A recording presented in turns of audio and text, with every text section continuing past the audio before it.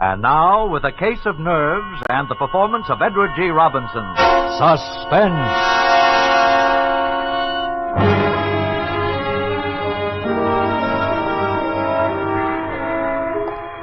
I got off the train in Toledo and walked through the station to the street. I passed up the waiting taxis and swung aboard a bus.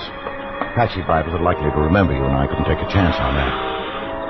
I hadn't paid any attention to the bus. I didn't know what the line was or where it was going. It didn't make any difference. I didn't know Toledo very well anyway. I watched out the window, and when I came to a likely neighborhood, I got off. Strange, unfamiliar quarter of the city, and yet familiar because every city has neighborhoods like it. Drab, faceless houses looking almost alike. And then most of them drab men and women anxious to make $1 by renting a room. Now, this here is a nice room. It's the best one I got. Your windows on two sides. There's a nice soft bed. Well, I'll take it. How long you figure on staying? Oh, just overnight. I'll pay you now. Oh, well, that's $2, please. Yeah. Oh. What's the matter, mister? Are you sick? Yes, I'm very sick.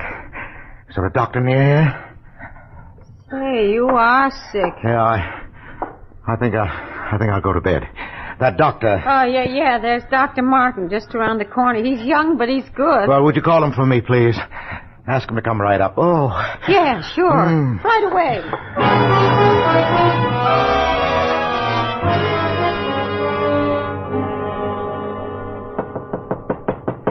Come in.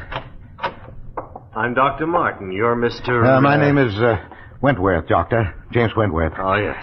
I just got into town. I'm afraid I'm in for my old trouble again. Oh, what's that, Mr. Wentworth? Trigeminal neuralgia. Ah. I had bad attacks before. Just where is the pain? Here and here. Oh, yes. Now, if you'll... No, don't touch it. It's like a red-hot iron, even the draft of air. I know. Really, you should have that nerve operated. Yes, I'm going to have it down when I get home. Oh, and where's that? Cleveland. Cleveland. I know a lot of men there. Who's your doctor? Dr. Fletcher. Lawrence Fletcher. No, Andrew. Andrew R. Fletcher.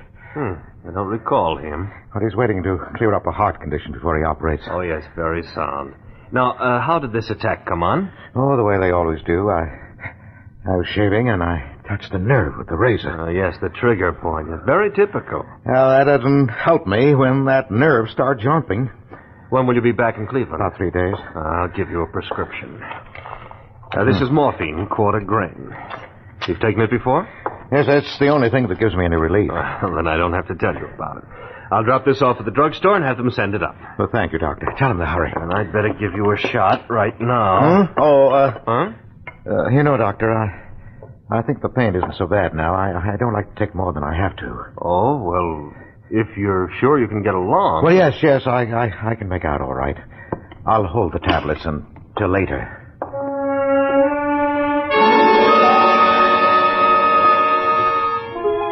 I paid Dr. Martin, young Dr. Martin of Toledo, and he left. I waited for the package to arrive from the drugstore. Then I stayed the night so the landlady wouldn't think it was peculiar. In the morning, I got on the train, went back to Cleveland, to the hospital with the little white tablets in my pocket. The little white tablets with which I would kill Louise.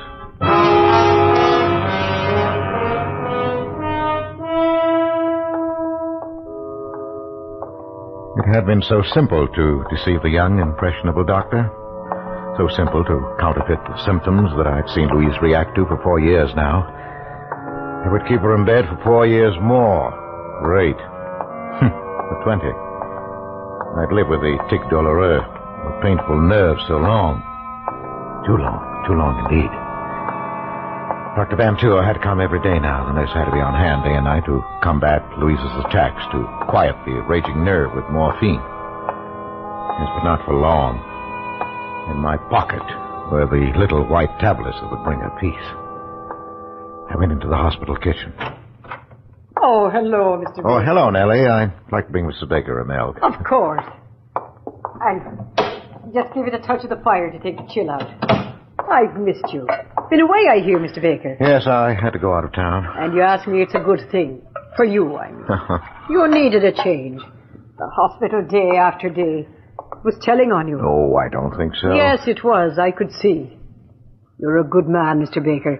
Believe me, it's like a sage you're bearing your trials. Not like some others I could mention. Well, isn't the milk ready, Nellie? It is. There we are. Spoonful of sugar. Just the way Mrs. Baker likes it. Well, thank you, Nellie. And give Mrs. Baker my regards. Yes, I'll do that, Nellie.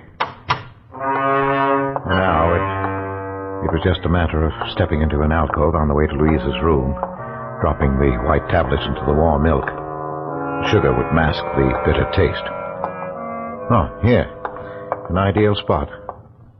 Mr. Baker. Huh?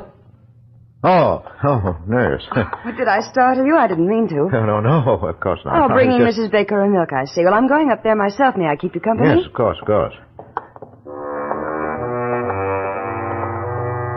Nurse White walked beside me to Louise's room. The chance for tonight was gone. Another night of pain for Louise. I felt the sudden anger of the nurse. And a moment later, I realized how unreasonable it was. It was hard to be angry with anyone so pert, so alive, so beautiful.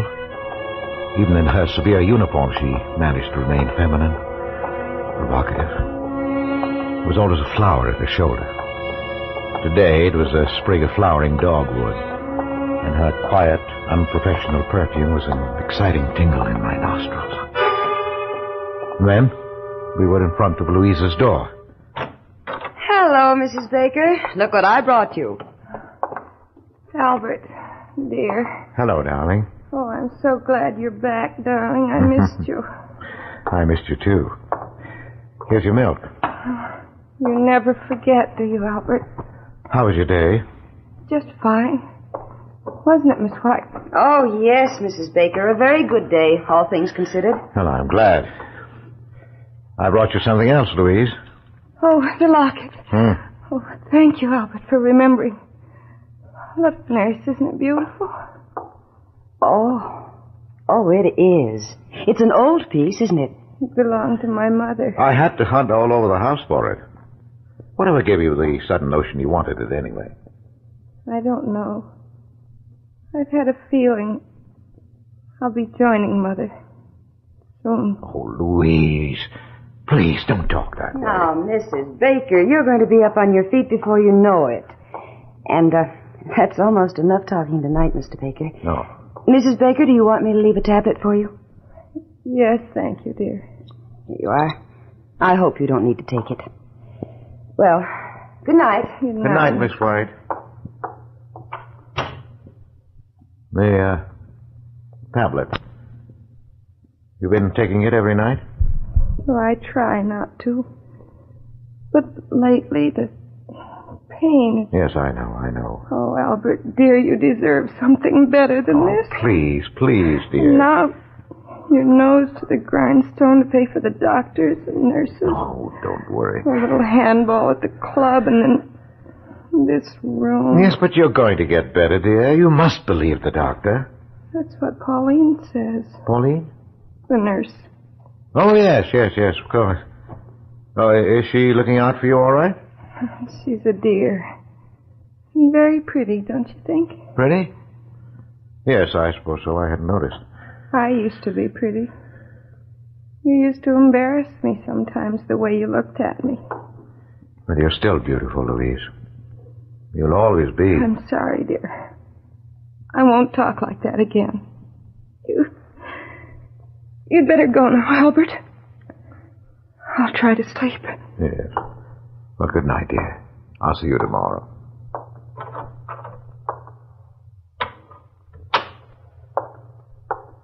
Mr. Baker. Oh. Miss White. I thought you'd gone. I wanted to talk to you, Mr. Baker. Yes? It's about Mrs. Baker. She worries me. Her mental state is very low. You heard how she talked about her mother, the locket. Yes, I heard. She needs something, I don't know what, to snap her out of this mood. I just thought I'd mention it to you. Yes, thanks. Oh, where are you going? To put the morphine away. You know, I don't see why Dr. Van Tuer doesn't give her more of that stuff. She needs it. Yet you ration it out as though it were poison. Well, it is poison, Mr. Baker. That's why I'm particularly careful about Mrs. Baker. But you don't think she'd actually... Oh, well, Usually the ones who talk about it don't do it, Mr. Baker, so I wouldn't worry. Well, good night. Wait a minute. Yes? Miss White. Pauline, isn't it? Why, yes, I didn't think you knew. Well, would you mind, when we were alone, if I called you Pauline? I'd like it. Thanks. Well, this is an awful thing to ask, but, well, it's been pretty lonely for me. Oh, yes, I know. That is, I can guess. Well, would you let me take you to dinner this evening? Why, thank you, Mr. Baker. I'd love it. I'm off duty at 8. Well, I'll pick you up then. And, Pauline. Yes, Mr. Baker. My name's Albert. At 8, then.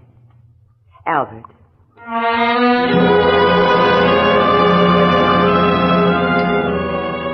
My heart sang. She was perfect. Everything was perfect. I had my poison. I had my witnesses.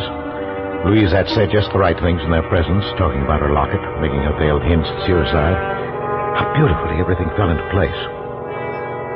I started toward the lobby door when I heard my name. Oh, Baker! I say, Baker. Oh, Dr. Van Tour. How are you? Oh, fine. Say, I want you to meet someone. This is Dr. Martin of Toledo. I looked at him, at the man who stepped forward to shake hands with me, and my mouth went dry. This was Dr. Martin of Toledo who had given me my murder prescription. The eager, bumptious young man who stood there now looking straight into my eyes and saying, Hello. How's that bad nerve of yours?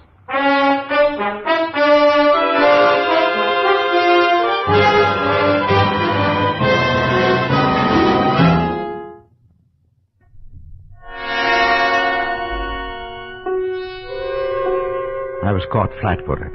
I couldn't answer, couldn't even turn and hide. Dr. Martin stared at me a minute, unbelievingly, and then his jaw hardened. After a long time, he put out his hand. Because there was nothing else to do, I took it. Oh, this is Mr. Baker, Doctor. It's his wife who has this trigeminal condition. His wife, eh? Well, yes, of course. You didn't think I meant Mr. Baker, did you? He's as strong as an ox. Yes, I can see that. No. I ran into Dr. Martin in the doctor's lounge, Baker. He was telling me about a case he just saw in Toledo. Was Toledo, wasn't it, Martin? Symptoms were remarkably similar to Mrs. Baker's. Remarkably. I thought he might like to look in on Mrs. Baker. You don't mind? She's sleeping, I think. Oh, it's too bad. Well, another time perhaps, eh, Doctor? Oh, yes, certainly, Doctor. Well, I've got to run. Glad I ran into you, Martin. Have lunch sometime, eh? Yes, glad to. I'll see you later, Baker. Yeah, sure, Doctor, sure. I'll have to be going myself now, Mr. Baker. Wait, Doctor. I want to talk to you.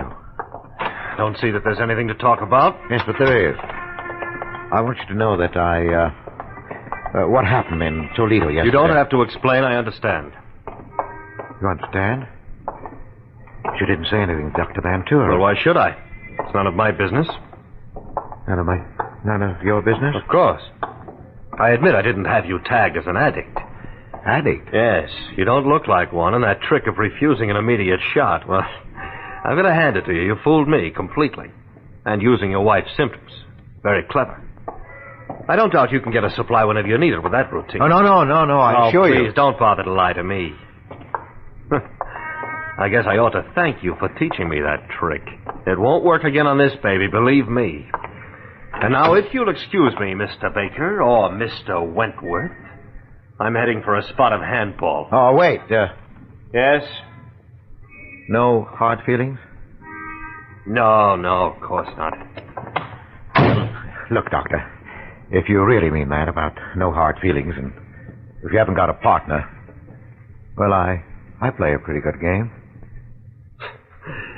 That's what I call a switch, anyway. All right, hop in.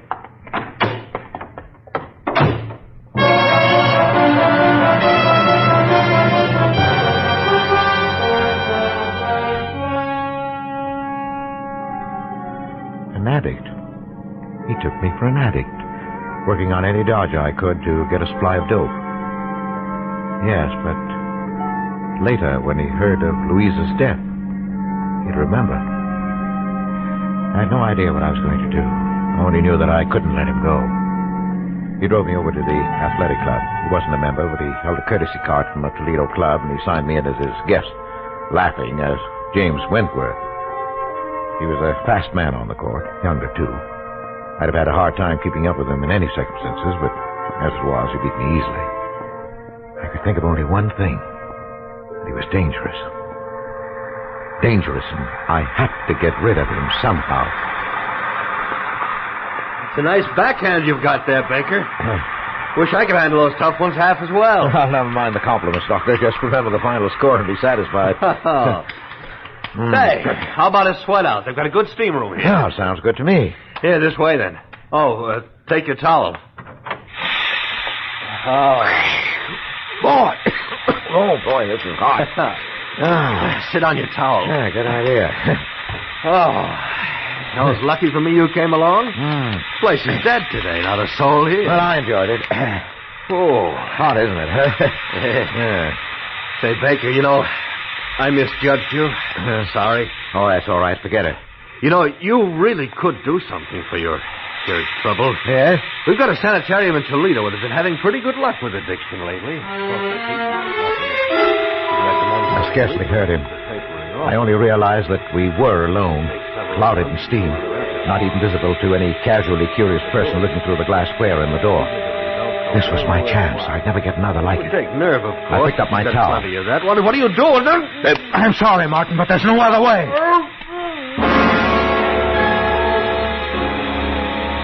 I whipped my towel over his head and got behind him where his flailing arms couldn't reach me. I didn't want to leave any marks on him. With my free hand, I covered his mouth and pinched his nostrils shut through the towel. He fought hard. But in a few minutes, he hung limp in my arms. And after a few minutes more, I knew he was dead. I left him there, hidden in the steam. In the locker room, I dressed quickly, parted my hair on the wrong side, and plastered it down in a way I'd never normally wear it. The man at the reception desk barely glanced at me as I passed him. Later, when they found Martin, they'd look for a man named Wentworth. They'd never find him because he didn't exist.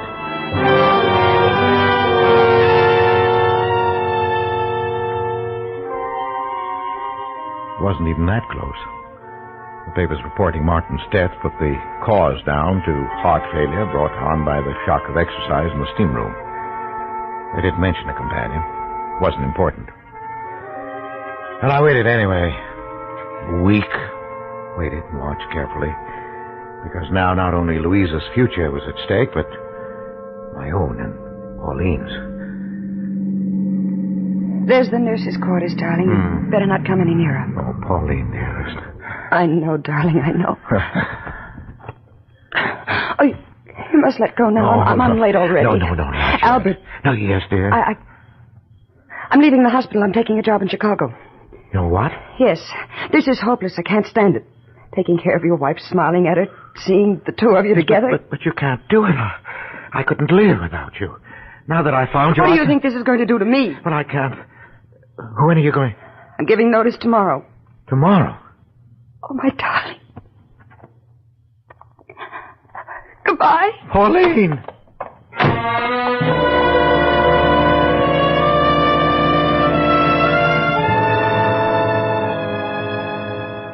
She was gone. She said goodbye. So I knew what you meant. When I saw her again, it would be in the hospital across Louisa's bed. She'd be Miss White and I'd be Mr. Baker. No, I couldn't stand that now. Yes, but there was one sure way to hold her. The little white tablets were still in my pocket.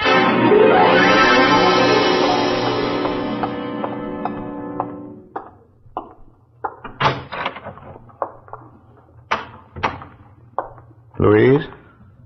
Albert, dear. I brought you your milk. Oh, thank you, dear. Hold this, will you please? What's that? Oh, your locket. It's beautiful, isn't it? Who shall I leave it to, I wonder? Miss White. She's a sweet girl. Oh, Louise, now don't talk that way. Louise, you're not going I'd like her to have it. I'll take the milk now, Albert.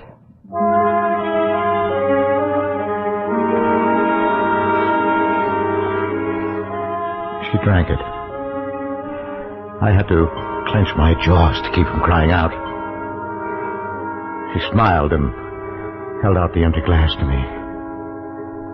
And it was over. I went home and tossed sleeplessly, waiting for the inevitable. Hello? Yes? Yes? No. No, I'll be right over.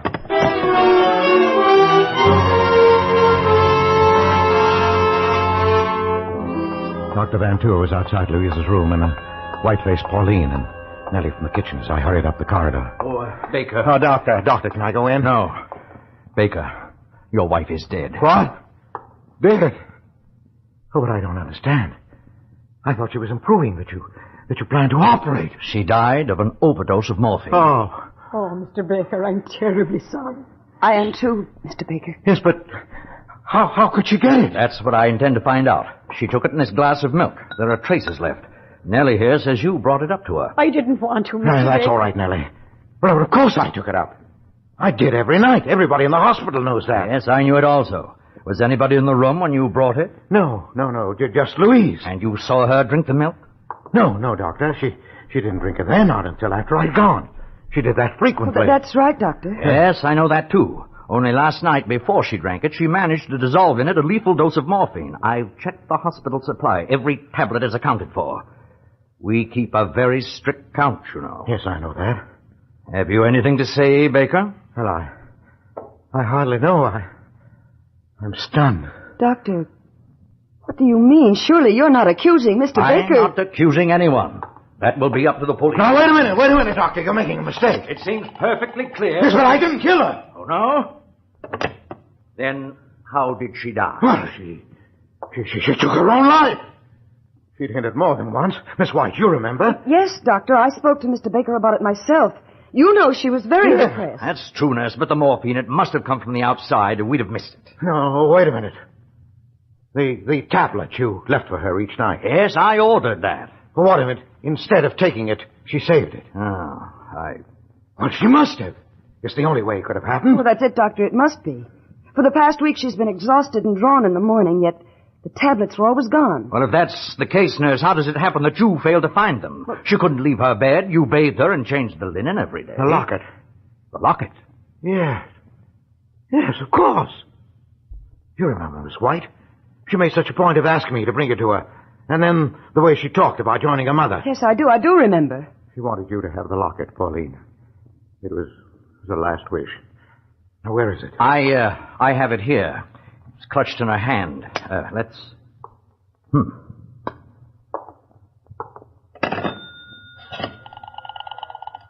Police headquarters, please.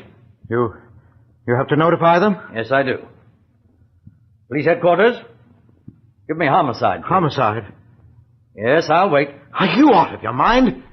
I just got through explaining everything. Yes, you explained everything, including what still puzzled me. You see, Baker, you were right about this locket. Your wife did have a reason for wanting it. Look, I'll open it.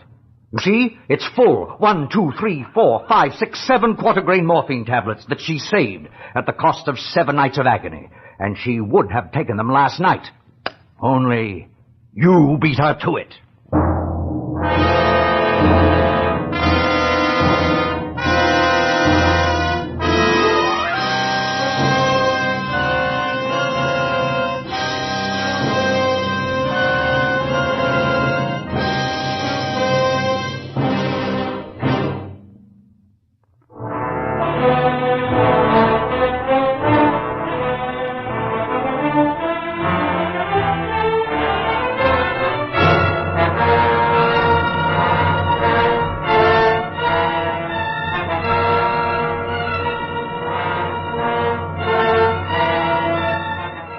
Suspense was previously released by CBS, the Columbia Broadcasting System, for listeners in the United States, and rebroadcast for our men and women overseas.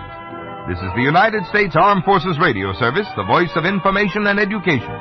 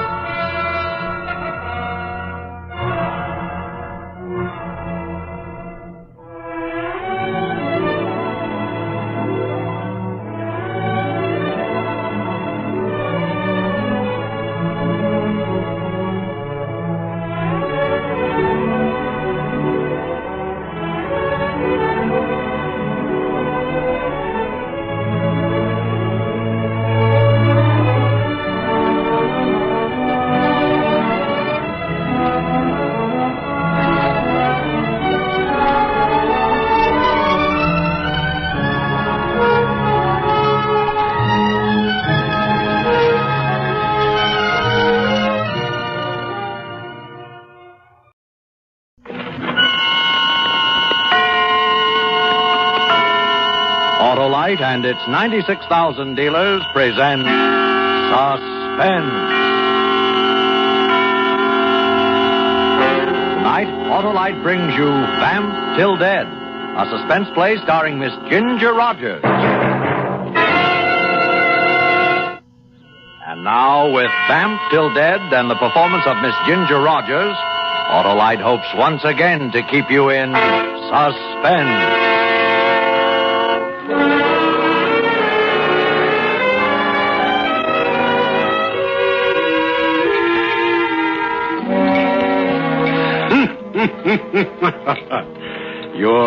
Your first name, I've forgotten. What did you say it was? Amy, Mr. Gentry.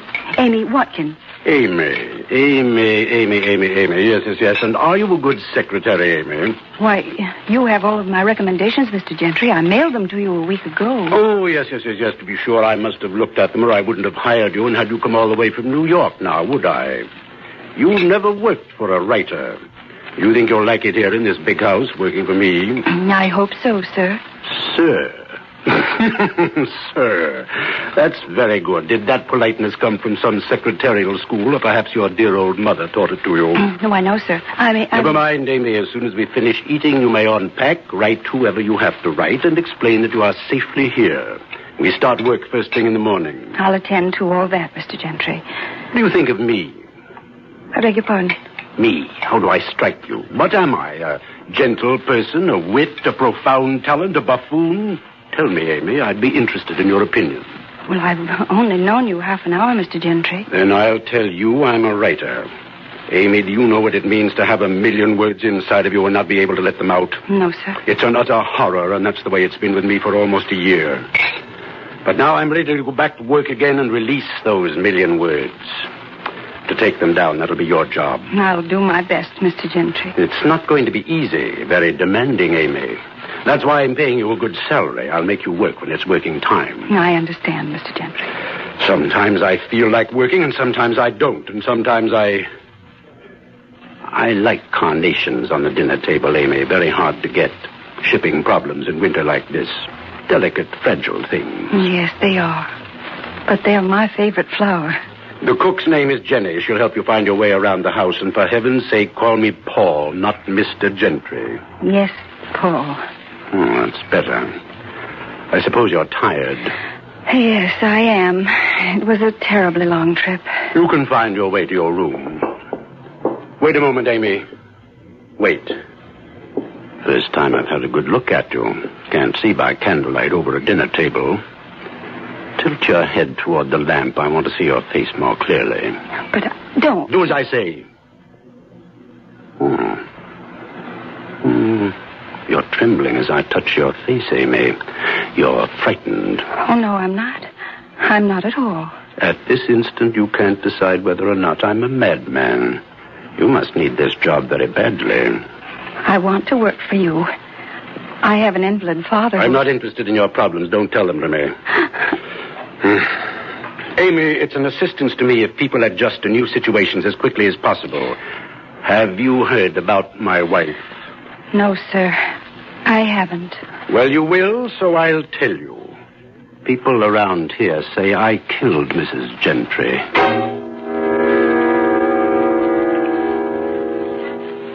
His great black eyes, set deep back in his head, seemed to be laughing at me when he said that. As though he expected me to run from the room and get as far away from him as I could. But I didn't move. Somehow, in that moment, I knew that I wanted to be near him, no matter what he had done. Good night, Amy.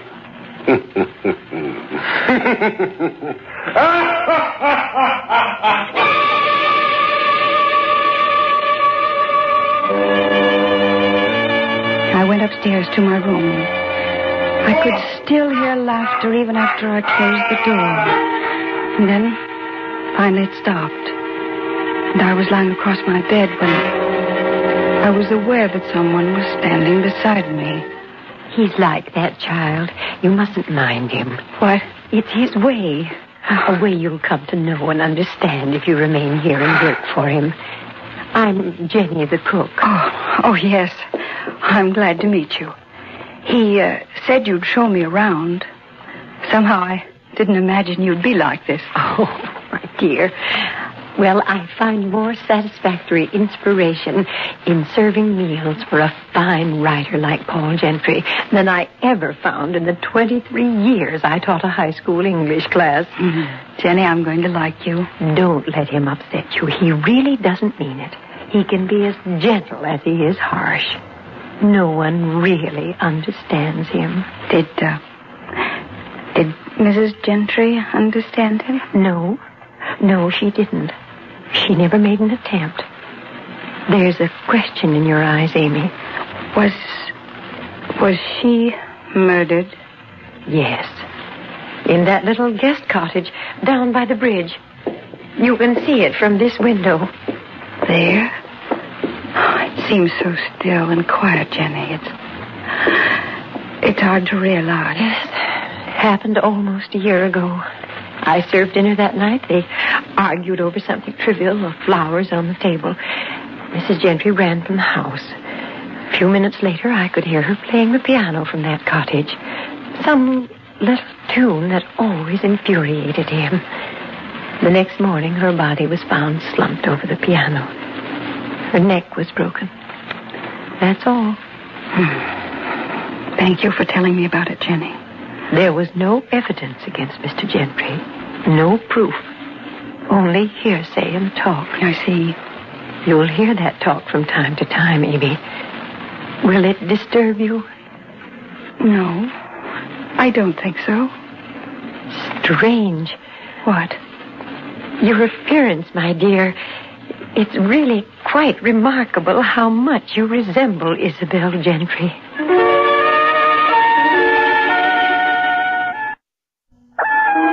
I didn't go right to bed that night. Instead, I slipped out of the house after everything became quiet and followed the path across the bridge to the guest cottage, where she had been murdered. The door was unlocked, and even though it was dark, I found the piano.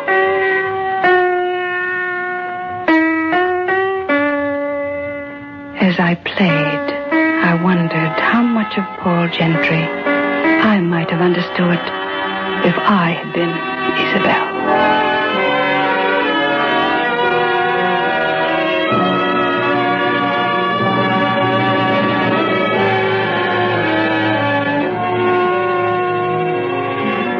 For the next 3 weeks, I took dictation from morning till night.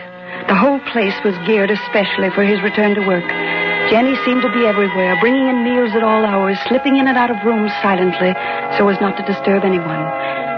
And then one afternoon, when I walked into his study, there was another man standing there beside Paul. Oh, Amy. This is Al Pender, a local newspaper man. He tried his best to have me indicted for murder. Oh? How do you do, Mr. Pender? I'm a celebrity, Amy. Pender wants to interview me about my new book. Why don't you tell him all about it? I wouldn't want the responsibility, Paul. You can tell him how bad it is as well as I can. No, Paul. I couldn't say that about it. What could you say about it? Anything worthwhile? The dropped eyes, the withdrawal. Isabel used to react the same way when I became angry with her. Do I remind you of her? Yes, you remind me of Isabel. Of all the things in her that stopped me from writing.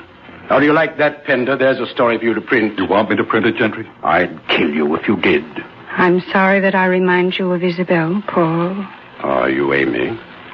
Are you really? No, I don't think you are. I don't think you are at all. Well, has he been like this much? I'd rather not say, Mr. Pender. Al. Oh. I'm glad he left, Amy. I think you're a nice person. Thank you. Too nice to work for him. How'd you meet him? How'd you get this job? I found out he was going back to work and needed a secretary. Did you know that no one in town would work for him? Yes, because of Isabel Gentry. And still you came here? Yes. He killed her. Everyone knows it. It was never proved. No, because of a technicality. I watched him here with you. He looked at you the same way he used to look at Isabel, with that fury in his eyes. I know that. And there's a reason. At times, Amy, you look a great deal like her. That means you're in danger as long as you're around him. He's a madman. He might actually think of you as Isabel. I want him to think of me as Isabel in every way possible, every day, every minute. There must be some way to prove he killed her. Who are you? I'm Isabel Gentry's sister.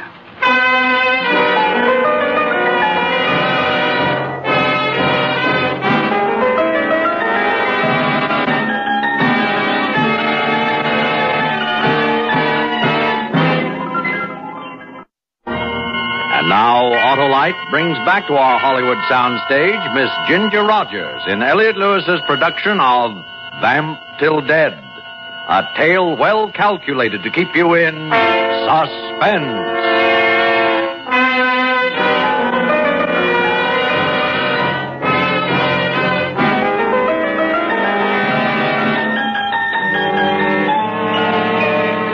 For the next few days, Paul Gentry threw himself into his work with a vicious sort of concentration and purpose. But his efforts were all in vain. His writing seemed to go from bad to worse.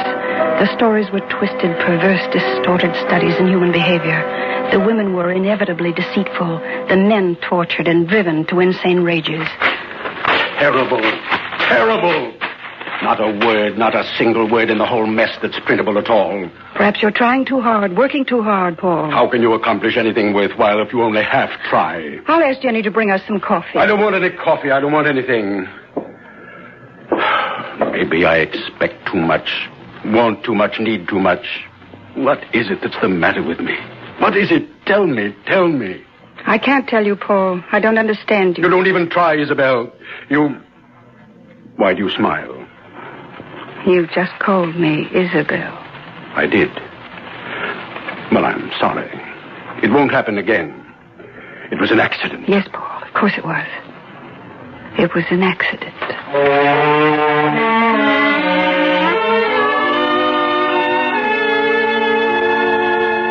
For the first time since I had met him, Paul Gentry was confused. And it was the confusion I had been hoping for. I began to do everything the way I had remembered Isabel. I wore her favorite perfume. I held my head to one side and smiled the way she used to. I started dropping her expressions in my speech. I wasn't sure all the time whether I was torturing him or he was torturing himself. But unconsciously, he began to think of me as Isabel. Even Jenny noticed it.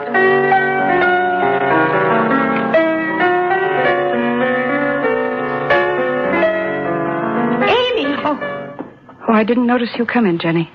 What are you doing? Here in the cottage. Practicing? It was the little melody she used to play. He's been calling you by her name, hasn't he? No, it's probably because his mind is on his work, and an old habit is difficult to break. And you're not thinking about it. You've fixed your hair the way she used to wear it. Have I? I often put it up like this. Do you think my hair would really bother him, Jenny? Oh, it's hard to tell. The poor man. She was such a part of his life. I guess he can't quite give her up even yet. Oh, maybe it'd be better if he didn't even try. A memory is sometimes a wonderful thing. Not hers. There was something about her that killed his inspiration to create and left him with a feeling only to destroy. And he's done a good job, starting with himself. His writing is very bad. What do you think I could do to help him? Leave. Because no one can help him but himself. But if he's going to write, he needs me. Do you want to go through life with a picture in your mind of man being eaten alive by the acids that are burning inside of him? Jenny, why do you stay? Oh, I'm like his desk or the chair he sits on, just a piece of furniture doing a job. He doesn't think about me one way or the other. Someday I'll be able to see him get back to writing the way he used to. You mean without her? Yes. Do you think he killed her, Jenny? That's something I don't dare think about, Amy.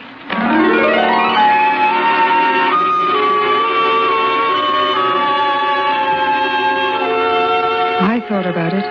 In the days that followed, Paul's work went from bad to worse, and so did his temper.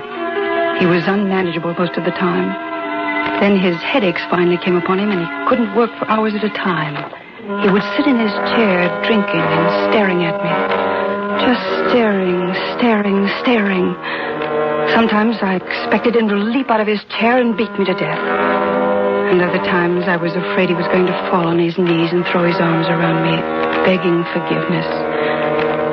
I knew he was almost ready to break the day he went into a rage and started throwing things around his study. I left the house and walked down to the bridge. I was only alone for a minute. Hello, Amy. I heard all kinds of noise in the house. What's going on?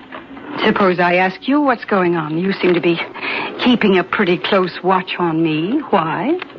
We call it humanity. Call it what you like. I don't want anything to happen to you.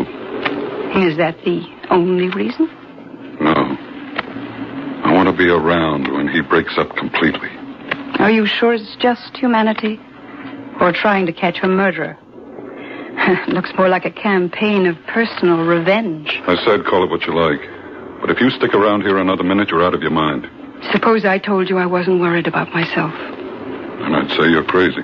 You're in more trouble than Isabel was. He's going to go. And when he goes, nothing or nobody around him is going to be safe. Al, I'm going to tell you something. Isabel used to write to me, and she was pretty frank. She told me about a newspaper man she was interested in.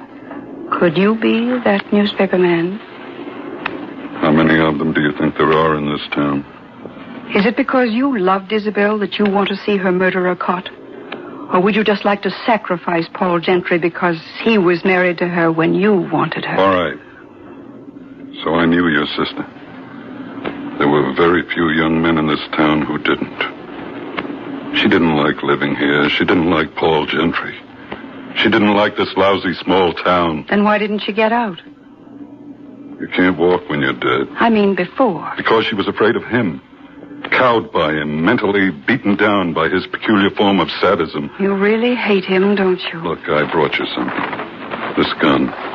What do I want that for? Because if you're foolish enough to stay on in that house, you need some protection. But not a gun. Everything's on your side, Amy. The first time he comes at you, let him have it. No jury in this town would ever do a thing to you.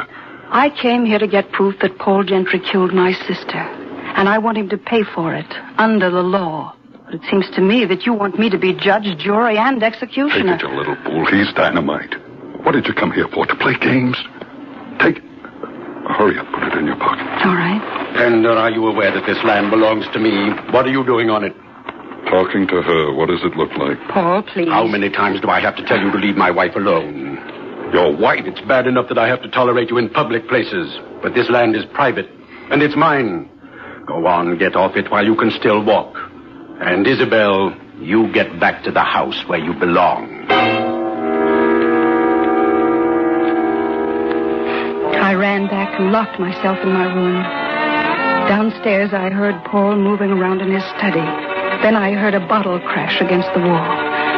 And then his heavy steps coming up the stairway. And then, suddenly, before I could do anything, he was standing in my doorway. Isabel! Paul, come to me. Isabel, why did you make me do it? Why did you do it, Paul? I couldn't help myself. It was those men all the time, especially Penn. Amy. Isabel's dead. You're Amy. Why do you keep making me think that you're Isabel? Please let me go, Paul. What's this all about, Amy? Let me go, Paul. All right. A few weeks ago, you came here and began talking and acting like her. Or is it my imagination? Maybe I'm going crazy. Paul, I think it's mostly your imagination. Maybe I happen to be a little like her. No, there's something more to it than that. Something I can't figure out. Something in the air or inside of me. I don't know what it is. But I do know one thing. Another week of this and... Amy, why don't you leave here while it's safe? I think it is safe, Paul.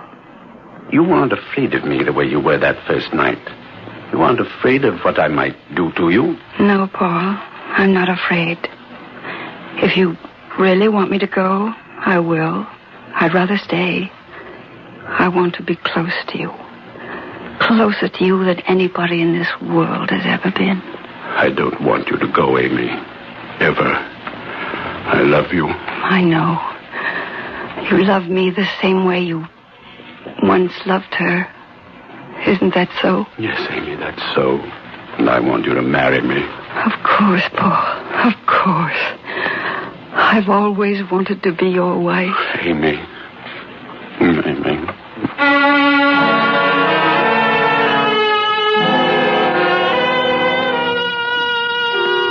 I let him kiss me then, hoping he wouldn't feel the gun in my pocket. I knew that very soon I might have to use it.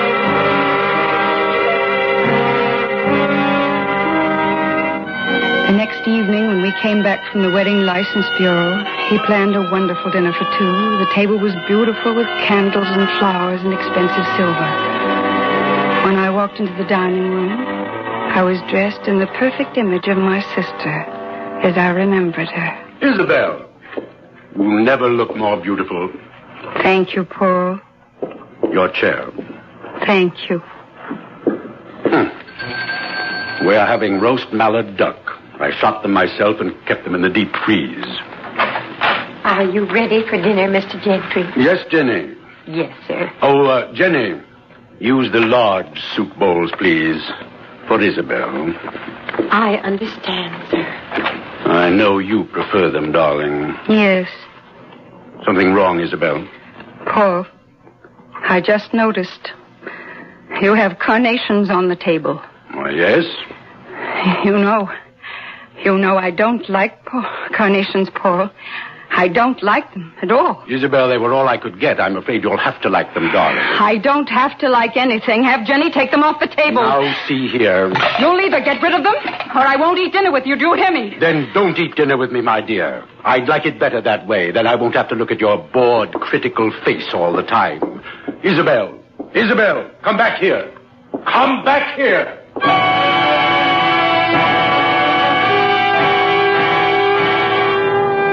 I rushed out the door and down toward the cottage. And then I remembered it had been a year to the night that Isabel had died.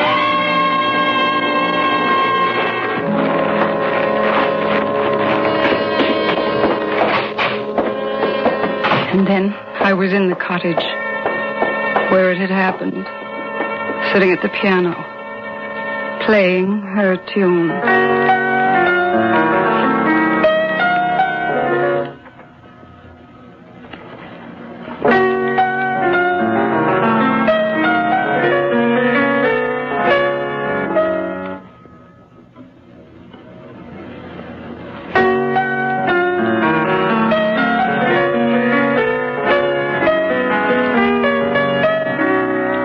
I sat there waiting. I knew that I would hear steps first, then a door. But I heard nothing. Nothing but the wind outside.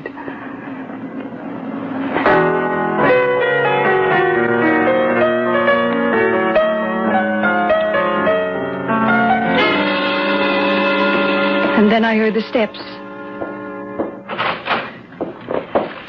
You! Oh, no! Don't! Don't!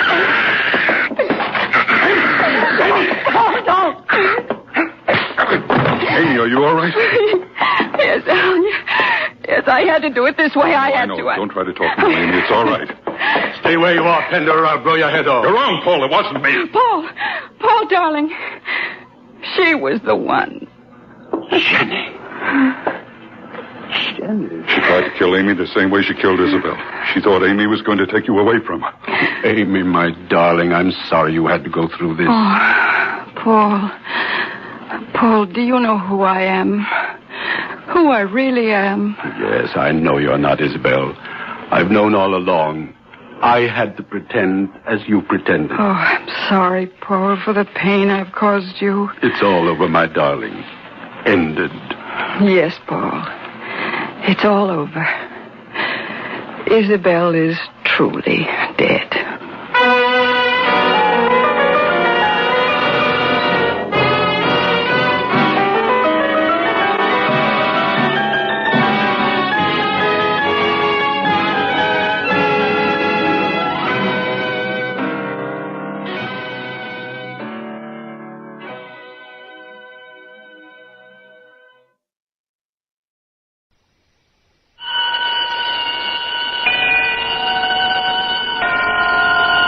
Autolite and its 96,000 dealers present Suspense.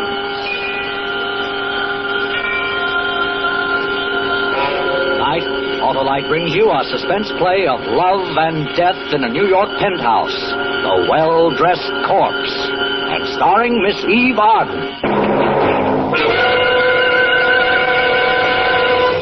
Before our play begins, here is a word about Autolite from our good friend Harlow Wilcox. Hi, Mr. Wilcox. What can I do for you? Well, Sam, my friendly Autolite spark plug man, you can tell me what you think of those fresh, frisky, and frolicsome ignition-engineered Autolite spark plugs. They're tops, Mr. Wilcox. Now, tell me, if replacing worn-out spark plugs with ignition-engineered Autolite spark plugs will give a car smoother performance, quick starts, gas savings. You bet. What else would you like to know? Well, are Autolite spark plugs made by the same Autolite engineers who design coils, distributors, and all the other important parts of the complete ignition system used as original factory equipment on many leading makes of our finest cars? Why, of course. Oh, and that's why we say Autolite spark plugs are ignition engineered, designed to perform as a perfect team with your car's ignition system. Sure. Can I tell you more? Yes. Do Autolite spark plug dealers, like you, replace worn-out spark plugs with ignition-engineered Autolite spark plugs, either standard or resistor type? Of course. But you know all about that, Mr. Wilcox. Yeah, but I just love to hear it. But you said it. And I'll say it again, because you're always right with Autolite. And now, with The Well-Dressed Corpse and the performance of Miss Eve Arden, Autolite hopes once again to keep you in suspense.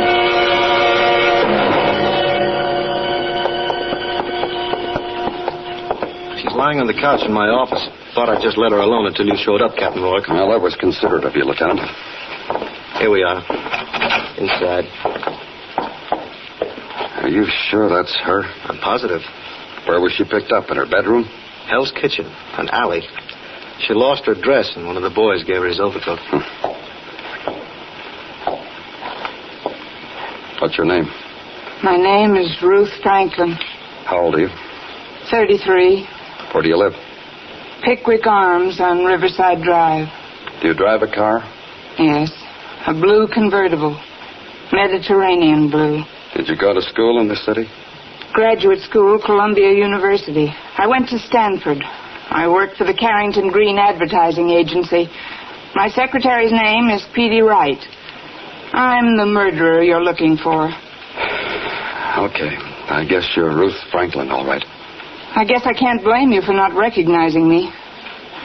Did you know that 6 weeks ago I was voted one of the 10 best-dressed women in America? Yeah, I read something about it. I always knew that someday I would be. But when it actually happened, it was just as exciting as if it had been a total surprise. The invitation to the buffet luncheon to meet the press came on Friday. I ran right out and bought the most elegant and expensive dress I could find. And when I swept into the luncheon, everyone was looking at me, including the other 9 well-dressed women. Percy Hamilton of Radcliffe, a little bald-headed man who moved and looked like a startled chipmunk, met me as I came in. Oh, Miss Franklin, I'm so happy to see you. Right this way, please. You're a little late, you know. Percy, baby, you've confused me perhaps with a debutante. I work for a living. I'm going to put you here at table 13. Oh, pardon me, Mr. Mason. That's all right. Mr. Mason, may I present Miss Franklin? How do you do? How do you do? You two are going to be luncheon partners. Well, I'll run along. You, of course, couldn't be anyone else but the best-dressed Franklin. I'm not sure I like the way you said that, Mr. Mason. My tone was not meant to imply a personal indictment, Miss Franklin. In fact, it's a commendation. You play your part very well in this racket. Racket? Racket. Oh. I always draw the most charming luncheon partners. It was undoubtedly something in your childhood. They made you wear Buster Brown collars or velveteen knickers. I wore dungarees. No, it's just that I have the best prima facie evidence anyone ever had that this is a travesty on good taste and artistic judgment. Before I move to another table, Mr. Mason, I'd be utterly amused to hear one sentence telling me why you feel this way. I'd be happy to oblige. You see, I was picked as one of the best-dressed men. Mr. Mason, for the first time, I'm beginning to savor the sweetness of your judgment.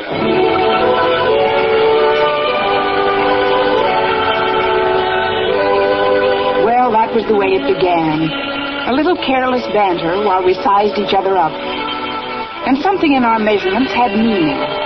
Because despite speeches and cold chicken a la king and news photographers interfering with most of our conversation, we later found ourselves at the Stork Club, analyzing everything from Picasso to paper hanging.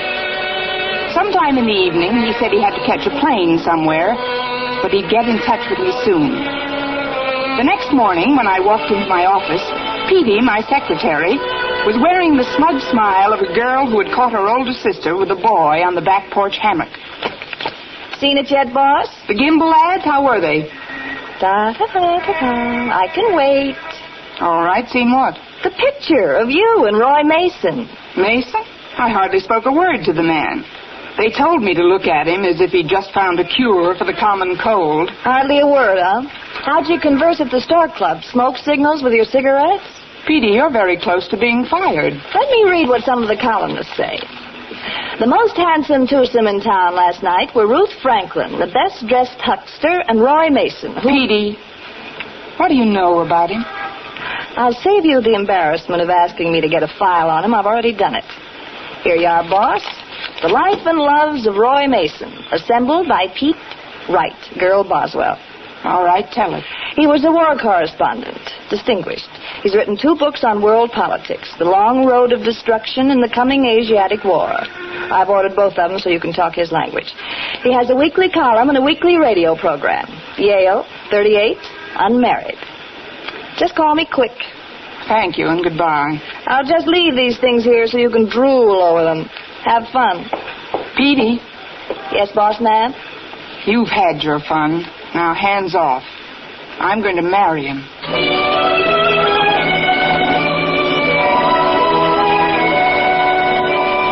I read those clippings through from beginning to end. And when I went home that night, I took both of Roy Mason's books with me. And the following night, he called me. And then it was practically every evening. And cocktails and weekends and meals and fireplaces and books and talk and talk. I knew, and I let the papers know, that Ruth Franklin finally found a man who came up to her epic requirements. I had him hooked. Now it was time to reel him in. Roy, I have some news I know you'll be interested in. You gonna run for president? Oh, no, nothing as small as that. I'm going to get married. You're going to get what? Married. Oh? To whom? A man named Roy Mason. I just decided. Ruth. I'm sorry, I can't. I'm already engaged. Who is it, Roy? A Long Island socialite, Elizabeth Granger. You know? No, and I don't believe I'd want to. Oh, Ruth, did you think we were going to be married? Of course I did. And so did every newspaper and columnist in town. I never pay any attention to the gossip columnists. Well, a lot of people do. Oh, Ruthie, now, don't take it like this. You must have known I had a life before I met you. I should have known a lot more, I guess, than I do. Ruth, don't lose your head over this. What do you expect me to do? Break down and beg you to change your mind and marry me? I'm sorry, Roy. I'll go home and read an old coward play and get over it.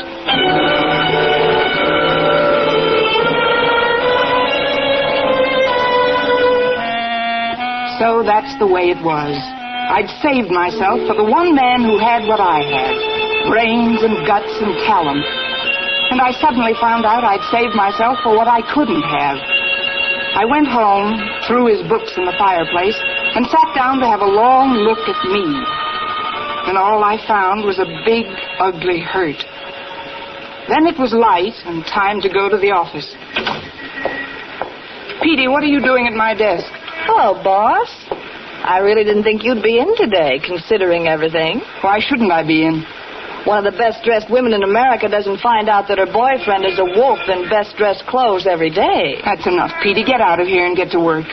All right, boss. But it's happened to all of us one time or another. You should have practiced when you were young, then you'd know more about what happened to you. Listen, you brainless little typist, get out of here. Go on, get out. Okay, I'm going.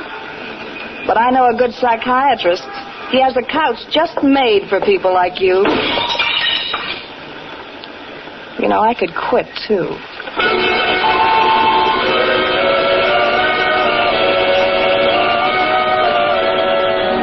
The whole office knew about it. It pleased their tight little minds that I'd been caught off guard. Most everyone, including our 3 vice presidents, found some sort of excuse to come in and see the woman who'd been taken in love. They were disappointed when they didn't find me planning a sudden trip to London or enrolling in Helena Rubinstein's charm school. But the lower echelon was even worse, especially the stenographers. They handed me those grief-sharing eyes, usually reserved for 16-year-old girls who've been jilted by the high school fullback. But by 5 o'clock, I swallowed 2 aspirin and my pride and called Roy. You've had 3 cigarettes and 2 martinis. Any conversation coming up? What is it, Ruth? Newsprint, for one thing. Those nasty little black tracks on those clean sheets of white paper. They came right out and said you jilted me. The same way they came out and said we were a torrid twosome. Oh, yeah. It's my fault. I'll phone them tomorrow and tell them how wrong they've been. You will not. It'd only make me look a bigger fool. Besides, they aren't the only ones. Oh, for heaven's sakes, Roy, ask that strange-looking little man to fill my glass. It's empty. Sure. Waiter? I haven't seen one person today who isn't in high glee over the whole thing. And incidentally, you look a little too smug to suit my taste right now. Ruthie, don't. Don't do this to yourself. You're too good a guy. It's easy for you to say. I wish I were in your position and you were in mine. Ruth. Oh, don't you look at me that way. I'm truly sorry it's embarrassed you. You're distressed now, but it'll pass. How can you marry someone like her? You'll be bored to death in 6 weeks. Let's not talk about it. What's she ever done to deserve you? Gone to a few parties, made a trip to Europe every year, learned how to play 6-hand canasta? Or maybe it's her figure, Roy. Ruth. If it's her figure, remember, somebody pounds it back into shape every morning after those big nights. And if it weren't for several dozen foundation garments... Oh, stop it, Ruth. You've made a fool out of me for some grown-up child who probably never did anything for herself. Servants paid to live Ruth, for her. Please, you're raising your voice. People are looking. Let them look. A scene in a cocktail lounge makes good reading, and we always make the papers, don't we? Royce, will you keep your voice down? Why don't you go back to Asia or someplace and write another book? I hope I never see you again. Ruth! Ruth!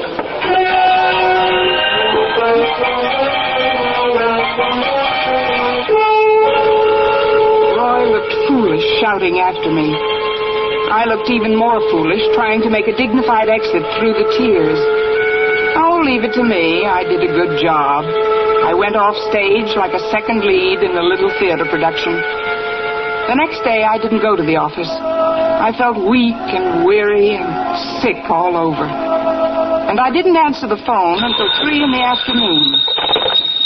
Hello? Me. Oh.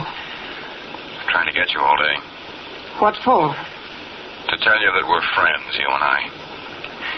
I hate like the devil to think that you really meant it when you said you never wanted to see me again. I sent you a letter last night, but I'd rather tell you what I said in person. Now look, Roy. Now let me go on, will you?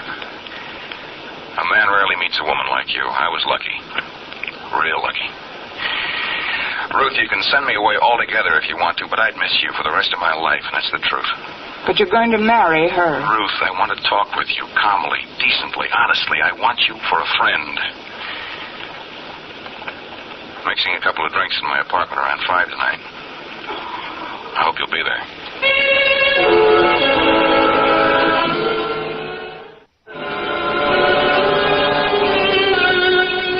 All of a sudden, I saw a way out of everything. And I spent the next 2 hours getting ready for Roy. I remember I was wearing a new black crepe sheath by Dior and my pastel mink. It was a cold night, but the air made me feel good. Better than I've ever felt. I was politely late. You came. Let me take your coat, huh? It's a little chilly. I think I'll keep it on. Martini? Manhattan? Music, I think. Now a martini. Already had them fixed. I knew you wouldn't pass up a Mason special.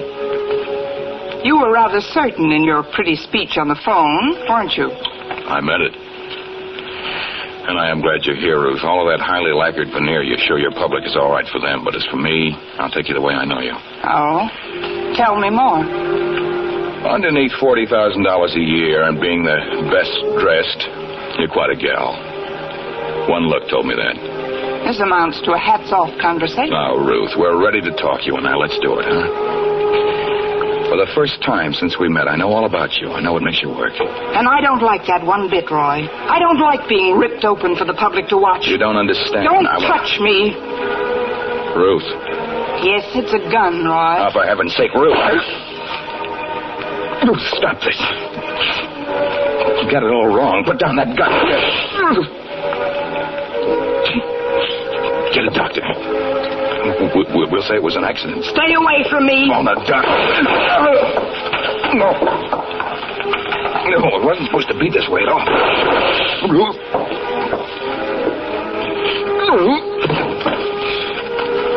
I wrote you.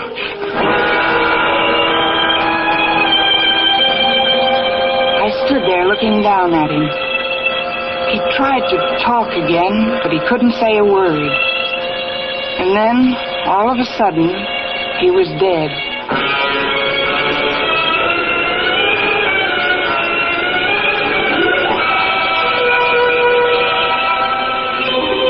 It hadn't occurred to me exactly what I was going to do after I had killed Roy Mason. I remember, though, I finished my martini, wiped up the spilled drink, and then just sat and looked at Roy, lying there on the floor. Hello? Is anyone... And then I was aware of someone pounding. Hello in there? What happened? Hello? Answer me, somebody. Hello? Is everything all right in there? Oh, hello, miss. I live in the apartment next door, and I thought I heard gunshots in here. You did. What? Over there. Oh. Well, I better phone the police. Is there a phone? On the desk. Hello? Operator? Get me the police. Yes, I said the police. Right away, there's been a shooting.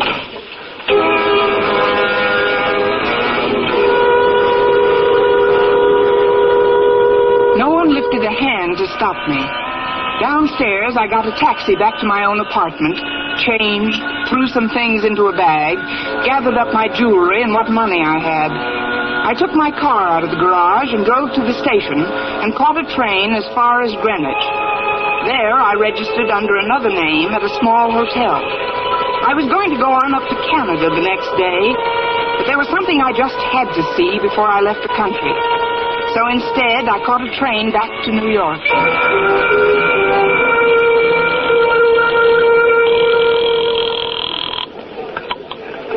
Sergeant Collins, homicide.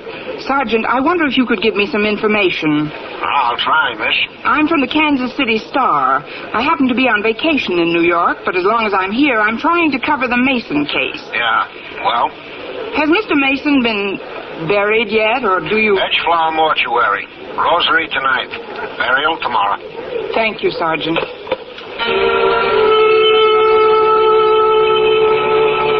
I was at the Edgeflower early, waiting across the street. It was cold and blustery, but I wanted to see her walk in. I wanted to see how well she could take it. But Elizabeth Granger didn't appear at his rosary. The next morning, I wore dark glasses and a veil. I went to his funeral, but she didn't.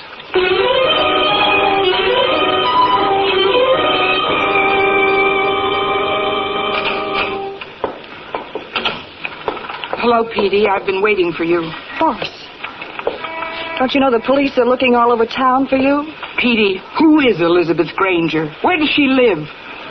Oh, that. She isn't in the phone book. She wasn't at his funeral. There are no pictures of her in the papers. You know these things. Tell me, please. I can't help you. Nobody can help you now. You're a walking dead woman. Petey, listen to me. I don't want to listen to you. I'm afraid to. I'm afraid I'll end up like you someday. Well-fed, well-dressed, successful, well-known, but dead. I came here for help, not to listen to your opinions. Everything you ever said in your life was a lie. I did your legwork, looked up things for you, verified them, checked them. Well, I checked about you just to satisfy my curiosity. You didn't go to Stanford or graduate school at Columbia. You were born and brought up in Hell's Kitchen. You went as far as PS 432. You hated everything you had and were, and you tried to wipe it out. Petey, you must know. Tell me about Elizabeth Granger. I'll tell you this much. You're not going to have the pleasure of watching her suffer along with you. You know why? Because Roy Mason wrote you a letter that came this morning. I read it, because I never thought I'd see you again. Do you want to know what's in it? Yes, please. It makes you look 10 times as foolish as you do even now. He said that there was no such person as Elizabeth Granger. You're lying. He just invented her. Just invented her to get away from you. You're lying. There has to be an Elizabeth Granger. Here's the letter. Look for yourself.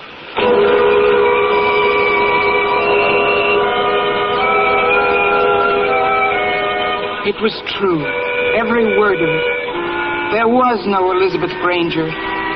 Roy just didn't want me and had to find some excuse.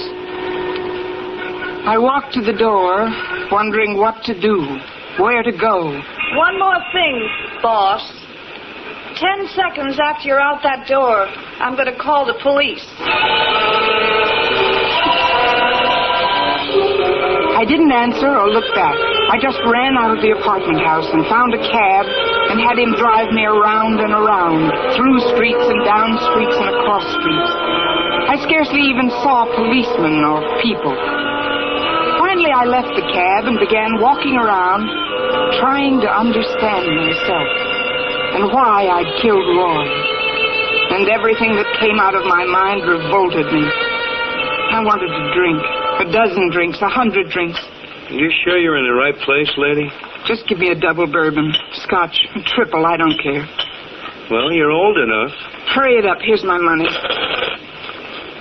Hey, Eddie, get a load of the dough. How about would any dame dressed like that come into a place like this? Slumming. What are you, stupid or something? I like to come down where life is rough, where men are men. I've seen lots of them in my day, looking for thrills. Yeah? Yeah. What do you think she came in here for? Thought it was the White House or something? Oh, talk. I'll show you how to handle a doll like that. Buy you a drink, ma'am? No, get away from me. Oh, now, you don't really mean that. Tony, the drink's on me. Why don't we have it in the booth over here? We can talk, huh? Get away from me. Who do you think you are? All right, Eddie, no sale. Who does she think she is, anyway? She's got no right in here unless she wants to be sociable. She's a bum, and you know it, Tony. Eddie, can't you see this is a lady? Now go for a walk. Lady? Since when have we had ladies in here? Give me the drink, bartender. Hey, wait a minute. You cheap little bum. Hey, Eddie, that dame. Her picture was in the paper this morning. She killed somebody.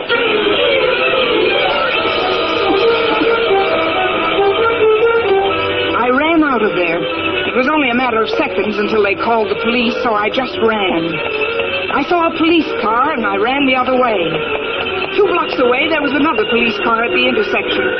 I found an alley and ran down and fell headlong over a garbage can into the dirty, foul snow. I couldn't get up, and I cried cold tears. Come on, dearie. Come on.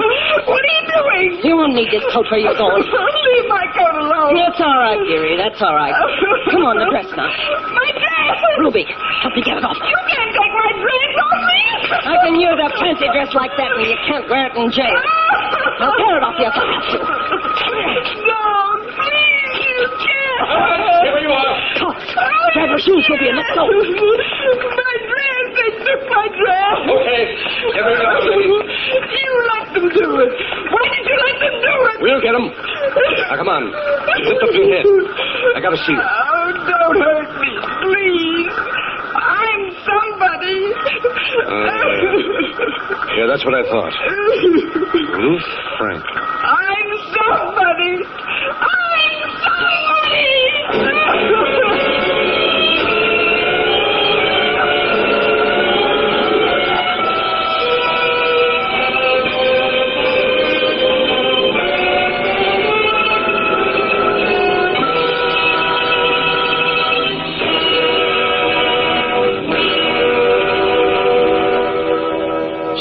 Suspense, presented by Autolite. Tonight's star, Miss Eve Arden. Next week on Suspense, the appearance of the distinguished star of the New York stage and the Metropolitan Opera, Mr. Ezio Pinza, in Aria from Murder. In the weeks to follow, we will present such famous stars as Paul Douglas. Then, in one of his infrequent radio appearances, Fred McMurray. To be followed by the First Lady of Suspense, Miss Agnes Moorehead. All appearing in tales well calculated to keep you in suspense. Suspense is produced and directed by Elliott Lewis, with music composed by Lucien Moraweck and conducted by Lud Gluskin. The Well-Dressed Corpse was written for Suspense by E. Jack Newman and John Michael Hayes. Eve Arden appeared through the courtesy of the Colgate-Palmolive Feed Company, sponsors of Our Miss Brooks. And remember next week on Suspense, Mr. Ezio Pinza, in a tale of jealousy and hate on the stage of a deserted opera house. A story which we call Aria from Murder. Winter driving calls for safer driving. The National Safety Council urges you to winterize your driving as well as your car. Keep the windshield clear, keep a safe distance from the car ahead, and pump your brakes. Don't slam them. Be careful and don't skid yourself into trouble this winter. This is CBS, the Columbia Broadcasting System.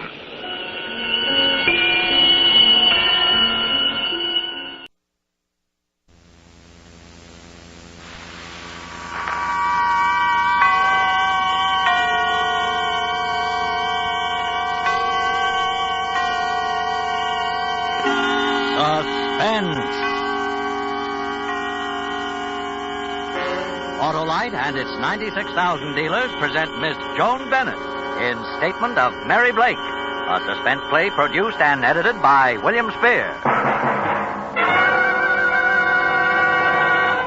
Harlow, where did you get those suspenders? Hap, my envious end man, those are Autolite Stay Full battery suspenders. What queer animals on them? Is that a camel? That, Hap, is a contented camel with a smile from hump to hump.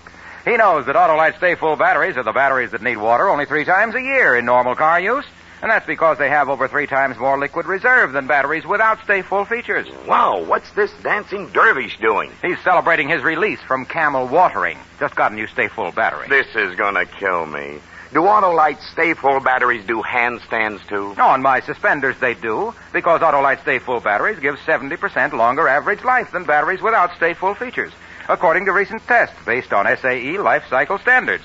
And remember, too, Autolite Stay Full batteries need water only 3 times a year in normal car use. Anything else, Wilcox? Just one more thing. You're always right with Autolite. And now, with Statement of Mary Blake and the performance of Miss Joan Bennett, Autolite hopes once again to keep you in suspense.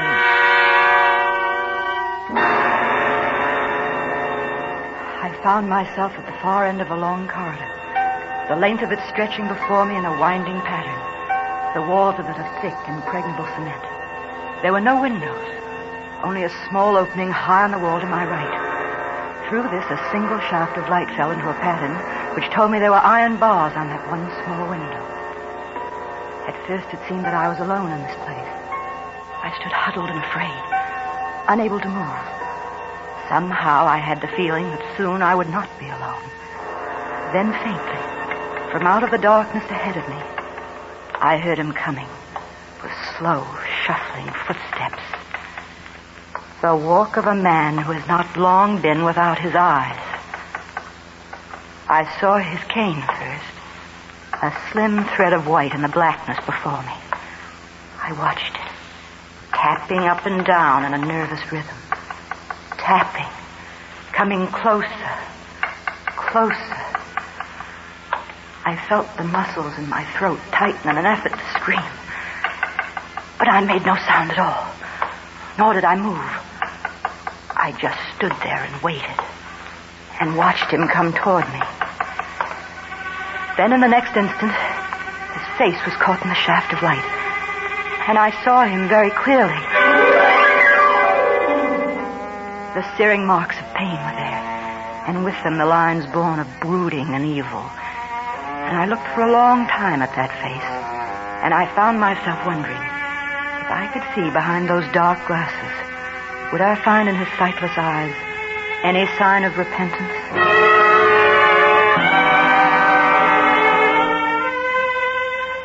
I remembered suddenly how Gregory Martin had looked the first time I saw him. His tall form standing with casual poise in the doorway. That handsome face creased by the broad smile that bid me welcome into his home.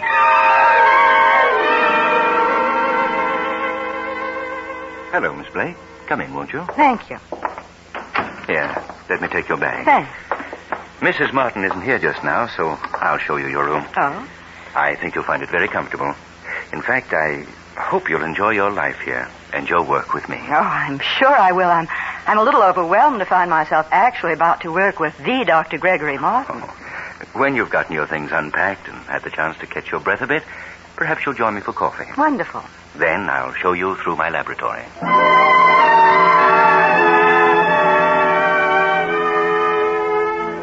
I felt no fear at all that first day. My room was luxurious and beautiful, and the laboratory was beyond anything I'd ever imagined in its completeness. I didn't meet Lorna Martin during that first day as a member of the household, but in the evening her husband invited me to join the intimate group of friends that were gathered in front of a glowing fire in their living room. And how about you, Professor? Yes? Let me fill your glass. I have my customary toast to make. Yes, my boy, indeed. I want to join you on that one. Attention, everyone. A toast. The toast. To the lovely Lorna. A woman of such abundant charm that it's unfair, really, for one man only to call her his. But 3 years ago, she made her choice, and I found that it was such a commendable one that I, for one, think we should forgive her. And so, here's to the lovely Lorna, my wife.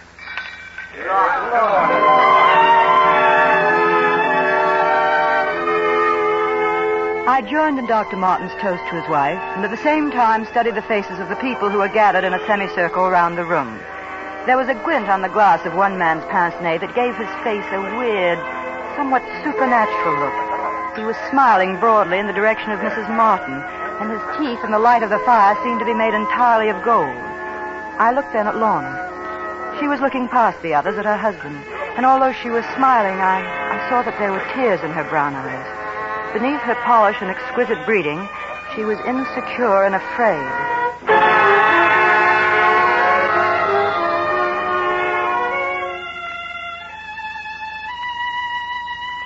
Late that night after the party, I was thirsty, so I put on my robe and went quietly down the carpeted stairs.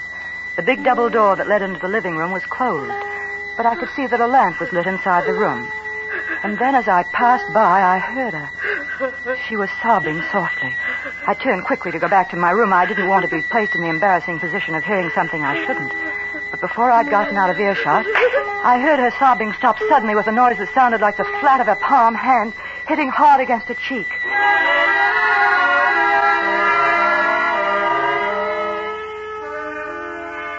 Next morning, I was working with Dr. Martin and loving every minute of it. We worked silently, swiftly, with no regard for anything outside of the task immediately at hand. That is, save for one little thing. Dr. Martin seemed fascinated with a little vial of amber liquid which he kept on a desk. Twice he abandoned his work to walk over to it, lift the glass container up to the window, and study its contents, his lips forming a strange half smile. Why, yes. Yes, that's it, of course. What? I beg your pardon, Dr. Martin. Were you speaking to me? Oh, no, Miss Blake. Talking to myself, I expect. Scientists frequently do, I understand. Yes, I've heard so. My formula, Miss Blake. I just realized it's almost the color of her hair, isn't it? Lorna's, I mean. My wife has very pretty hair, don't you think? I think Mrs. Martin is a beautiful woman in many ways. Well, that's a rather generous opinion to form in so short a time, isn't it? Do you always analyze people so quickly and so flatteringly? How about me, for instance? Well, I don't think you're being fair, Doctor, but since you asked, I'd say you're a man of great charm and certainly a scientist of remarkable ability. I should be pleased, I suppose. However, it sounds like generalities. I think I'll have to see what I can do toward creating a more specific impression. Yes. Truly beautiful color, isn't it? I've never seen anything quite that shade of amber. What is it, Doctor? It's a mixture of my own. I'll let you in on it someday, soon. But meanwhile, I'd advise you to keep clear of it. I think I could safely claim it to be the fastest acting poison in existence. A new experiment, Doctor? The most exciting experiment to which a scientific mind can apply itself. And I have every confidence that I'll be able to work it out to a successful conclusion. Sounds challenging. Challenging, Doctor. I hope I'll be allowed to work on it, too. I assure you, my dear Miss Blake, I wouldn't attempt this particular experiment without you.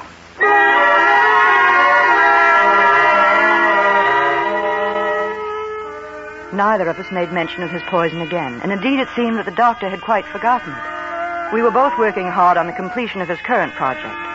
Lorna Martin worked with us part of the time, and it was only then that I learned she had previously always assisted her husband with his work. It was in fact Lorna who suggested the final step that led him quickly to the result he had been striving for. We worked from early morning until late at night, and on the third day towards midnight the project was completed. We had a late supper, and after a glass of liqueur I left the doctor and his wife and went to my room. Yes? I'm sorry. Were you asleep? Oh, no. No, I was just sitting here relaxing, Doctor. I'm still too excited to do any sleeping. Well, that's exactly how Lorna and I found ourselves feeling. So we decided to sit up and talk a bit over another glass of liqueur. We wondered if you'd join us. After all, this has been a three-way victory, Miss Blake. We want you in on our triumphal toast. Oh, that's a generous thought. I'm afraid I wasn't much more than a spectator in this instance. Oh, nonsense. Come along. Well, I am certainly eager to talk with Mrs. Martin. I had no idea she was an active colleague of yours in the laboratory. Oh, yes. Lorna's been of tremendous help to me. In the past, I would say she's been quite indispensable. Lorna's brilliant mind amazed me from the first moment I met her. Here we are. Lorna, my dear, Miss Blake and I were just having a most engrossing conversation, wholly about you.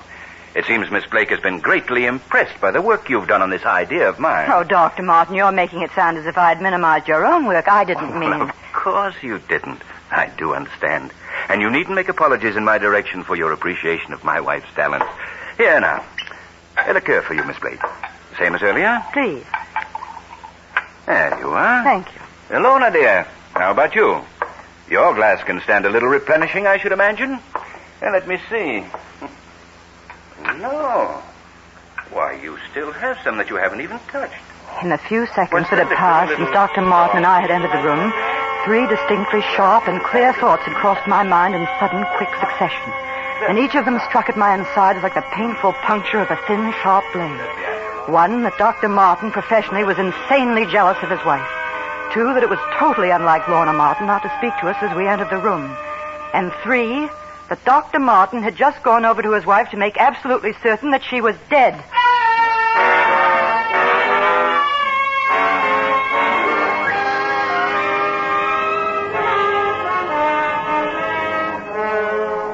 Autolite is bringing you Miss Joan Bennett in Statement of Mary Blake, tonight's production in radio's outstanding theater of thrills, Suspense.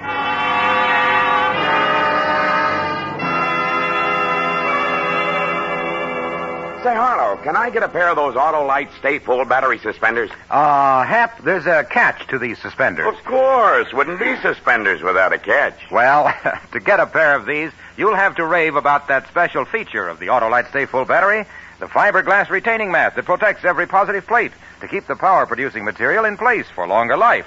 70% longer life, in fact, than batteries without Stay Full features. And this is proven in recent tests based on SAE life cycle standards. Doesn't anyone but you have a pair of those wonderful, wonderful suspenders? No. These suspenders were made for me by a happy car owner who recently bought an Autolite Stay Full battery, the battery that needs water only 3 times a year in normal car use.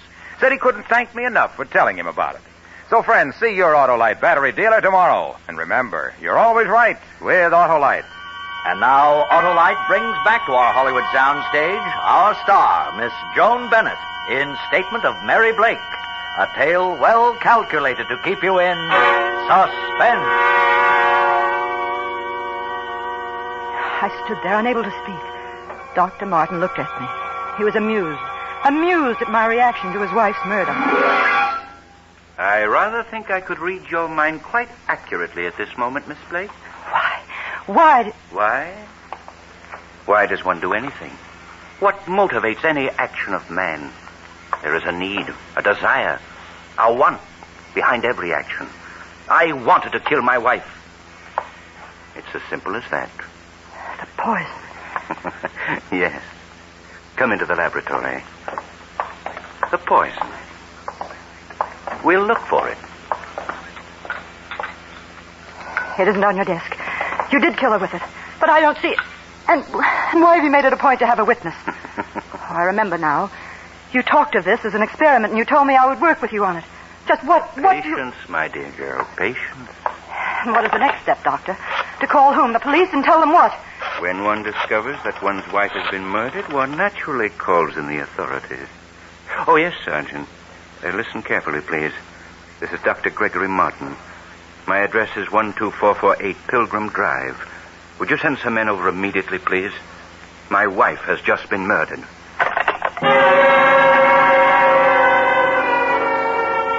The complete realization of what he had done seemed to come upon me all at once.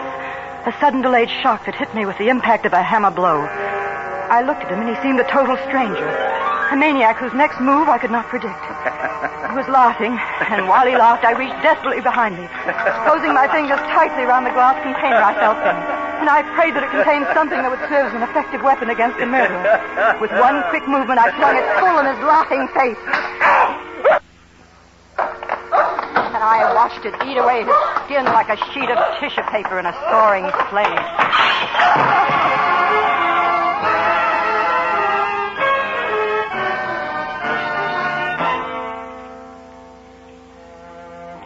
When the police arrived, they found Lorna Martin seated erect and beautiful in the chair in the sitting room, while her husband writhed in pain on the floor of his laboratory. I was at Dr. Martin's desk, they said. I remember lifting my eyes to follow mutely the movements of the men who streamed into the room. Through the door, I could see them bending over the body of Lorna Martin, and I watched with a strange, detached curiosity as two interns administered temporary treatment to Dr. Martin's injuries. Then they took us away. The three of us. I don't remember much about it.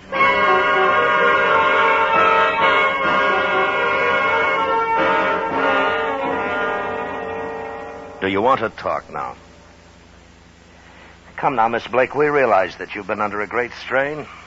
We want to find out exactly what happened, and we must know exactly what part you played.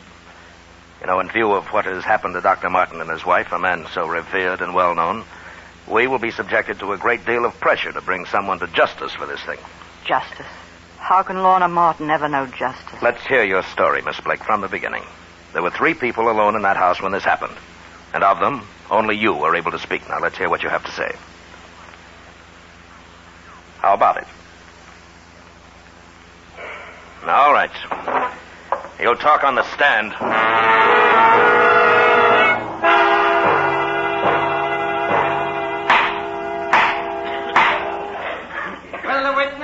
Take the stand. You swear to tell the truth, the whole truth, nothing but the truth, so help you God? It was like a dream still. The setting now is a court of justice. And I sat numbly among strange faces and gesturing hands and questioning voices. Please tell the court. I could hear words tumbling towards me and then well so soft away, only to Dr. return Gregory with Martin, renewed force. Please. Dr. Martin has been my close friend and associate for over a dozen years. His fine character cannot be questioned. He and his wife were an unusually devoted couple. This thing that has happened is shocking.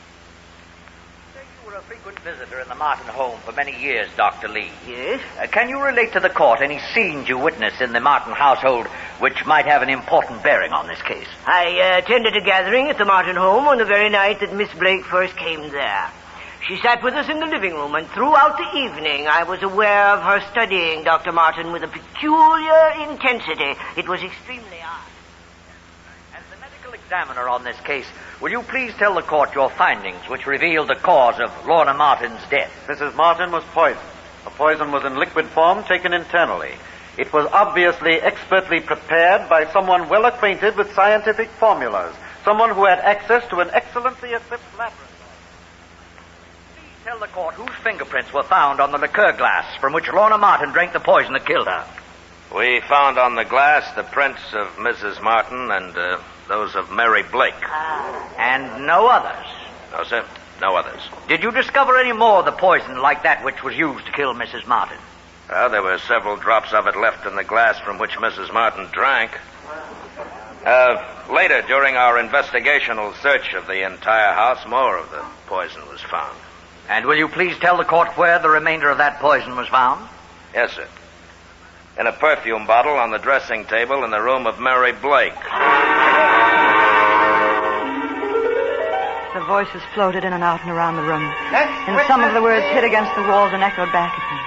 Then I rode on them to the front of the room, and the voices were loud and strange, and my senses seemed blocked by them, and by a hand that pointed towards me, and a face that swung down at me like an inflated comic balloon. I almost laughed. Perhaps I did. Can you, Mary Blake, in any way account for the fact that only Mrs. Martin's and your own fingerprints were found on the glass of poison? Can you give the court any explanation for the perfume bottle containing the remainder of the poison being found in your room? Mary Blake, can you in any way explain the testimony we have heard repeatedly during this trial of your unusually strong personal interest in Dr. Martin? The words were strung like beads on a string and wound round and round me until I felt them so tight it seemed I couldn't breathe. Then suddenly the voice that was strangling me with the words came through to me clearer and louder than ever before.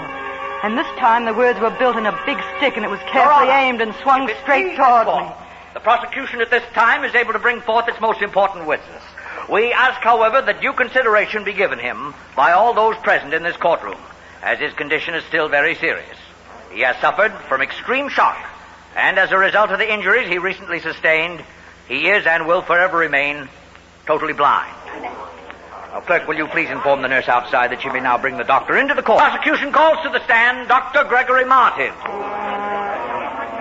He came in, seated in a wheelchair, his hands and almost all of his face, save an open slit across his mouth, swathed in thick white bandages.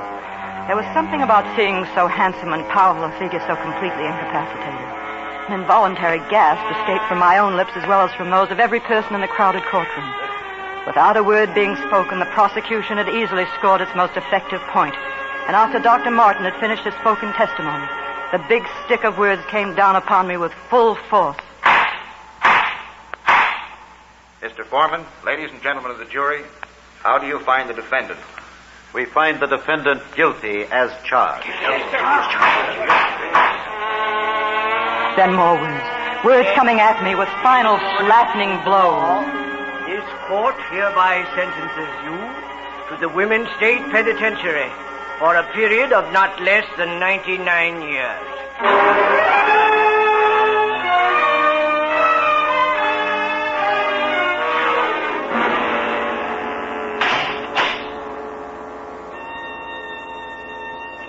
I found myself at the far end of a long corridor, the length of it stretching before me in a winding pattern, the walls of it of thick, impregnable cement.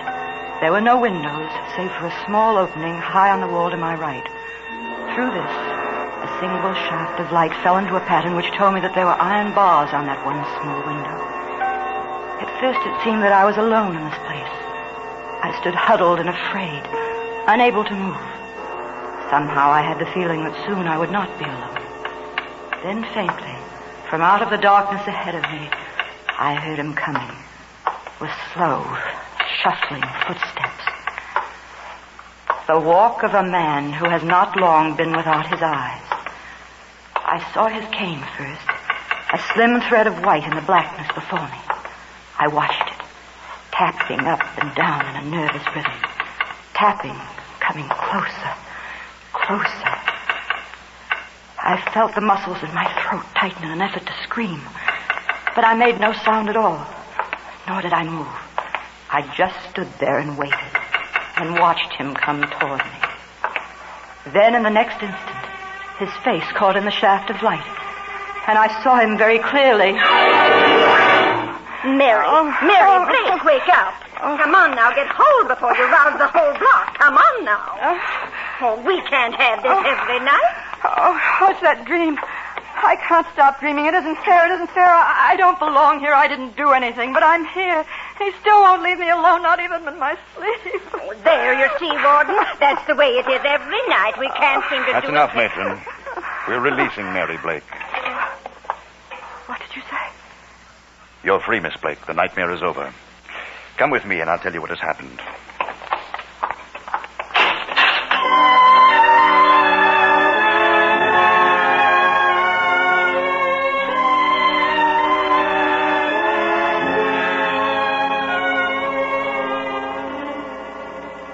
Miss Blake, the state has no way of returning these weeks of freedom it wrongly took from you, nor of erasing the shock and heartbreak you've been forced to suffer. We can only hope that it has not too deeply embittered you and hasn't totally destroyed your faith in the justice one customarily finds in our courtrooms. There seems to be a limit to bitterness, Warden. I find that what I feel now is not a release from injustice, but a release from fear. I know that he can never reach me again, even in my dreams. How can I be so sure of that? Well, it's another of the things that can't be accounted for rationally about this case. It leads one to wonder if some metaphysical force wasn't put to work in place of the erring machinery of justice. Miss Blake, when you blinded Dr. Martin, you limited his vision to mental images. And over the period of time that has lapsed since the day you received sentence, it seems the doctor's mind would not free him from one particular visual experience. He, too, suffered from a recurring dream, which, due to his impairment, was inflicted upon his waking as well as sleeping hours. It's a dream. Did he describe it? Oh, he did, in detail. It seemed that there was slow, groping steps. I entered a narrow corridor. With my hands, I felt that the walls were of a thick, impregnable cement. The tap of my cane produced an echo that told me the corridor was one of interminable winding lengths. I did not want to enter nor walk through it, yet it seemed that I was forced to, and the walking seemed endless. I wanted to cry out, but could find no voice. I wanted to see a single light from a window or an open door, to know that there was somewhere an end to the blackness. But there was no light and no end. I wanted to turn back, but there was no turning back and no end to my walking. And although I had the feeling of being alone in this place, I knew that I was not alone and never would be. And it was worse than being alone. For though I could not see her, and though she did not touch nor speak to me, I knew she was there. And for me, she would always be there. Mary Blake, my accuser. For she is the innocent, and I am the guilty. And for the innocent, there is always a freedom. And for the guilty, there is never an escape.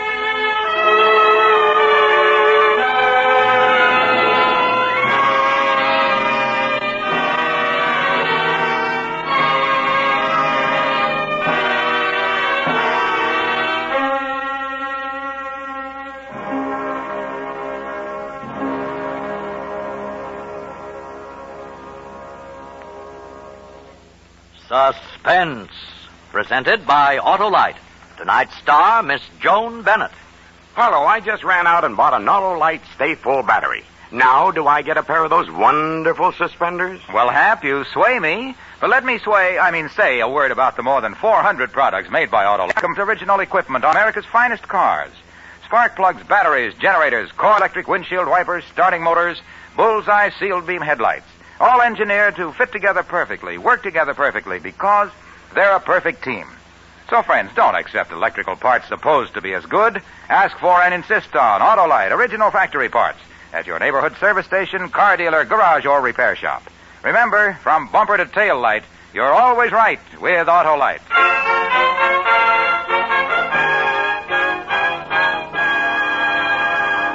Next Thursday for Suspense, our star will be Mr. John Lund. The play is called The Man in the Room, and it is, as we say, a tale well calculated to keep you in suspense. Tonight's Suspense play was produced and edited by William Spear and directed by Norman MacDonald. Music for Suspense is composed by Lucien Moraweck and conducted by Lud Bluskin. Statement of Mary Blake is an original play written for radio by Shirley Gordon. Miss Joan Bennett will soon be seen in the MGM production, Father of the Bride. In the coming weeks, you will hear such stars as Claire Trevor and Charles Boyer. Don't forget, next Thursday, same time, Autolite will present Suspense, starring John Lund.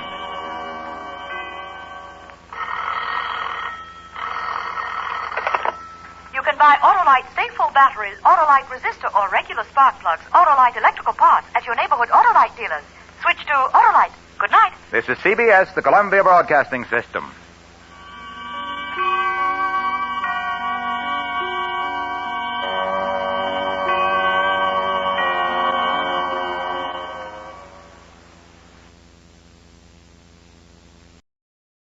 Tonight, Autolite brings you Mr. John Lund in The Man in the Room, a suspense play produced and edited by William Spear. Harlow, what's the best bait to use for bass? I don't know, Hap. Better ask an ichthyologist. An ichthyologist? An ichthyologist, an expert on fish. When I need information, I believe in going to an expert. That go for spark plug information, too? Sure. And who knows more about the best spark plugs for your car than Autolite ignition engineers, the men who design and build complete ignition systems, used as original equipment on many makes of America's finest cars. You mean they know how to build into spark plugs the best in quick starting, smooth performance, and gas mileage, eh, Harlow? Of course, Hap. That's what's made Autolite the world's largest independent manufacturer of automotive electrical equipment.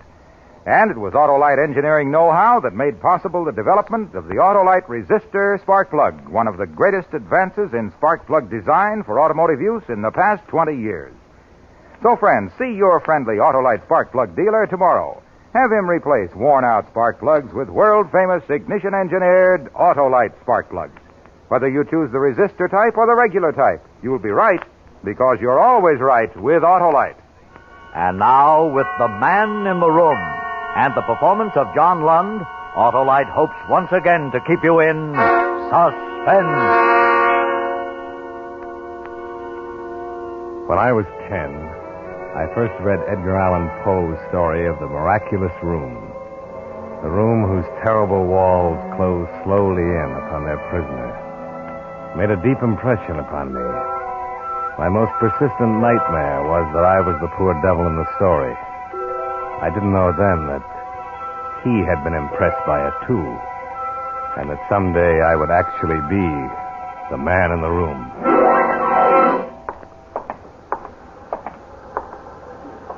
Excuse me. Can you tell me what floor Miss Markham is on? Miss Markham? What do you want with her? Why, I want her to do some work for me. She does typing, doesn't she?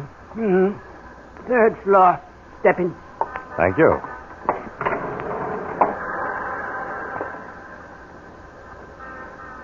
You're a writer? Yes. What do you write? Stories, mostly. Tell 'em? Occasionally.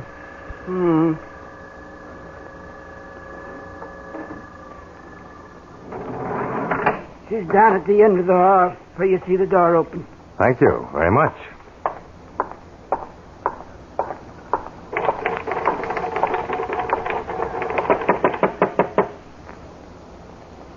Oh, come in, please. Thank you. Miss Markham? That's right. What can I do for you? I saw your ad in the paper. I thought perhaps you could do some work for me. Oh, yes, of course. What is it? Typing? Mimeography? Typing. Manuscript. You're a writer? Yes. Oh. Would you shut the door, please? Oh, yes, of course. Thanks. You'll find that I do absolutely perfect work, and at the most reasonable rates. I've had many years of experience, although not in this city. I've just recently moved here. Will you have much for me to do? Well, that depends. Frankly, Miss Markham, the price is a factor with me. You see, I'm a freelance writer, and at best, that's a precarious occupation. I see. Well, is 30 cents a page too much? Why? 25?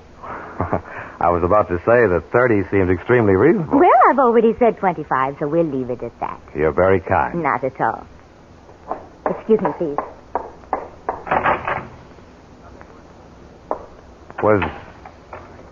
Was that the elevator man running down the hall? Well, no, I didn't see anyone. It's been a lovely day, hasn't it? Yes. Yes, it has. I think the weather is so perfect here. I know I'm going to love this city. It's so difficult coming to a new place and trying to establish oneself, especially so late in life. But I think things are going to work out fine. I hope so. Would you like to leave your manuscript now? Yes, here it is. Oh, thank you. Yes, 40 pages. I'll have that ready for you day after tomorrow. Oh, that'll be fine. I'll come back and pick it up then. I left the office and rang for the elevator. The old man who ran it didn't speak to me on the way down, but I stood in the back of the car and looked him over carefully. He was a funny little old duck, almost dwarf-sized, with shoulders so rounded he was nearly humpbacked.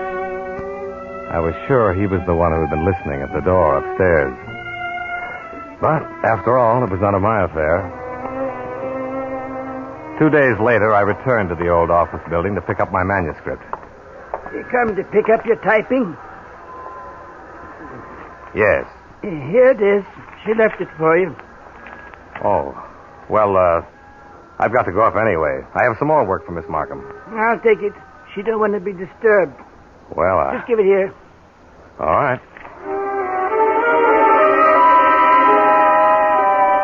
I gave him the manuscript and left. Several days later, when I returned, he had the completed work ready for me, down on the first floor. That's the way it went on the other occasions when I had typing for Miss Markham to do. The old man took it from me downstairs and had it ready for me when I returned. There was always a reason for me not to go upstairs. Miss Markham was working and didn't want to be disturbed. Or she just left for lunch. Or she wasn't down that day because of illness.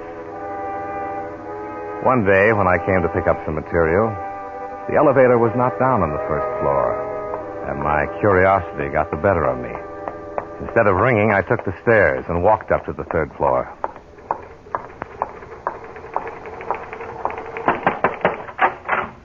Oh, it's you. Where's Miss Markham? She ain't here. You can see she ain't. Yes. Are you typing? Sure. I help her out sometimes. She's sick today. Oh, I see. I just finished your story. That's fine.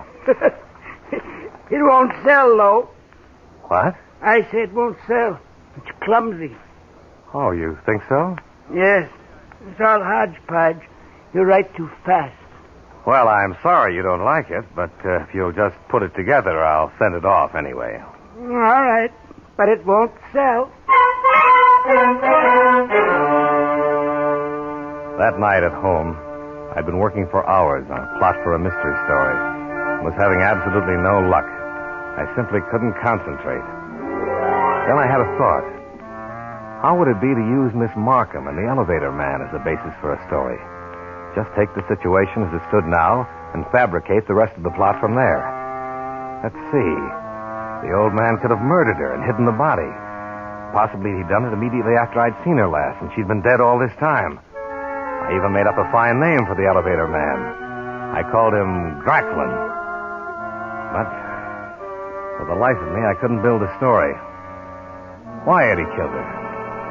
What had he done with the body? The plot wouldn't move. And yet somehow I couldn't discard it and try another. I knew that I was stuck with it until I worked it out. Well, how about the reality? What had happened to Miss Markham? Why hadn't I seen her for over 2 weeks? The only thing to do, I decided, was to find out more about the real situation. Perhaps I could evolve something from that.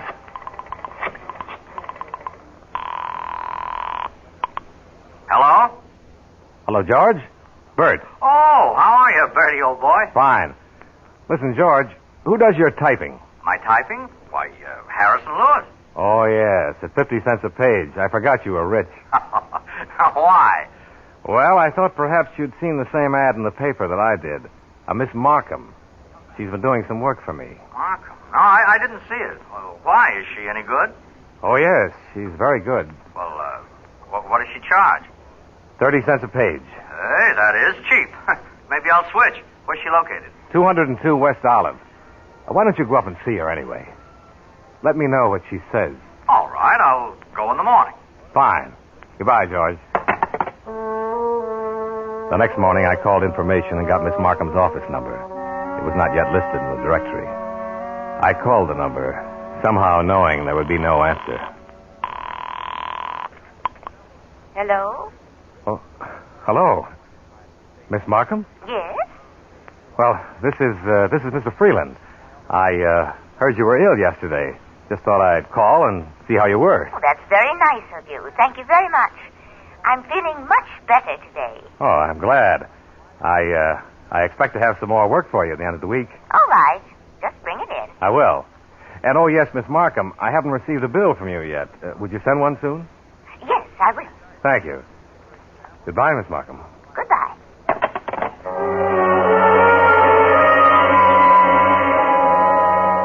I hung up thinking, well, there goes my plot into a cocked hat. I realized then that I had begun to believe something had happened to Miss Markham. Talked myself into it, I guess. Confused the fiction with the reality. But just because she was alive and well, that was no reason why I couldn't still build a good story from the same idea. Now, let's see. Gracklin had killed Miss Markham and hidden the body. But when I called up, she answered. No, I couldn't use that. But wait a minute. Why couldn't I? Why, certainly, there was the twist. Sure. Gracklin gets another woman to impersonate Miss Markham. The only ones he'd have to worry about would be the people who had seen the first Miss Markham. Well, that's the way my story would go anyway. I sat down at my typewriter and made it sing for a couple of hours. The story was coming along fine. Only thing I needed was some background on Gracklin. Well, nothing like the source. At about 4:30 that afternoon, I was down on West Olive Street near the 202 building. At about 5, Gracklin came out and started up the street. He got on a bus, so I looked around for a cab. Cabby, you taken? Nah, hop in. Good. Listen, follow that bus, but not too close. I'll tell you when to stop. Okay. He stayed on that bus all the way to the end of the line. I got out of the cab about a block before the final bus stop and saw the old man get off. It was almost prairie here. Large vacant lots and only a few scattered houses. He entered one of them. After about 20 minutes, when it was getting dark, I walked slowly up to the place. There was a light around and back. I went quietly along the side of the house to the window. I looked in. There sat Gracklin, bent over a table, writing with a quill pen. But it was the room that surprised me. The walls were filled from floor to ceiling with books. Heavy, scholarly books. And then I saw it. On a smaller table against the wall stood her picture. She was younger in the photo and prettier, but it was unmistakably she. Miss Markham.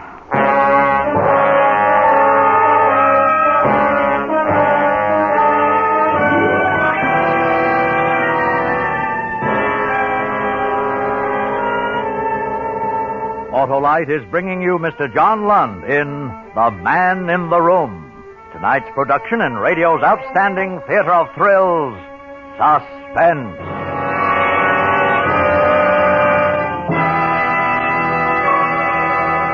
Harlow, do ichthyologists and zoologists have anything in common? Well, in a way, Hap, you see, any kind of an ologist is an expert in his field. Well, I guess that makes you a spark plugologist, hey, Wilcox?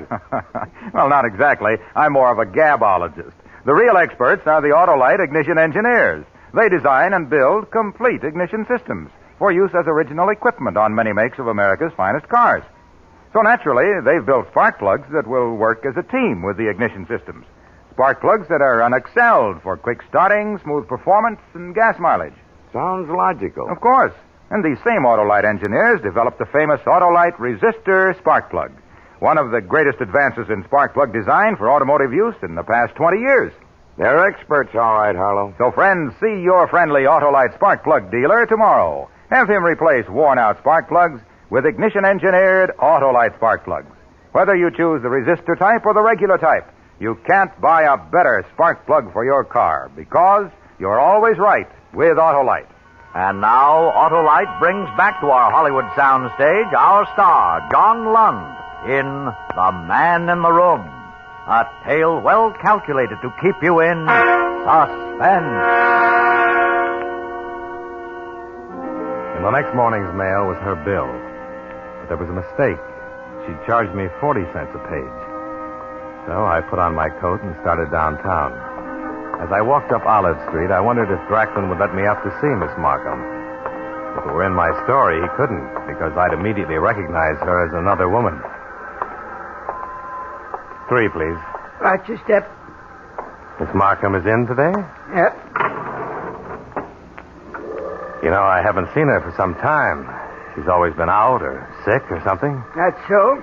Certainly it's so. You were the one who kept telling me. Oh. Well, I can't remember everybody who comes in here. Oh, I shouldn't think it would be too hard. I'll bet not over 10 people a day come in here. This is the most deserted office building I've ever seen.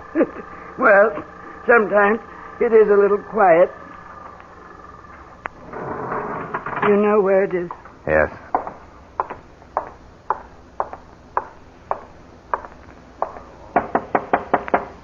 Come in. Miss Markham. You are Miss Markham. Yes, of course.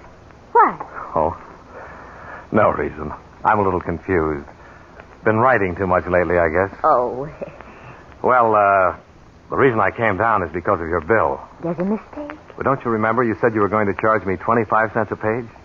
But your bill says 40. Oh, yes, I do remember now. That's right, 25. The error is mine. I'll change it. I'm terribly sorry. Oh, that's all right. I wasn't worried about it. If you'd like to refigure it, I can leave you a check right now. Do you possibly have the cash? Well, let's see. Yes? Yes, I think I do. Would you prefer that? If you don't mind.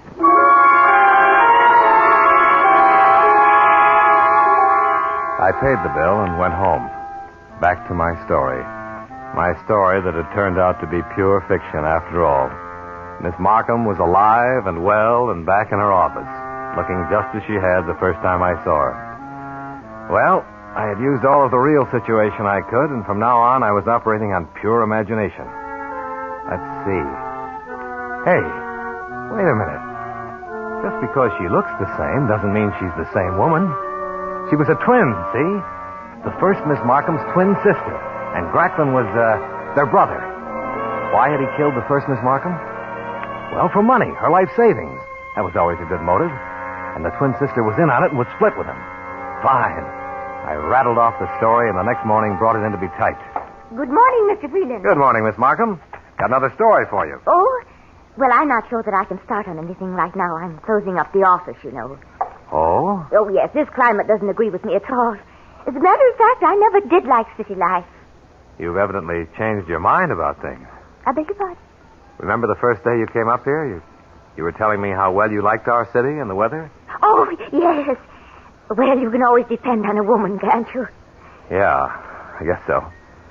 I really wish you could finish this story for me. It's not very long. Oh? Only about 28 pages. I see. Well, perhaps I can rush it out. I sort of feel that I owe you something anyway. Why? For being so nice about that mistake I made on your bill. Oh, that was nothing. Well, leave the manuscript here and I'll try to have it done by tomorrow afternoon. Tomorrow's my last day.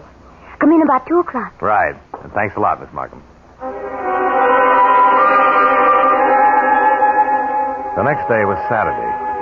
And if the building had seemed deserted on other days, it had really been a beehive compared to 2 o'clock on Saturday afternoon. Now it was a morgue. When I entered Miss Markham's office, she was standing there holding a sheaf of papers. Mr. Freeland, where did you ever get the idea for that story? Oh, well, I hope it didn't disturb you, but I was desperate for a plot, and I guess I just let my imagination run wild. I see. Well, I'll just put it in an envelope. Thank you. And I'll pay you now because I probably won't see you again. That's right. You probably won't. Well, I guess I'll just say goodbye. Goodbye, Miss Markham, and good luck. Thank you. And the same to you.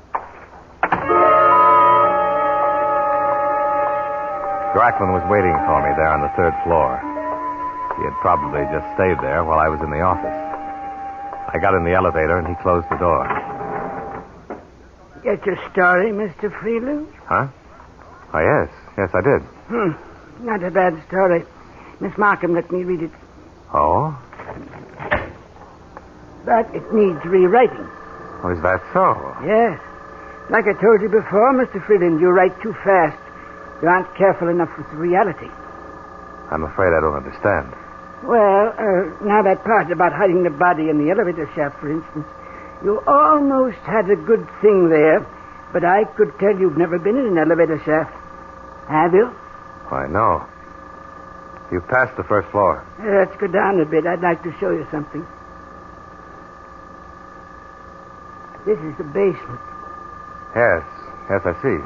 You notice how the air gets closer as you go down? It's little touches like that that make a story real. Yeah. Sub-basement. Mr. Freeland, would you like to see what an elevator shaft looks like? Well, Come on, it's very interesting, especially for a writer. All right. Fine, follow me. Now, we'll just go down these stairs on your left. There's only a few of them, but they're kind of dark. Be careful. I will. Wouldn't want you to fall. Now, we go through this little steel door. After you, Mr. Freeland. Thank you. See, this is what the bottom of an elevator shaft looks like. Yes, it is interesting. You could make all kinds of noise down here and no one would know. Well. Now, about your story. You had me, Grackland, bury the woman in the floor of the shaft. Now, that would never do. No? No. If you dug a grave down here, the inspector would find it in a minute. Oh. Yes. The inspector's very sharp. Very sharp. But in the wall. The wall? Yes. See those bricks? Now, if I go to exactly the right place, look, I can pull several of them right out. And after I've got all the loose ones out, there's a regular cavity been dug out behind them. Come here. Look for yourself. Miss Markham! Yes. See how snugly she fits in there? I spent a long time digging that hole. She's dead. You killed her. Yes. Didn't you really know? I'll just put these bricks back now.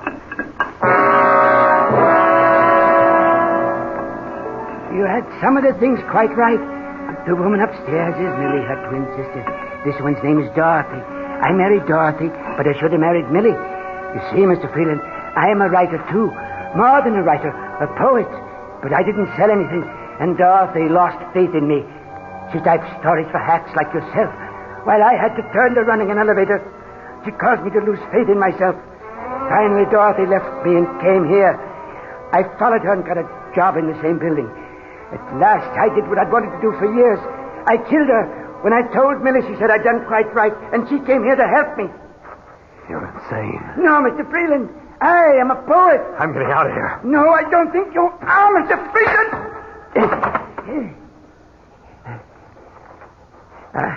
Are you surprised how strong I am? I've done many things in my time, even if it waits in a circus. You madman. No, don't try to get up, Mr. Freeland, or I'll just have to knock you down again. You see, I've got something quite interesting in store for you. You remember Edgar Allan Poe's wonderful story about the man in the room that got smaller and smaller until it would crush the life out of him? What are you talking about? Well, Mr. Freeland, I have such a room. You're in it now. The walls won't move, but the ceiling will. Look above you. Most elevators won't go all the way to the bottom of the shaft, but this one will. I fixed it. Get out of my way, you lunatic! I warned you, Mr. Freeland! He hit me a crushing blow, and I dropped to the ground, stunned. And you were wrong on my name. It's Al Jones. Then he jumped out of the door and slammed it shut. I staggered to it, but there was no knob or latch of any kind on the inside.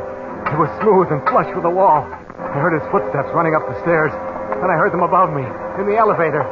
Then came a sound that drove me to panic. Racklin, stop! You'll never get away with 2 murders. You'll go to the electric chair. Racklin!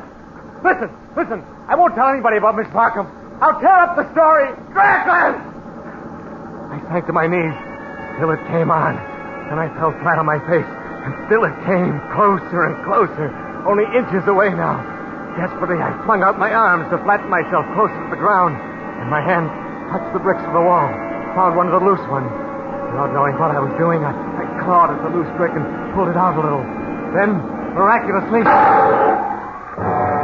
elevator hung suspended. The side of it caught on the brick. I knew it wouldn't be stopped for long. Already the side of the elevator was grinding into the brick, and in a moment it would break it and come pressing down upon me like an ant. But then I heard a new sound. The elevator stopped crushing into the brick now and hung motionless. He'd evidently shut off the power.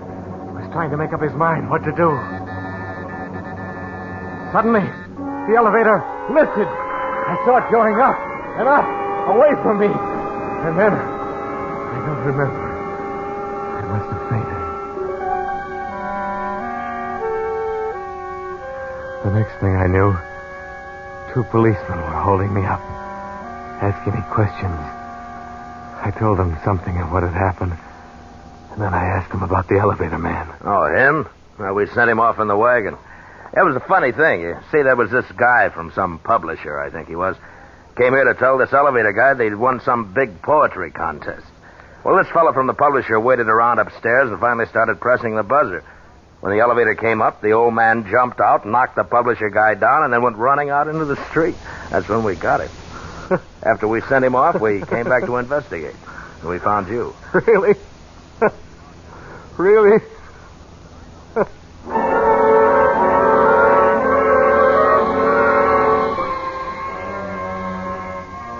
Well, that's about all there was to it.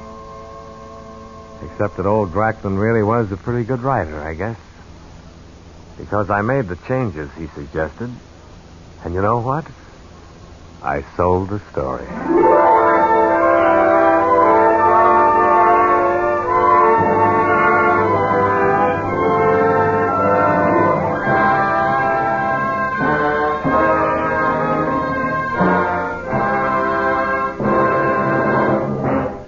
Suspense, presented by Autolite. Tonight's star, Mr. John Lund. Hello. Got another poem for you. Okay. Harlow Wilcox, the car owner's delight, awoke one night from a deep dream of... Autolite. But let's be more specific, Hap. I dreamed that every car in America was equipped with world-famous ignition-engineered Autolite spark plugs. And you know, spark plugs are only one of more than 400 products made by Autolite for cars, trucks, planes, and boats in 28 plants coast to coast. These include complete electrical systems used as original equipment on many makes of America's finest cars. Spark plugs, batteries, generators, coils, distributors, electric windshield wipers, starting motors, bullseye sealed beam headlights. All engineered to fit together perfectly, work together perfectly, because they're a perfect team. So, friends, don't accept electrical parts supposed to be as good. Ask for and insist on Autolite original factory parts at your neighborhood service station, car dealer, garage, or repair shop. Remember, you're always right with Autolite.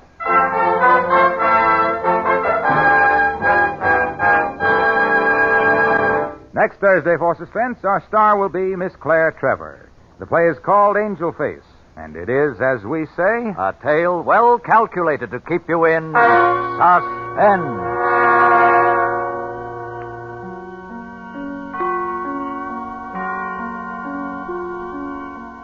Tonight's suspense play was produced and edited by William Spear and directed by Norman MacDonald. Music for Suspense is composed by Lucien Moraweck and conducted by Lud Gluskin. The Man in the Room is an original play written for radio by William Idelson and Mary Castle. John Lund is currently being co-starred with Barbara Stanwyck in the Paramount picture No Man of Her Own. In the coming weeks, you will hear such stars as Charles Boyer, Edward G. Robinson, Jack Carson, and Dennis O'Keefe. And don't forget, next Thursday, same time, Autolite will present Suspense, starring Claire Trevor.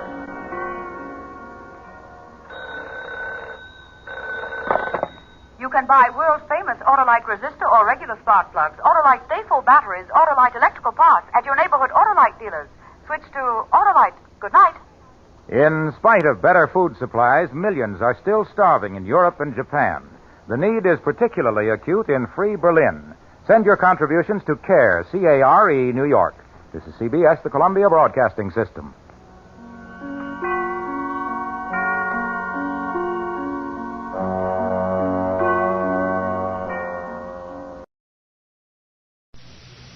Autolite and its 96,000 dealers present Suspense. Tonight, Autolite brings you Miss Claire Trevor in Angel Face, a suspense play produced and edited by William Spear. The flowers are blooming this spring. I'll have nothing to do with it. Hey, Hap. You better save that for the bathtub or consult a voice expert. Seems to be an expert for everything these days, Wilcox. Everything from voices to spark plugs. Take Autolite spark plugs, for instance. They're designed by Autolite ignition engineers. The men who engineer spark plugs, just as they engineer coils, distributors, wire, and all the other important parts of the ignition system to work together as a perfect team. Why, the skill of these ignition engineers has made Autolite spark plugs world famous for their quality and dependability. Ignition-engineered Autolite spark plugs, you might say. Yes, sir, and these same Autolite engineers developed the famous Autolite resistor spark plug, one of the greatest advances in spark plug design for automotive use in the past 20 years. Real experts, eh, Wilcox? Right you are, Hap. So, friends, see your friendly Autolite spark plug dealer tomorrow. Have him replace worn-out spark plugs with world-famous ignition-engineered Autolite spark plugs. And whether you choose the resistor type or the regular type, you can't buy a better spark plug for your car because you're always right with Autolite. And now, with Angel Face and the performance of Claire Trevor, Autolite hopes once again to keep you in suspense.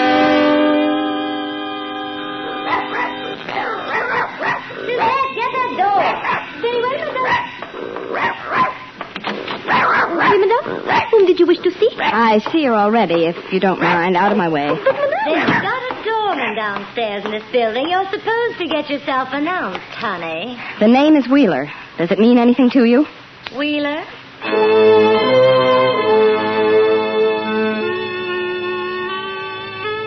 I had caught Ruby Rose Redding, the noted burlesque queen, at breakfast time. Hers, not mine. 2:45 in the afternoon. Breakfast was a tomato and lettuce, untouched, and a glass of bromo seltzer. She banged her cigarette to death against an ashtray and looked me up and down, like auditioning me for her chorus line. Wheeler, what's it supposed to mean? Are you his mother? I'm a little young for the part, but I'm the only one he's ever had. Oh, now I get it. The big sister act. Okay, run through it once, then get out of here. Sure. I don't mind coming right out with it in front of your maid if you don't. Yeah. Suzette? Take people around the block a couple of times. I took him once already. Well, take him again. Maybe you can get him tomorrow already. But, madame. Get out of here. Oui, madame. Well, I'll give it to you short. I want you to lay off my brother. Your brother? Now, let's see. What am I supposed to have done to him? He's been spending money like wild. Money that doesn't come out of his salary. And another thing. He started wearing a gun about 2 weeks after you started wearing him. Did I teach him to shoot it, too? No, but I think some of your friends may have. Oh, you've been reading the gossip columns. Well, I read them, too. Some big gum from Philly is supposed to be paying my rent. Forget it, honey. That's my publicity. Now will you get out of here and let me get my massage? Look, give him a break, will you? Pick on someone your own size. Well, of all the... Hey, I've heard of wives pulling this bit, and even mothers. And once in a picture it was the old man. Now it's his sister. Well, send Grandma around tomorrow. I'll beat it. I walked out past her. If she'd touched me, I think I'd have murdered her.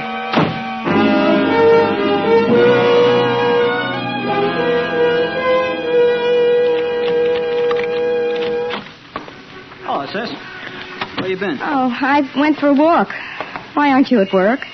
I quit my job. You did? Chick, you aren't going to Chicago with that dame, are you? Why Chicago? Well, it's in Variety. Ruby Rose is opening a club there.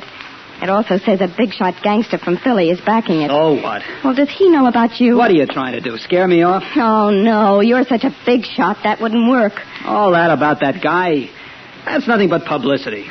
Ruby told me all about it. Oh, yeah, sure. Oh, look, sis, you don't know her like I do. Oh, Chick, I'm not going to let you get mixed up with this. No cracks, Jerry. Look, Ruby Rose Redding makes good money, all right, but the rent on that plush-lined rat trap she lives in, if you can call it living, is around $3,000 a month. Now, somebody's paying those bills. Oh, nuts. What do you really know about More her? than you ever will. Please. I'm in show business, too, you know. Oh, lay off, will you? Chick, wait, listen. I heard enough. Chick, please. Get away from the door, Jerry. I never raised a hand to you in my life, and I don't want to now. I won't let you go, Chick. Not for her. Not for something that ought to be washed out of your hair with gasoline. Get out of my way, Jerry. Oh, don't go, Chick. You're heading straight for the 8 ball. Chick, don't go to her.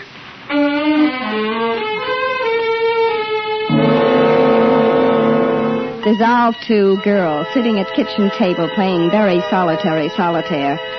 About 4 that morning, I was looking for an aspirin when the doorbell buzzed. Chick, You're Jerry Wheeler, aren't you? He was nice. I found out his name later.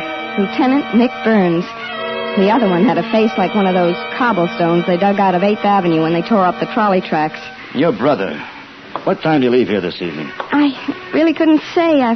My clock's out of order. Miss Wheeler, your brother was going to Chicago with Ruby Rose Redding, the dancer. You knew that, didn't you? Oh, now, why would he go anywhere with anyone with a name like that? Your brother went to the Alcazar Apartments at 8:15 tonight and beat up this Redding dame. What?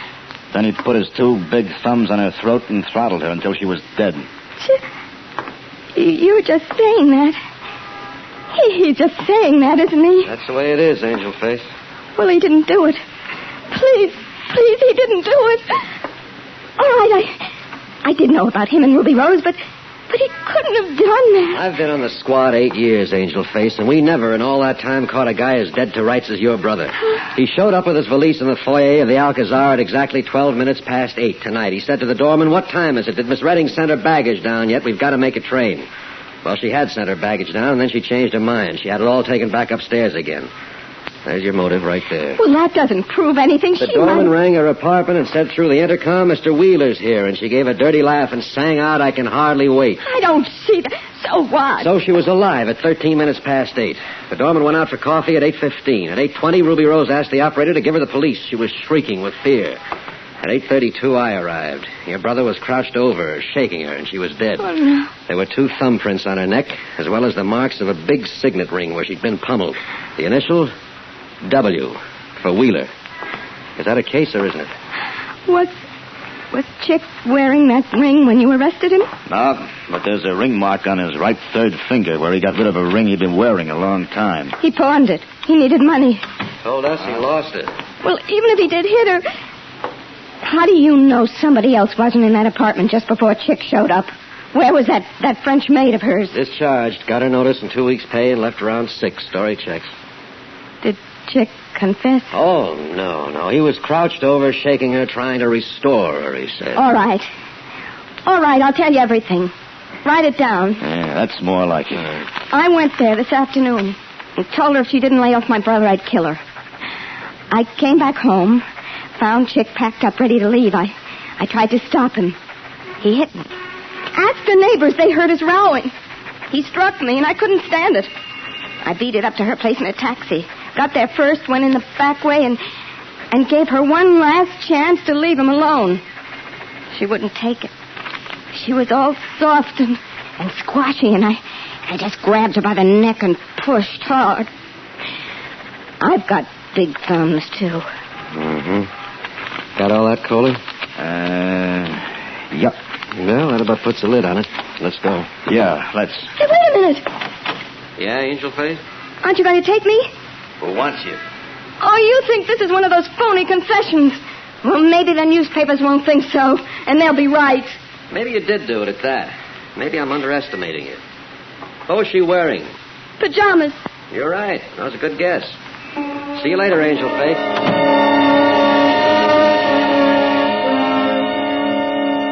The way he said it, I couldn't tell whether it was a threat or a promise. I never saw him again until after the jury had found my brother guilty of murder in the 1st degree.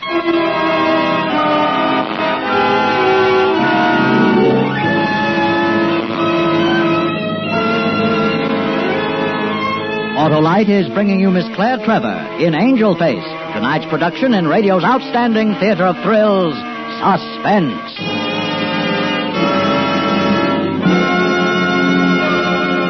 Carlo, speaking of experts... Experts, did you say? That reminds me of Autolite ignition engineers, the men who design and build complete ignition systems, used as original factory equipment on many makes of America's finest cars. They're ignition experts.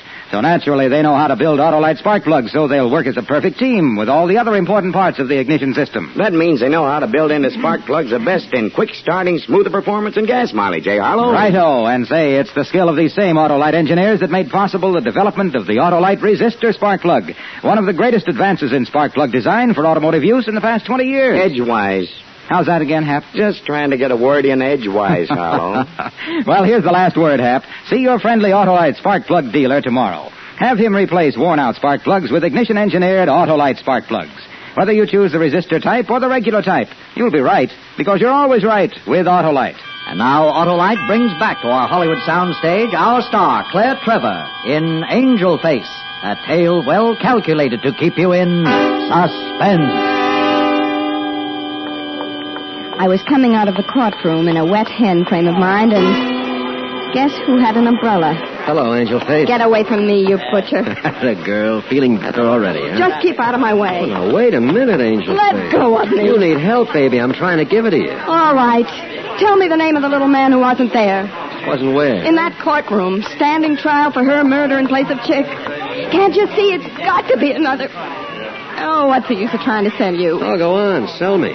Convince me your brother didn't do it, and I'm with you up to the hilt. Well, why did you wait till now to say that? Well, you didn't give me anything to go on. Nothing but that phony confession of yours. Well, it was better than the perjured testimony of that doorman and that phony French maid. And you sat up there with your face hanging out and put in your 2 cents worth. Look, Angel Face, I was sent by my superiors in answer to the patrolman's call that night. Questioned Chick and put him under arrest. Don't hold that against me. What do you care whether I hold it against you? You really don't know? No. Look in the mirror sometime and find out.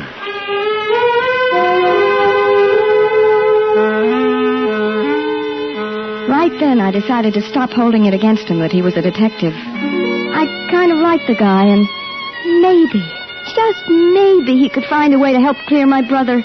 And over a couple of Manhattans and a cheery little bar, I told him so. Uh-huh. Well, you got a plan, Angel Face, or are you going into it blind? I think I'll start with that French maid. Why her? She left 2 hours before the murder. That's level. Yeah, maybe so, but she was grease plenty to soft pedal the one right name that belongs in this case. She may not have been there, but she knew who to expect around. She may even have tipped him that Ruby Rose was throwing him over for Chick. But if she's been paid off enough to commit perjury, what makes you think she'll tell you anything? I'll club it out of her if I have to. Wait a second. Here, try this first. Use a little intimidation with it. It may work. $150. Mm-hmm. Hey, aren't you married or anything? Not yet, Angel Face. Now, here's her address. Suzette LeBlanc, real name Susie White, 435 West 54th.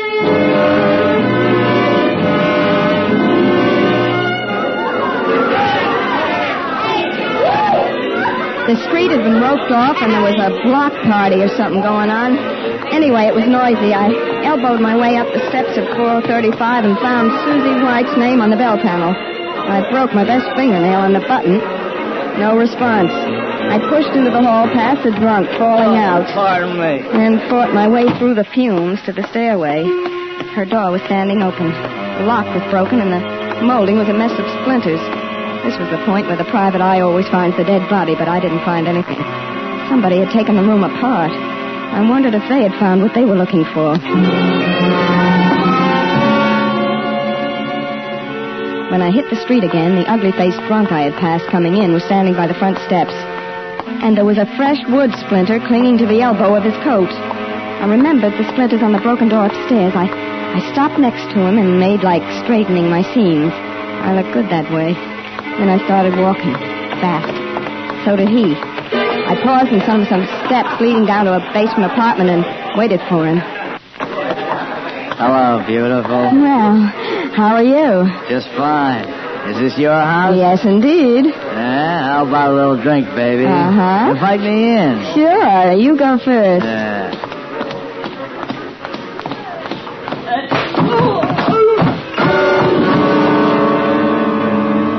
He hit the iron railing with his head on the way down, and the paving stones at the bottom did the rest. It was right there in the first pocket I looked in, behind his wallet. A letter addressed to Ruby Rose Redding and postmarked Philadelphia.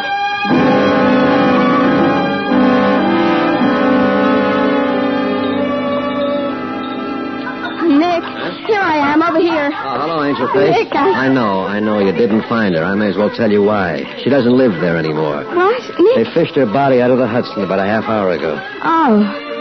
Well, what are you smart detectives calling it? Suicide? Well, might as well. Listen, she was being paid off to keep quiet about a certain friend of Ruby Rose's. Wow. He must have decided he didn't dare leave any bets uncovered. What certain friend, for instance? This certain friend, for instance.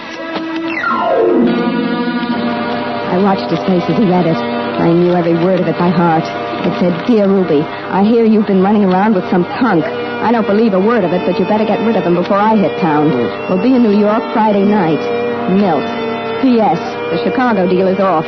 I'm giving you featured spot at the Calcutta instead. About that punk, drop him or I drop you. Milt. So that's the missing name. Milt Miletus. Plays rough, too. Runs the Calcutta Club. And Friday night, Nick. The night she was killed. Miletus. The initial on that ring could have been M as well as W. Yeah, I never thought of that. But Miletus spells real dough, baby. Your brother wasn't even car fare to Ruby Rose. Oh, maybe she was scared of Miletus. And maybe she wanted out. Oh, could be. You could sell me, but I convince easy from you, baby. You're not selling it to the grand jury. She had something on Miletus, and that's why he couldn't afford to lose control of her. Well, what Ruby Rose Redding could squeeze out of a man, I can. Yeah, what he squeezed out of her, he could also squeeze out of you. Namely, your breath. Oh, yes, but I have a friend on the force. Well, maybe Ruby Rose had a friend on the force, too. Why do you say that? If she didn't, it would be the only department she missed. Oh, what now? Come and catch my act at the Calcutta Club.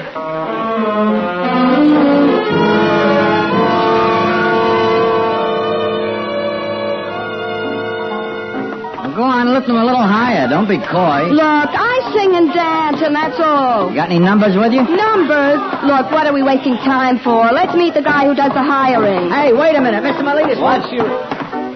Well. She says she wants to meet you, Mr. Miletus. Sure, why not? Well, hello. Hello yourself. Oh, Mr. Miletus. You know, I've always wanted to work for you. Okay. You start to Calcutta tomorrow night. Oh, thanks. Buy yourself some up-to-date lyrics, get yourself a dress. Mac will tell you the kind I like.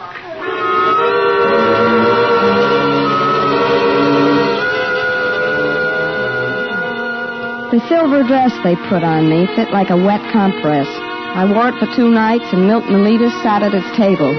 On the 3rd night, after my last spot, after the orchestra had gone away, I got the message from Garcia. Hello, baby. Hello. Angel Face, huh? Yeah, My name is Faye Angel, so I call myself Angel Face. Good tag. Sit down, Angel Face. I gave him my warmest high-voltage smile and took out my compact. I saw my eyes in the mirror, and in each iris there was a little electric chair with chicks strapped in it. That made it a lot easier to keep the high voltage running through Milt Miletus. He was good-looking in a swarthy, loose-lipped sort of way. Nothing that tagged him as a gangster except his name and a habit of keeping his right hand in his coat pocket all the time as if he were holding a gun. We talked through the bottle of champagne, and he ordered another. I kept smiling because somehow I had to get into his apartment. We went back to what we'd been talking about, and I said, well, some night I might just feel like changing the scenery around me.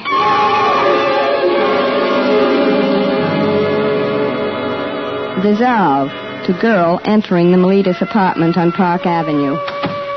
It was a duplex with a 2-story living room and a bedroom opening off a balcony. I decided to start at the top and work down in case I needed to get out of there fast. I gave his bedroom the suspicious wife treatment. On the night table, I found the 9 letters to Ruby Rose and a bunch of treasury certificates, the kind doctors have to make out to get narcotics. In a box containing studs, cufflinks, and 132 caliber bullet, I found what I was really looking for and never really expected to find. A signet ring with the initial M on it. When I got the bell, I thought fast. If Miletus was out of town, everybody who knew his private number would know better than to ring it. If he was checking up on me, I had nothing to lose, so... Hello? Angel Face? Oh, Nick. Oh, what a scare you gave me. Listen, I've got all I need. Some dope certificates, the rest of the letters, and best of all, a signet ring with his initial. How am I doing? Not so good. Melita's just got back. Sore as the devil over a phony wire somebody sent him to decoy him out of town. Well, that was me. Only I thought he'd stay overnight at least. How did you know I was here? Angel Face, did you really think I'd let you go into this alone? I'm downstairs now. I've been watching every minute. Oh, I wish I'd known. I wouldn't have been so scared. You ought to be scared. He left the club 5 minutes ago. Must be... Oh, all right, Nick. Now, look, Angel Face, if you... Nick, someone just came in. Take it easy, baby. Sergeant Coley and I'll be right up. I went out onto the balcony that overlooked the living room. Miletus was there. He looked surprised and pleased when he saw me.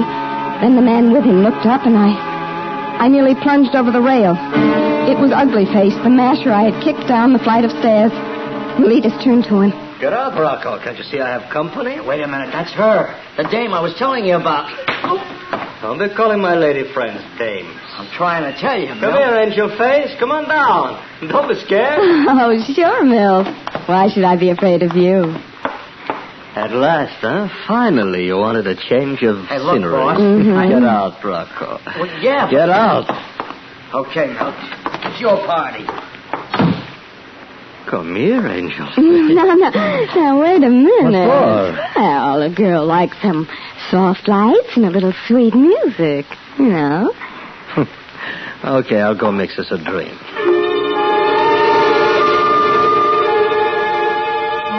He came back from the bar on tiptoe with the drinks, looking like a cat stalking a bowl of cream. I threw up my first line of defense. I picked up my purse and made like making up my face. Well, honey, what's the big idea? I'm just putting on my face. Oh, you don't need it. My purse. Leave it there. Oh, I will not. Those are my things. You haven't any right. Hey, what's that? Just things of mine. Some letters. Let me see those. No. Let me see No. those. Oh. What else did you lift out of my room? I was jealous. Her letters. Sit down. You're plenty jealous. Jealous of the whole United States Treasury, eh? Phil, open up. Stay where you are. What's up, Rocco? I tried to tell you about the dame. She's trying to frame you. She's Wheeler's sister. You weren't at the trial. You weren't Phil. Shut up about Wheeler. What's got you so excited? There's cops all around the building. 2 detectives coming up. Okay, Rocco. Cheap little... I'll fix you. Even if they get me, I'll fix you. You're wrong, Milt. I took those things because I knew they were coming here. I did it for you. Oh, for me, she said. No.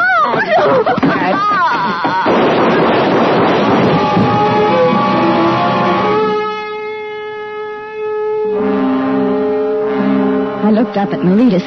There was blood running down the part of his hair. He dropped down to his knees beside me like he wanted to apologize, but he didn't say anything. Then he fell over on his side and didn't get up anymore. His right hand, the one he always held in his coat pocket, was grabbing at the rug. There wasn't any thumb on it. And there'd been 2 big thumb marks on Ruby's throat.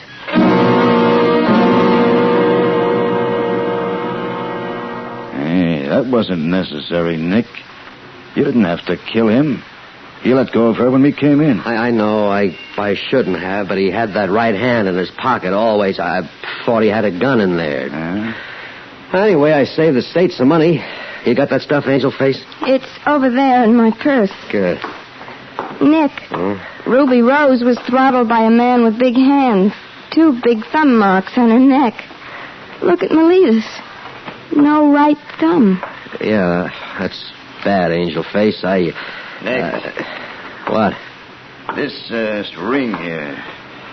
Isn't this your fraternity ring? Don't move, Nick.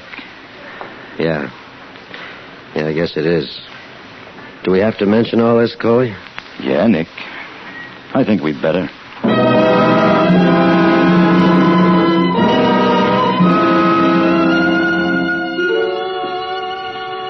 So that's about it, Captain. And as you know, sir, Nick met Ruby Rose while he was doing undercover work on Milton Miletus. Yeah, but I didn't know he'd gone on seeing her after he left the assignment. I guess nobody did, except me. Yes, and Sergeant Coley clinched the whole thing with that ring. Well, Miss Wheeler, the ring clinched the case all right, but not against Miletus. An M upside down, see, is a W. But an M sideways is a Greek letter. And Nick planted it in Miletus' apartment for me to find, huh? It was Nick's fraternity ring. Yeah, that's right. He was probably afraid you were digging too deep to find the real killer, so he killed Miletus to make you drop the case. Oh, his plan might have worked without Coley here. Well, Miss Wheeler, this isn't exactly good news, but thank you for filling in some of the blanks. Oh, Captain. Yeah? When will Chick be free? It takes a little time, but he'll be home. I guess he learned about women the hard way, huh? Oh, he hasn't learned anything yet. That kid brother of mine. Just wait till I get him home.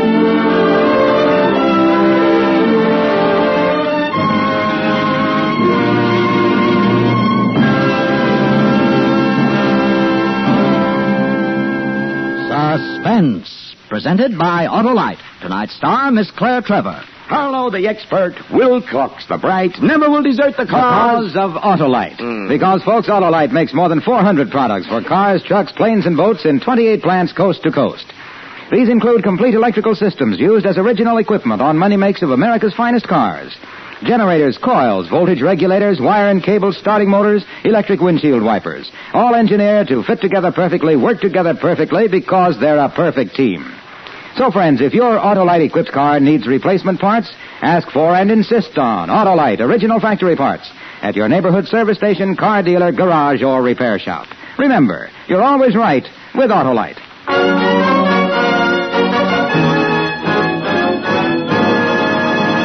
Next Thursday for Suspense, our star will be Dennis O'Keefe. The play is called Very Much Like a Nightmare. And it is, as we say, a tale well calculated to keep you in suspense. Tonight's Suspense play was produced and edited by William Spear and directed by Norman MacDonald. Music for Suspense is composed by Lucien Morawek and conducted by Lud Gluskin. Angel Face is an original play written for radio by Cornell Woolrich. Claire Trevor may currently be seen co-starred with Fred McMurray in Borderline. In the coming weeks, you will hear such stars as Charles Boyer, Edward G. Robinson, and Jack Carson. Don't forget, next Thursday, same time, Autolite will present Suspense, starring Dennis O'Keefe.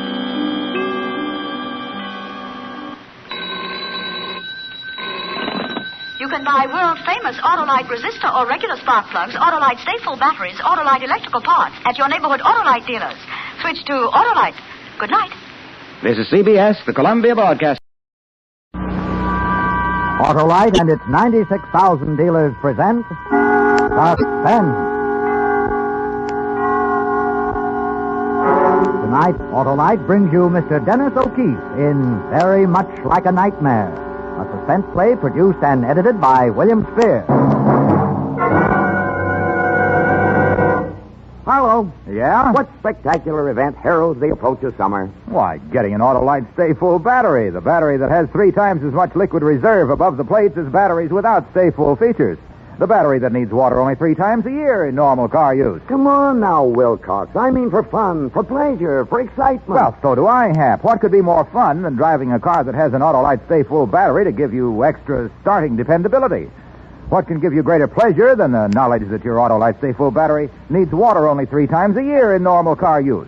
And what excitement when you find out that SAE life cycle standard tests show that Autolite stay-full batteries give 70% longer average life than batteries without stay-full features. The circus is what I had in mind, Harlow. You should have seen the menagerie. Every kind of animal. Camels? Naturally. Wouldn't be a circus without camels. Well, no camel can teetotal water like the Autolite stay-full battery that needs water only 3 times a year in normal car use.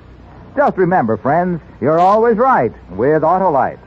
And now, with Very Much Like a Nightmare and the performance of Dennis O'Keefe, Autolite hopes once again to keep you in suspense. It started out like nothing more than a small, freakish accident. The kind of thing you could tell a little sheepishly as a joke on yourself. But by the time it was over, it was very much like a nightmare. A dream you wake up from, drenched in cold sweat, shaking all over, with the clock pointing at 3 a.m. and the covers on the floor. It was only my second day back on the job after a short bout with the flu germ, and I'd been up practically all night working on a job my boss, old Hard Rock Gilman, had been kind enough to save, especially for me. As I walked into the lobby of the Nugent building, my biggest worry was simply whether the little pills my pharmacist mate Hermie had given me would keep me alive and jumping through a rather long day. Eddie, the hawk-faced kid who ran the elevator, was just about to take it up as I came in. Hold it, Eddie. Hiya, Mr. McLean. Oh, I'm sorry, Miss Dupre. Didn't see you. Good morning. Oh, good morning, Mr. Frey. How are you? Anybody for three? Don't think I've seen you around lately, Mr. McLean. No, I've been playing hooky. Lucky you. 5, Eddie. Have I ever let you off any other place?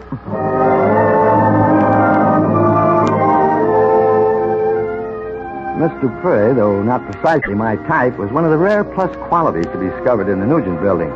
She was one of the few girls I've seen around office buildings who actually looked as though they belonged in somebody's penthouse apartment. She usually tagged along with Ferris, a cocky-looking character who also worked at Circassian Brothers Importers up on 5. 5, watch your step. Thank you, Eddie. Miss Dupree. Yes? Is everything all right? What? Oh, yes, I think so, Eddie. But maybe you'd better check with Mr. Ferris. He may want to send out for a sandwich around 11. Okay.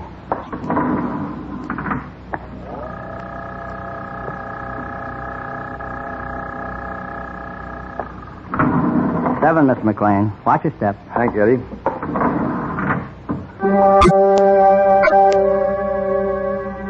The morning went slowly, even with Hermes pills to help, but at noon I resumed a pleasant custom which had been temporarily interrupted by my illness, that of having lunch with Miss Catherine Warren, a delightful young lady on whose future I had very definite, if not especially dark, designs.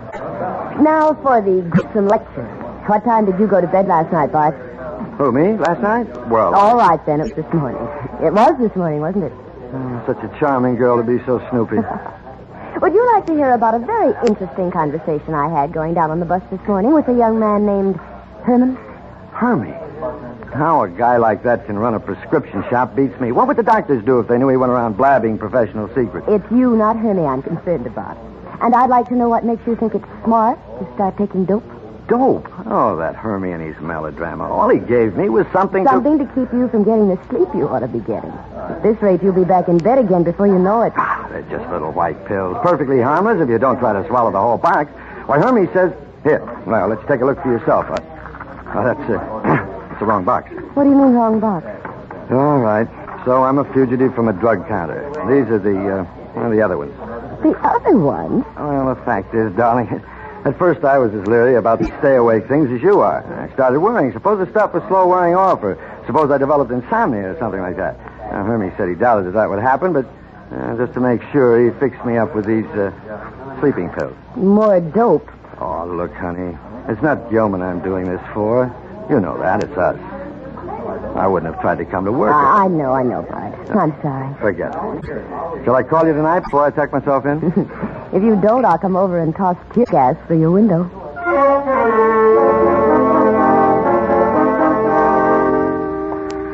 I made my way back toward the Nugent building, wedged very appropriately near a narrow dead-end street. About halfway down the block, I heard footsteps behind me, and then a voice, familiar enough. McLean. It was Ferris, Marie Dupree's boyfriend. Hi, McLean. Hadn't seen you around lately. Been out of town? No, just had to stay in for a few days. How's it with Circassian Brothers? Never better. And with you? No complaints. Say, something was said in the elevator this morning. You know, Eddie, about him picking up a sandwich for you around 11. I was wondering if that's just an arrangement with the people on the floor. I don't get it, Mr. McLean. Eddie's never picked up any sandwiches from me. Somebody's kidding. Oh, here we are. Going up. Oh, hi, Mr. Ferris. Mr. McLean. Hi,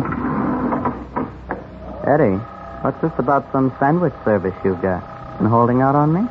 Well, Eddie, I just thought I overheard you and Mr. Free say something about sending out for a sandwich, so I... Oh, no, that was... No, you got us wrong. I never said that. I told Mr. McLean, Eddie, that it was probably some kind of kidding you and Mr. Free were carrying on. That goes to show you should never kid on the job. Yes, sir. That's a good motto for Eddie, huh, Mr. McLean? Never kid on the job. The three of us stood silently in the rising elevator. It seemed to me that Ferris had pushed the sandwich topic a little farther than necessary. Eddie was pretty upset. Well, why would he... Oh, well, it wasn't any of my affair.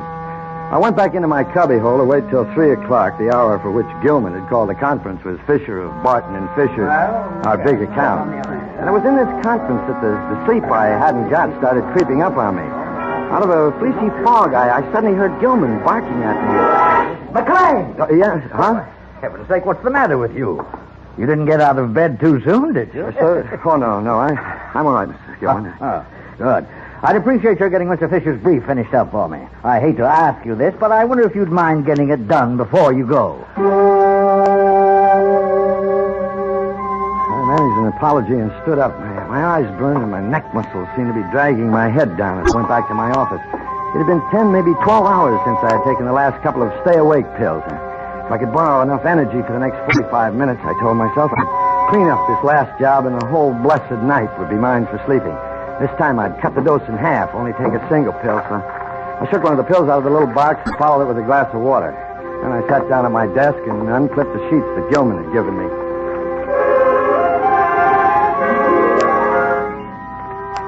I don't know when it was that I noticed that the words had started running together. I looked at the papers and it was like peering through water. A bell was banging somewhere far off in the distance, and I seemed to be lying across a bed. Slowly, I forced open my eyes and blinked while reality swam into focus. For a moment, I really didn't know where I was, and it was just silence and the lost feeling of being in the wrong place.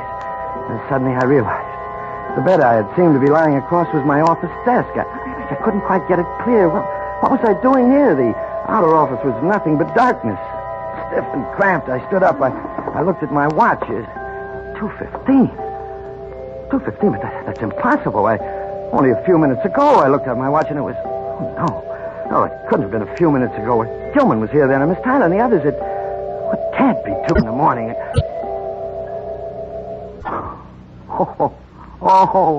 Oh, bright boy McLean. Hermes pills. For the second time, I'd made a stupid mistake about the pills. When I went into the washroom, I'd taken the wrong pills with me. The sleeping pills. The others were still in my top coat. I laughed again, but this time I didn't like the sound so much. Somehow it seemed too hollow, and then suddenly, standing there in the middle of the floor, 7 stories up in an empty office building, the darkness moved in on me, and I got that funny feeling as if the darkness wasn't all, as if I had worse to contend with, like in Blind Man's Buff when you're a kid and you shrink back and hold your breath while the hand fumbles past you in the darkness. As weird as it seemed, all of a sudden it was like being on the island again with the Japanese somewhere near you and not daring to light a match and holding your breath with the darkness so thick it choked you. Holding your breath because that overloud breath might be your last.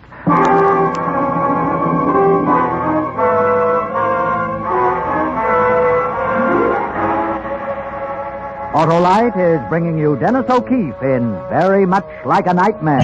Tonight's production in radio's outstanding theater of thrills, Suspense.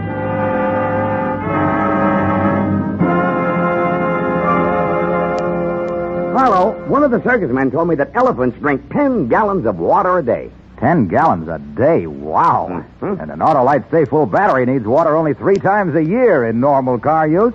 It's the super battery that has 3 times as much liquid reserve as batteries without Stay Full features. Yes, but the elephant is a mighty powerful critter, Wilcox. Well, talk about power. Man, the Autolite Stay Full battery is amazing. You see, there's a fiberglass retaining mat at every positive plate to hold the power-producing material in place.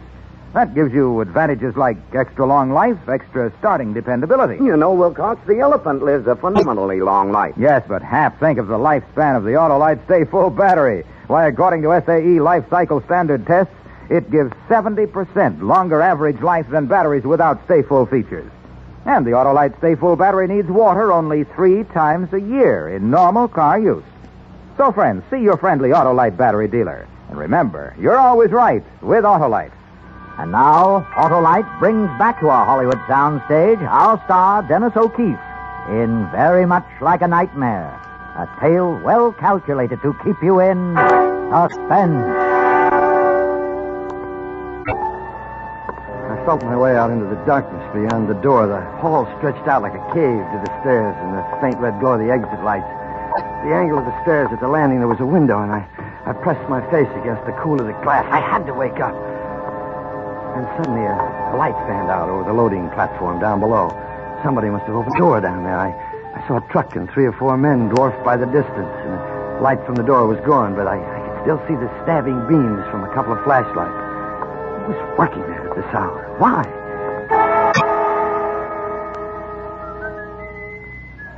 heard the whistling. Eddie, the elevator boy. What's he doing here at this weird hour? 2 o'clock in the morning in an empty building with no passengers? Lead-footed, I moved down one flight and waited there on the 6th floor, straining every cell to hear the whistling again, but I didn't. Instead, I heard something from the 5th floor, and I felt my way down toward it. Sure, I'm laughing, Joe, because I know Marie, and I know that when she talks like this, she's not meaning half what she's saying. And then we've been drinking. I haven't been drinking that much. We feed him everything he asks for, line it up so that all he's got to do is walk in. And even before the stuff is out of the plate, he's ready to cheat us out of what he promised. Marie. So we get for letting ourselves get mixed out of it. Yes. Now, wait a minute. Hello, Ferris. Now, I tell you something, Miss Dupree. You don't know who you're fooling with. You start calling names and you're going to get hurt worse. Lots worse. Yeah, I hit you, and that ain't all. You figure you don't get enough for what you do. You figure you're being cheated out of your cut. But I tell you something now. You open your mouth the wrong way, I handle you myself. No, wait, Joe. You think we're so scared of you? We'll stand for anything, don't you? Well, if I get nothing, you get nothing, too. Open my mouth. I'll open my mouth all right. We never should have... Get out of my way. Where do you think you're going to? Marie. Back to you. I told you to keep your mouth shut. What was this nightmare I'd stumbled into? If I hadn't been groggy and I looked down on the platform from 7, it would have been tipped off by the flashlights. Sir Kissian would never have had his workmen stumbling around in that sketchy light with stuff costing a small fortune. The elevator. Eddie was in on it, too, handling something a little hotter now than sandwiches. But after the doors opened, I noticed that the whistling stopped like being cut in two by a knife. The longer I stood there, the more unhealthy my position became, and then I wondered about Albert, the night watchman. Where was he? He had a gun, but suddenly I wanted to get out of there more than anything in the world. Just get out. My dash for the stairs to the 4th floor was like a slow-motion dream. Hermione's sleeping pills. I plumped to the floor just out of range of the nearing light as the elevator dropped toward me. And suddenly there it was, a nakedly lighted little room suspended in space. I was staring through its 4th wall at Eddie. His face looked sick and green as he hugged the corner there at the controls, as if nothing could make him look behind to the rear of the car where a big man I hadn't seen before held something in his arms. Something like an oversized doll whose legs dangled limply. My panic was fighting my fogginess. I stood there trying to think. Then I remembered the telephone. There was a perfectly good phone in my office. But that was 5 flights up, 5 long flights. Hadn't there been a phone on one of the other floors, a base station? I fought my way upward again and found it. I found it on the 3rd. I remembered not to close the door of the booth completely, because if I did that, the little light would flash on, and light was the last thing I wanted. I broke the phone off the hook, took a deep breath, and the coin sounded louder than a fire bell in the dead of night. Clumsily, I dialed the operator. Number, please. Number, please. The dope. The words wouldn't come out. Number, please. Police. I want the police. My palms were sweaty. I was listening with half an ear down the hall. I thought I heard a slight scuffling sound, but I couldn't be sure. Why was it taking so long? Police department. Hello. I'm calling from the Nugent building on 3rd Street North. There's a robbery going on here. A robbery. A girl's been killed. What's that address? Who's calling? My name's McLean. Bartley McLean. I work in this building. The address is... All right, mister. Hang up that phone. A sudden glare of the flashlight struck across my face like a fist. I shriveled to nothing inside, and I saw the man behind the gun. It wasn't Joe. It wasn't any of the men I'd expected. It was the guy I'd almost written off as gagged and tied or dead. Albert, the night watchman. Hang it up. Albert, I was looking for you a while ago. Hello, police department. It's all right. I'm McLean. Clark McLean, remember? Then will you please... Gilman and Company, up on the 7th floor. Hang up that phone, Mr. McLean. Hello, would you repeat? Oh, look, you don't understand. You don't know what's going on. I know what's going on, all right. Oh, will you take that gun out of my face? I tell you, there's a gang of crooks in this building, Albert. You, never should have been here tonight, Mr. McLean. What? Come on. We're going to see him. Him? Joe. Come on. Walk.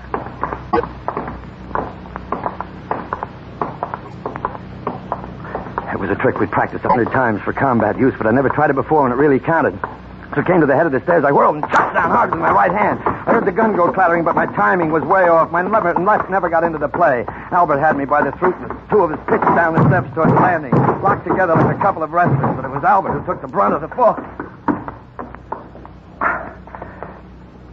His heart was still beating. He was just knocked out before... For how long? Suppose someone had hurt us. They must have hurt us, and the gun fall, too. The gun. Up at the top of the stairs. I had to get it. I had to get that gun. I had the gun in my hand. I didn't feel so naked now. I headed upstairs for Gilman and Company's quarters fast. The door was still ajar the way I'd left it. I slipped in and closed it behind me. I knew that maybe I had only a matter of a few minutes to get out of final SOS. Albert would come to and start talking. I stumbled over to my desk and put the gun down and started to reach for the phone. All right, fellas, just stay where you are. What did I tell you, Ferris? I knew our boy would be coming back to see us. Let's go in and visit Petey. Okay, guys. Move out where we can see you. Petey, Ferris, at least three of them, and everything was in their favor. My hands moved even before I thought the desk drawer was open. Slid the gun into it, then moved in front of the door. Okay, Mac, or whatever your name is. Petey, look him over. Yeah, sure, Joe. Ain't you hanging around here a little late, Mac? I went down the hall for a minute. I had some work to do. I guess I fell asleep. When I woke up, I just wanted to find out what time it was. Hey, mister, I think you picked a bad night to work late.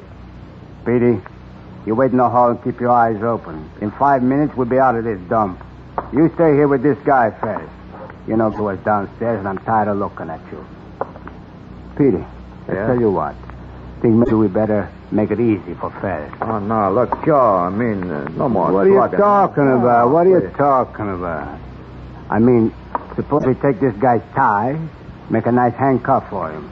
And these two businessmen can sit down and talk business until we're ready to go.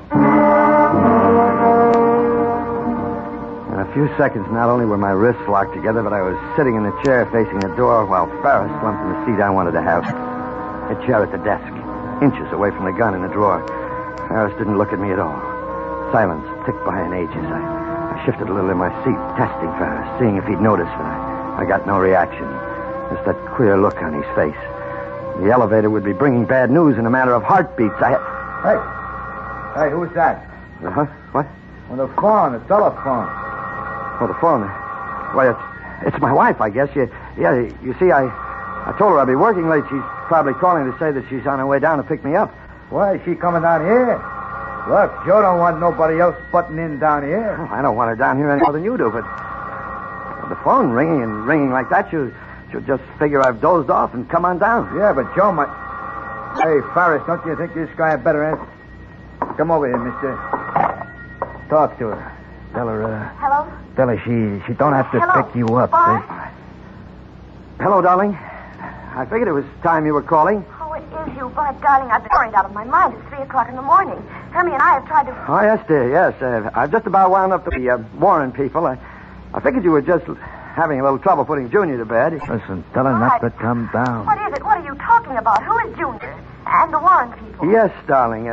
Put the car back in the garage. Hermie is here. He's going to drive me home. Hermie? Bud, Hermie's here with me. Don't you... Bud, is something wrong? You're absolutely right, dear. Absolutely. Oh, Bud, darling. All right, don't talk all night. Goodbye, darling. Bud! Who is this Jaime? Why, he's a friend of mine. Sometimes we both work late, and he drives me home. I had to tell her something she'd believe. I didn't want to call him back. Yeah, well, we'll fix that. So he pointed me back to my chair and took the receiver off the hook. And all the time, we might have been pictures on the wall for all the interest that Ferris took in us. Petey went back out in the hall, and when Ferris did speak, it was all I could do to keep from jumping out of my skin. And his face. I suddenly remembered when and where I'd seen a look like the one on Ferris's face. Funny thing. All this time, I never knew you were married. Oh, yes. I've been married 3 years now. Marie and me, that's what we had in mind all the time. We figured we could make it work. We were going to get married. But you know how it is sometimes. You burn up all you make on clothes and car fare. Joe said no rough stuff. Marie just got excited. He didn't have to. They didn't have... All right, Ferris. Here they come. Let's roll. Ferris, listen to me. The desk drawer in front of you. There's a gun there. A gun. A gun? And What about the gun? Joe's coming back. There's not much time, Ferris. Right in front of you. In a desk drawer. Open it. Get the gun. So, here's the boy who went out to find what time it was.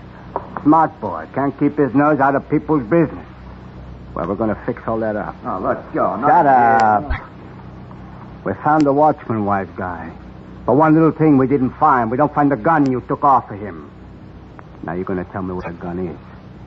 I got something figured out for that little gun. Okay, what is it? Come on. Ask me, why don't you, Joe? Is this what you're looking for? No, wait a minute. With the first shot, Ferris buckled, sweeping the lamp off the desk. In the darkness, I groped for the outer office. Petey was in my path, but he was through stopping anybody.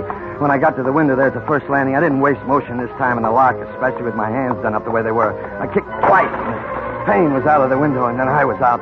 Fire escape was rickety, but it had a railing, and the cold, wonderful night air was smacking me in the face. And then,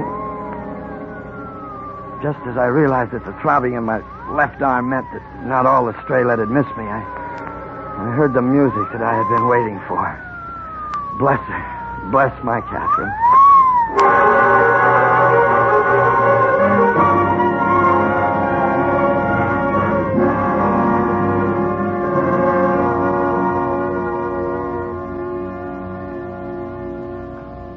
Well, I'm not in the Nugent building anymore, and here at Pratis and Miles, I managed to exercise such talents and training as I have without putting too great a strain on my blood pressure. A situation which not only pleases Mrs. McLean, a girl named Catherine, but also meets with the unreserved approval of her husband.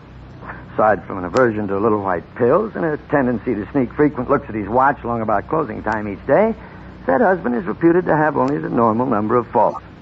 His greatest strong point remains his memory, which is convenient equipment for anniversaries.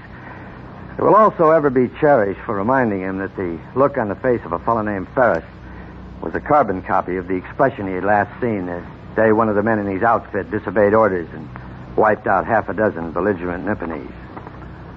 Ferris got only 2, while the man who was protesting what had happened to his brother got twice that many. But it is possible that he died just as happy. Personally, Oh, good Lord. Look what time it is. Where's my briefcase?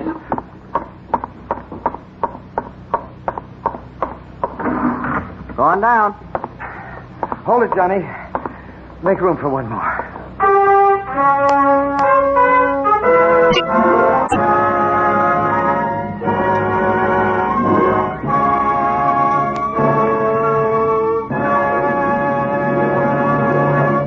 Suspense.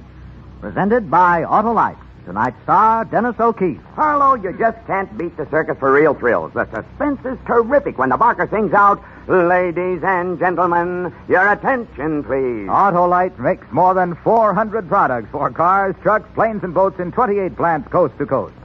These include complete electrical systems used as original equipment on many makes of America's finest cars. Generators, coils, distributors, voltage regulators, wire and cable, starting motors, electric windshield wipers. All engineered to fit together perfectly, work together perfectly, because they're a perfect team. So, friends, don't accept electrical parts supposed to be as good. Ask for and insist on Autolite, original factory parts, at your neighborhood service station, car dealer, garage, or repair shop. Remember, you're always right with Autolite.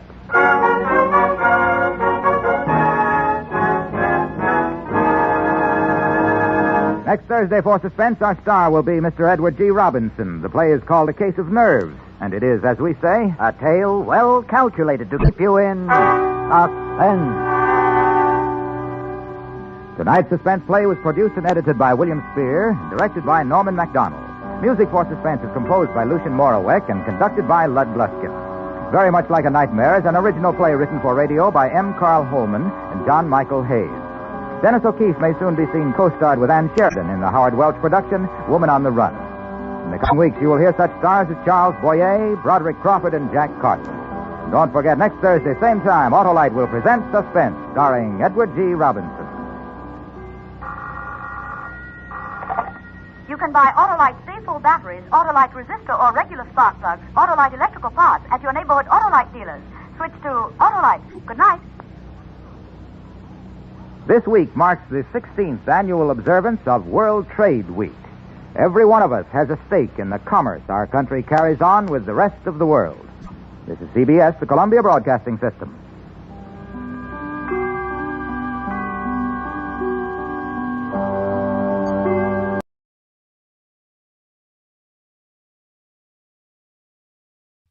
And now, with the case of Henri Vibar and the performance of Charles Boyer, Suspense.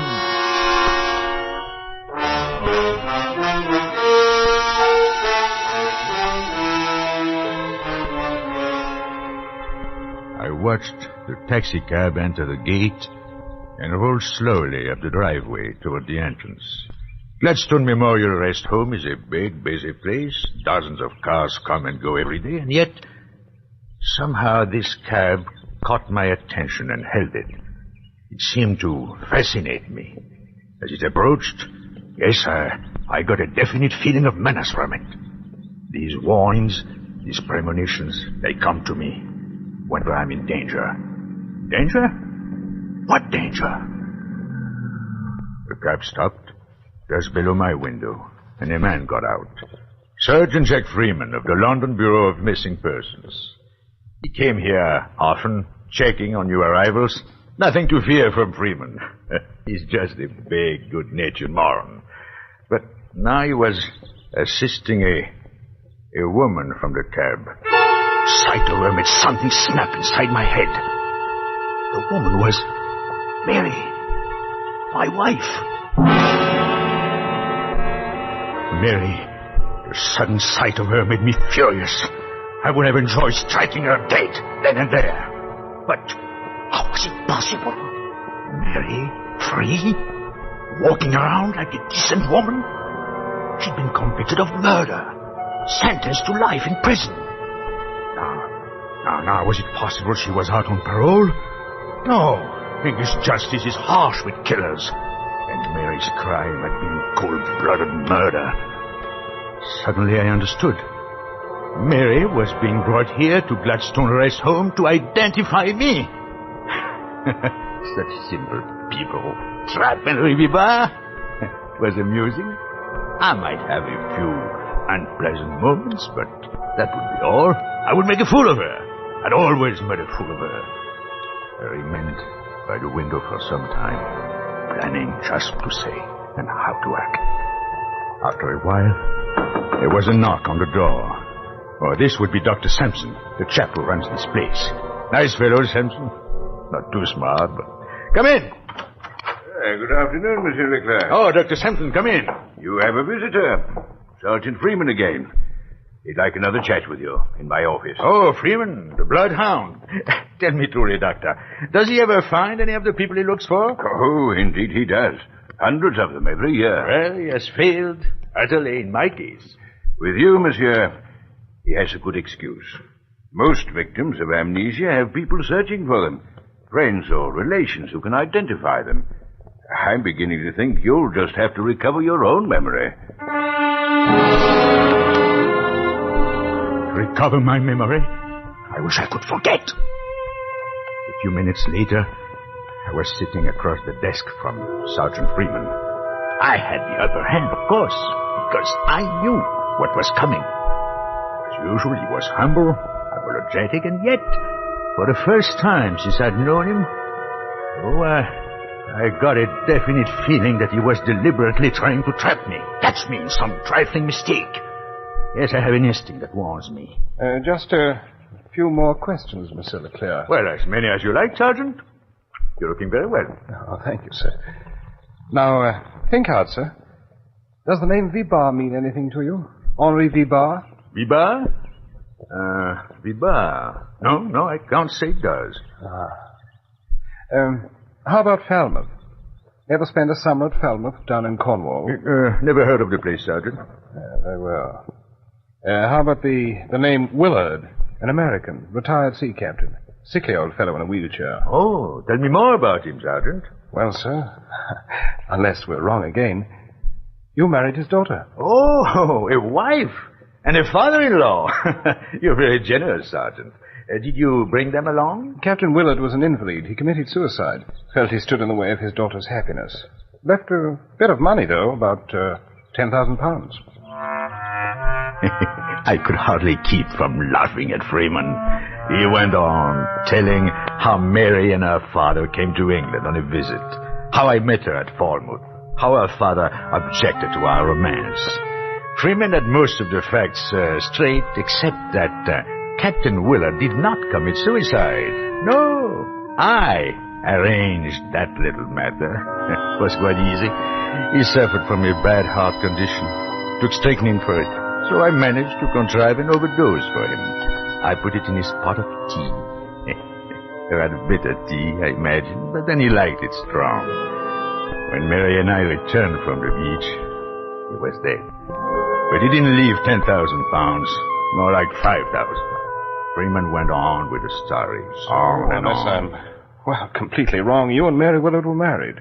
Settled up Captain Willard's estate, which was practically all cash. Then went up to London to live. Now, Monsieur Leclerc, does none of that strike a familiar note? You seem to think it should. Why, Sergeant Freeman? Because you've been identified from those pictures we took of you when you first came here. Really? Who? Oh, the woman, of course. Yes, sir.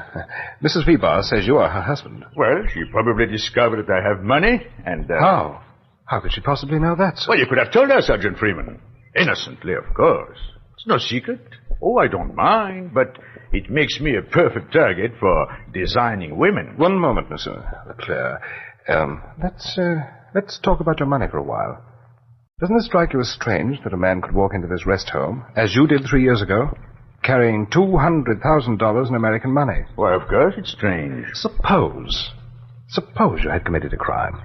Wouldn't it have been a perfect way to elude the police? Yes, but if I were a criminal, you would have my fingerprints. You said so yourself 3 years ago. Remember? You came here carrying nothing but money. No extra clothing, no papers, nothing by which you could be identified. Now, Sergeant, what sort of crime are we discussing? Murder? It would have to be murder. You detectives. And who did I kill? Well, to be honest about it, we don't know. Oh, just anyone. To be this woman's husband, I must have murdered somebody. Well, that makes her very attractive, I'm sure. Tell me, did she help me with a job? She was tried for the murder, convicted, and sentenced to spend the rest of her life in prison. Would you care to hear about it? Well, not particularly, but it's part of your job, and we've rather taken over Dr. Sampson's office. That's quite all right. I find this very interesting. Well, it's not interesting to me. Because Freeman had the story all wrong. He just knew Mary's side of it. And there was so much she didn't know. We buried the old man, got married, collected the old man's insurance, and went up to London to live. It was very nice for a few months, but the money didn't last long. Very soon I was broke. Nasty feeling, being broke. Makes me nervous, uncertain of myself. Fortunately, just as things were getting really bad, I met an American friend, a chap I had met in New York a few years before, named Nate Blackburn. He had a lot of American bonds, hot bonds he called them, but he didn't know how to dispose of them. It was a simple matter for me, with my connections on the continent. Blackburn stipulated one thing. He wanted to be paid in American dollars. That delayed matters for a few days, and finally, when I received the money, I decided not to share it with Blackburn. So, instead of keeping my appointment with him, I went to my hotel, sent Mary out on a fool's errand, and packed my grips for a quick disappearance. I'm very clever at quick disappearances. I was all packed, ready to leave, when there was a knock on the door. That startled me. If Blackburn didn't know where I was living, and Mary couldn't get home for an hour. Who could it be? Again the knock. My nerves steadied down. They never fail me in a tight spot. Hello? What is it? Sergeant Randall, Scotland Yard. Well, what do you want? Some information, that's all, sir. Did you attend the Palladium last night with a man named Nate Blackburn? Why, yes, I did. What about it? We're trying to find Mr. Blackburn. Do you have his address? Now, look here. I'm trying to catch a train. I know very little about Nate Blackburn, except that he is a thoroughly respectable businessman. You've been misled, Mr. V-Bar. Nate Blackburn's a bad one. Tell me, did he talk to you about bonds? Bonds? What sort of bonds? Stolen bonds, Mr. V-Bar. They're part of an American post office robbery during which 2 policemen were killed. Only today we traced the bonds to Nate Blackburn. But he seems to have disappeared. Now, this is too silly. Please, clear out. See me some other day. Oh, too bad, sir. I can't. We must get Nate Blackburn's address. Well, suppose I say I don't know it. Oh, I can't accept that, Mr. V-Bar. Perhaps you better come along with me to the yard. If you can convince Captain Nichols... Now, one moment, please. Blackburn did give me his address. Well, if I remember it and give it to you, will you go away and stop bothering me? Mr. V-Bar, I asked you a simple question. All I want is an honest answer. All right. I'll give it to you. Blackburn lives at the Afton Hotel, Suite 618. You dirty, rotten, scurvy rat. No. I mean it. He's probably there right now. Here, I'll get him on the telephone. Never mind the phone. Of course he's there. Waiting for you to show up with our money. Where is it? What became of your English accent? Come up with that dough and quick. Well, I don't have it. I put the money in the mail. I've been tailing you all day. I saw you sell the stuff an hour ago. Come on, V-Bar. I want the money. That gun doesn't frighten me. You wouldn't dare kill me. No, but I can put a couple of slugs in your legs. How about that? Want to be a cripple the rest of your life? No, wait. I intended to deliver the money to Nate personally, but, since he doesn't trust me... Now, please, put that gun away. There, that's better. I have an aversion to firearms. Where's the money? There, in that grape on the table. Huh? The small one. Good. Old bills. Not in sequence. Can't see any marks. Drop that money. Huh? Hey, what's that thing, a gun? Put that money on the table. Let's see that gadget. Stand still. Don't move. Don't tell me it shoots real bullets. Stop. Stay where you are. Stay away from me. Give me that thing. Stop, I said. I'll shoot. Come on, hand it over. No. You jerk. You silly... He fell, dead, right at my feet.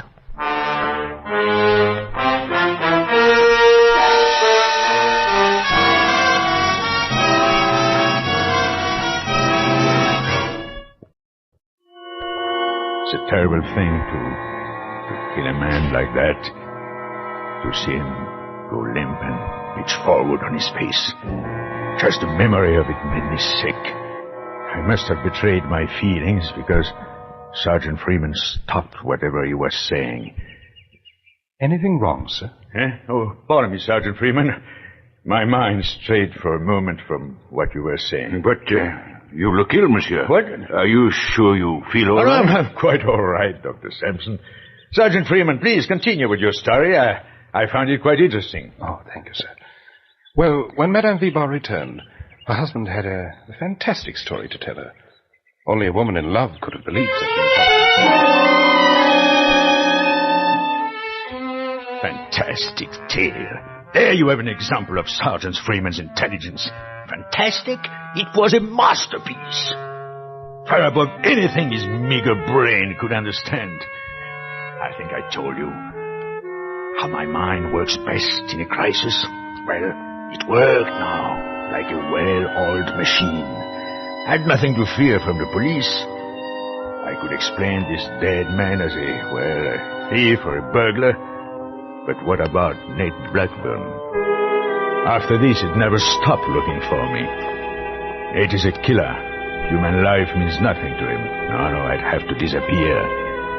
Make it absolutely convincing. Well, I could do just that. No one, not even my adoring wife, would ever hear of me again. I would dissolve into thin air and take $200,000 with me. The sight of the dead man sickened me. So I dragged him into the bedroom and closed the door. Then I sat down and planned out every detail of the wonderful scheme. Of course, I wiped my fingerprints from the little gun I had used and left it on the table where my wife would be sure to handle it. Funny thing, Nate and I had talked about fingerprints.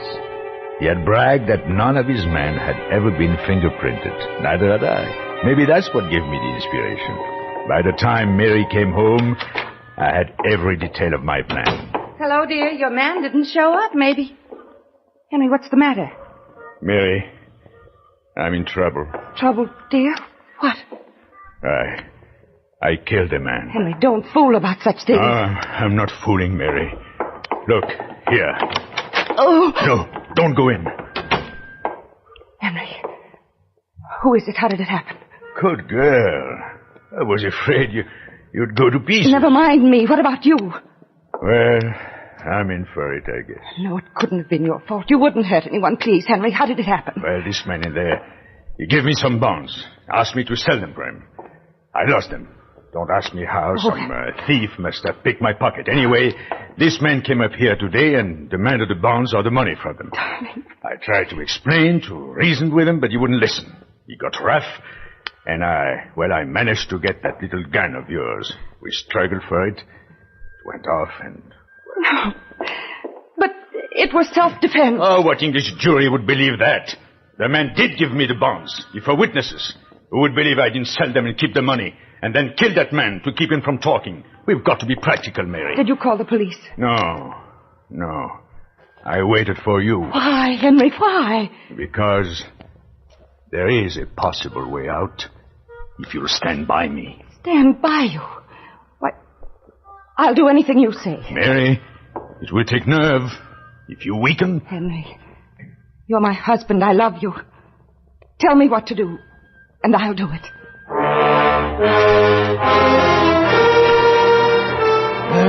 If all life's problems were as simple as women. I told her my plan. The dead man looked like me in a general way. My size, black hair, eyeglasses. And after he dropped 20 floors to the street, he wouldn't have any features. Mary would simply hurry downstairs, perhaps a bit hysterical, which shouldn't be difficult in the circumstances, identify my broken body, and allow herself to be consoled. Could be suicide or an accident, whichever suited her. Unless she forgot. She forgot about the bullet in the man's body. Yes, the bullet that would convict her of killing her own husband. My plan was a great inspiration, but it had one terrifying angle. To make identification complete, I had to change clothes with a dead man. That was a fearful ordeal, nightmare, but it had to be done. It was almost too much for me, but I think I told you, I'm equal to anything if I put my mind to it. But I'll take to my grave the horrible memory of dragging that body to the bedroom window and pushing it through.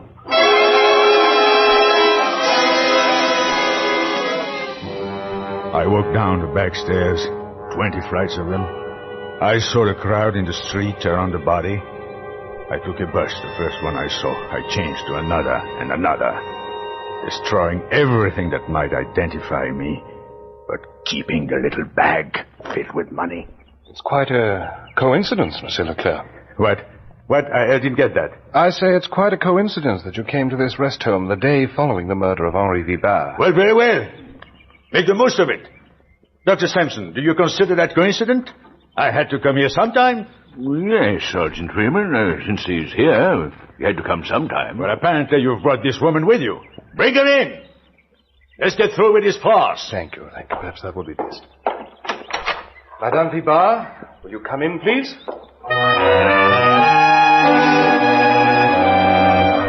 A big moment. And I wasn't even excited. I'm like that. Little things may bother me, but big things, really important things, and my nerves are like steel. Mary walked into the room. I looked at her without a flicker of an eye. She was a changed girl. Now, so different from the girl I married. Prison does that, I suppose. She was looking at me. Our eyes met and held. For a moment, there seemed a shadow of doubt in her face. Then she took a step toward me.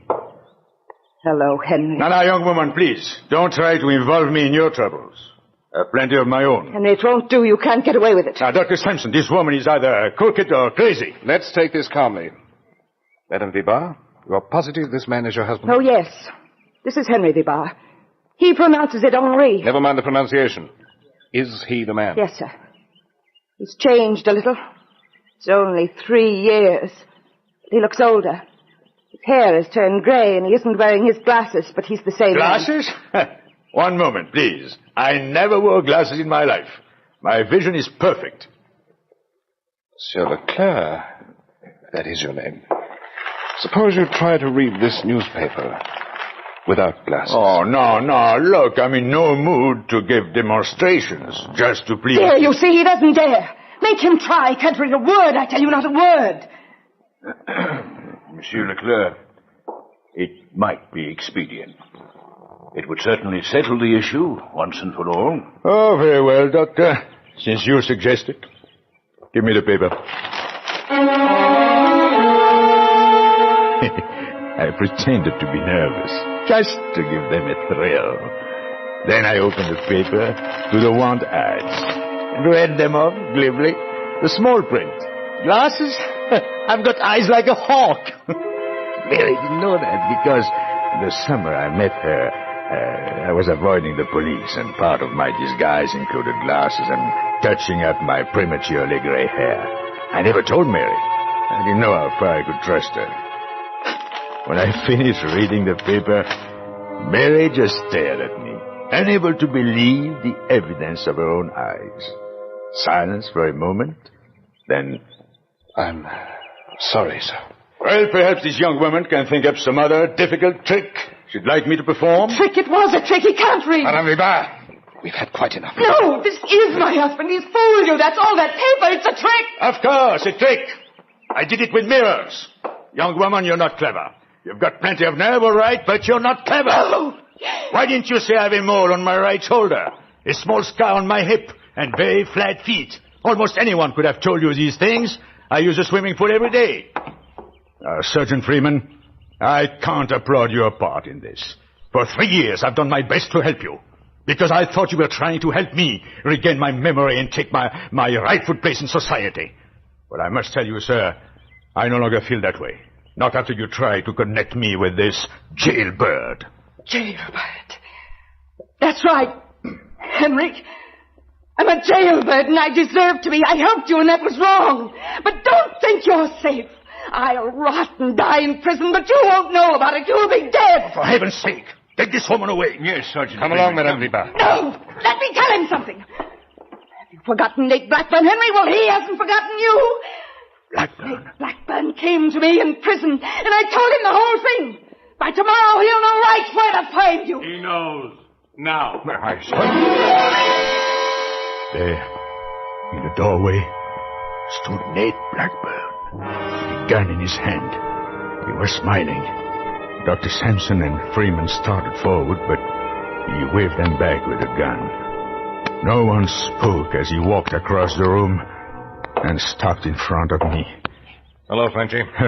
Well, there's some mistake. Yeah, but you made it, Frenchy. I had a hunch you'd get together with your wife, sooner or later. I spent a lot of time and money keeping an eye on her. Look here, my man, put away that gun. That sort of thing doesn't go in this country. You're right, Copper, I know. Only this is a special occasion. You won't get a mile away. I know that, too. No, Blackburn, I'll give you the money. What money? Will that bring back Jack Randall? Will it put this girl back in circulation? Listen to me. I can explain if you let me. It wasn't like you think at all. Nate, we used to be pals. Remember? New York, San Francisco, Paris. We had lots of fun. I bailed you out in Rio. I'll make good, Nate. I swear I will. Only... No, don't! I can square it.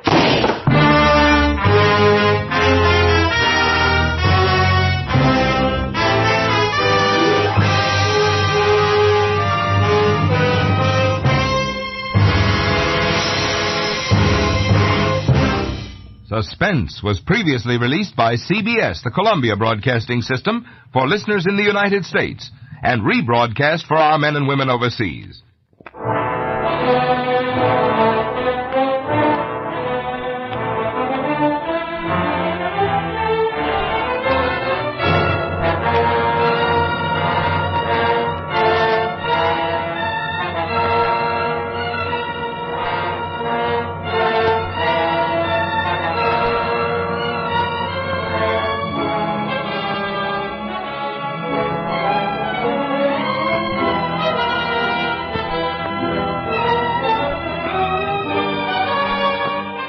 This is the United States Armed Forces Radio Service, the voice of information and education.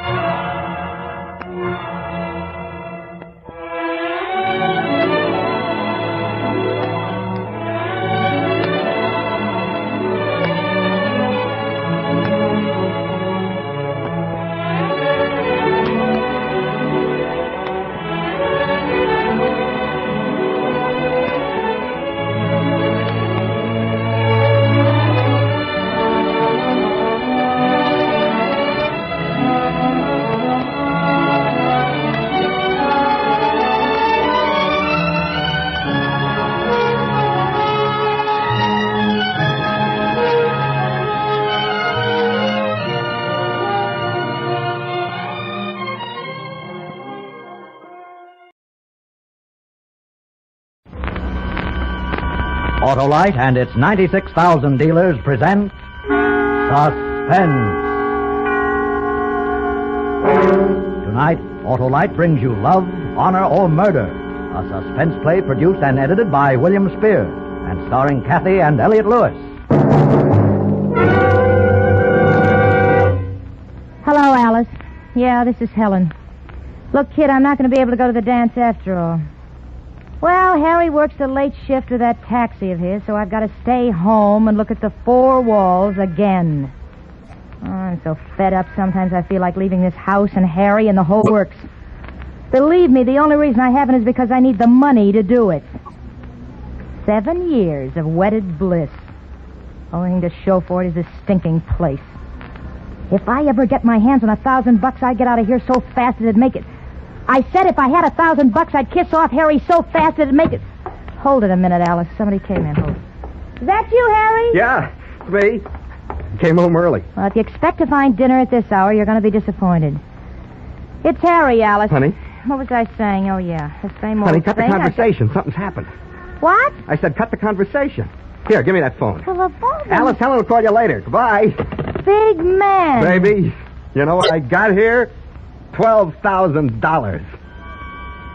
Yes, in a moment, Kathy and Elliot Lewis, and a tale well calculated to keep you in suspense. Wilcox, where'll you spend your summer vacation? On the open road, Hap, my hapless pedestrian, enjoying the remarkable performance of my Autolite Stay Full battery, the battery that needs water only 3 times a year in normal car use. Ah, what sweet stay fullment. Correction, Wilcox. You mean sweet fulfillment. Ah, you walked into a trap, Hap, my lad. The Autolite Stay Full battery brings sweet stay fullment because it has 3 times as much liquid reserve as batteries without stay full features. That's why it needs water only 3 times a year in normal car use. A man who puns like that won't live long, Wilcox. Ah, but Hap, the Autolite Stay Full battery lives an incredibly long life. According to tests based on SAE life cycle standards, for example, this famous battery gave 70% longer average life than batteries without Stay Full features. I shouldn't have started all this. Oh, and speaking of starting, my friend, the Autolite Stay Full battery has plenty of starting stamina and dependability.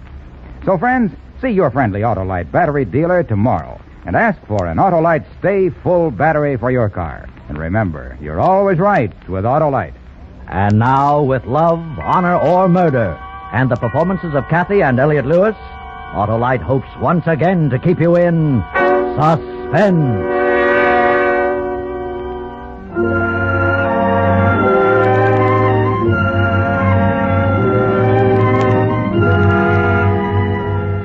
That's what I said, baby. $12,000. Are you out of your mind, Harry? Helen, I found this wallet in my cab just a few minutes ago. Wallet? Here, look inside. Open it up. Harry. $100 bills. Have 50s and 20s and 10s. More than $12,000. $12,000. Now, is it all right to come home early? Why, gee, I don't know what to say. Nah, take it easy, baby. Don't get too excited. I got to give it back. Give it back? Well, yeah. Look at the name inside the wallet. Well, Belongs to a regular customer of mine, Sidney Walker, the news commentator. I take him around town every afternoon. He calls up for me personally. $12,000. Yeah. But as far as we're concerned, it's not worth 12 cents, huh? If I don't turn it into the company before Walker calls about it, they can throw me in the pen for 5 years. Then why did you bring it home? Oh, I don't know. I guess I shouldn't have at that. It's just that I never saw so much money before. I wasn't so far away. And I just had to bring it home and show it to you. You had to bring it home and wave it under my nose. That's like you. Oh, now, Helen. That's just like you, Harry. No, give me the money, Helen. Walker's going to remember leaving the money in my cab. He'll call up the company. Wait a second. How long ago did you find the money? 20 minutes ago. I came straight home. So what's the hurry? What? Well, as long as you're home, why don't you wash up? I'll fix you some supper. I'll make you a good supper. Well, I don't know. I ought to get back. Go on, honey. Go on, wash up. Go ahead. Give us a chance for a little while to kind of pretend the money belongs to us.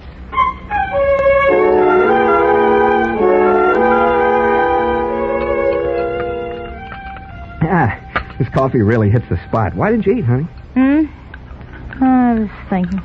About the $12,000? Well, someday we'll have it too, baby. We've got it right now, Harry. Well, yeah, for about 5 more minutes. Well, I guess I better report in now. It's been almost an hour. Walker will be calling the company pretty soon. I want the money to be in the safe when he does. You give me the wallet, Helen? How do you know Walker will call the company? Oh, we've been through all of that. He'll call because he'll remember the ride with me. We went over a bumpy stretch. Easy for his wallet to pop out then. He'll probably remember that. He could have lost it in so many other places. He may not even think of the cab ride. And if he doesn't, won't you feel like a fool? Well, it's better than cooling my heels in some jail. I know what I'd do if I were you. What? I'd take the chance that Walker wouldn't remember, that he wouldn't call. I'd keep the money. Oh, Helen, stop that. That's what I'd do, but not you. You've always been afraid to take a chance. You'll always be content to be nothing. I'm sorry I ever came here with the money. Now, give it back to me. I'm turning it in the company. You love me, Harry. Well, that's got nothing to do with it. No, it has everything to do with it. If you leave this house with the money, when you come back, I'll be gone.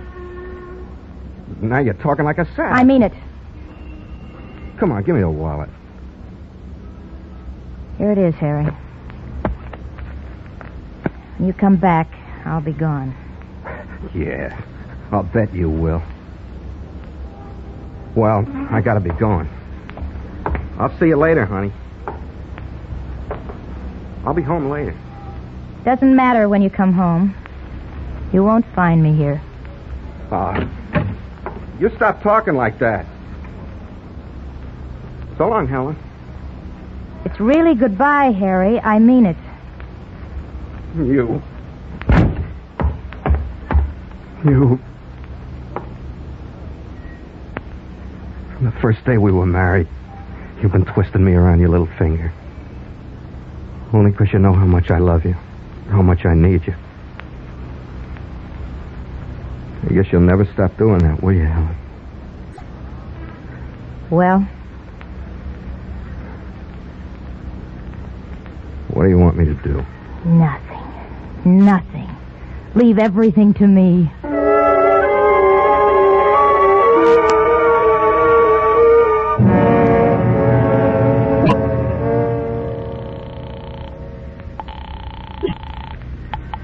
Fearless Cab Company. This is Mr. Sidney Walker's personal secretary calling. Don't tell me that cab Mr. Walker ordered hasn't got there yet. I sent it out hours ago. Oh, it got here all right. It's not that. We're trying to locate Mr. Walker, and I just wondered if by any chance you might have heard from him. What? Well, no. If he got his cab all right, why should he have called us? Of course, you're right. Well, thank you very much. Well? He hasn't reported anything yet. But that don't make sense. $12,000 is a lot of money, even for Walker. Give me the phone book. Who are you going to call now? Mr. Walker, of course. We got to find out why he hasn't reported losing his wallet. What? Oh, look. Why don't you let me bring the money back? Maybe he'll give me a good reward. He might even You're not going to do anything. Let me see now where we are. Here it is.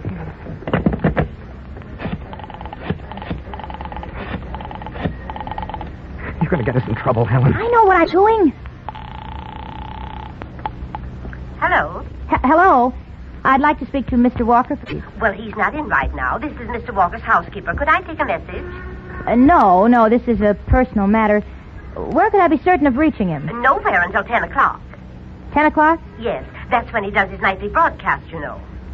Oh, yes, of course. And what time does he reach the station? 5 minutes of 10. Uh-huh. You're quite sure he'll be there then? Oh, my heavens. You could stake your life on it. That's been his schedule for a good many years. Who's this talking? Are you a friend of Mr. Walker's? Oh, yes. My husband and I have known Sidney for a long time. Well, as long as you're a friend, I can tell you. Mr. Walker has a busy evening ahead of him. Oh? He lost his wallet an hour or so ago. It contained a lot of money, enough for a payment on a house he's wanted. That's too bad. I do hope he finds it. Oh, he'll find the wallet, all right. He's out looking for it right now. Do you have any idea where he might have lost it? Oh, yes, he certainly has, and he's mighty disappointed it hasn't been returned. He knows who found the wallet? Not exactly. The way he told it to me, he knows who should have found it. But that is, he didn't tell me the rascal's name. I see. He's too kind and easygoing, that's what he is. He's always been that way. I'd have called the police right away. Why hasn't he? Oh, he doesn't want to cause any embarrassment or hard feelings, you know. So first he's going to look everywhere else he's been this evening. And if it still doesn't turn up? Well, he says that this fellow he suspects hasn't come by the apartment to return the money by the time he gets home. Then he'll report it all right. Oh, but my gracious. Here I am gabbing away a mile a minute. I'm sure all this doesn't interest you. Oh, it does. Of course it does. Now, if we want to reach Sidney before he gets home, you say he will arrive at the radio station just before 10. At 5 minutes to 10, on the dot. Well, then we'll contact him there. Thank you. Harry. Yeah? That was his housekeeper. By what she said, he knows he left the wallet in your cab. See, I told you. Yeah, but he hasn't reported it yet. Mr. Walker is a very fair man. Oh, well, I'll have time to bring it down to the company. Harry, how many times do I have to tell you we're not going to bring it down to the company? Now, come on, we got to decide what we can do between now and tonight to keep Walker from reporting his loss. There's nothing we can do. You just said he knows he left the money in my cab. That's right. Well, then what is there to decide? Smiling about. Was I smiling? Think of something. Of what? No, there is really only one way in all the world to keep Walker from telling about that wallet. What are you talking about? The only way to keep Walker from telling would be to kill him. Now, look. We got to decide what we're going to do, so let's stop the jokes. Do I look like I'm joking? No. No, you don't. There's that gun in the dresser drawer. Never been used. They could never trace anything to you. Oh, Helen, what are you talking about? You've got to kill him. It's simple arithmetic. But how can I? He's never done me any harm. If he lives, he'll call the police and tell him you've stolen his money. Well, that's why I got to return the money. If you do that, you'll lose your wife. No, but Helen, look. Listen to me. Look how simple it is. At 5 minutes to 10, you can be absolutely certain that he'll be entering the broadcasting studio. If you were waiting outside for him, there's so many quiet places you could take him with a gun. Yeah, but Helen, listen to me. Even if I wanted to kill him, I couldn't. I have no nerve. Oh, yes, you have. What? You see, Harry, there are some men who can kill 100 times. It doesn't bother their appetite. They still get a good night's sleep. Yeah, but not... No, I know. No, not you. Not you, Harry. But every man, even a weakling like you, can kill once. He's got to kill to get rid of the thing that'll destroy him. Oh, Helen, please, I can't. You can. Harry, you can do it for me. Oh, why don't you let me just bring the money back? It'd be so much better that way. Harry, what time is it? What? What time is it? It's 10 after 9. You couldn't bring the money back now even if I let you. But why? What time should you have reported in with your cab? Well, 8:30. What difference? Oh. So that's it. See what I mean? If Walker reports his loss now, you're in trouble no matter what you do. They'll know you were thinking of keeping the money. In their eyes, that's almost as bad as really keeping it. Yeah, but You know the rules of that company. You're supposed to inspect your cab after every fare. If they don't arrest you, they'll fire you. They'll blackball you. You'll never get another job. That's why you kept me here. Made supper for me. Stalled around. You figured that one out, too, didn't you, Helen? Yes, I figured that one out, too. Walker will get to the station at 5 to 10. You've got 45 minutes. Start out and act as if you're on a regular run. That'll be your alibi later. Just stop at all the usual places and talk to the boys and act as if it were just another night. What about my schedule? I was supposed to be in at 8:30. You're always telling that business was so good you couldn't come in. Shall I get the gun, Harry? Yes.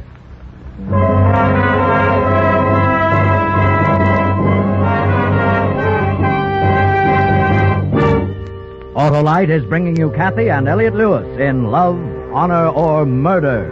Tonight's production in radio's outstanding theater of thrills, Suspense.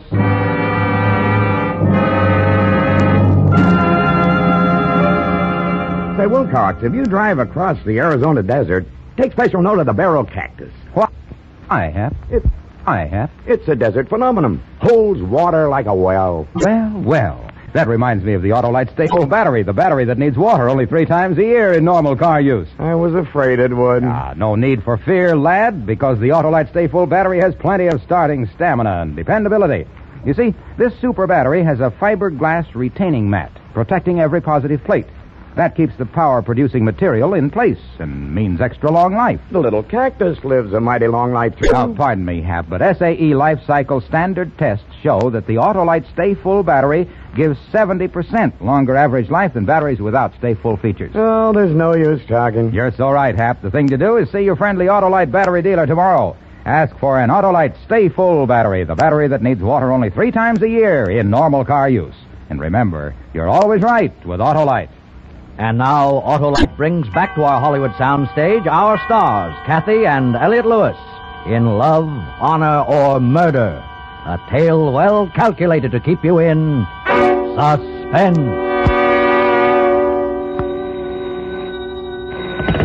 Harry, is it you?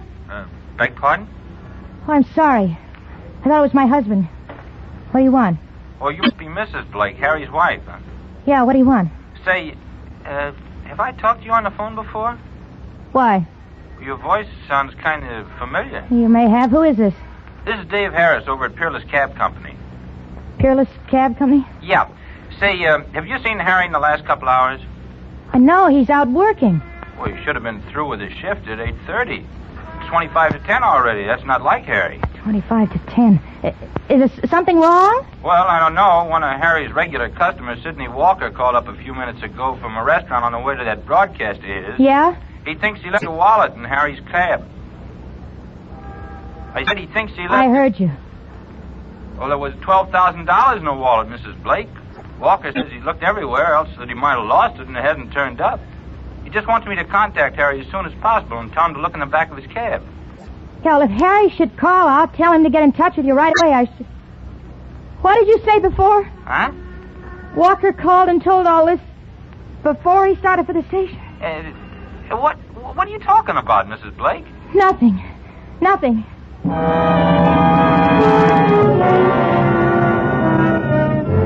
Walker called before he reached the station. Harry will be waiting at the station to kill him. But now Walker's already told him that maybe Harry took the wallet. Everything will point to Harry. They'll arrest him 10 minutes after he's killed Walker. Harry will tell him everything. He's weak. He'll try to blame me. He'll tell him I made him do it. I gotta call him back. I gotta stop him before he kills Walker. 25 to 10. 20 minutes to reach him. I got to reach him.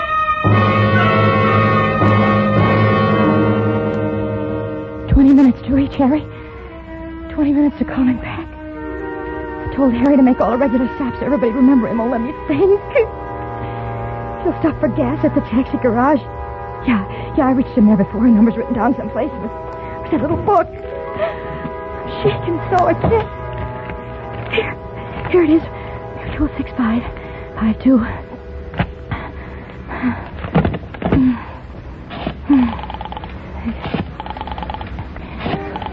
Five.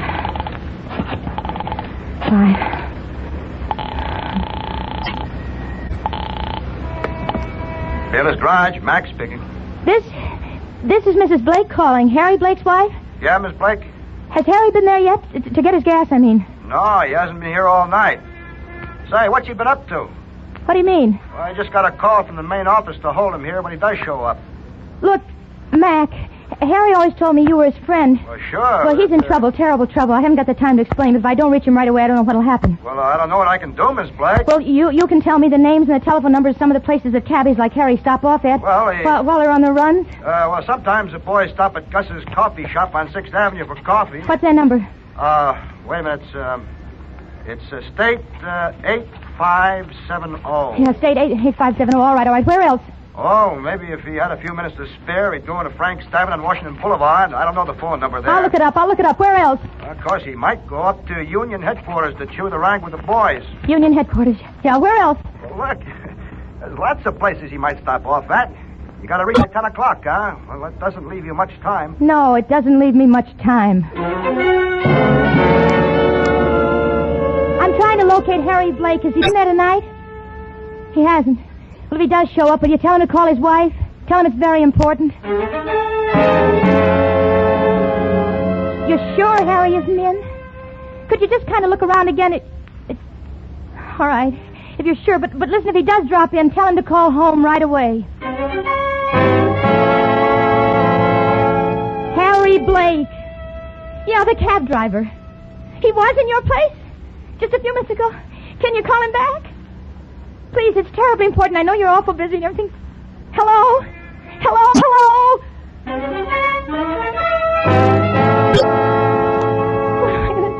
What am I going to do? I got to stop him. How?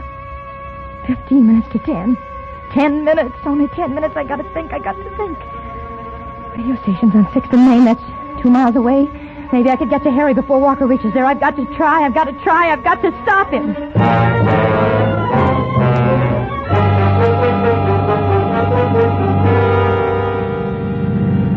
Driver. Huh?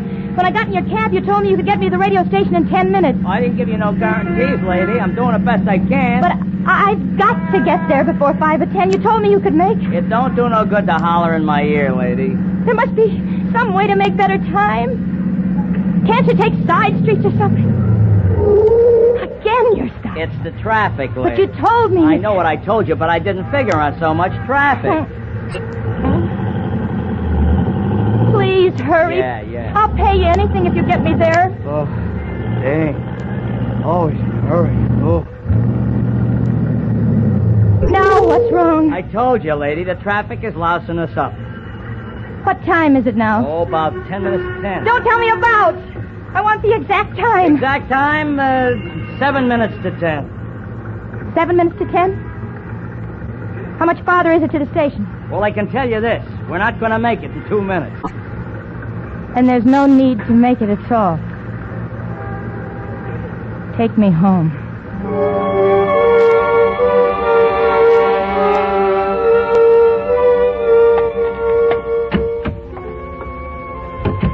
Just a minute or two before 10. He'll be coming home soon. Wanting to hide under the bed, whimpering like a dog. He'll trace the killing to him fast enough. They'll come here. They'll take us both away. And the money, too.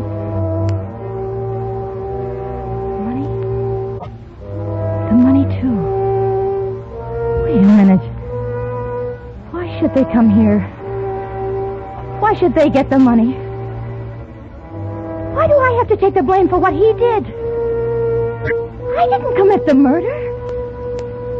That money, I could get away. They wouldn't look for me too hard. Yeah, why should I take the blame for what Harry did?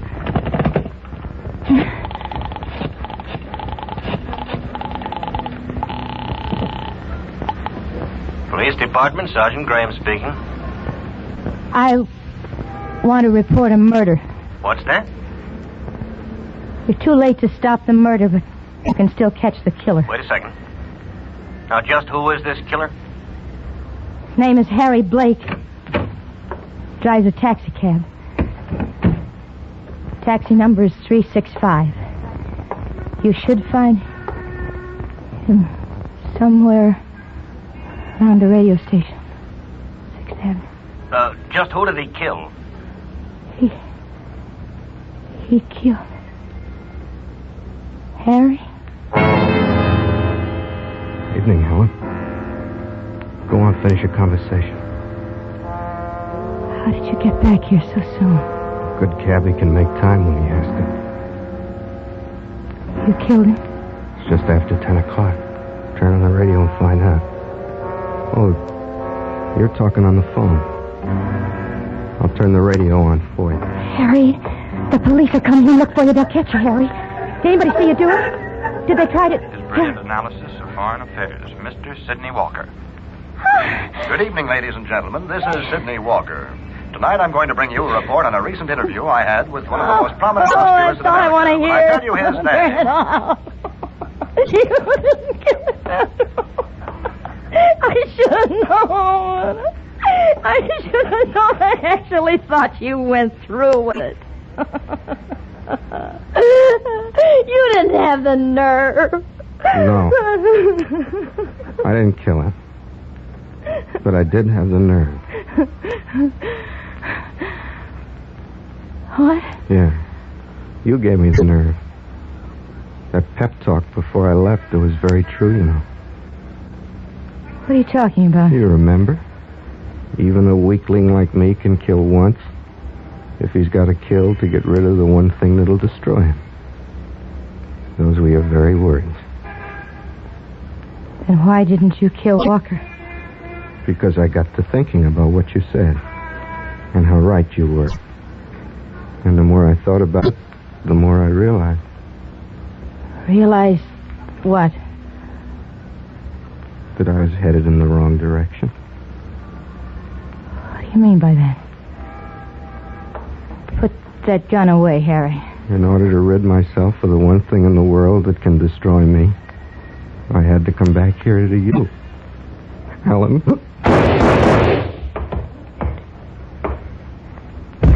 Hello. Hello, what happened there? Hello. Well, this is the police department, isn't it? I heard her speaking to you as I was opening the door. Yeah, sure, it's the police department. What's going on there? What were those shots? Wasn't my wife reporting a murder? Yeah, she was. She gave us all the information, except she didn't tell us who was going to be killed. Oh. Well, you see, officer, until this very moment, she really didn't know.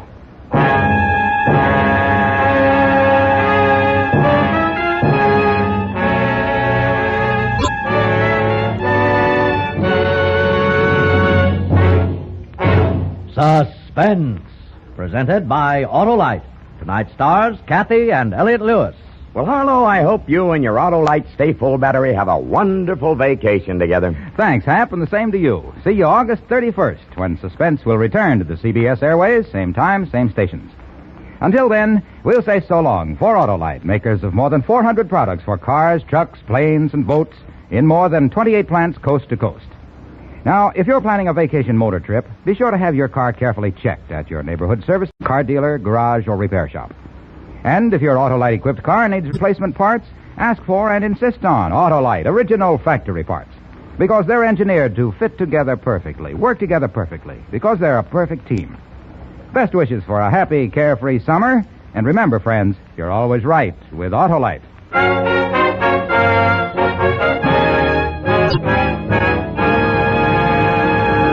Remember, Thursday, August 31st, Suspense returns to the air with the first of a series of stories that is, as we say, a tale well calculated to keep you in suspense.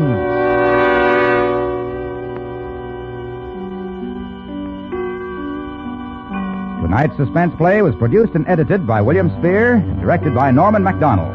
Music for Suspense was composed by Lucian Morawek and conducted by Lynn Murray tonight. Love, Honor, or Murder is an original play written for radio by Larry. Kathy and Elliot Lewis can be heard in their new Columbia record albums, Happy Anniversary and Happy Holiday. Don't forget, Suspense returns to the air Thursday, August 31st.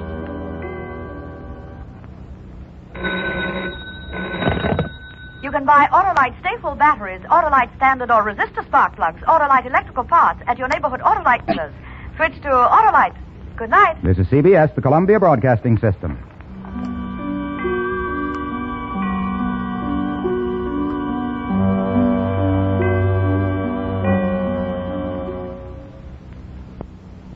And its 96,000 dealers present Suspense. Tonight, Autolite brings you True Report, a suspense play starring Pat O'Brien.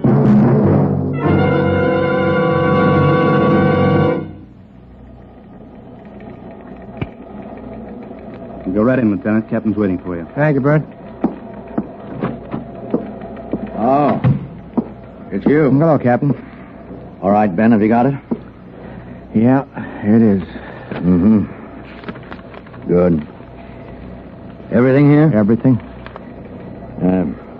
Sorry it had to be this way, Ben. Yeah, so am I. But it couldn't have come out any other way, so take it. This is what you wanted. This is my true report. In just a moment, Mr. Pat O'Brien in the first act of True Report. Well, hi, Hap. Welcome back. Well, if it isn't the spark plug of Autolite Alley, Harlow Wilcox. Say no more, Hap. Got to get proclaiming after my summer siesta. Proclaiming that when you replace worn-out spark plugs in your car with new ignition-engineered Autolite spark plugs, you get smoother performance, quick starts, gas saving. Don't forget, Harlow, Autolite spark plugs are ignition-engineered. Right, Hap. Ignition-engineered by the same Autolite engineers who design the coil, distributor, and all the other important parts that go to make up the complete ignition system used on many of America's leading makes of cars and trucks. And that's why you can't buy better spark plugs for your car than Autolite. So, friends, have the spark plugs in your car checked before you start on that long Labor Day weekend drive. And if replacements are needed, insist on smooth, snappy, ignition-engineered Autolite spark plugs. And whether you choose the resistor type or the standard type, you're always right with Autolite. And now, with True Report and the performance of Pat O'Brien, Autolite hopes once again to keep you in suspense.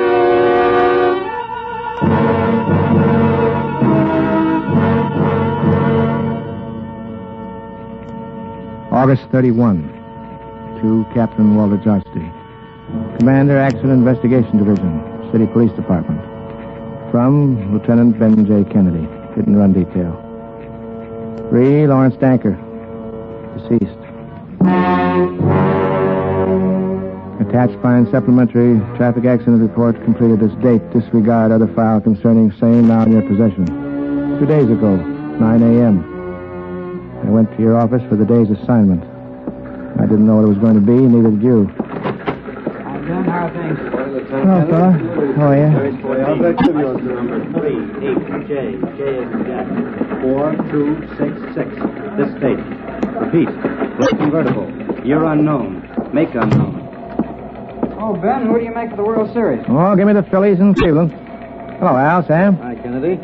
Anything up? Anything up? Anything new? That's a good one. Hi, Ben. How you feeling? Like asking if anything's up, Geiger. So... Nothing, Ben. All routine. Sometimes I think I never should have been a cop. Yeah.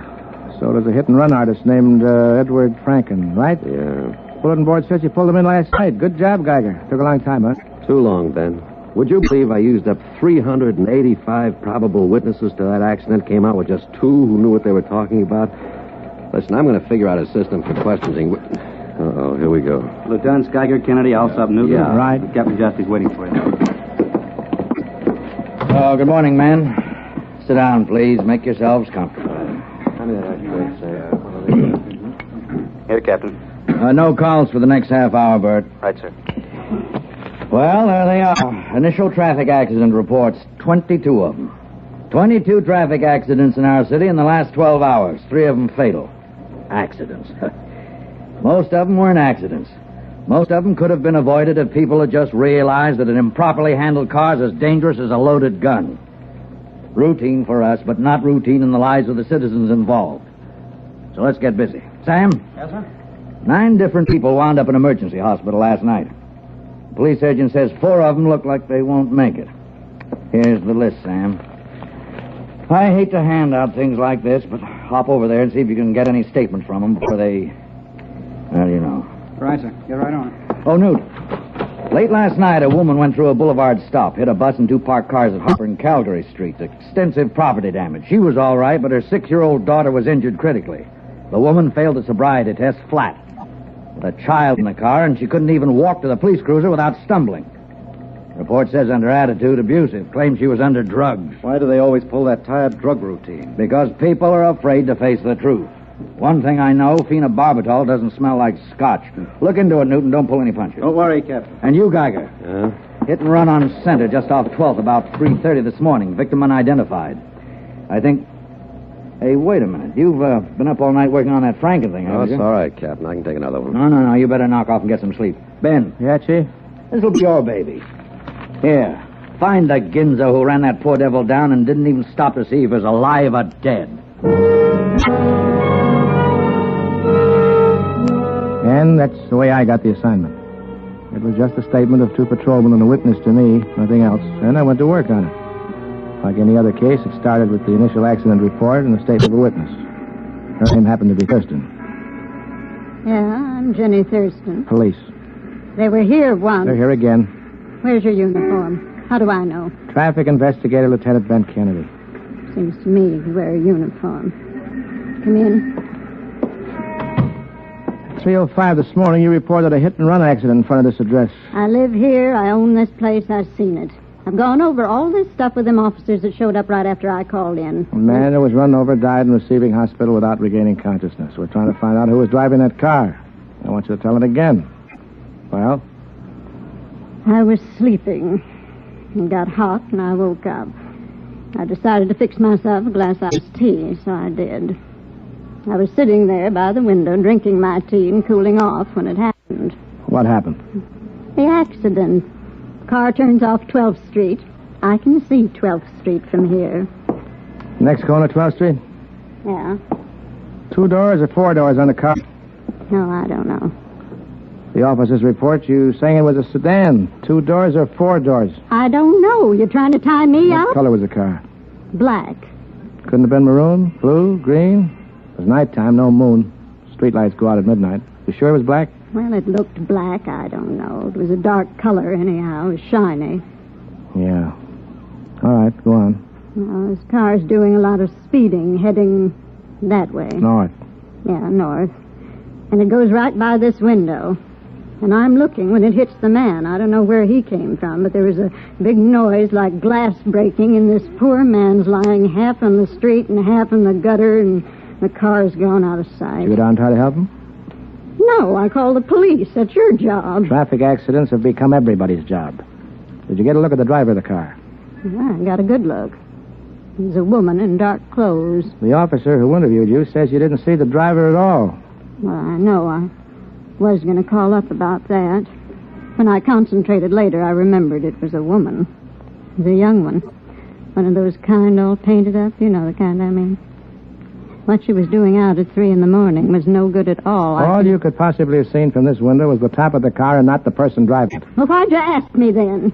Try to get the license number? It was too dark to see. I did my duty as a citizen. I reported what I saw. Yeah. Thanks, Mrs. Thurston.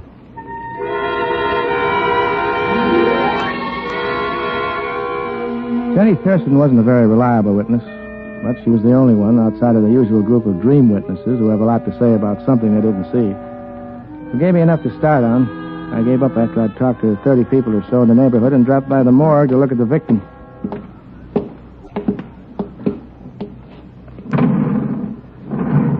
There he is, Lieutenant. What's left of him. Unidentified. Unclaimed.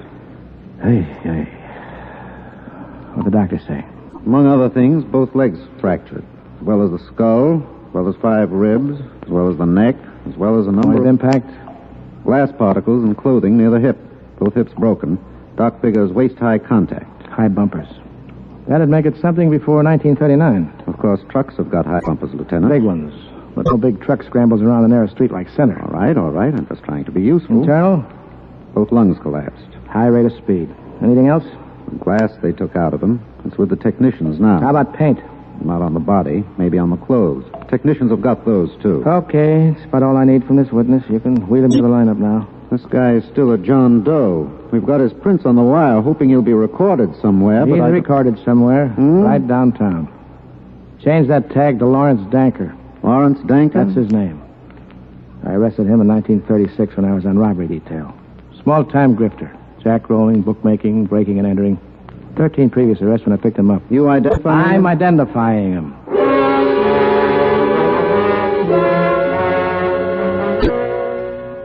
At least I knew my victim. And though my witness hadn't been too good about the details, I knew that the piece of broken glass and a chip of paint found on the victim would tell a better story. The shortest route to hit-and-run killers is through the crime lab. They don't miss a thing. Kennedy. This is the lab, Lieutenant. We got the dope for you. All right, let's have it. The glass splinters came from a headlight lamp used on 4 different makes of cars between 37 and 39. I'll send you the list. How about paint? Maroon. Also very pre-war stuff. There's a bump on a fender and a broken headlight somewhere in town, that's for sure. Maybe a sprung door? Yeah. And it's a jalopy over 12 years old that probably can't travel 20 miles without breaking down. So my hit-and-runner's in town somewhere trying to get a new headlight and the fender straightened. Well, if you say so, Benny, probably is.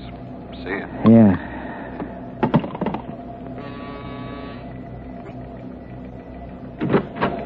Yeah, Lieutenant. You can cancel that Unit 1 that went out for a black sedan this morning. Direction goes like this. Dark maroon sedan, year 37, make unknown. Right front headlight shattered. Right front bumper dented. Got it? Got it. I want every garage, auto parts, junk dealer, and repair shop in town contacted on this. Somebody's going to try and take the bumps out of an old car and buy a new headlight, and they shouldn't be hard to spot. Got it.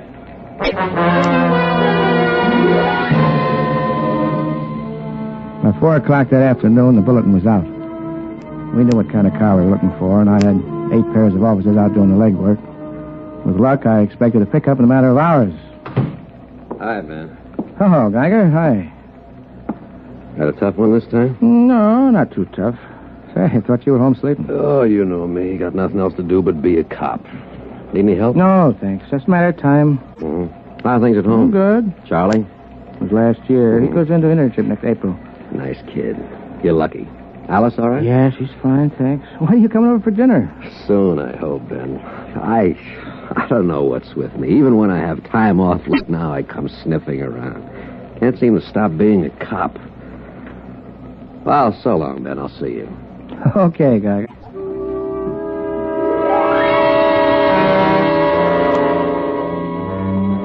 August 29, 10:30 a.m.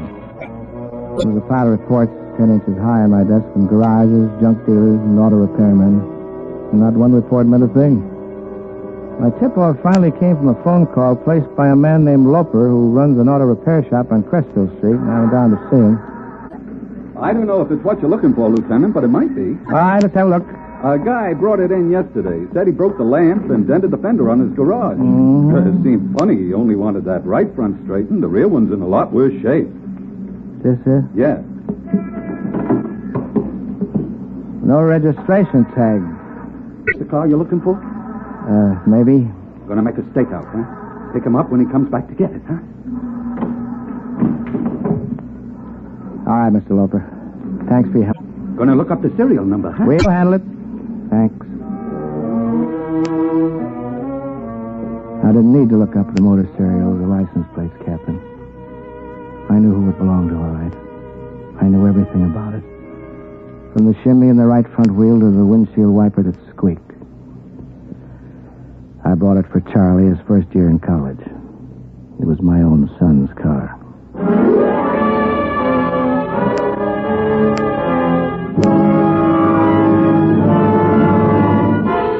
Autolite is bringing you Pat O'Brien in True Report, tonight's production in radio's outstanding theater of thrills, Suspense.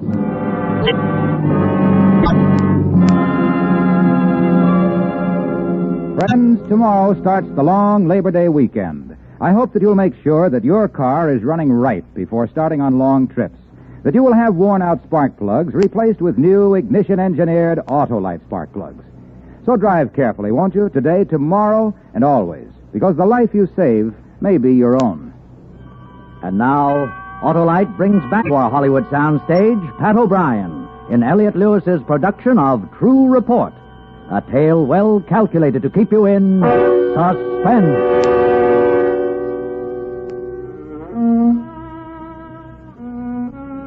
Routine. You start with things you know for sure, like a traffic accident report and the statement of a witness. Like glass particles from the headlight and the smear of dark maroon paint, and you work with the medics and the crime technicians. All routine. And pretty soon you know what the car looked like and you start looking for it. But What do you do when you're a cop and you find the car and you're supposed to arrest your own son on a manslaughter charge? What do? I drove up to the State University that afternoon to have a talk with my suspect.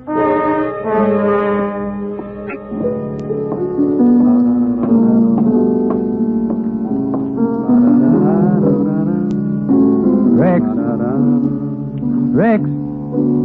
Oh, Mr. Kennedy. Hello, Rex. How are you? You seen Charlie around? No, I haven't.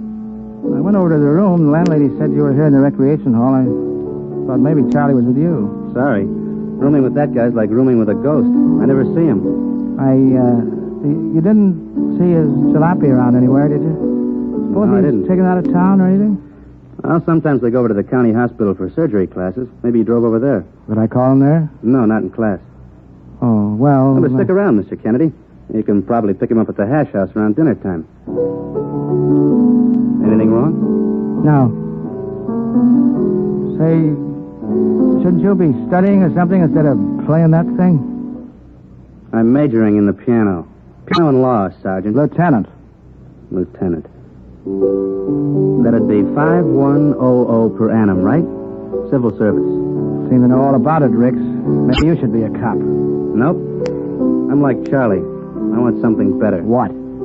No offense, Lieutenant, but... Well, I mean, it's hard going to college. You didn't answer me.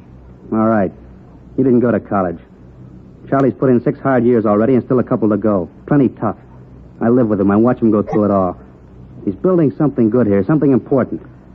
Kids sometimes get the wrong idea of how important they're going to be. Yeah. They forget about right now. They run around making mistakes and getting themselves into a lot of trouble they can't handle. Yeah. Take all their work and study and throw it right out of the window when they get in that kind of trouble. Yeah. Well, we've sort of wrung out the philosophy today, haven't we, Mr. Kennedy? Tell Charlie to call me at home, will you?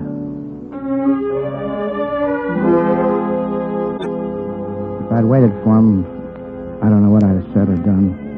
As it was, I felt like a rookie with his first corpse blowing my top in front of a punk kid. So I just got out of there and drove back to the city. Lieutenant Geiger was sitting at my desk. Oh, Ben. Oh, you want something, Geiger? Been waiting for you. What for? Ever hear of a mechanic named Loper? Oh, Ben, don't look like I caught you with a dead body. This Loper called here a while ago. I took the call for you. Said you were in to see him at his garage today. Wanted to know if the car he had turned out to be the one you were looking for. No, it wasn't. Oh, sounded good the way you described it. Maroon coupe, headlights gone, bent front. Well, it wasn't the one. Don't you think I know what I'm doing on this case? Sure, Ben, you know what you're doing. Can I see the file? I haven't made it out yet. You kidding? No. Come on, give me the file. Captain might put me on this with you. I've been with the department 14 years. Don't you think I can handle a simple hit-and-run case alone? Sure, Ben. I know you can handle it alone. Never lost one yet. I just want to help you keep that perfect record. Perfect.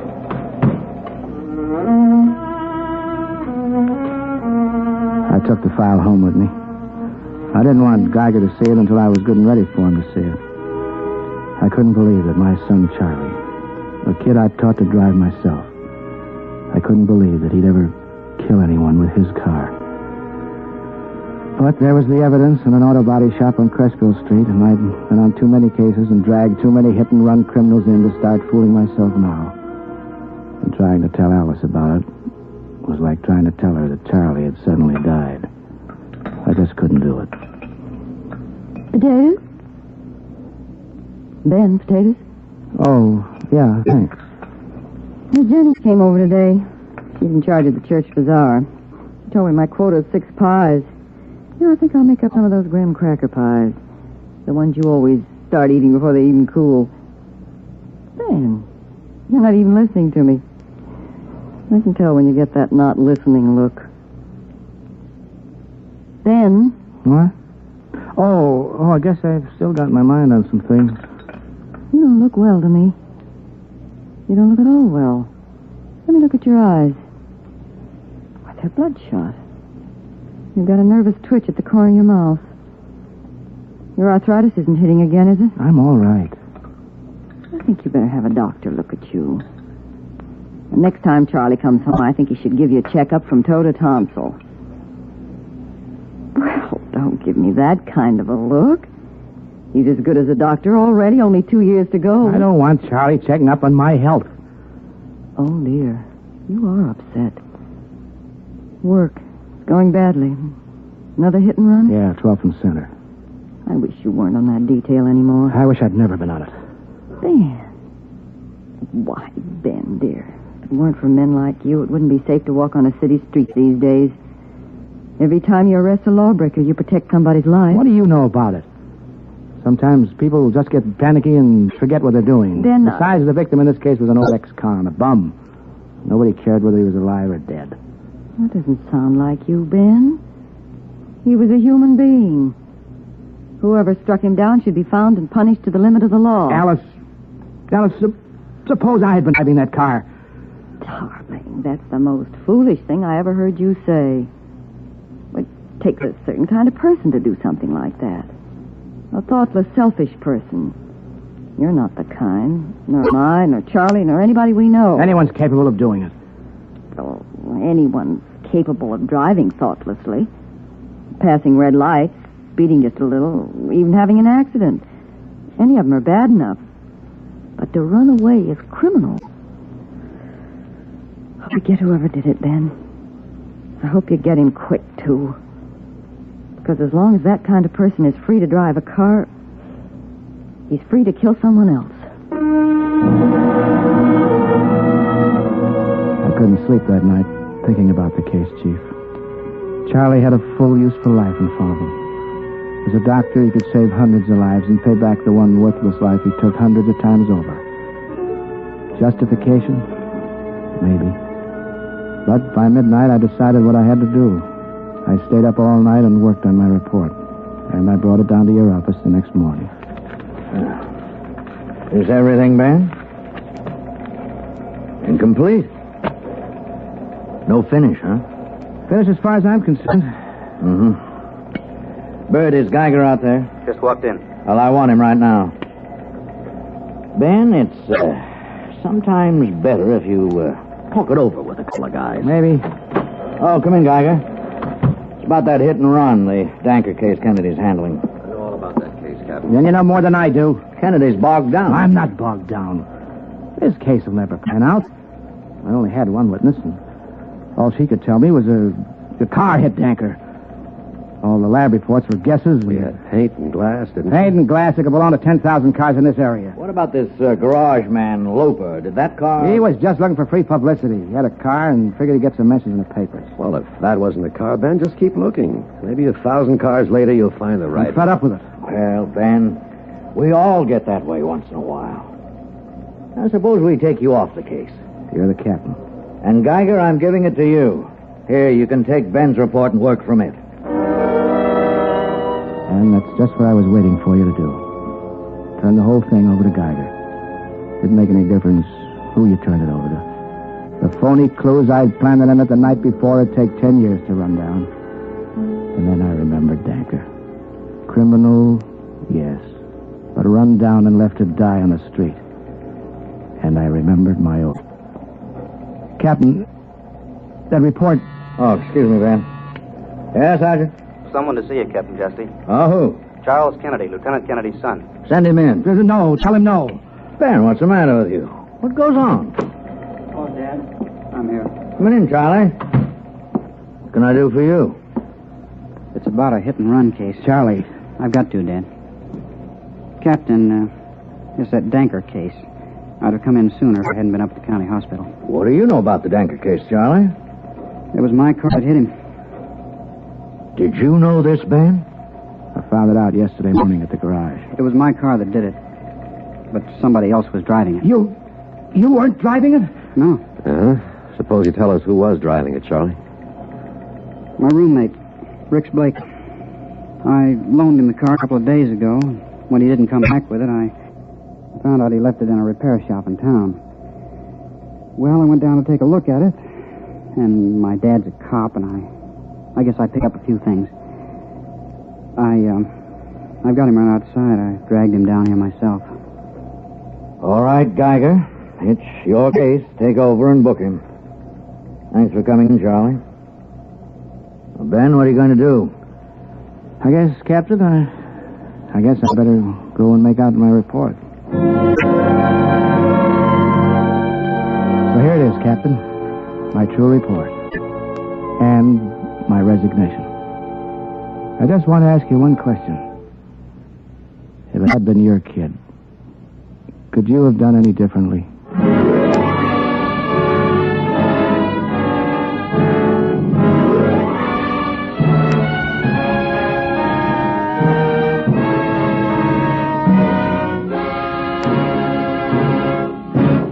Suspense, presented by Autolite. Tonight's star, Pat O'Brien. Friends, Autolite has again opened Suspense's new season with a story that shows how unnecessarily tragic bad driving can be. Pat, that was a grand performance. Harlow, you know how much I wanted to play Sergeant Kennedy. I sure liked the role, but I also wanted to do my part to help prevent highway accidents this Labor Day weekend. Driving accidents are horrible to the man, woman, or child injured or killed, and they're doubly horrible to their families. Death also always cheats each one of his greatest right in the world, the right to live. Now, tonight, on behalf of Ned Dearborn, President of the National Safety Council, it is my special privilege to present the National Safety Council's Public Interest Award to Mr. Royce G. Martin, Chairman of the Board and President of the Electric Autolite Company. Autolite, sponsor of Suspense, has won this distinguished Service to Safety Award for the second straight year. Thank you, Mr. O'Brien. Safety is as much our business as manufacturing, automotive, aviation, and marine products in our plants throughout the world. Autolite has always assisted all efforts of the great automotive industry to make America a safe driving nation. Tonight, on Suspense, Autolite repeats a message that can never be repeated enough. Drive carefully. The life you save may be your own. So let's all be interested this Labor Day weekend in two driving lives, our own and the other fellows. A lot of lives will be saved if we are. Thank you, Mr. Martin. Next week at the same time, Autolite will bring you Miss Ida Lupino in The Tip, a tale well calculated to keep you in suspense.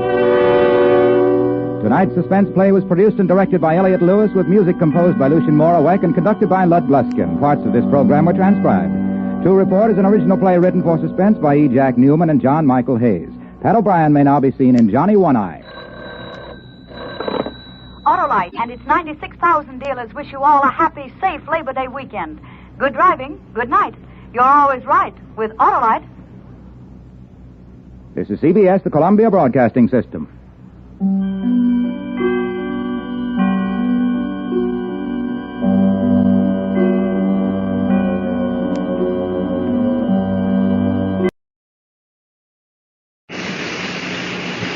Autolite and its 96,000 dealers present Suspense.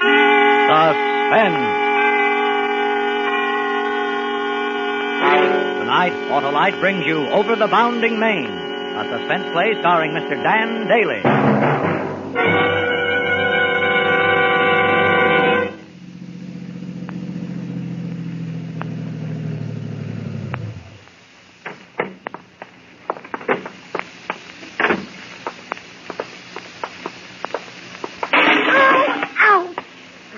Say, Smarty, when are you going to put a light in this garage? Sorry, honey, I forgot. You forgot. You forgot. Too bad you can't forget to wake up some morning. Look, just because you had a couple too many drinks at the Warrens, you don't have to get nasty. I had too many. Are you kidding? I watched you. Don't think I didn't. Oh, come on, let's go in. I've got to be downtown early. For what? Because you can make enough to buy a house at Catalina like the Warrens? Get a new car? There's a little thing called money. But you wouldn't know. You've got to find the right job. Are we going to go over that again? Yes, we're going over that again. I'm ashamed when I go out. Did you see what she was wearing? Keep your voice down, the neighbors. You say that again and I'll kill you. You'll be sorry in the morning. I'll be sorry, all right. Sorry like every other morning. Because you'll be here.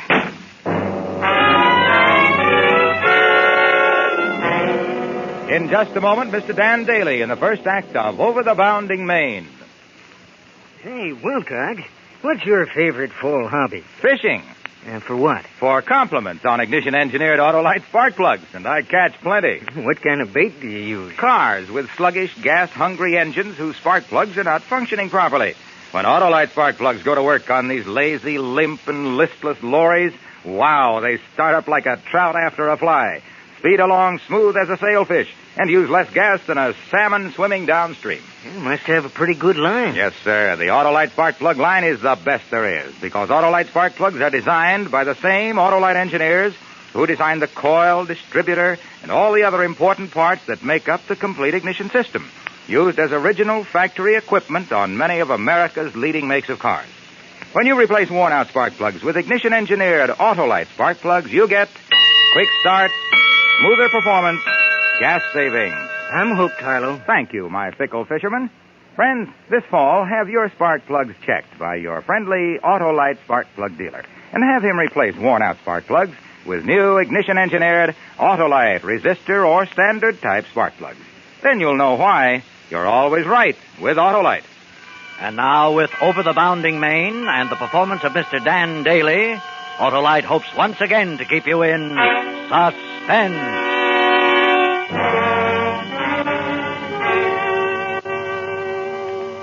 If you don't need a rest, I certainly do, Marty. I'm so tired of this lousy apartment I could scream. So scream and let the neighbors have some fun. I'm sick of them, too. The Warrens were darn nice to invite us. I didn't say we can't go. You never say anything anymore, or do anything either. You're sure in a swell mood tonight. I should have stayed downtown. In which joint? Lay off. I'm tired. From what?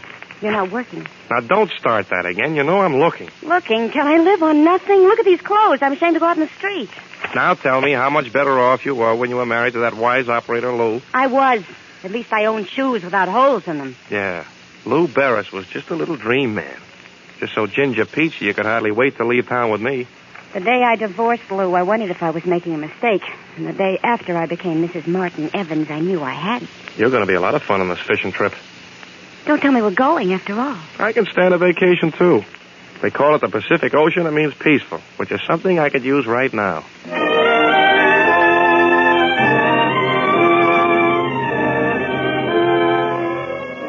I guess a lot of it was my fault. I wanted the right kind of a job, and it was hard to find. Ever since Claire had got rid of Lou Barris, her ex, we'd been living pretty close, and Claire wasn't used to it. The Warrens made it worse. They were well-heeled, and I was supposed to keep up with the Warrens. I knew I couldn't ever do it. Maybe Claire knew it, too. Claire had got the invitation for us to go with the Warrens to Catalina, so now we were driving down 22nd Street in San Pedro to the landing. It was nearly 6 in the morning, and you could see a light fog drifting in the harbor. Don't forget to lock it. Sure. Look out for the fishing rods, will you? You better give me the keys. You're so careless. I won't lose them. I know you. All that junk in your pockets, you'll lose them. Don't worry. I will. Why don't you let me hang on to them? We'll be in a nice mess if we... All right, all right. Here they are. Thank you, dear. I guess we're the first ones here. I don't see Bob's car. Oh, I forgot to tell you. We're meeting them at the Isthmus. On the island? Yeah. They've been there all week. You didn't say anything about it. I thought... For Pete's sake, what difference does it make? If you're worrying about chartering a boat to get us there, you can stop. It's all arranged. Bob's paying for it. They know you're broke. Sure, you blabbed that to everyone. I was a great guy when I had it. Well, you lost it, so let's not talk, shall we? That's okay with me. That must be the boat down there. The Pelican. Is that the name? I think so. Yeah, that's it. Watch your step. Why the devil do you wear shoes like that on a fishing trip? Because they're all I have. Hello? Anyone aboard? One moment, senor. Senor Evans? That's right. Come aboard, please. If I may help the lady. Thanks. Phew. You can sure tell this is a fishing boat. You the captain on this tub? Oh, no, senor, no. I'm Ignacio, deckhand. I help to run the engine. I thought you looked a little young. Where is he? He went ashore for a minute, senor. Well, I'm ready anytime he is. Here, Sonny, take my stuff below. Si, senora. Right away. Smart-looking kid. Oh, gosh. Is it only 6? I'm sleepy. You'll wake up when we get going. Oh. Smell that air. You know, honey, I think we're going to have fun. There must be a bunk somewhere. I'm going below. Oh, come on, stay with me. No, I'm sleeping. Wake me up when we get there. Okay, but you'll be sorry. I'm going to start trolling as soon as we clear the harbor. Hey, Senor Evans. There's the captain coming down the dock now. Oh, yeah? Now we get started, huh? Si, si. I read where the albacore are running. Well, it may be, senor. I have only been working on the Pelican for 2 days. We have some big white feather jigs you can troll with that. Swell. How's that? Si, si, Captain Moran. Well, let's go then. I'm Mr. Evans. The wife is below taking a nap. Hello. All right, let's cast off. All clear.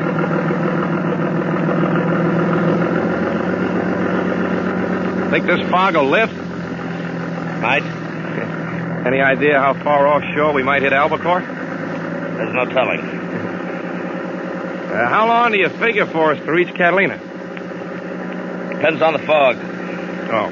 Well, I guess I'll go get my outfit rigged up. Yeah, why don't you do that?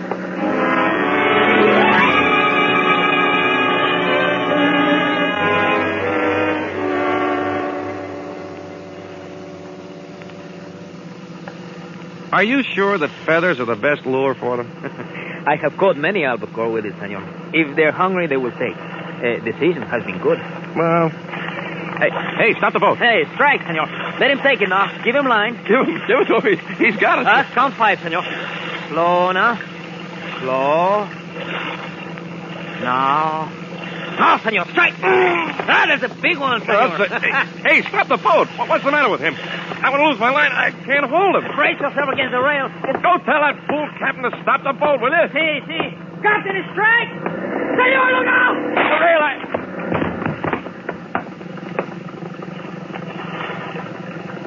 Are you hurt, senor? No. Thanks. If you hadn't pushed me, I'd have gone over. I just can't understand the rail breaking that way. What the devil was Moran trying to do?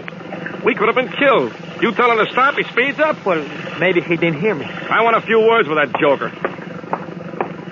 Hey! Yeah. Do you know I almost went into the drink? The rail at the stern broke. Well, that's too bad. I'll have to get it fixed. Yeah? What the devil were you trying to do? The kid yelled for you to stop. I'm sorry. I thought he wanted me to put about. Thought you'd lost your tackle. I down there lost my skin. If Ignacio hadn't been so quick on his feet... Sorry.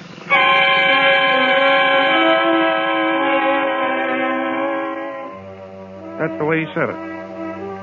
Just like he dropped ashes on the rug or maybe brushed you casually on the street.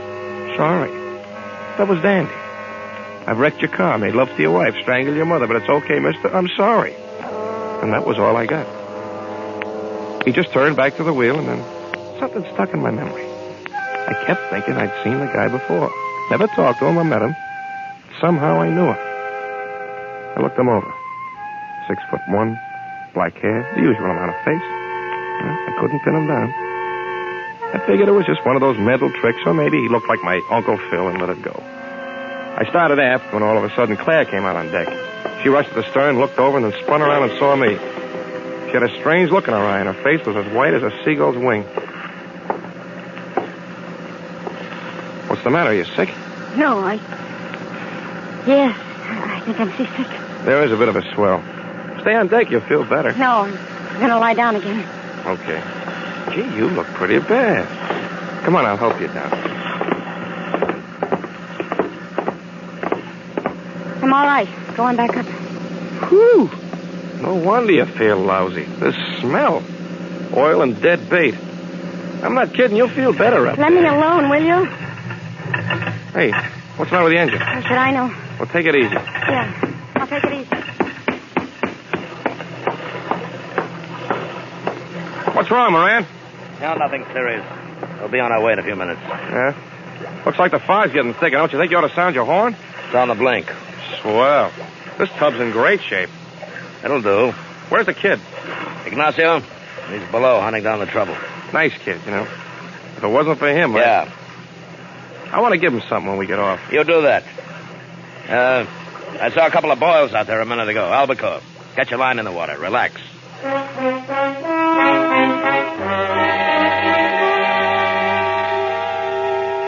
It was a fine way to relax. Drifting in the Catalina Channel with no motor, no foghorn, and you couldn't see more than 20 feet out. I threw my line in and tried to forget it. And the way the albacore was striking, I almost did. After a couple of hours, maybe 3, I'd had enough, so I folded up with my back to the bait tank and dozed off. When I woke up, we were still drifting and the fog was even thicker. Then I realized it was getting dark. I started to look for Moran. I felt something was wrong, something besides the motor. And when I heard their voices, I knew it. I can't. You don't have any choice. It'll be dark in an hour. I can't stall him with this bum motor gag much longer. Please. I don't get it. You come crawling to me with this big idea, so why get squeamish? He's worth a lot more dead than alive. $20,000, isn't it? I just can't do it. Now listen, baby, there's a lot of dough invested in the guy, and it's going to go through on schedule. We're going to trade one bullet for $20,000. And there isn't any way of backing out.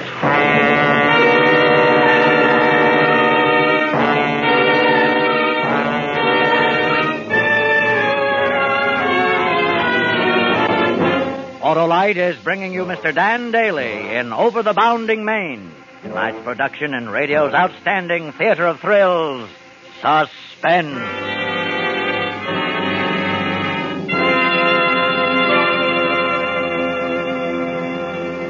Hey, Hap, did I tell you about the whale? Whale? What whale? The whale of a job being done by ignition-engineered Autolite spark plugs. Delighted drivers declare that for fast starts, smoother engine performance, and gas savings, these ignition-engineered Autolite spark plugs can't be beat. Go on, Jonah. I'm listening. And, like Jonah, Autolite ignition engineers know their business from inside to out, from head to tail. Autolite engineers design spark plugs just as they design the complete ignition system, used as original factory equipment on many of America's leading makes of cars. That's why Autolite spark plugs are engineered to work together perfectly with the coil, distributor, and the rest of the ignition system. You're spouting like Moby Dick, Wilcox. Well, I'm always glad to spout about those great ignition-engineered Autolite spark plugs, Hap. They're unexcelled for quick starts, smoother performance, gas savings. Hartka Harlow, the happy harpooner. Thousands of motorists agree that Autolite spark plugs are the best bet for better driving. Replace worn-out spark plugs with ignition-engineered Autolite, resistor, or standard-type spark plugs. And remember, you're always right with Autolite. And now, Autolite brings back to our Hollywood soundstage Mr. Dan Daly in Elliott Lewis's production of Over the Bounding Main. A tale well calculated to keep you in suspense.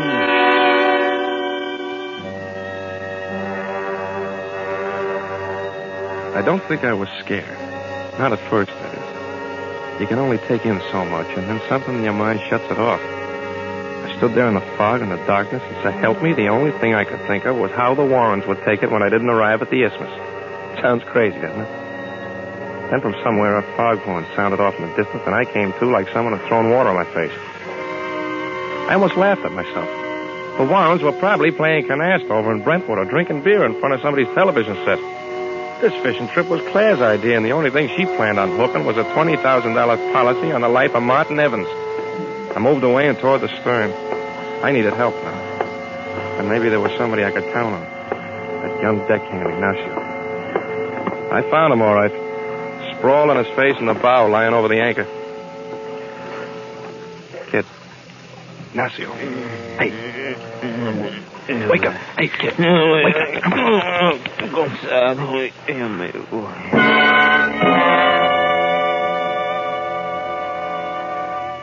He smelled like a distillery. I shook him, slapped him as hard as I dared, but he went right on sleeping. Captain Moran had taken good care of the only friend I had. With the Mickeys poured into him, he'd be lucky if he ever woke up. Now I was good and scared. It was almost completely dark. Moran would be coming on deck, and then I remembered the gaff. The pole with a razor-sharp hook at the end. I'd used it to pull up the albacore on deck. I moved to the stern, quietly, feeling with my feet because I couldn't see now. And I tripped over something and fell on the deck. It was the gaff. I grabbed it and got up. Evans? Evans? I know you're there.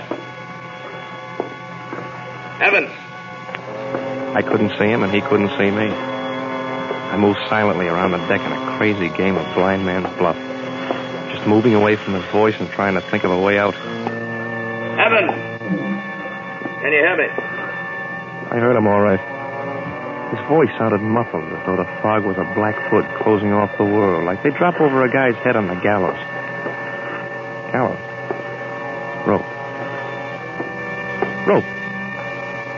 was a coil of heavy rope on the forward deck. A coil of heavy rope on the forward deck. All right, Evans, you can't get very far. You getting tired, Evans? Want to go around again? Hear the foghorn, Evans?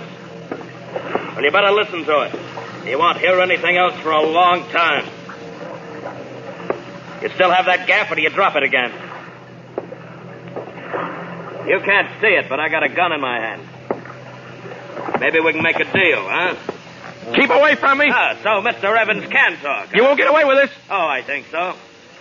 After all, is it my fault if a new deckhand I hire gets crazy drunk and shoots up the ship? He'll tell. He'll tell. Mutiny. Murder. No, he won't even remember it. Isn't it funny what liquor will do to a kid? The penalty for mutiny's a rough one. After all these years, the book still calls for hanging on the public dock. But maybe he can plead insanity, huh? And I'm sorry he had to kill you, Evans. You won't get me! You won't get me! Did he, Dad? Did he? He decided to swim for it. Well, that saved a lot of trouble. Awful. Yeah, $20,000 worth of awful. The only thing I'm sore about is the lousy jerk won't be able to watch us enjoy it.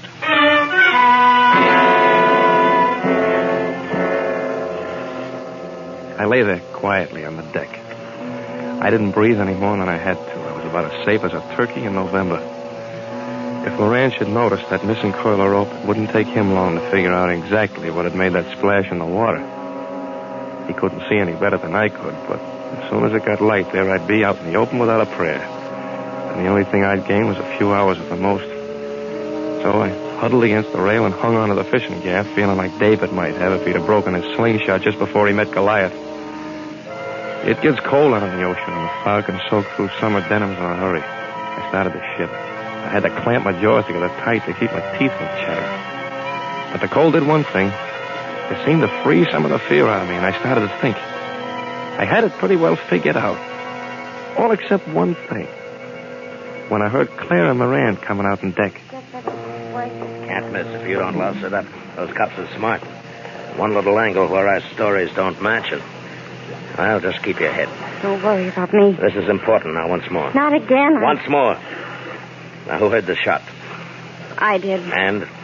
I rushed on deck to see Ignacio struggling with Marty. Ignacio had a gun. Ignacio had a gun.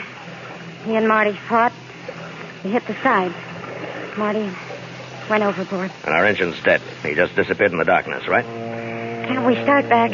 Well, I gotta change some parts first. Make it look like the engine really was out. See? Every little angle counts. I wish it was over. And for Pete's sake, remember my name is Moran, and you never saw me until you got on board the Pelican. There's no way they can check. I don't even have the locket anymore. Good. We're gonna fix the engine. As soon as it gets light, we'll head back to port. I had forgotten all about Claire's locket. But when she mentioned it, the last chunk of this puzzle dropped into the slot. And I wondered why I hadn't thought of it before. That crummy little locket, heart-shaped, with Claire's picture on one side and Lou Barris's on the other. The one she wanted to keep for sentiment's sake. Her first husband, Lou Barris, the guy I remembered from the picture. Captain Moran, that's who he was. It all figured. Lou scores a triple play. Gets his wife back with 20 grand in a purse and pays off Martin Evans with a one-way trip to the bottom of the ocean. And I couldn't think of any way to stop him.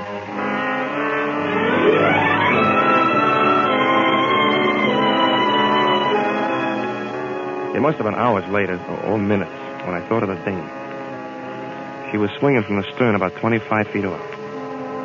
Somehow in the dark, I'd found her line and was about to pull on it when I saw Claire come on deck. I didn't move. Claire, if you make a sound, I'll hook this gaff right through your throat. Marty. Yeah, return from the dead. And I haven't anything to lose. Pull on the rope. Pull on it. You and me are getting to the dinghy. All right. You had it all figured out, didn't you? But you forgot one thing. Lou has to marry you again to collect the dough. And if you're not alive... Marty, please. I'm sorry, I am. Give me that rope and don't move. I've been wrong. I know it. Sure? I'm glad you're all right. I've been wrong about us. Don't worry, I won't kill you unless I have to. You're my new insurance policy. Now, get over into the boat. Sure, it's little and the ocean's big and we're going just the same. Shh, not a sound. Get in. Claire! He's ready to go.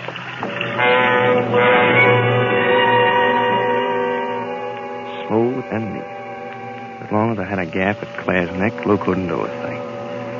His one bullet would cost him Claire $20,000 and maybe his life. We drifted off a bit, and I reached for the oars. But there weren't any oars. When I looked up, I saw Moran standing in the stern of the Pelican. Evan, I can see you. There aren't any oars, are there? That's right. But you try to shoot me, and I'll kill Claire. You won't get away. Claire? She can't help you. Claire! I'm going to put about. Don't worry. Why don't you answer him, honey? Don't you understand? I'm sorry. I don't want you to die. I want to be with you. I was wrong. You bet you were wrong. You're going to find out. We're going to paddle. Paddle with our hands. If we can lose him in the fog, we'll be all right. Just remember, if he finds me, it's too bad for you. Now paddle. Get over on the side. Look out. Look out. Now, she's tipping. Look out. You lost it. The gas. Yeah. I lost it. Now maybe you'll believe me. I want to help you get away from him. Sure, I believe you. But if he finds us, as soon as I see the boat, I'm going to knock you out and throw you overboard. That's how I believe you. Now paddle.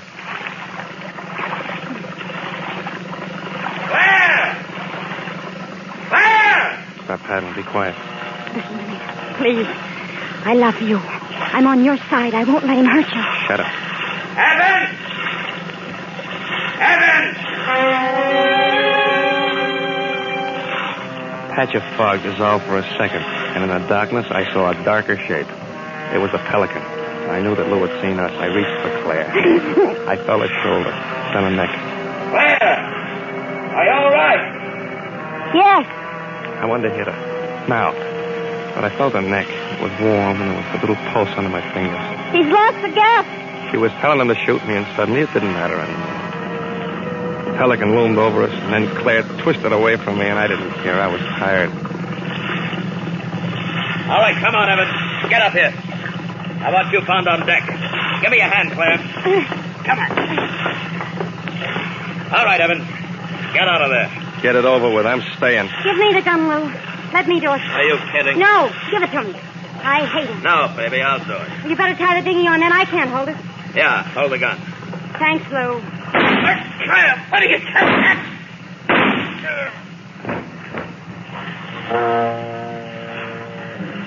Give me the rope, Marty. I don't want you to drift away now.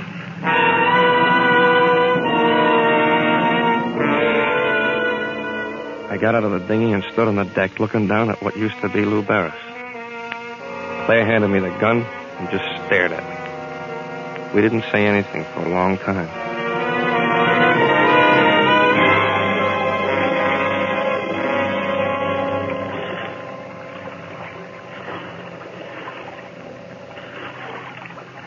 Fog's lifting. Yeah. It's getting lighter. I guess the sun will be breaking through soon. Do you believe what I told you before? Yeah, I believe you now. I'm sorry. I'll try to make it up to you. Sure. We better get going. We're going back to San Pedro? Yeah. I guess I can figure out how this thing runs. Marty, what about me? I've got to tell the police. Oh. Maybe it won't be too tough. I don't know. It's all right.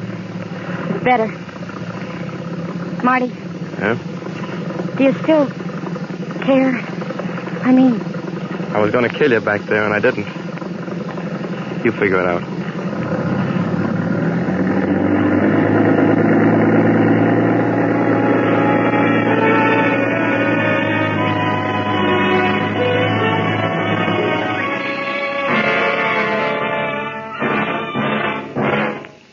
Suspense, presented by Autolite. Tonight's star, Dan Daly. Harlow's quite an angler. In fishing, he's real bright. But what he's really best at is talking Autolite. Thanks, Hap. You're right. I'm inspired by Autolite. Autolite makes more than 400 products for cars, trucks, planes, and boats in its 28 plants from coast to coast.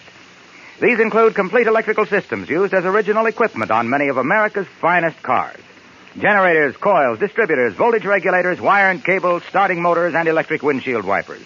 All engineered to work together perfectly as part of the Autolite team. All engineered to give you unexcelled Autolite service. Don't accept electrical parts supposed to be as good. Ask for and insist on Autolite original factory parts at your neighborhood service station, car dealer, garage, or repair shop. Remember, you're always right with Autolite. Next week on Suspense, Mr. Dana Andrews as star of The Crowd. And here is Mr. Andrews to tell you about it. Have you ever noticed when a person dies on a city street how quickly the crowd gathers? As a police lieutenant, I knew that one person in that quickly gathering crowd was responsible for the death of the man lying on the busy street. Yes, next week, Mr. Dana Andrews as star of The Crowd. And in the weeks to come, you will hear such famous stars as Joseph Cotton, Miriam Hopkins, and Milton Berle, all appearing in tales well calculated to keep you in suspense. Tonight's suspense play was produced and directed by Elliott Lewis, with music composed by Lucien Moraweck and conducted by Lud Gluskin. Parts of this program were transcribed. Over the Bounding Main is an original play written for Suspense by Gloria Elmore and Jimmy Barnett. Dan Daly may soon be seen in the 20th Century Fox production My Blue Heaven with Betty Grable. And remember next week on Suspense, Mr. Dana Andrews in The Crowd.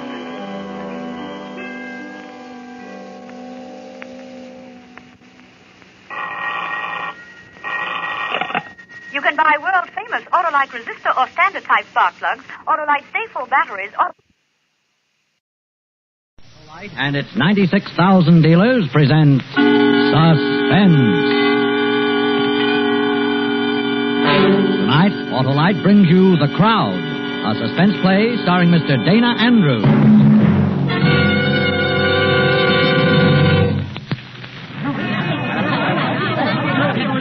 All right, stand back. Keep moving.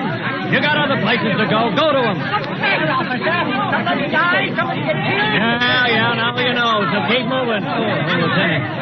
Hey, Lieutenant, I didn't see you. I didn't mean to poke you in the tummy with my billy. What happened, officer? Yeah, Lieutenant, the way it happened, Officer, we got a right to know what it's all about. What's going on up there? I can't see. Get somebody to hoist you up on their shoulders, citizen, then you'll see. Well, sometimes I don't understand this kind of thing, Lieutenant. A couple of minutes ago, this was an empty street. Now this crowd... You still haven't told me what happened. Well, I was directing traffic up the street. A woman screamed, and I thought it was just, well, you know. But no, it was this guy laying on the sidewalk with a knife in him. Dead, murdered. The people running around him, this crowd. Is he dead? Let me talk. Get out of my way. I want to see. Dead, huh? Dead. In just a moment, Mr. Dana Andrews in the first act of The Crowd. Hi, Hap, new suit? Yeah, Wilcox, you like it? Love it. Reminds me of Autolite ignition-engineered spark plugs. Custom-made and a perfect fit for your car. It's real hand-tailoring, too. You said it. Autolite engineers tailor spark plugs just as they tailor the complete ignition system used as original factory equipment on many leading makes of America's finest cars. That's why ignition-engineered Autolite spark plugs are world famous for quality and dependability. Now to give me a lot of wear. Thousands of miles. Why, when you replace worn-out spark plugs with ignition-engineered Autolite spark plugs, you get smoother performance, quick starts, gas savings. Hey, Wilcox, everybody knows about Autolite spark plugs. How about my fall suit? Ignition-engineered Autolite spark plugs will suit your car in every season, Hap. So, friends, see your friendly Autolite spark plug dealer and have him replace worn-out spark plugs with world-famous ignition-engineered Autolite spark plugs.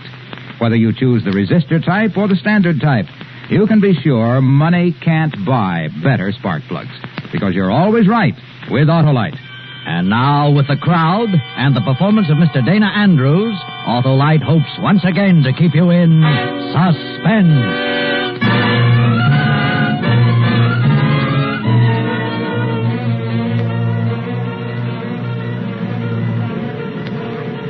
The call had come in from the police call box 12 minutes before. I come to headquarters, been transferred to me, Johnny Stilano, because I'm a lieutenant, New York Police. Things like this are my job. It had taken me maybe 5 minutes to get there, and already the crowd was there. The crowd. A ring of shifting, compressing, changing faces looking down at the dead man, watching the shape of death in his face. Stand back! Stand back! Officer? Yeah, Lieutenant. Have you gone through this man's pockets? Do you know who he is? No, sir, I haven't had time. I'll do it. Here comes the ambulance, Lieutenant.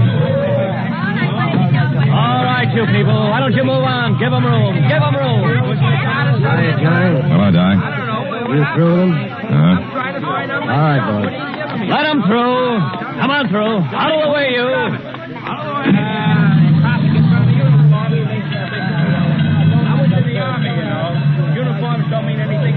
Here and there, on the fringes of the crowd, a man detached himself from it, bit his lip, and left. Even the spectacle of death can't compete with a time clock. Get back to work and tell your friends about it. Then the sound of death fading away. And then the crowd, too. And in a little while, the only thing left of it was an unconvinced passerby who looked over his shoulder at the spot and hurried on. Then the leavings of the crowd. A dead man, identified from a worn leather wallet as Edgar Dale, West 32nd Street. Name and address. Go there. Dig into a life that was done. Ask why. In Edgar Dale's rooming house, a woman opened the door only halfway, clutched her cotton wraparound high on her throat, shook her head to most of my questions. Edgar Dale had no family, lived alone. And a shrug to, what friends? He worked, that's all. At the Becker Sign Painting Company on First Avenue. Maybe there, mister. I went. Something I can do for you? I'm a police officer, Johnny Stilano. Oh, how do you do? My name is Becker, Elliot Becker. A man worked for you. Edgar Dale? Edgar Dale. I just put the phone down on the police a minute ago. They called, told me what happened. Then you know why I'm here. I believe so. You'll want to know all about Edgar. I'll help all I can. Tell me about him. Edgar was like anybody. Looked like anybody. Talked like anybody. Kept to himself. He did his job. A man who sat in the supply room and back and read science fiction magazines when he didn't go outside to have lunch. What else? I don't know. You can only judge a solitary man by the things he did to give me that impression. He listened to jokes but never told one. He clipped pictures of movie stars in bathing suits and pasted them over his workbench. Crossword puzzles, contests the newspapers ran, those things. Friends? Girlfriends? I don't know, Mr. Stilano. I've wondered sometimes who might enjoy Edgar as a friend, but I don't know. Where was he killed? 2 blocks from here. This morning. I saw the people running. I couldn't get away. That's too bad. How was he killed, Lieutenant? What did he look like?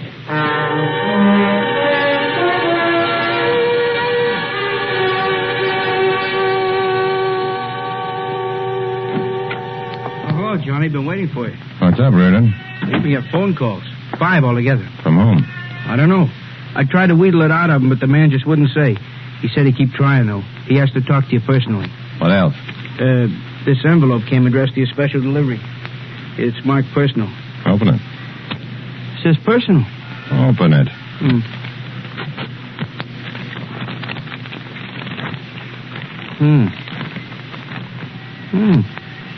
What is it?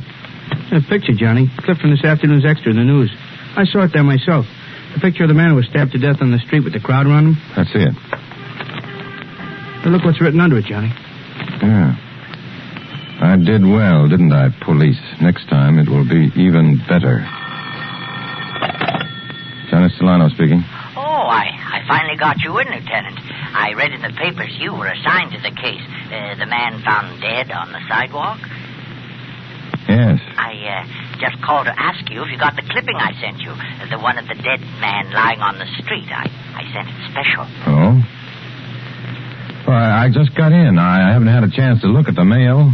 Will you hold on just a minute while I check? Here, place this call, quick. Right, Johnny. Well, yes, I have it here. The words written underneath. Did you write them? Oh, yes, and I meant them, every word. There will be a next time, Lieutenant. There will be another murder. I believe you. I won't be so foolish as to think you're some kind of a crank who I just... can see you're a very intelligent man.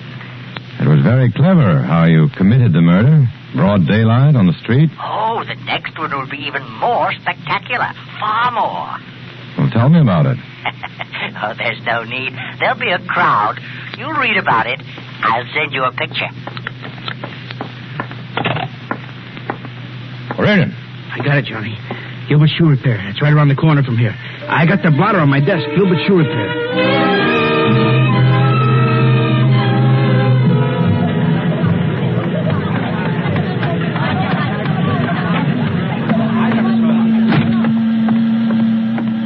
Gilbert. Hey, Gilbert. Turn off that machine. I want to talk to you. Huh?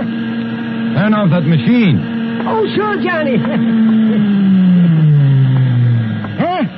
Oh, he wants your shoes, Johnny. Hey, been in here so long, I was going to put them in the window with a for sale under them. I don't want to talk to you about shoes.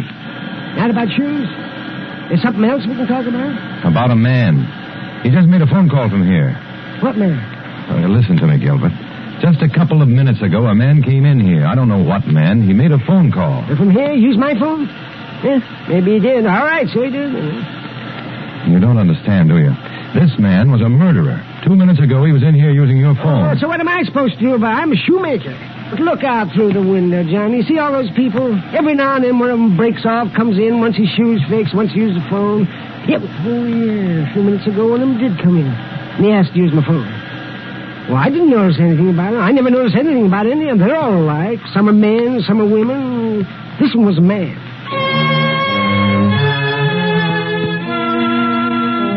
Then back into the street again and into the swarm of the crowd. Into the wash of anonymous faces, the blob. And somewhere in it, a murderer. Then back into the office. Sit down again. Stare at Reardon again. Reardon stares back. And then, get up, walk to the window, stare at the crowd.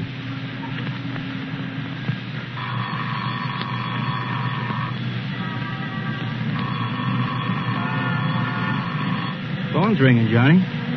Uh-huh.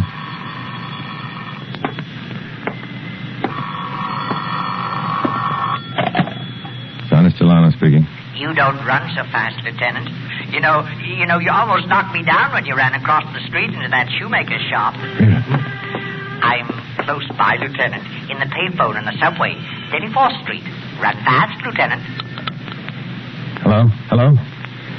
Never mind, Reardon. Him again? Him again. He even told me where he was.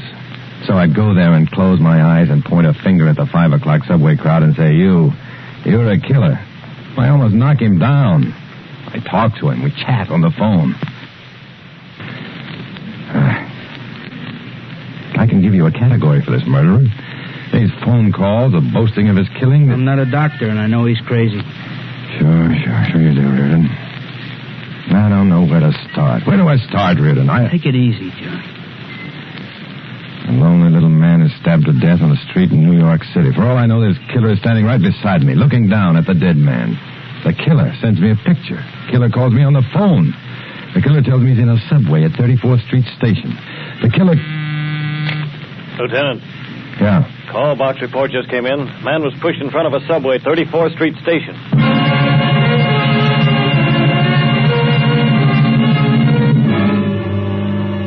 And the pattern repeated itself, but with variation now. The body of a man, broken, crushed, without form, like a child's drawing of death, lay on a bier of railroad ties and glistening steel rails. Over him, the shroud of a subway car. And deep in the cavern, the lament of hurtling steel, the crowd. The crowd watching on the platform. No variation here. Same crowd that gathers and watches at all death's public performances. The crowd. Let me look. Dead, huh? Dead. Hey, is he really dead?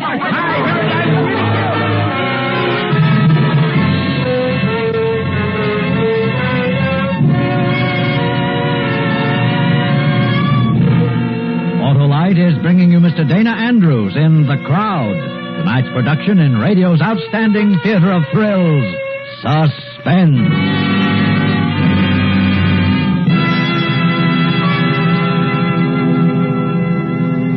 Wilcox, do you have a good tailor? Sure. Sam is a suit stitcher supreme now. He never makes the pants too long since his car worries stopped. Well, what was his trouble? Why, Sam's sedan used a tank of gas just to get out of the garage. That's ridiculous. That's what I said. I told him to stop blowing his top and have his spark plugs checked by his friendly Autolite spark plug dealer. Did he do it? Yep. Now this pleased pantaloon producer is getting a real run for his money.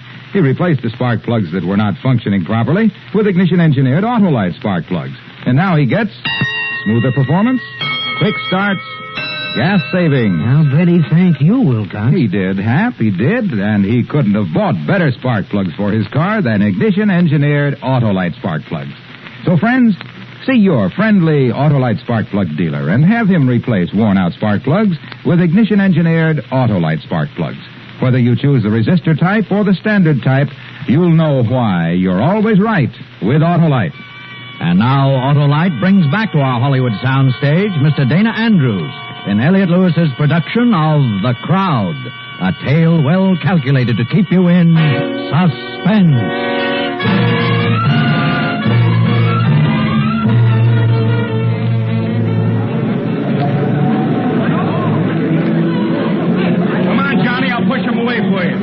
One side, here, one side, out of the way. Police, out of the way. I guess we'll have to go through the car, Johnny, and out through the end to get to him. Yeah, come on. Hey, is there a Solano here? Oh, Lieutenant Johnny Solano. Wait, Reardon. Yeah. Solano! Somebody on a phone booth here wants a Lieutenant Solano. Lieutenant Solano on a phone. He's wanted. Sure he's wanted. By the draft board. Yeah, I'm here. Don't hang up. I'm here. What's the matter, Lieutenant? You're out of uniform. Former PFC presents you with a phone. Johnny Solano speaking. Oh, I'm glad they reached you, Lieutenant. You see, there was another dead man. Crowd much better than the first. Much, don't you think?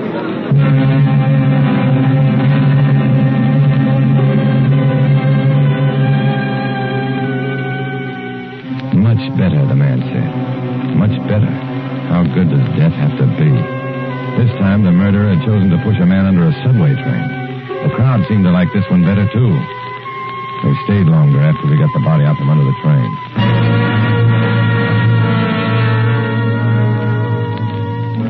Legwork.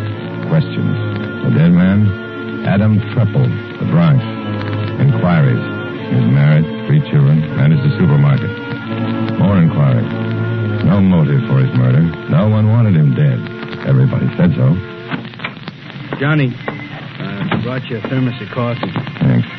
And this envelope just came for you. Special delivery, marked personal? Mm-hmm. Give it to me.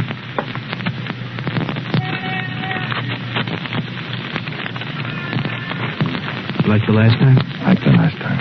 Newspaper picture. This is a triple under the subway train with the crowd around. Uh-huh. Look at him. And look at this one. The first one I got when Edgar Dale was stabbed. Crowd. Why do people always hang around other people's hurt? I'll pour you some coffee. You want coffee, John? Yeah.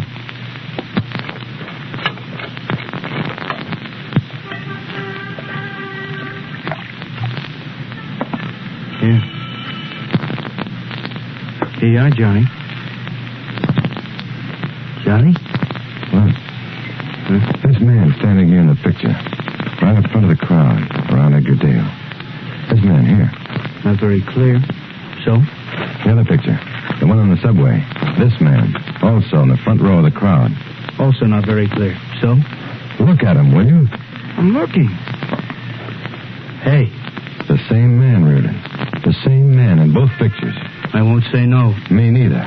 Because it's the same.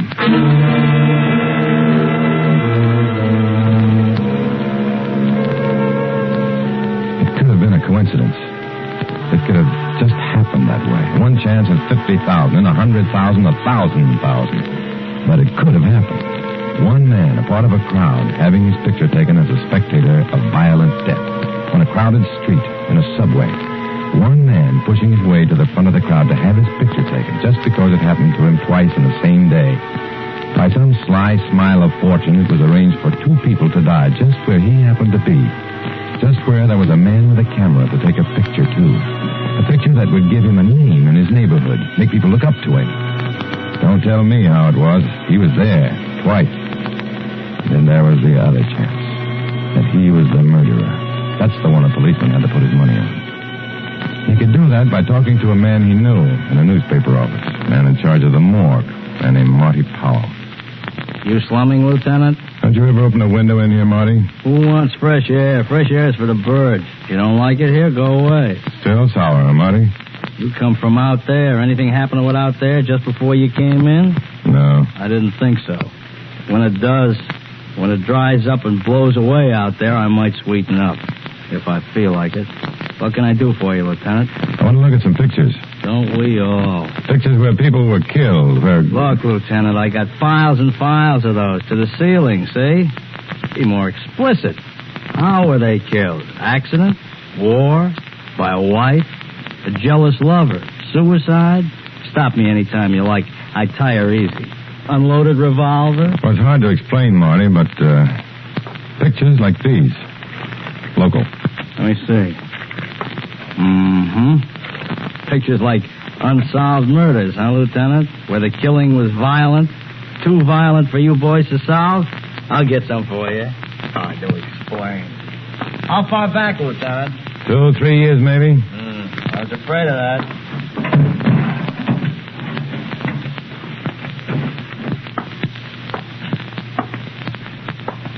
Here you are. I made a selection for you. The most artistic, the most captivating. Several of these won prizes. We are very proud of this one, for example. To your taste? Let's see some more. This one.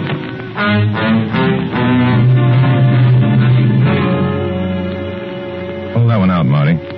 Not the one with the guy who fell out of the window or the other one? The window. I want to see some more.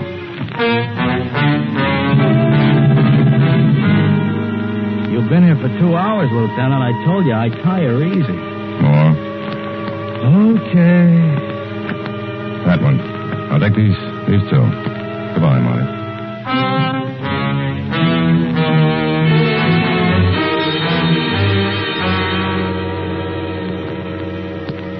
You ready on that projector, Reardon? Uh-huh. Yeah, pull the screen down. Okay, turn out the lights. Let's have the first one.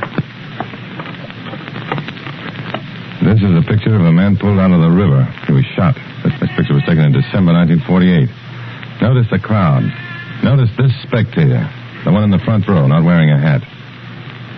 Let's have number 2. A picture of a man who was pushed or fell out of a window from a 10-story building, June this year. Again, notice the crowd. And the man in the right-hand corner of the crowd being pushed back by a policeman. Now run the slides of the ones we had made from the newspaper clippings. The crowd around Edgar Dale. Notice that man up front, on the end. Okay. The crowd around Adam Treppel. Notice the fourth man down in the front row. What do you think, Reardon? They're all the same man. You sure? The same man.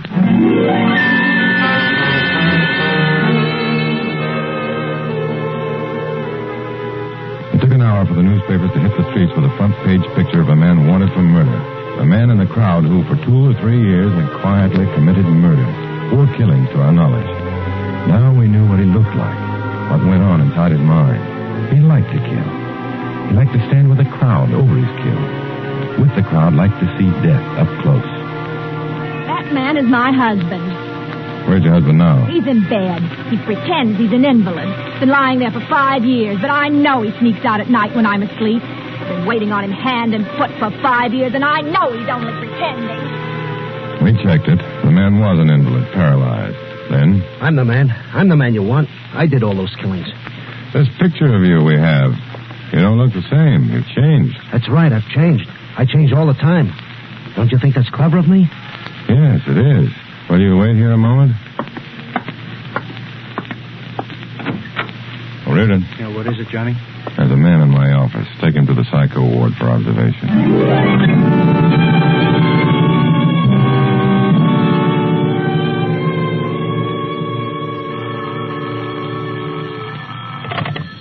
Johnny Stellano speaking. Please, can you come here quickly? Who is this? I'm Mrs. James Shirley. I have a rooming house at 1216 East 38th. Well, what is it you want, Mrs. Shirley? The man whose picture's in the paper. The man you're looking for. He has a room in my house. Is he there now? No, but I expect him home any minute. Please, will you come quickly? Right away.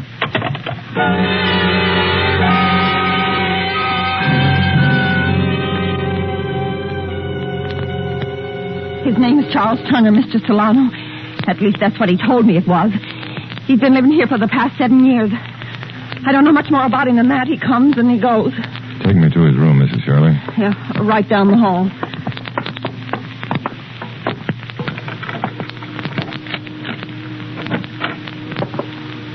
Yeah, I'll turn on the light.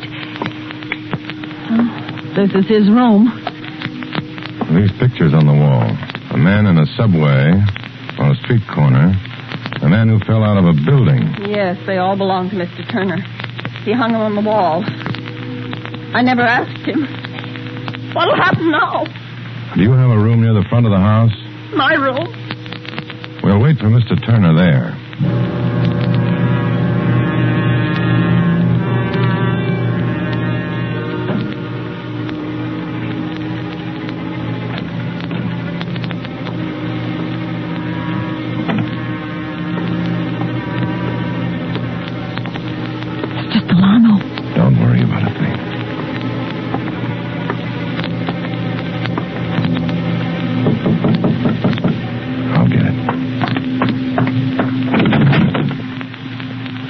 Johnny? What are you looking at me like that for? I told you to wait in the squad car. Well, a call just come through. A guy's holding our killer.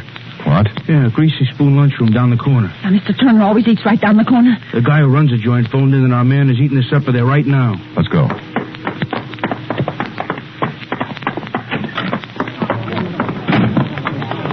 Hey, there's a crowd. That's funny. The street was deserted less than a minute ago. Let's go. All right, let us through here. Police officers, let us through. What happened to you? You police? That's right. I own this place. He saw me making the phone call. Ran out. I ran after him. He had a knife, and He's dead, Reardon. Huh? Johnny, he's naughty. He just fainted. I said he's dead. Will one of you people in the crowd go in the store and call an ambulance? This man's dead. Let me through. Let me through. Reardon. That's him, Johnny. This man. Is he dead? What happened to him? Anybody know what happened? Would you like to see him, mister? Would you like to see him up close? Why, The photographers will be here in a few minutes. Why don't you stick around and have your picture taken, Mr. Turner? Oh, you're wrong. My name is not Turner. I just wanted to know whether the man was dead. That's all. I want to get out of here. Come back here, Turner. One side, Come back here. Johnny? Yep. Let's go, Reardon.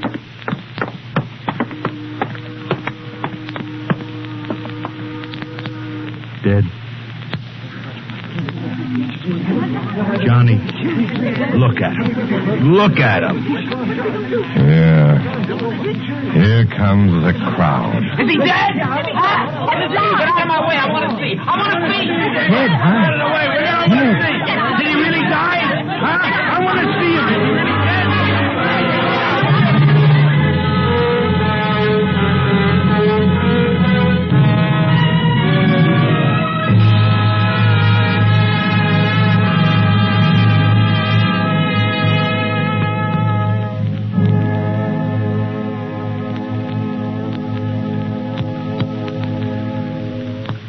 Suspense, presented by Autolite. Tonight's star, Dana Andrews.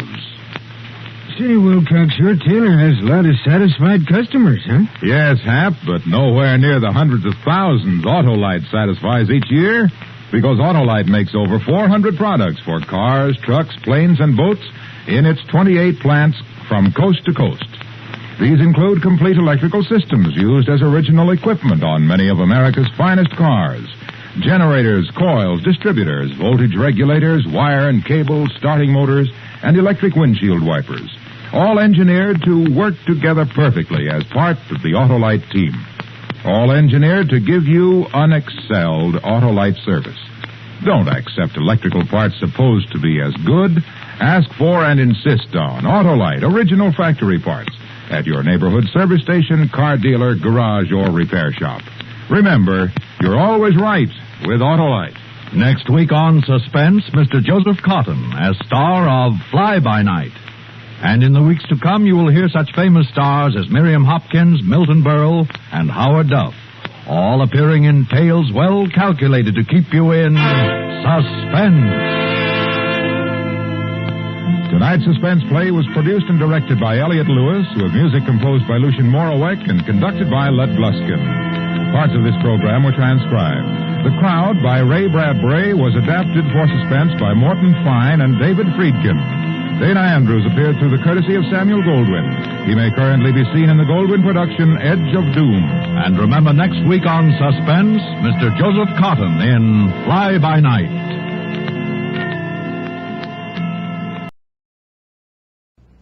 Autolite and its 96,000 dealers present Suspense.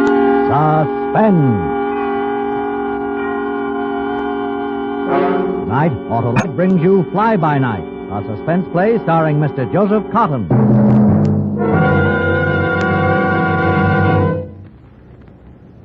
Well, Manning, how about signing this confession? I want my lawyer. You don't need a lawyer, not if you tell the truth. Well, my wife's cousin, Charles Borden, he's the lawyer.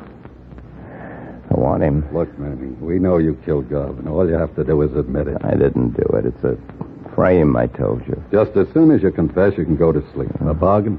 I didn't kill Garvin. Don't be stubborn, Manning. I didn't do it. A frame. Then how come that boy Venuti saw you? He says he saw you leave Garvin's apartment at 11:30, just after the shooting. I left at 10.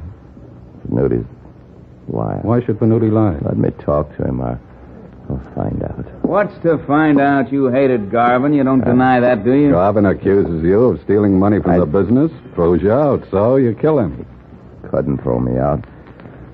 Full partner, let me alone. You killed him. Sleep. Not until you sign this confession. Sign this confession and we won't bother you anymore. You can lie down on my bed here in my apartment and sleep till you can't look sleep in the face anymore. Come on, Manning, be smart. Wait what? a minute. Huh? He's asleep. Oh? Come on, Manning. Confess or I'll keep you awake forever. All right. You'll sign the confession? Yeah. I'll sign it. Sleep. Put the killer to bed, Coogan.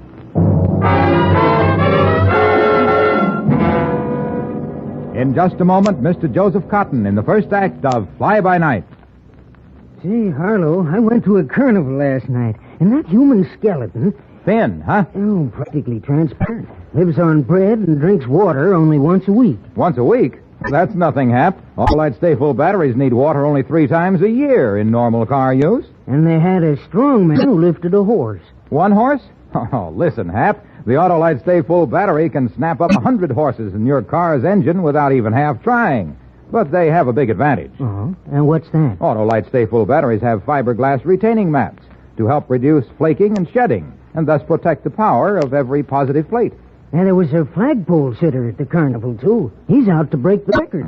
He'll never break the Autolite Stay Full battery record, Hap, because you can't buy a better battery for your car. You're sharper than a sword swallower's supper, Harlow. Thank you, Hap. And friends, see your Autolite battery dealer and ask him for an Autolite Stay Full battery, the battery that needs water only 3 times a year in normal car use.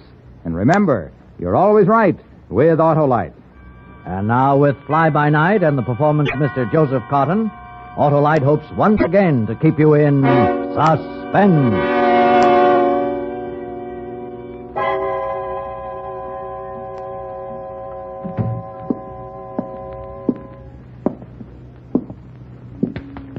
Wake up. Wake up, Manning, wake up. Come on, get up. You had your 8 hours sleep. Let's go calling.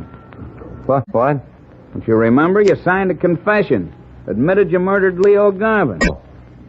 I didn't do it. I didn't kill Garvin. Come on, into the bathroom and shave. Here, Lieutenant Driscoll left this shirt for you to change into. Wants you to look nice for the photographer. I didn't do it.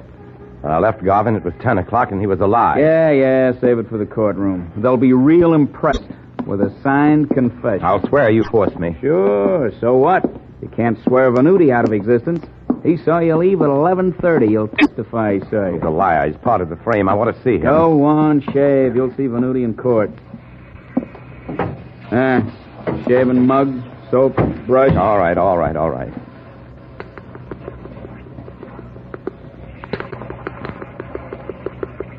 Come on. How much lather do you need? Hey, my eyes!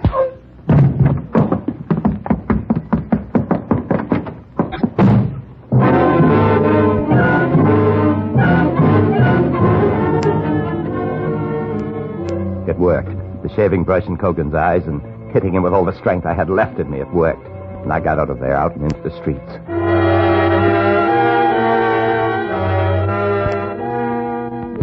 They didn't have to torture me. Lieutenant Driscoll and Sergeant Cogan didn't have to beat me with a rubber hose to make me confess to a crime I never committed.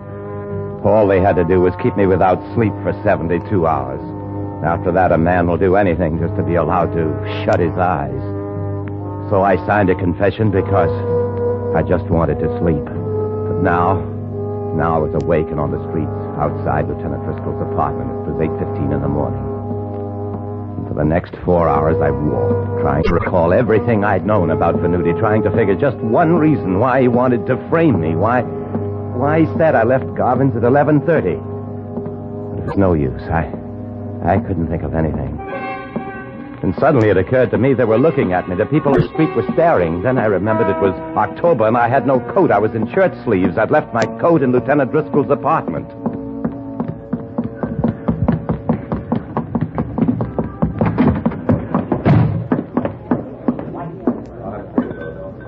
Can I help you, mister? Yeah, you got a phone in here. Or down that aisle to your left.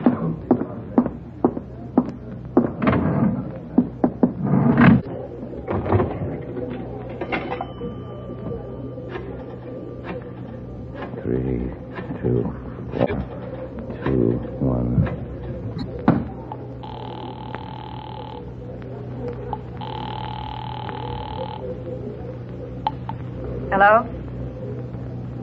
Hello? Who is this? I'm all right, Mary. Don't worry. Where are you? I don't know, a drugstore downtown. I escaped, Mary. I got away from them. You're an idiot. You'll only make it worse for yourself. Now, listen, Mary. I didn't kill Garvin. I need your help. I need a coat. I can't help you, Mickey. What? You're a murderer. Even if you are my husband, I'm not going to be involved. I didn't kill him. It's all a frame, Mary. All I've got to do is find a guy for Nudie and beat it out of him. Mary. Mary.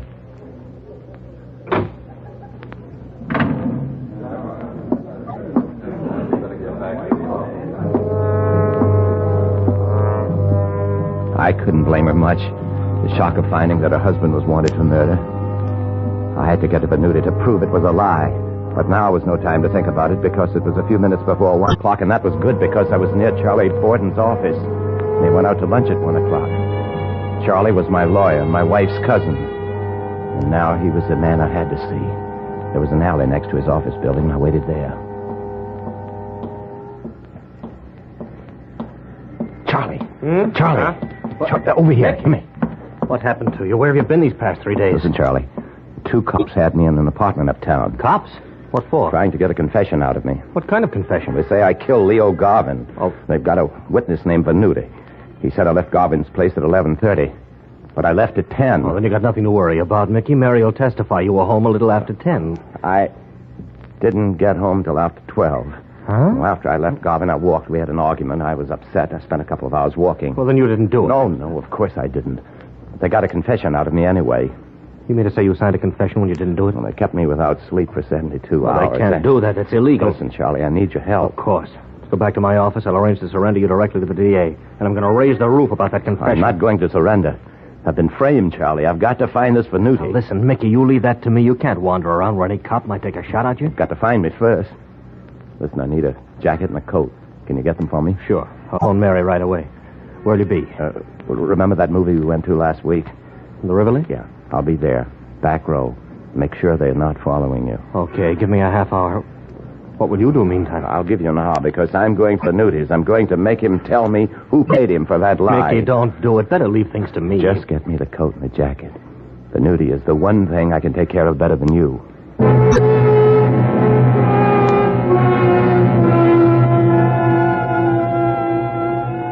I caught a streetcar, and 20 minutes later I was walking toward the swayback 2-story building where Venuti had his insurance office, just across the street from Garvin's house. I opened the door and walked in. You want something? Oh. Drink, maybe? Venuti. Where is he?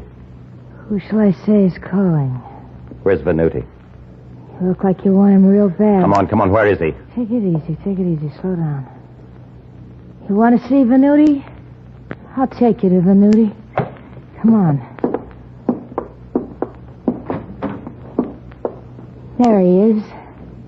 There's Venuti. Sure you don't want that drink? He was sitting at his desk, natty as ever, disinterested as ever.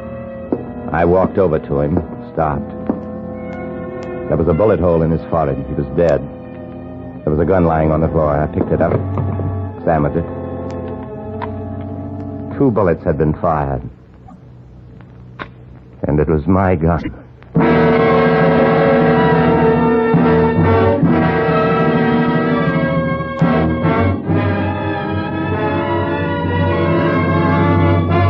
Autolite is bringing you Mr. Joseph Cotton in Fly By Night. Tonight's production in radio's outstanding theater of thrills, Suspense.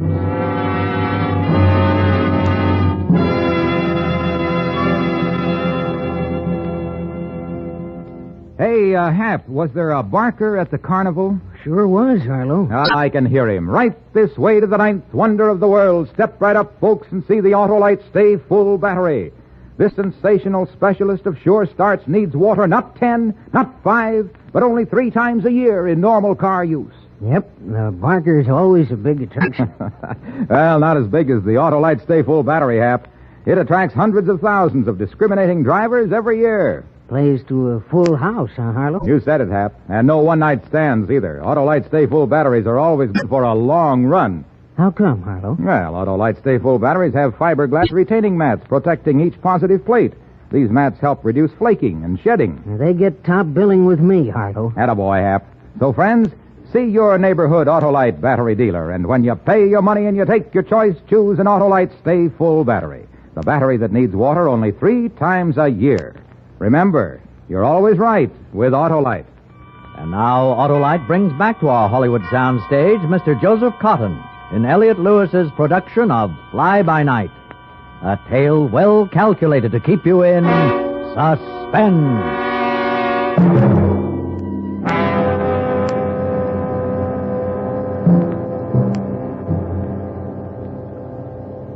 I told you I'd take you to Venuti. What do you think of him? What happened? I found him dead when I came in. A couple of minutes before you did. By the way, who are you? Did you kill him? I know who you are. Your name is Manning. How do you know me? Fella in the picture. What picture? Never mind. Well, you still haven't told me what you're doing here. Venuti's girl. My name's Irene Conway. We had a cocktail date. What kind of date did you keep with him? He swore he saw me leave Garvin's apartment at 11:30 the night Garvin was killed. He lied. He lied about a lot of things. I came here to get the truth out of him, but someone's been here first to shut him up. You never got anything out of him. I'll prove it to you. Garvin was shot on Monday night, wasn't he? That's right. Why? Venuti couldn't have seen you leaving Garvin's place. We were together in my apartment on the other side of town till close to 2. And what made him lie? Why did he do it? Why did he frame me? What? Tell me. Someone paid him to say he saw me leave Garvin's house that night. Maybe. Who paid him? Maybe the man. What man? On Monday, Venuti called me to meet him here at about 5 o'clock. There was a man with him. They were looking at some pictures. And when I came in, the man put them away in a hurry. Went right out without even saying goodbye. I know everybody Venuti knows. This man was a stranger. But his name? Didn't Venuti mention his name? No, he wouldn't talk about him. When I asked him what the pictures were, he got mad. But I saw one of them. Who was it? You. Well, That's how I recognized you when you came in. can you describe this man? He was a blonde man. He wasn't pretty. You're pretty. Venuti was pretty. Venuti was prettier than anybody. Listen, Irene, you've got to talk to Charles Borden, my cousin. He's a lawyer. You've got to tell him everything you told me. Will you do that for me? Venuti isn't pretty Listen, anymore. Irene, Venuti's dead. Somebody's knocking on the door, Mr. Manning. Must be the police. I called the police. Look, my cousin's name is Charles Borden. He's in the Taft building. You go right down to his office and tell him. I know that's the police. Do you think you better run? Don't you understand? You've got to do it now. right now. No, I couldn't right now. I've got to talk to the police. Just a minute. Charles just a minute. Borden in the Taft building. Will you do it? You better run, Mr. Manning. Run fast.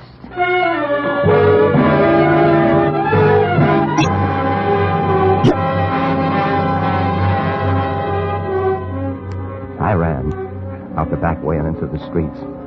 Now it was time to meet Charlie in the movie theater. Get the jacket and coat from him. Tell him about Irene and the man with my picture. I got settled in one of the empty seats in the back row of the movie and waited. In a little while, Charlie came in and sat down next to me. He had the extra coat and jacket with him. Did you find the nudie? I found him. He was dead when I found him, shot with my pistol. Here, you take it. Someone's trying to get me, Charlie, and I think I have a lead on it. What kind of lead? A girl named Irene Conway, friend of Venuda's. She saw the man who paid Venuda to put the finger on me. If she doesn't come to you, you've got to find her, Charlie. Okay. Make her tell you what she knows, then follow it up. Hire detectives if you have to. Mary can sign checks for me. I've got about $1,500 in my account. Don't worry about the money. I'll take care of it. I need some cash now. I used what I had on phones and streetcars. I put $25 in the jacket. Thanks, Charlie. I hope it fits you. It's my jacket. Mary wouldn't give me one of yours. I'll keep in touch with you by phone. Okay. I'm going. You stay for another 10 minutes or so. Right. Thanks again. Good luck, Mickey.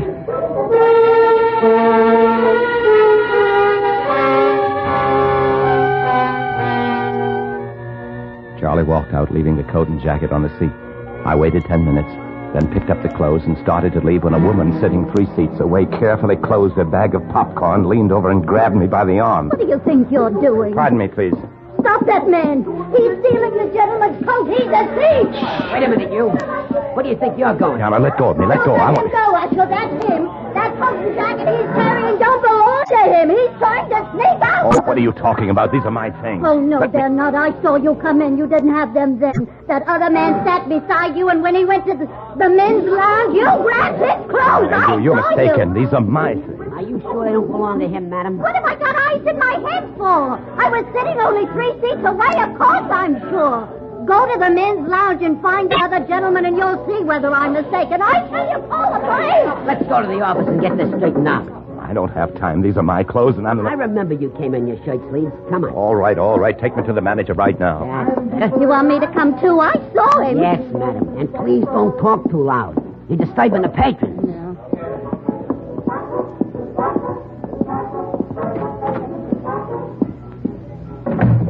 Yes? What is it? Mr. Schreier, this woman claims that this man is trying to walk out with a coat and jacket belonging to another patron. She says he's in the lounge. Is that so? Go get the gentleman in the lounge. Yes, sir. This is all a mistake. The coat's mine, so's the jacket. It is not. You came in without a coat or a I jacket. don't deny that. The man who brought them was my cousin. I'd left them in his office, and you won't find him in the lounge. He's gone back to his office. You say this coat and jacket are yours? Yes.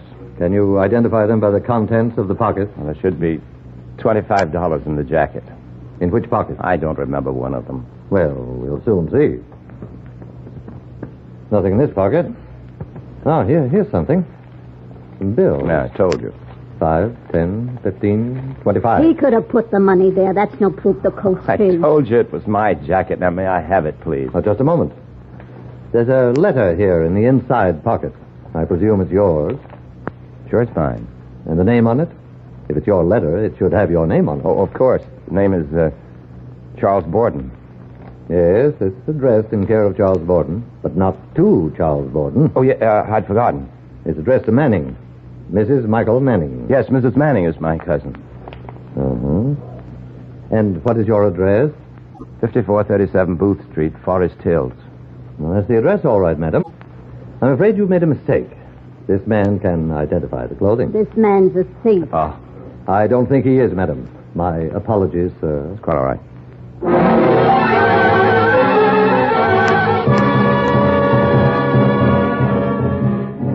I walked out of the theater, lost myself in the crowd, and didn't stop until I was 10 blocks away. Then I slipped into a lunchroom and had my first meal of the day. While I was eating, I took the letter out of the pocket of Charles' jacket. Why hadn't he turned this letter over to my wife? What was in it he didn't want Mary to see? I opened and read it. Leeds, Fulbright, and Benning, attorneys at law, 1312 Q Street, Sacramento, California, 12 August 1950. Dear Mrs. Manning, This is to inform you that you have been named sole beneficiary under the last will and testament of your late uncle, Benjamin Williams. We request that you or your attorney appear in the probate proceedings by means of the enclosed waiver of citation, so that we may make distribution. In our opinion, after taxes, your inheritance will be upwards of $200,000. So yours, Judy Spenning. $200,000. I was stunned at first. Then it suddenly occurred to me. Charlie hadn't said a word about it. Charlie hadn't even shown the letter to Mary. Then I took another look at the date. August 12th. Over a month ago. Then it came into focus. Cousin Charlie was playing the hand alone. He didn't want Mary to have any of that money. Charlie was the one who had framed me. Get me out of the way, then Mary. Then Charlie would be the sole survivor of our late uncle. Charlie had stolen my gun. Then I'd helped him. I'd put my fingerprints on the gun at Venuti's, then given it to Charlie. Charlie was the man with the pictures who paid Venuti to put me on the spot. I paid my check and grabbed the cab outside. At 8:30, I was running up the steps of Charlie's house.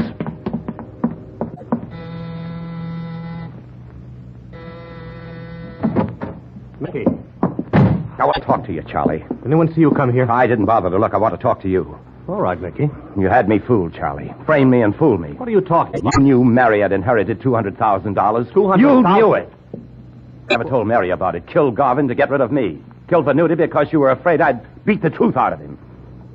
When were you planning to kill Mary? Oh, you're going crazy, Mickey. Now, look, listen to me. Now I'm going to beat a confession out of you, cousin. I swear to you, I don't know what you're talking about. Mickey! Confess, Charlie. I confess to it. Confess. Yes.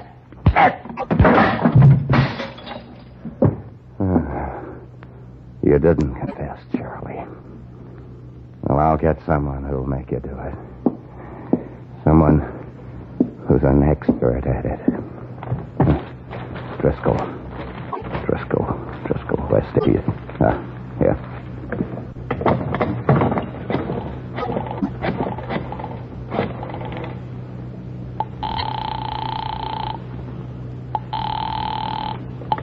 Oh? Driscoll? Yeah? Mickey Manning. Where are you, killer? Charlie Borden's apartment. I've got your murderer for you.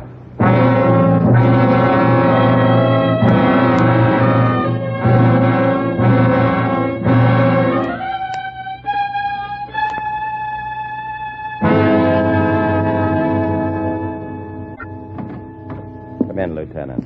Come in. Thanks, Manning. I brought somebody. Your wife. Hello, Mickey. Mr. Driscoll called me and said you found Garvin's killer. Have you really, Mickey? Yes. And Venuti's, too. I told you it was a frame, Mary. Who's the killer, Manning? Cousin Charlie. Now, why should Charlie kill them, Mickey? Because he wanted all that money for himself, don't you see? Because he wanted that $200,000 for himself. Is that right? Yes, that... Wait a minute. How did you know about that $200,000 now? I knew it from the day I got the letter from the lawyers. And I said to myself, now, there's no sense in sharing all that money when there's a way to get it all to myself. So you framed me, Mary. So I framed you. Driscoll and I framed you. Driscoll killed Garvin, killed Venuti. Now... Driscoll. What's your salary for killing off duty? Always off-duty killing. Cogan and I don't have badges. People like Mary here pay us to play act at being cops. Well, that confession I made to you is worthless. No, not at all, Mickey. I have it in my purse. It's a confession a husband made to his wife. Well, tell me something, wife. How did you plant that letter from the lawyers so I'd find it in Charlie's jacket? Well, Charlie called me and told me you needed a jacket. I came to Charlie and persuaded him to take one of his own. Then I slipped the letter in the pocket so you'd find it. Had 2 people killed for that money just to get rid of me. Why didn't you just kill me and leave the others alone? I like it this way, Mickey. I like testifying at your trial. I like being all broken up because they'll hang you for murder. Driscoll? Yeah. Let's go say hello to Cousin Charlie. Hello, Cousin Charlie. Huh? Cousin Charlie Manson. My, you really beat him up, Manning. Charlie did. No, Cousin Charlie is still alive. He'll be able to talk soon. And if he talks, Mary, we'll be in trouble. Hold this gun on your husband, Mary. All right. Close your eyes if you can't stand this, Manning. I'm going to start on Cousin Charlie where you left off. Leave Charlie alone. Leave him alone. I'll kill you, Driscoll. Mary. Kill you. Mary, get him off me. Drop it, God. Drop it, or so help me, I'll break every bone. Drop it, Mary. Mickey. Oh, Mickey. Now, Mickey. Mary, you go over to that phone. Over to the phone. All right, Mickey. Now call the police. Tell them you're calling for me. Then tell them I killed my partner, Garvin. All right, Mickey.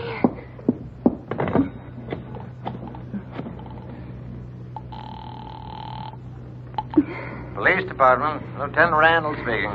This is Mary Manning. I'm calling for my husband, Mickey Manning. Tell them how you framed me, Mary. My husband wants me to tell you how Leo Garvin and a man named Venuti were murdered. It started with a letter I got in which I inherited $200,000.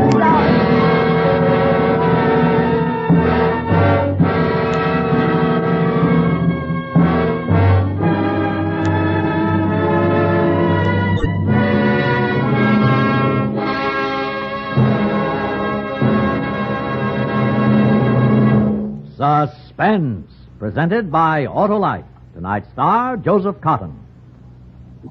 We all enjoyed your performance very much, Mr. Cotton. Thanks, Hap. Thank you, Joe. We hope you'll return to Suspense again soon. I hope so, too, Harlow. It's always a pleasure to be associated with Autolite. He sounded like you, Wilcox. Of course, like me and hundreds of thousands of satisfied Autolite customers. Why, Hap, you'll find Autolite friends everywhere because Autolite makes more than 400 products for cars, trucks, planes, and boats in 28 plants from coast to coast. These include complete electrical systems used as original equipment on many makes of America's finest cars. Generators, coils, distributors, voltage regulators, wire and cable, starting motors, and electric windshield wipers. All engineered to fit together perfectly, work together perfectly, because they're a perfect team. So, friends, don't accept electrical parts supposed to be as good. Ask for and insist on Autolite original factory parts at your neighborhood service station, car dealer, garage, or repair shop. Remember, you're always right with Autolite.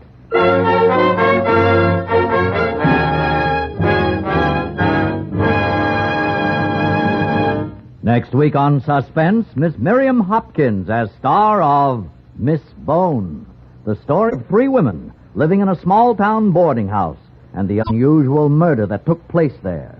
And in weeks to come, you will hear such famous stars as Milton Berle and Howard Duff appearing in tales well calculated to keep you in suspense.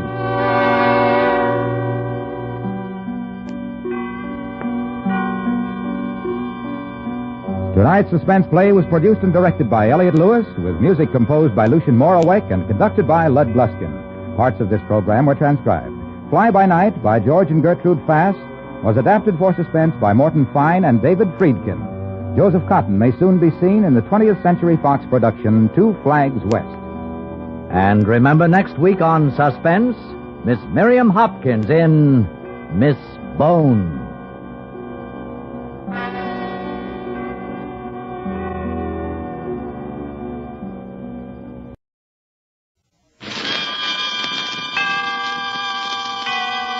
Autolite and its 96,000 dealers present Suspense.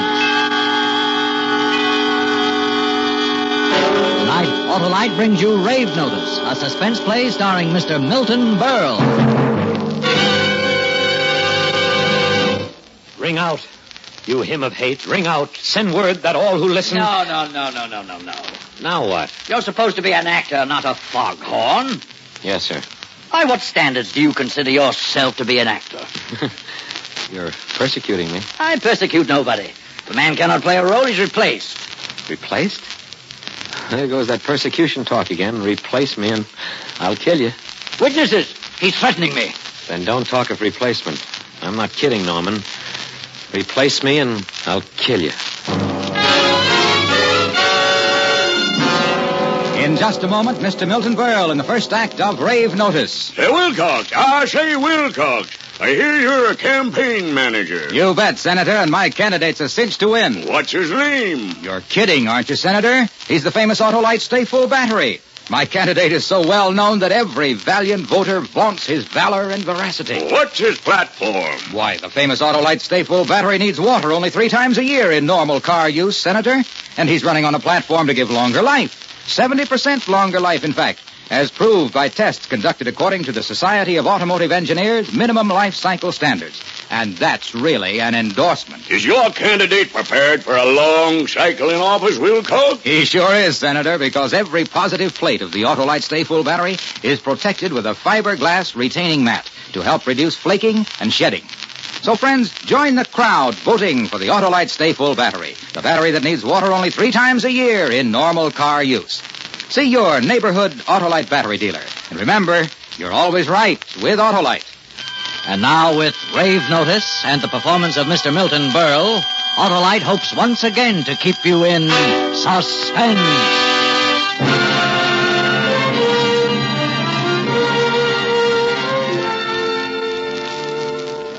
Look, when I'm walking across Times Square like this, I'm just an ordinary man. Plain, unnoticeable. I watch the crowd. You wouldn't even notice me. It's as though I were invisible.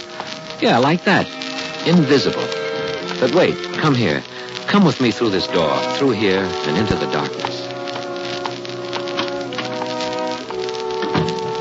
Now. I breathe deeply of the thick, dark air, and I become taller. My eyes drink in the gloomy shadows, become lustrous, bird-like, noble. Here in this temple of the passions, I throw off my cloak of invisibility, and I reveal myself, my true self. For this is the theater, and I am an actor. Down there beyond the empty seats lit by the single bare bulb are my fellow actors, and we're all here to make a play. Friend Norman, seated alone in the 3rd row, is our director. This is the 5th day of the rehearsal. Still rather rough, stiffish, and so forth, but it's not a bad little play, and you know Norman. Norman will manage somehow to spoil it. Norman will misdirect actors and lose values, and I've known Norman for years, from the group theater. We were in the group together. Oh, no. But, Norman, why not? Because I'm the director and I say no. Very well. Try again. I wish somebody would tell me what it's all about. Life, I mean. I wish somebody would give me the word. Adequate. Thank you. Norman. Oh, hello there. How are we coming? Come over here. I want to talk to you. Sure, Norman. Sure. What is it? This is, well, believe me, Sam, the most difficult thing I've ever had to say. Well, speak out, Norman. You know me.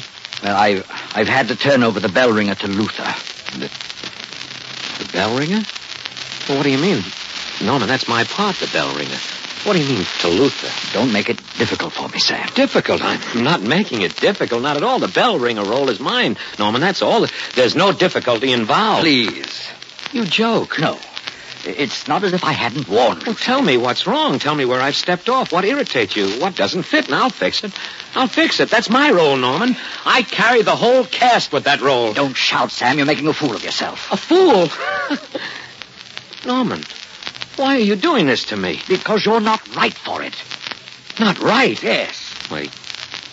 You fat pig. What do you know? Now, easy. What do you know? What do you know about acting? Easy there. Easy, I say. Easy. Fat. Fat belly, fat head, fat face. That's enough. You know nothing. I know you. I know actors. You're no actor. You stink. I'll kill you for saying that.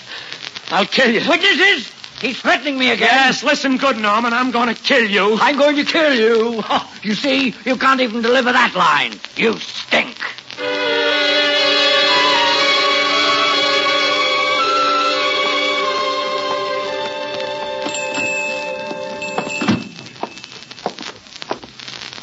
Yes, sir?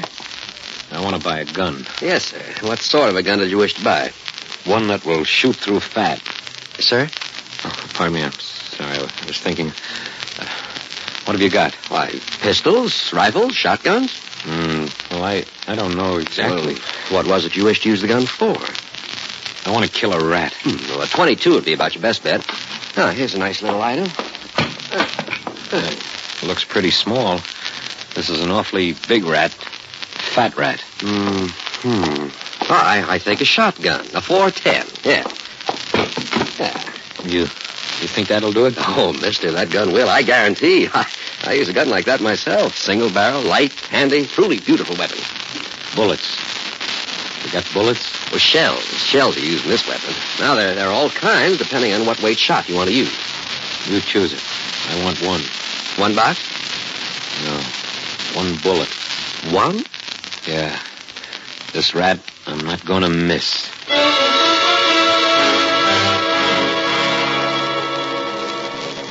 It's time now. He'll come out of that far door of the entrance, and he'll walk this way because he's going to go into Sardi's for a drink. I slide it out from under my coat, and I smile, and I say, "Goodbye, Norman." Pull the trigger. Heart or belly? Heart or belly?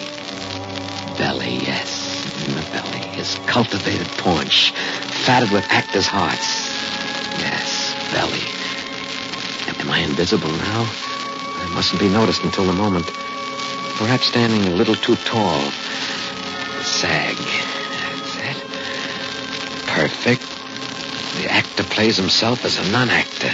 Oh, you should see this, Norman. Now. Goodbye, Norman. Sam! No! I'm shot! I'm shot! Oh, it hurt. No, Norman, you're dying. You're going to go to hell in a minute, Norman. I'm shot. Please, somebody call an ambulance. Won't do you any good, Norman. You're dying. You'll be dead before it gets here. Oh, it hurt. Is this how you play your death scene? Norman, you're dying. Play it. Please, somebody call an ambulance for me. Don't let me lie here. Oh, if an actor played a death scene for you as badly as you're playing your own, Norman, do you know what you'd do? Ambulance! Help, please! Ambulance!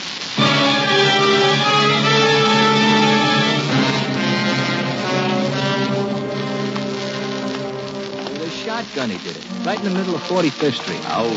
They brought him in an hour ago. Give you any trouble? Like a lamb. Hello. Oh, I thought you'd like to know. That guy, he's still kicking. Alive? He's alive? Yep. So you're not a murderer. Not yet.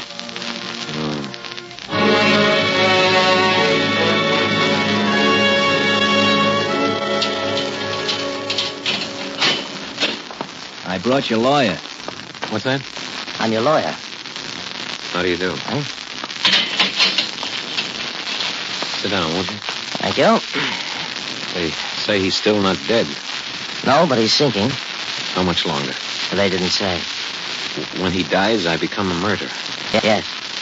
They'll electrocute me. Yes? I must have been crazy. I thought of that. What do you mean?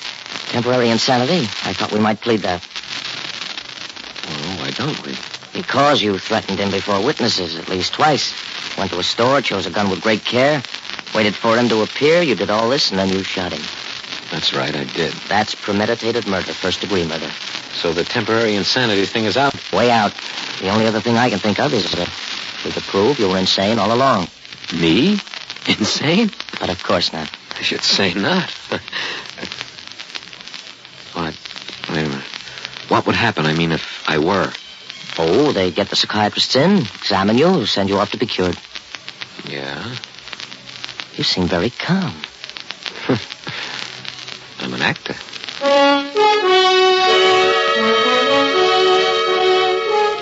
He's gone, and I sit here seeming very calm. From time to time, the guard passes, looks at me curiously. I know what's on his mind. He's saying there sits a cold-blooded murderer. I know. All my life, I've studied the human beings, memorized their gestures, tones, expressions, inflections, emotions. I've learned to probe every moment of my own experience from early childhood, searched out my every reaction, emotion, learned to feel the parallel emotions of others. The Stanislavski method of acting. I have it. Know it. Of course, if we could prove you were insane all along. But I'm not. The insane man moves without motive, and I had a motive. I know you. I know actors. You're no actor. Ooh, I could do it again. No actor. No actor. No actor. I could do it again. Insane, crazy, nuts. I know a joke. A wonderful joke. I'm going to beat Norman even in his grave. I'm going to have myself exonerated of his murder. Yes, freed of the charges. It's so simple. I can hear it. Not guilty by reason of insanity. I'm going to play the greatest role of my life. Play it without makeup, without lights, without script or cue. I'm going to play a part strangely foreign to my nature.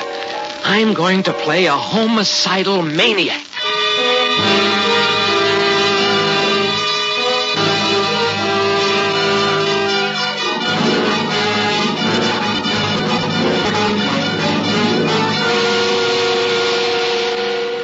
Autolite is bringing you Mr. Milton Berle in Rave Notice, tonight's production in radio's outstanding theater of thrills, Suspense.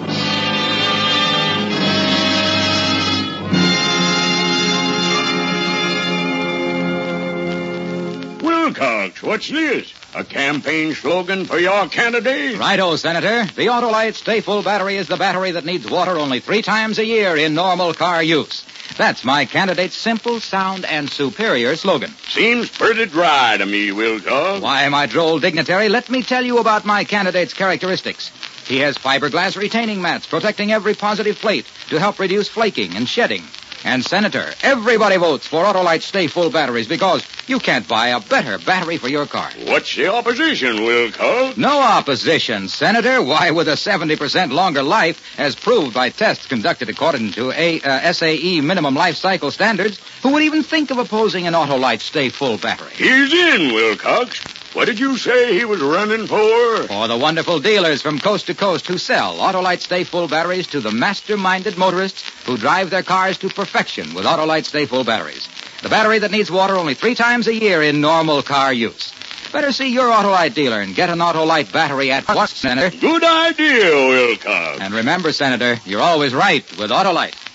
And now Autolite brings back to our Hollywood soundstage Mr. Milton Berle in Elliot Lewis's production of Rave Notice, a tale well calculated to keep you in suspense.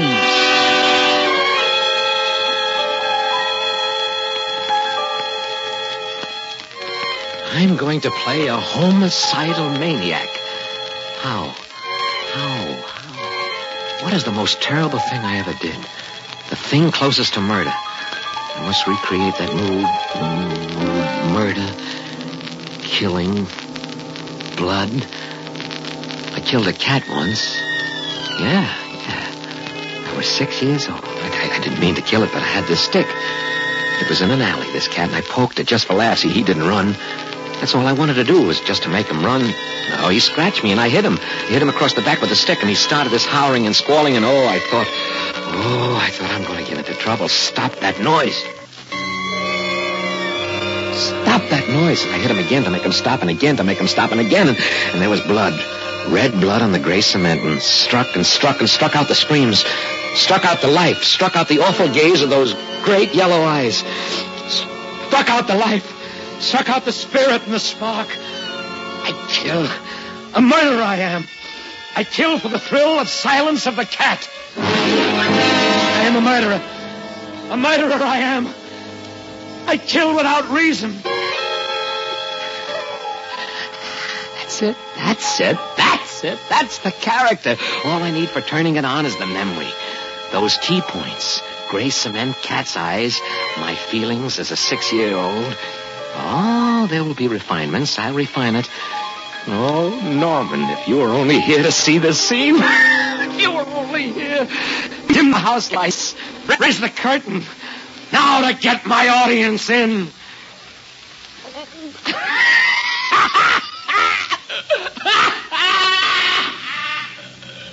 What's that? Sounds like the shotgun guy. He's laughing. We better go see what's up.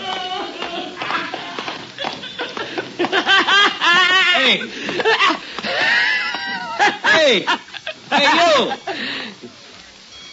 you! Who may I ask, are you? What? Who are you? Oh, come on now, Mac. Calm down. I asked a civil question, and I expect a civil answer. Who are you? He was so nice and quiet for a while there. Hey. Just answer my question. That's all I ask, and that's not much reward for a hero to be asking now, is it? Don't you know who we are? I think he's putting on an act. Hey, don't turn your head away. We know you hear us. Nuts. Leave him be. Well, you think he's kidding? What does it matter? Oh, that was lousy. You can do better than that, Sam. You're supposed to be a murderer. A homicidal maniac. So what's the emotion? Guilt. Guilt. You've got to be guilty. Guilty. Smear yourself with stuff. Guilty. Bloody hands, that's you. Guilty, and you want to be punished. Yeah, punished. Punish yourself. That'll do it. But it'll hurt. So what? Not like it hurts when they shave your head and slit your trousers and strap you to your seat. Oh, that seat. 10,000 volts coursing through this poor player's frail body with which I am cursed. Murderer. Guilty. Should be punished. 1, 2, 3. Curtain going up. Guilty. There's blood on my There he hands. goes again. You go. Ah, what a I smashed him job. on the gray cement and smashed him. Murder. I murdered him. I am a murderer. I'm a murderer, and I confess it. I confess I'm a murderer. Hey! I want to confess it. You don't have to do that. To confess, to purge myself of this guilt. But you did all that when you first came in here. I am a murderer. I am guilty here. I smashed him. What are you getting yourself so worked up about? That guy isn't even dead yet. Not dead. He is dead. He's been dead these past 36 years. 36 years. Oh, if you won't punish me, Hey, what are you doing? I am guilty. I'm guilty, and I shall be smashed as he was smashed. Your hand. You're going to bust your hand in that wall, I shall be smashed. It is written. You know the writing in the blood that lies across the counterpane in the bed under the pillow when little boys are supposed to be far away in slumberland. Schultz! Get the doctor!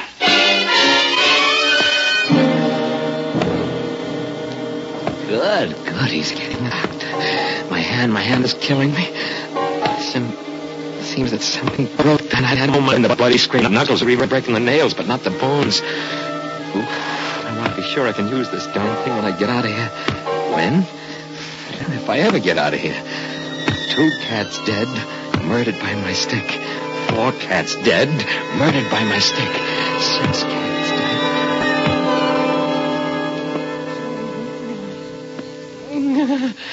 Oh. Right here, Doc. I'll open the cell if you want to go. Of course I do. How long's he been doing this? Well, about 15 minutes, Doctor. Since just before I sent Schultz after you. I see. All right, now. You can stop that. I don't stop. I don't look. I keep right at it. I keep in the pot.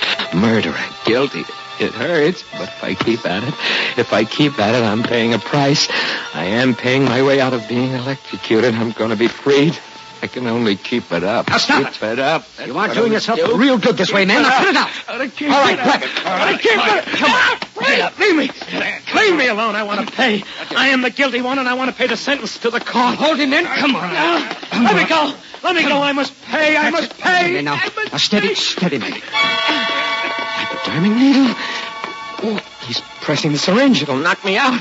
I can't act. I'm unconscious. Come on. I can't act. I can't play the part. I'm guilty. I can't.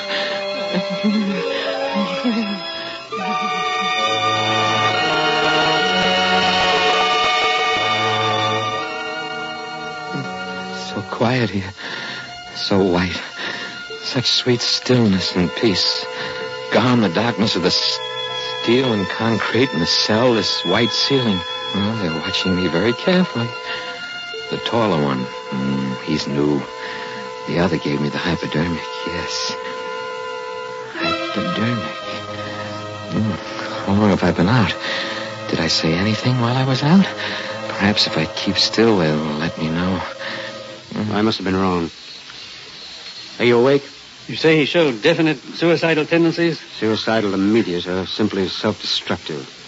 While he was unconscious, I listened to him. He spoke.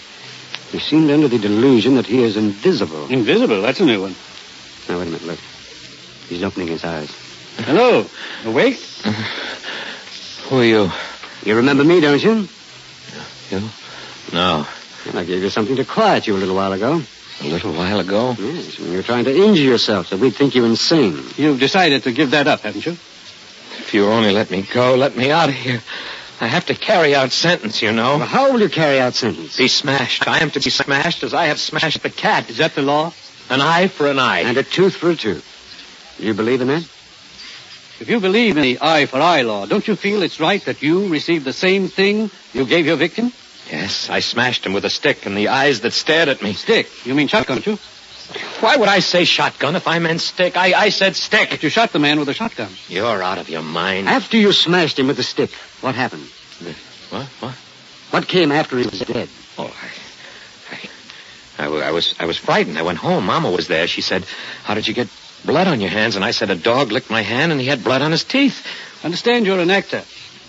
We are all actors. We try to act innocent when we are guilty. Doctor, come outside a moment, will you? I've got them. Just keep playing it cold and clear. What are they talking about out there? Oh, I wish I knew. Doesn't matter. Don't matter. I have them. I know that. I've got them. Well, I guess you'll be leaving us soon. That's what I asked for. Thank you. You're understanding, Doctor. I am guilty and I must carry out sentence. You know that. What Doctor means is that you're going to a place where they'll help you to get well. Get well? But I am well. I'm just guilty, that's all. Of course. If you'll have the affidavits drawn up, I'll sign. We'll get a court order committing him. Mm-hmm, right. Seems you were right all along. You know, I wasn't sure until you told me about the man who was shot, about his recovery. Oh, yes. The guards told this man he'd recovered, but he didn't comprehend the cause. He went right on screaming and punishing him. See. Well, let's go. What would they have given him were he sane? Well, that depends. If the injured party refused to press charges, he'd be out of here in an hour. Free man. Recovered? He recovered. They didn't tell me he'd recovered. How could he have recovered? I shot him in his fat paunch in his belly. When they tell me. It was while I was screaming, maybe. I was really into the part then, deep in it. Couldn't have heard them. I couldn't have heard. And now he will walk out of here and I will go off to an insane asylum, married to a role that I loathe, that I hate. No. Doctor, come back here. Please, it was all a joke. Doctor, come back. What is it? Listen, Doctor, listen. I have a confession to make, Doctor. I'm not insane. Please believe me. Of course you're not. That's right. Just a little confused, that's all. Yes, yeah. Why, not even confused, don't you see? It was all a gag. It was just a gag. Of course it was. Now you're going to a place where you can rest and everything's going to be all right. No, believe me. Believe me, I am sane. Why they shout? I'm not shouting. I only want to impress upon but you. You were shouting. Rather loudly. Now, look. I shot, and my lawyer said if I could prove insanity, I would go to the chair. Chair? I thought you were to be, you said smashed. Forget that. That was part of the method. Method? You know, the Stanislavski method. It's a system of acting. What do you think, Doctor?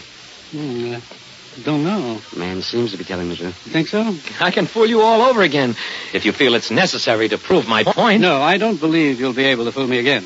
Well, Doctor? Sane. I say sane. I say the man is in full control of his faculties, is aware of his crime, committed it out of what society calls sober motive. And you, sir? You agree with the doctor? It's what I've been telling you. And I say the same. That makes you unanimous. Glad that's over. Wow. What a performance. Gentlemen, never in the history of the theater has such a performance been rendered, nor under such adverse conditions. Just one more question. Shoot. Why did you kill him? Kill him? But I didn't. I shot him, that's all. Shot. You mean shot, don't you? Well, don't you? No. Norman is dead? And you were sane. And you're going to repay society with your life. Norman is dead. Oh, treachery. Villainy.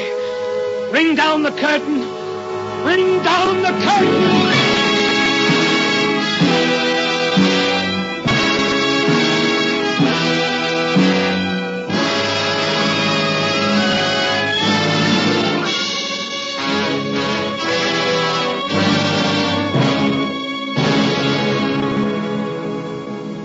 Suspense, presented by Autolite. Tonight's star, Milton Berle. Well, Wilcox, did your candidate win? Win, Senator. Why, the Autolite Stay Full Battery is the winningest candidate the polls have ever produced. And this winsome leader is only one of over 400 Autolite winners for cars, trucks, planes, and boats made by Autolite in 28 plants coast to coast. These include complete electrical systems used as original equipment on many makes of America's finest cars, Spark plugs, batteries, generators, coils, distributors, electric windshield wipers, starting motors, bullseye seal beam headlights. All engineered to fit together perfectly, work together perfectly, because they're a perfect team. So, friends, don't accept electrical parts supposed to be as good. Ask for and insist on Autolite, original factory parts, at your neighborhood service station, car dealer, garage, or repair shop. Remember, you're always right with Autolite.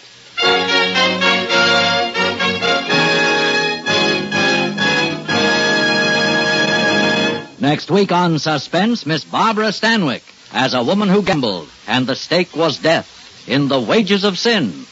And in weeks to come, you will hear such famous stars as Richard Widmark, Herbert Marshall, and William Holden, all appearing in tales well calculated to keep you in suspense. Tonight's suspense play was produced and directed by Elliott Lewis, with music composed by Lucien Moraweck and conducted by Lud Bluskin. Parts of this program were transcribed. Rave Notice was written for Suspense by James Poe. Milton Berle appeared through the courtesy of Texaco. And remember, next week on Suspense, Miss Barbara Stanwyck in The Wages of Sin.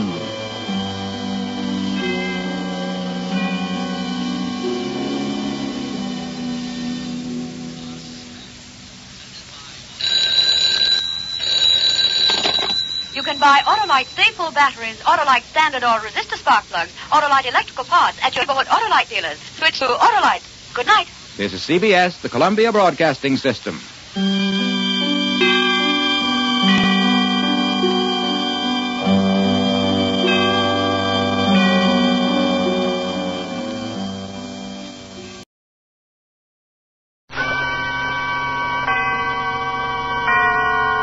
Autolite and its 96,000 dealers present Suspense. Tonight, Autolite brings you The Wages of Sin, a suspense play starring Miss Barbara Stanwyck as Ruby Miller.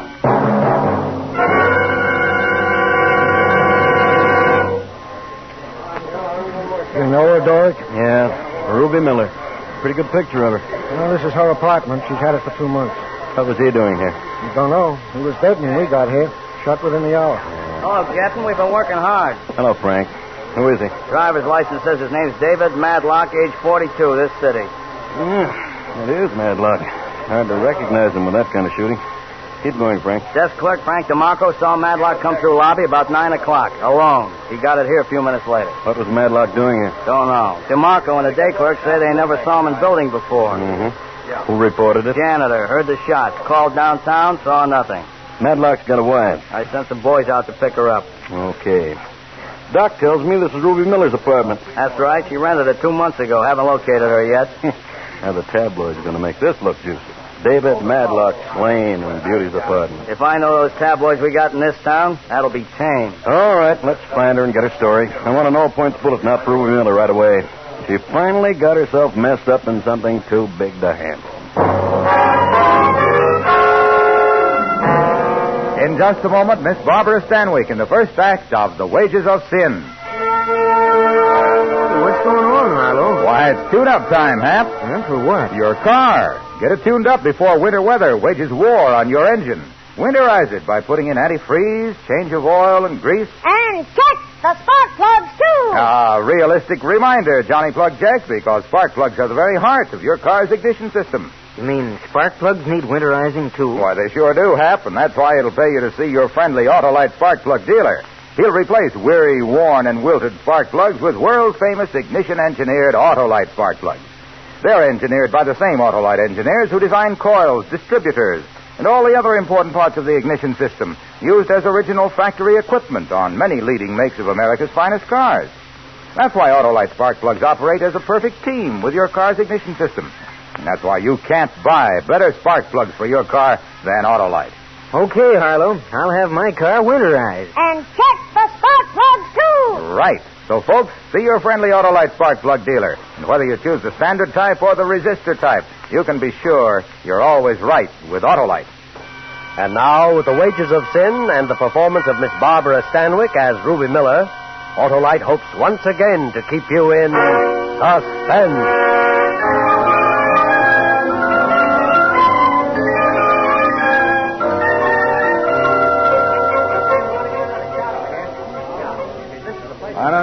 who you are. Nobody gets in. This is my apartment, Pinhead.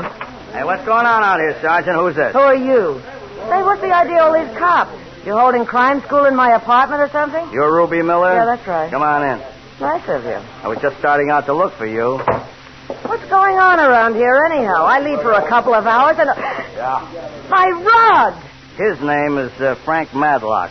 Interested? What'd he bleed all over my rug for? Come on, sister. The captain wants to see you. Well, I want to see him. What kind of a police force do we have in this town? A lady can't go out for a drink without coming home to fight. Get your hands off me. Inside. When I finish my judo course, I'm going to look you up. Hello, Ruby. Oh. Huh.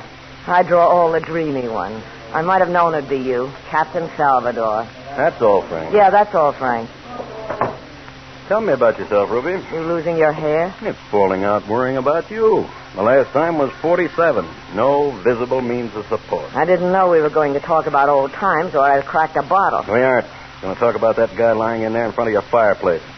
Well? They tell me his name is David Madlock. You know that's his name. What's he doing in How should I know? I never saw him my whole life. How long have you been seeing him? What did you fight about? Ruby, you've had 4 arrests and 1 conviction in your time. You know we always get the answers. Captain Doric Salvador, Copperoo. Huh. Been in the drugstore since 8:30. 15 people saw me drinking my malted milk while Junior in there must have been getting his brains blown out. Do they all have names? Every one of them. It was a bowling team on their way home. The Loafers. You're telling me that corpse is a man you never saw before in your life? That's exactly what I am telling you. Your crew will find that out by poking into everything and everybody in town. They'll also find my alibi's good and that your guesses are bad. If Madlock, or whatever his name is, staggers into my apartment while I'm out and somebody bumps him off, that's not my fault. And you nor any other single-headed cop is going to write it any different. All right, Ruby. Let's go downtown.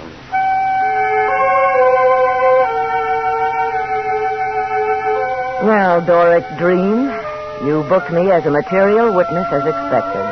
After all, you had to take somebody downtown. The newspapers tossed a lot of type around. My picture was in every paper, every edition. But after 2 days, it died on the vine.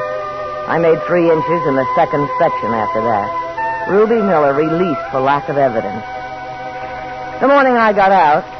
Oh, wait while you blush. I wanted a bath more than anything else. All right. Just a minute, I'm coming.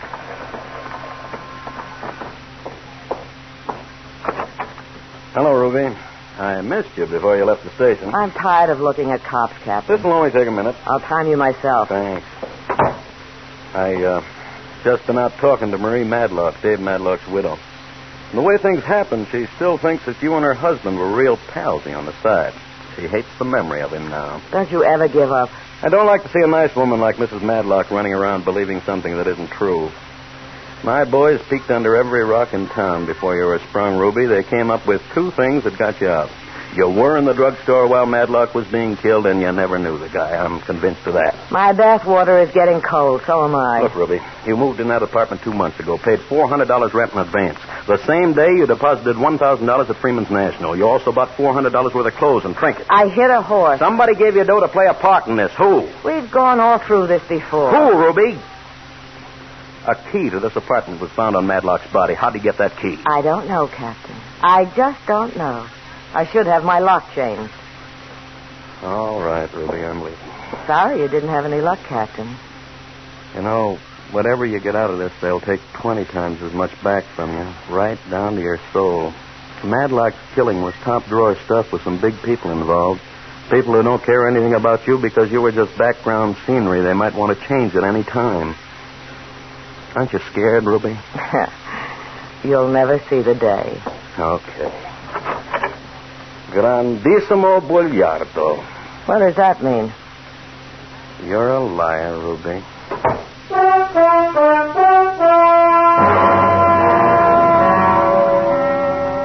Where did you get off thinking I was scared? What was there to be scared about? I held 3 aces in the deck, and that was enough, at least to make a starting bid. When I looked out my window that night and saw 2 men in overcoats standing across the street from the apartment, I felt extra brave. I wasn't worried one bit. Hello? Ruby Miller, Yes. what are you still doing in town? I'm waiting for a phone call, but it's not from you. You're asking for it. doll. I'll be over. Well, say hello to the 2 cops standing in front of my apartment house. Salvador's got them on me 24 hours a day. Play it smart, doll. Get out of town while you got legs to walk on. Listen, you thick-lipped creep. I want to talk to him, the big man, right away. And if I don't, I'll talk to the cops. I just said how you better act, doll.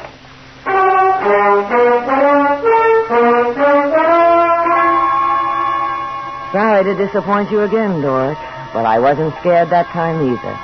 A spook call was always standard operating procedure for those kind of people.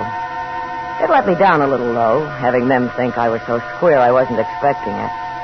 When I went to bed that night, I was dreaming of a new kind of life. And it started the next day with bells. Hello? Miss Miller? My name is Victor Sheridan. I'm the attorney for the big man. And that's as close as you're going to get. Take it or leave it. My offices are in the Equity Building, Suite 203. I'll expect you any time today.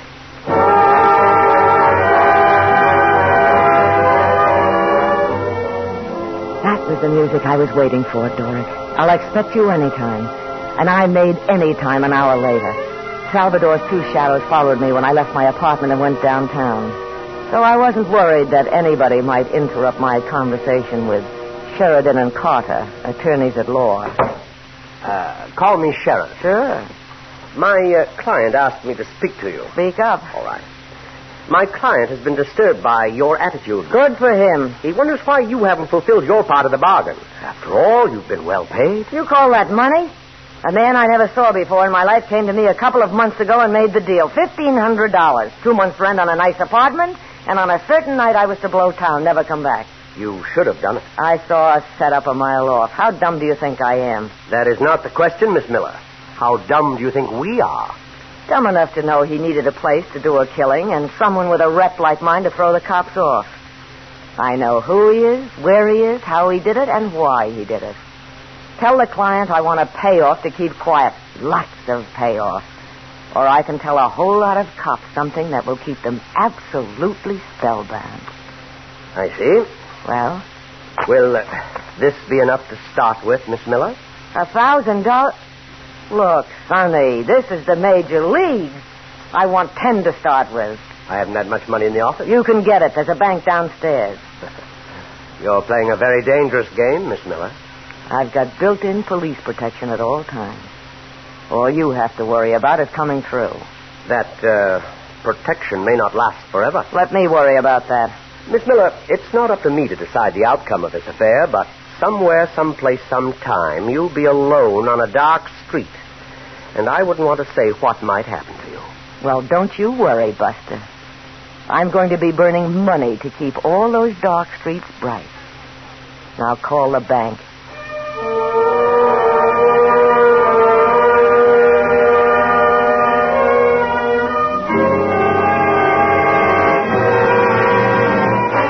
Autolite is bringing you Miss Barbara Stanwyck in The Wages of Sin. Tonight's production in radio's outstanding theater of thrills, Suspense.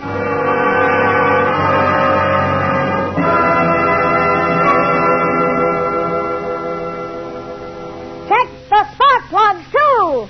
Check the spark plugs, too. Hey, that Johnny plug check's persistent, isn't he? Sure, Hap. Johnny knows it's necessary now to get your car made ready for dependable motoring during the cold days ahead. Check the spark plugs, too. You see, spark plugs are the very heart of the car's ignition system. And when they're right, your chances of starting, even in the coldest weather, are better than ever.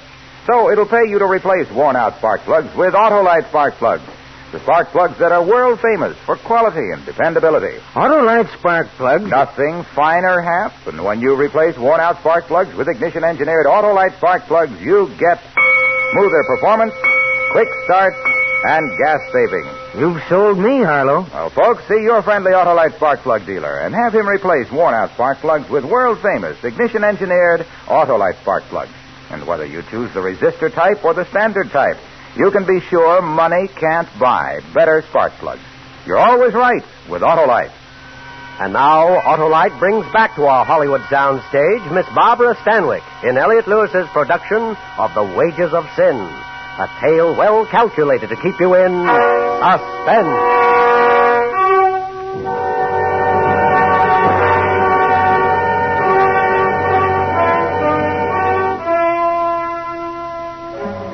don't think those next few months weren't great, Captain Salvador. They were the last days of Pompeii with Christmas and a Polish wedding thrown in. I picked up my checks regularly from Victor Sheridan, and I spent them regularly on Ruby Miller. I never could understand why the two men you always had shadowing me didn't pick up Victor Sheridan. But why look a gift horse in the mouth? I was busy enough being the belle of the boulevard, the girl most likely to succeed. Clothes all over the place. Money any place there were in clothes. Nightclubs, I was a bigger attraction than the chorus girls. Men, like flies in a sugar bowl. And don't think I ever got tired of it. Why, I even got tapped by the 400. Of course, I was sort of a late starter, but so were Broker's Tip and the Yankees. Now, let's see. There was Douglas Elwood Tisdale, who had the mink ranches. Clayton Dashiell, who made governors. Hamilton Moore, who was in shipping and polo. And Talbot G. Cooper, whose taste ran to women. Ruby, I've known girls from Bombay to Hunter. Well, don't tell me about them. I hear Kinsey's in town. No, what I was going to say was that you're the most exciting of them all. Oh, Coop, squash head.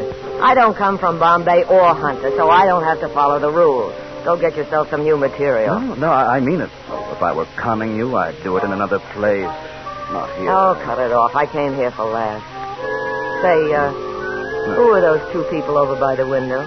Don't you know? Really? Look, stupid. Didn't you ever read anything but Noel Coward? If I knew who they were, I wouldn't have asked. Well, come on. I'll introduce you. The distinguished-looking man lives on an inheritance, and the distinguished-looking woman lives on, memories, I guess. Hello, Coop. Nice to see you. Hello, Clint. Ray. May I present Miss Ruby Miller, Mr. Clinton Fisher. My pleasure. How do you do, Mr. Fisher? And Mrs. David Madlock. Talk about your drama. That moment could have run 36 straight weeks at the Barrymore Theater. As you know, Captain, it was my first performance at trying to carry on idle chit-chat with the widow of a man found dead in my apartment. Must have been her first, too, because she excused herself and walked quickly away. The guy who staged the scene, Cooper the Coward, also took a powder. By natural selection, I guess we're left alone, Miss Miller.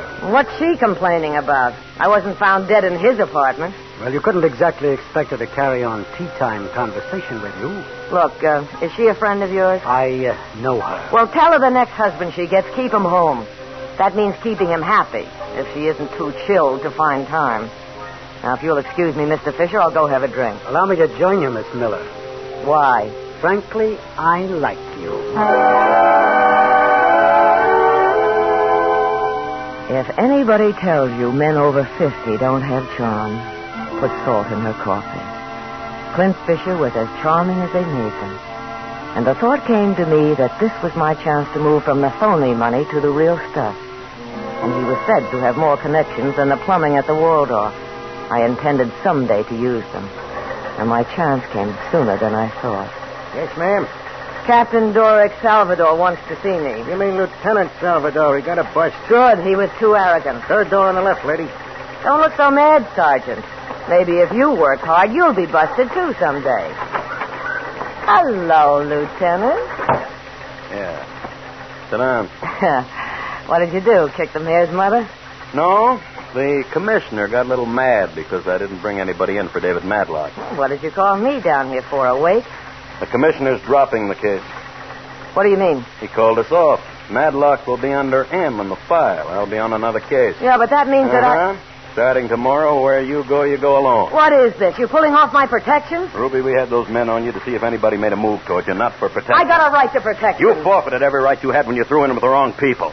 In my opinion, Ruby, you sold your soul for a fur muff and a filet mignon. Don't talk to me like that, you lousy failure. Shut up! I played your game long enough. This is the end. You don't even know what I'm talking about. You'll never know. All dames like you got is your sex. You wouldn't know a good piece of music if you heard it. You never read anything longer than a menu in your life. You couldn't tell me two intelligent things about the history of the people you came from or the name of the man who wrote the Declaration of Independence. All you got is a 75-word vocabulary and 112 pounds of flesh that could have been put to better use in an animal. You listen to me, flathead. Where do you get off telling me how worthless I am? Just because I went out and made myself a few bucks the hard way? Well, I took nerve and I've got it. It didn't take any to sit behind that desk and get demoted from captain to lieutenant. You pick your way of life yourself, and because everybody isn't like you can't stomach them. Your kind doesn't send your sons to college so they'll know a good piece of music when they hear it. You send them to learn how to make money. And you don't dress your daughters in the best clothes you can buy because they know who wrote the Constitution. You do it so they'll marry into money. You're cheaper on your level than I am on mine because you lie about what you really want, and I don't. I'm honest. I say what I want right out, and I get it. Are you through? No. Why did the commissioner call off the case? It was costing too much. I can smell a fix 20 miles off. You're going to set me up for a kill. I'm not setting you up for anything. They called me off the case. That's all I know. Yeah? Well, if the commission has been fixed, it can be unfixed. I know some pretty big people now. I hope they can help you. They will. Don't worry. I'll have my protection back. And while I'm at it, I think I'll have you busted down to sergeant.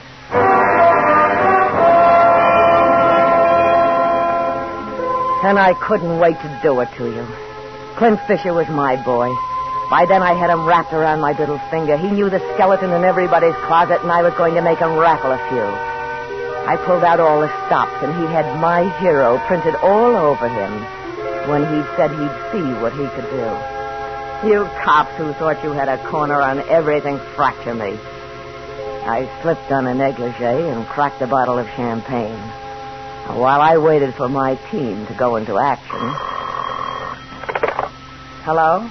Clint Fisher, Ruby. Oh, Clint, darling. Oh, it's so nice to hear your voice. And it's nice to hear yours, Ruby. Are you all right? Oh, yes, of course. Don't worry about me. Well, Ruby...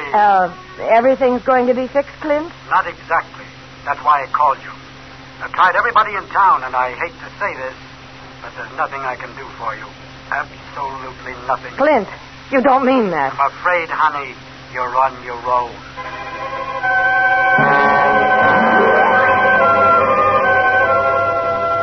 Don't tell me about men. I know more ways they can be cheap and lying, two-faced and vicious than you can count in a year. But Clint Fisher wasn't the only man in the world who could fix things. So I tried the rest of them, up and down the social register and through the moneymen and tycoons, and every one of them chickened out, every one of them. No, Ruby. Sorry, Ruby. Try someone else, Ruby. That's all I got. Don't tell me about men. Then I began to get scared. Scared right down through the little veins. I locked the door and pulled the shades and told the desk to let no one visit me. And I sat there all night. I didn't dare sleep. And half the next day, I was scared. But then I remembered. I still had an ace to play. Sheridan. Yes, Ruby. What's the matter with you? Nothing. I came to make a deal. A deal, do you hear me? Too late. I won't spill. I'll never say a word. Not a single word to anyone. I'll even get out of town. What are you laughing about? You. Trying to make a deal. I got the greatest deal in the world, the greatest. You never heard anything like this. Listen. I don't even know who the client is. I don't know. I never knew. Never. All I know is some creep I never saw before gave me a couple of $1,000 to use the apartment for a killing. I don't even know his name. He came and he was gone. That's all I know. Believe me. Sheridan! Shot me in the stomach. Who? The client. He killed Madlock because he wanted Mrs. Madlock. She found out last night. Committed suicide. He went crazy. Thought I told her. But after shooting, I said it was you. And you don't even know him. Who is the client, Sheridan? He'll kill me. I've got to tell the police. Tell me, who is he? Oh, don't die. Tell me. I ran out of that office as fast as I could make it. I didn't know where to go, what to do. I couldn't end up like Sheridan. I couldn't. Then I decided to go to my apartment, get my money, and try to get out of town. I ran up the stairs, locked the door, and stood there trying to pull myself together. And I got an idea. Salvatore. Captain, listen to me. Listen carefully. Who is this? Ruby Miller. Now listen to me. The client's after me. I know he is. The client? The man who killed David Matlock. It's just the way you said. I take everything back I ever said to you. I'm sorry. Really, truly sorry. I suppose you want protection. Oh, yes. Please send somebody. Come yourself. Take care of me. I'm in my apartment. I'm afraid to leave it. Ruby, you're a great girl for deals. We had 2 men following you and 3 men following Sheridan. We didn't find out a thing. Tell me who this client is. We'll go out and pick him Oh, up. that's just it. I don't know. I don't know. I really don't. It was all a bluff. They thought I knew, but I didn't. I don't know a thing. I played it for what I could get, and it worked. Now, you don't expect me to believe that. You've got to believe it. You've got to. I don't know who he is or where he's coming from, but I know I'll be killed. You're lying, Ruby. When you're ready, tell me the truth. I'll give you what you want. Goodbye. Don't hang up. Don't, please. I'll be killed.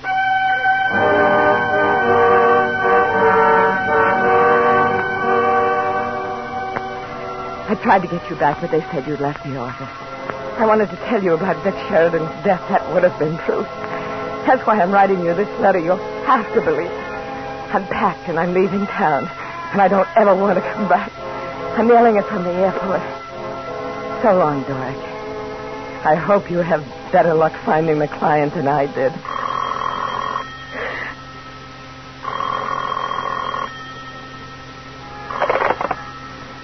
Hello? Are you all right, Mrs. Salvador? Oh, yes. We just found Vic Sheridan. I'm sorry, Ruby. Sometimes my personal opinion of people gets in the way of my badge. We'll be over there in a couple of minutes. Oh, thank you.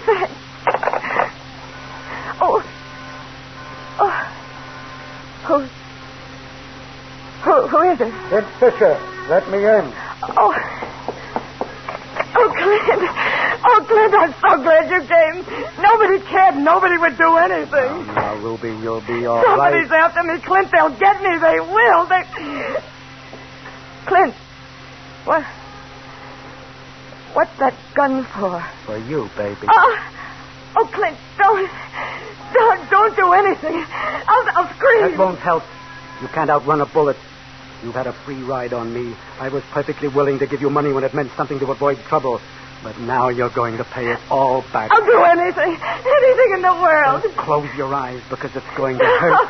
They'll get you, Clint. The police will get you. I know, but I'll get it quick. You'll get it the hard way. Oh, Clint, please don't.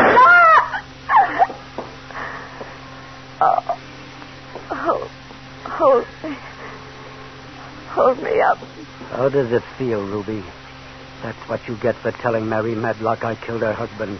Mary was the one thing I wanted. I killed to get her, made it as sordid as possible. Girl's apartment and all, so she'd forget even his memory. And after all the dough I paid, you had to tell her.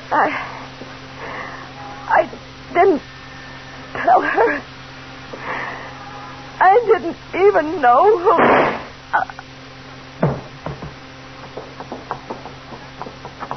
All right, you stand where you are, with your hands in the air. Come and get me!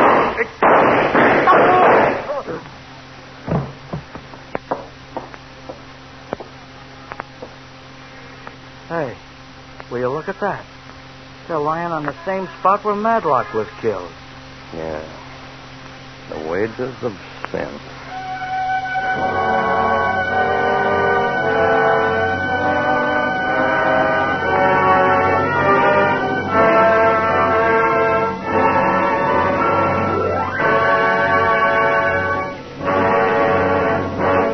Suspense, presented by Autolite. Tonight's star, Miss Barbara Stanwyck. The north wind does blow, and we shall have snow. And then what will old Wilcox do? He'll sit in his car and drive near and far in winter-long comfort. Will you? Well, you will if you have your car tuned up and winterized by your neighborhood Autolite spark plug dealer. And remember, Autolite makes more than 400 products for cars, trucks, planes, and boats in 28 plants coast to coast. These include complete electrical systems used as original equipment on many of America's finest cars.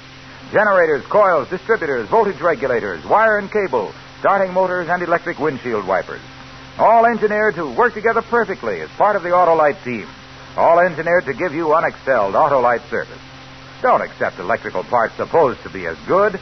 Ask for and insist on Autolite original factory parts at your neighborhood service station, car dealer, garage, or repair shop.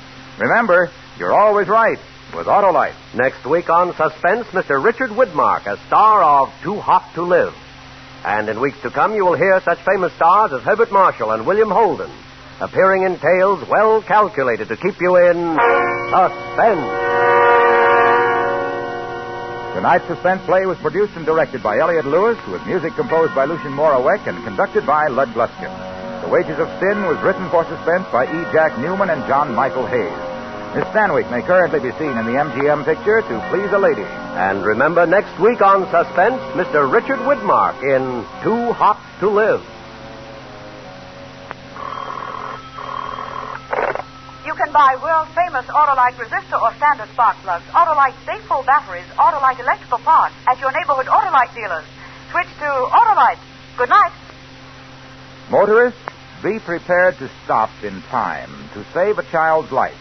When driving through school zones, watch out for youngsters at play.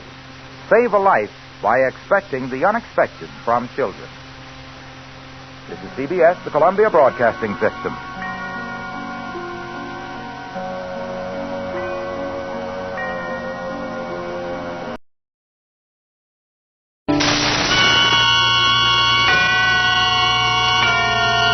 Autolite and its 96,000 dealers present Suspense.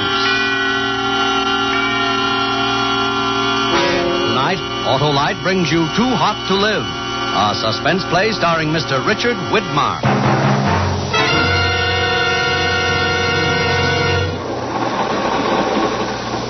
Hey, you! Freeloader. What? We don't sell tickets on this freak. Well, it was empty. I didn't think anybody'd mind. We're slowing down for a crossing. I don't want to find you when I come back. Where are we? Half-mile from Marcus Junction. Thanks. Forget the thanks. Just beat it. Before somebody inquisitive starts asking questions. Yeah, don't they always?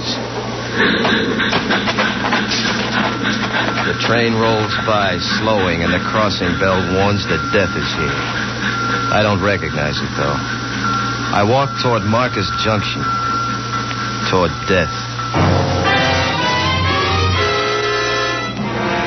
In just a moment, Mr. Richard Widmark in the first act of Too Hot to Live.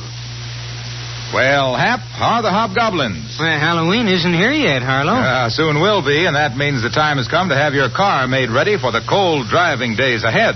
And your friendly Autolite spark plug dealer is the man to see. And what'll he do, Harlow? Why, your Autolite spark plug dealer will winterize your car, put in antifreeze, change the oil and grease. And check the spark plugs, too. Thanks, Johnny Plug Check, for a worry-saving reminder. Because spark plugs are the very heart of your car's ignition system. Chances of starting even on the coldest days are better than ever. You mean spark plugs need winterizing, too? They sure do, Hap. And that's why it pays to have your Autolite spark plug dealer replace worn-out spark plugs with world-famous ignition-engineered Autolite spark plugs. Autolite spark plugs, you know, are ignition-engineered to operate as a perfect team with your car's ignition system. And that's why you can't buy better spark plugs for your car than Autolite. So, folks, see your friendly Autolite spark plug dealer. Remember, you're always right with Autolite. And now, with Too Hot to Live and the performance of Mr. Richard Widmark, Autolite hopes once again to keep you in suspense.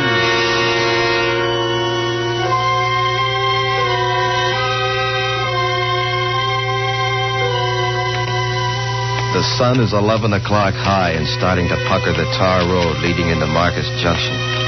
I'm heading in. Sweat's beginning to streak through the old suntan uniform, and my shoes are sucking tar every time I lift them. The sole of one boot busts loose and starts flapping against the road. That's bad. A drifter needs a good pair of shoes, and I'm on the drift. Marcus Junction. No different than 1,000 others like it. About a mile square of small buildings all pasted together. I walk a couple of blocks without finding a shoemaker. The town's almost empty this Saturday morning. And then a door opens ahead of me and a big man steps out. Really big both ways. Big high, big wide. He's wearing steel-rimmed glasses screwed up tight above the pug nose of his round face. And 6 full inches of hat brim circle the pink flesh like a halo. Hi, good morning, son. My name's Benjamin. Benjamin Maxwell. Oh, good morning, Mr. Maxwell. Benjamin, son. Call me Benjamin. That's the handle that shakes this pump. What's yours, boy? Jeff Casey. Jeffrey or Jefferson? Jefferson. Jefferson. That's a good name.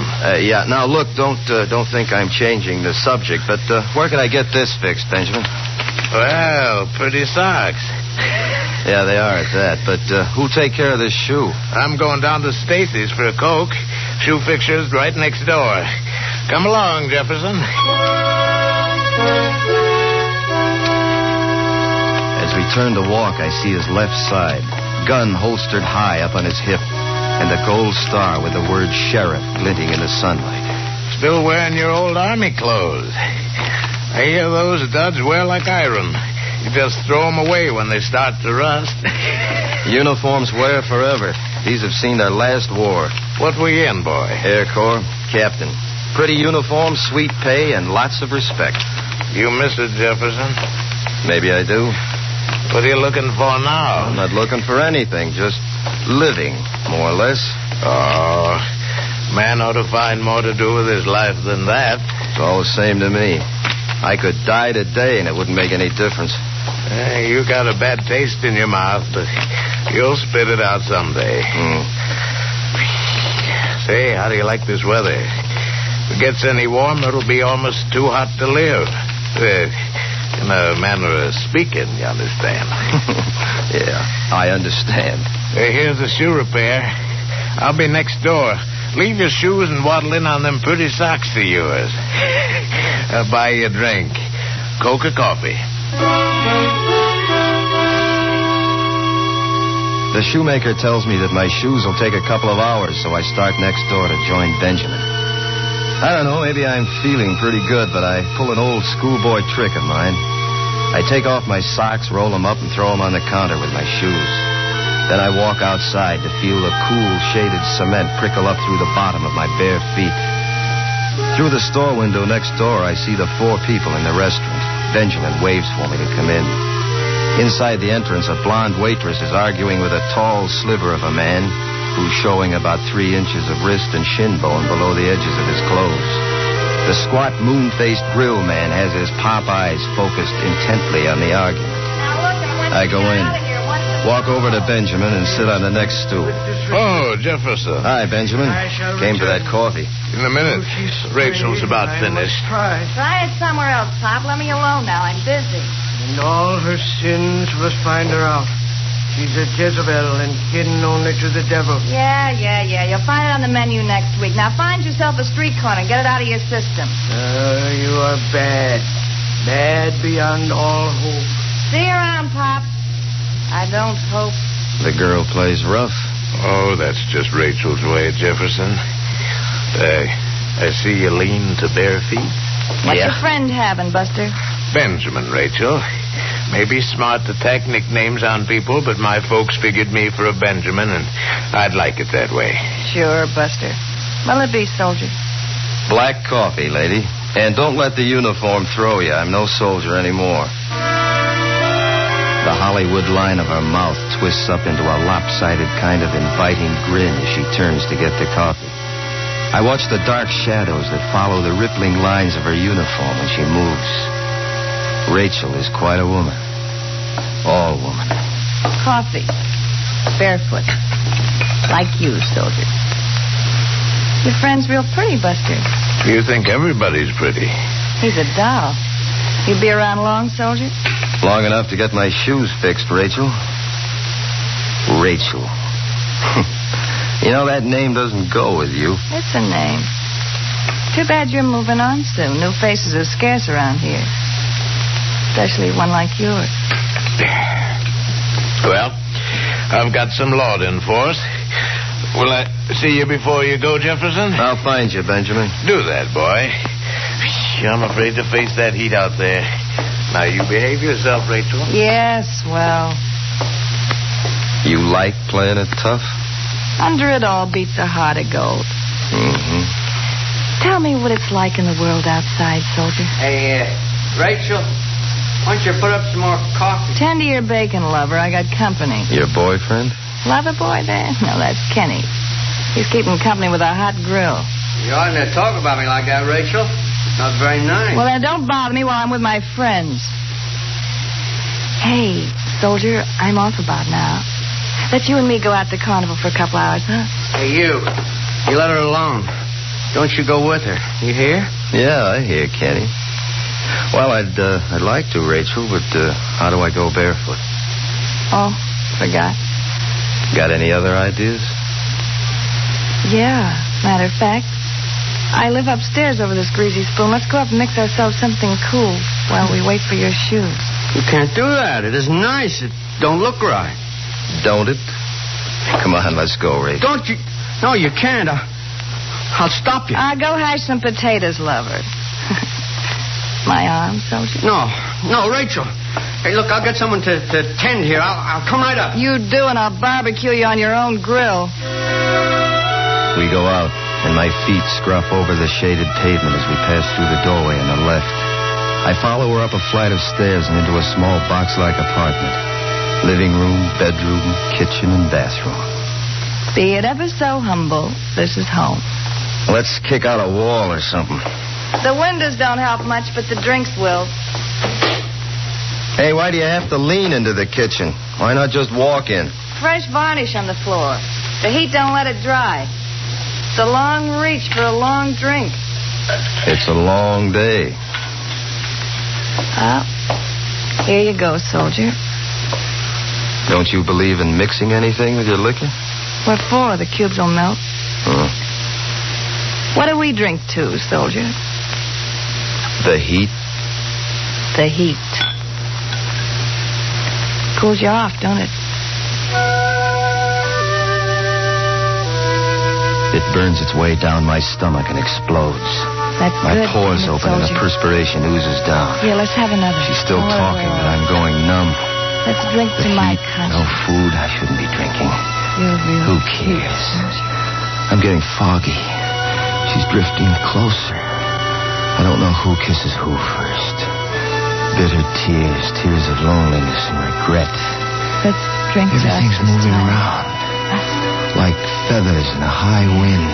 You're real. And sometimes one drifts in through the fog.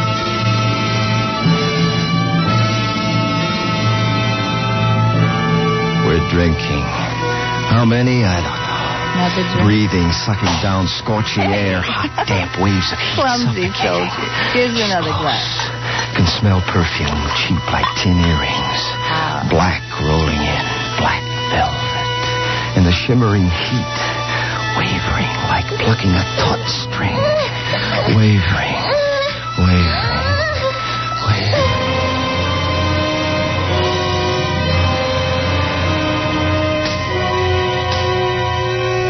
There's a steady sound, sharp, smart little cracks. I tear my eyelids apart and a flash of ceiling whirls by.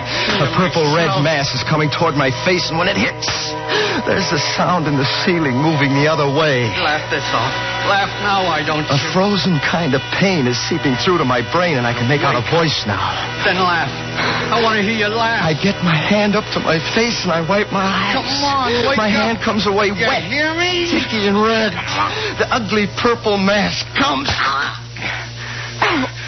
Awake now? Swell.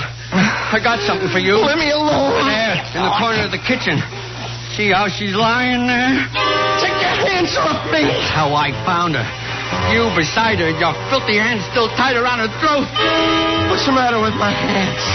They're sticky. That's varnish and blood, your blood. See that knife in her hand? She cut you trying to stop you. You killed her. You killed Rachel.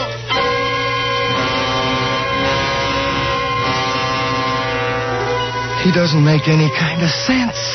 The bathroom door's open and I stagger toward it, stepping on broken glass, pain stinging, remembering bare feet. The open shower waiting for me. I turn the handle of the cold water and I half throw myself into the shock of the stream. I'm coming alive. Reaction setting in. Fright. He said I killed him. Hey, Sheriff! Benjamin! Hey, Benjamin, come up here! I got a dirty killer for you. That lousy friend of yours killed Rachel. Come and get him!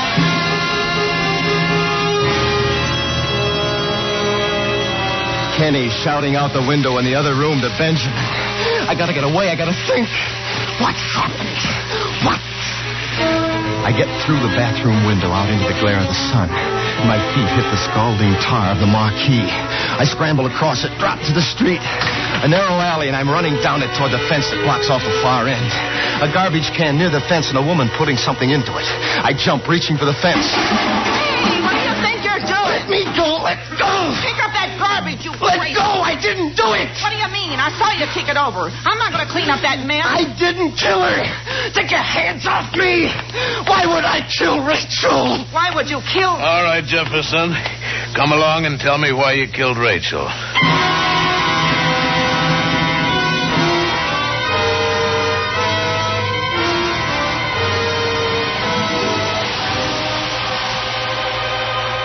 Autolite is bringing you Mr. Richard Widmark in Too Hot to Live. Tonight's production in radio's outstanding theater of thrills, Suspense.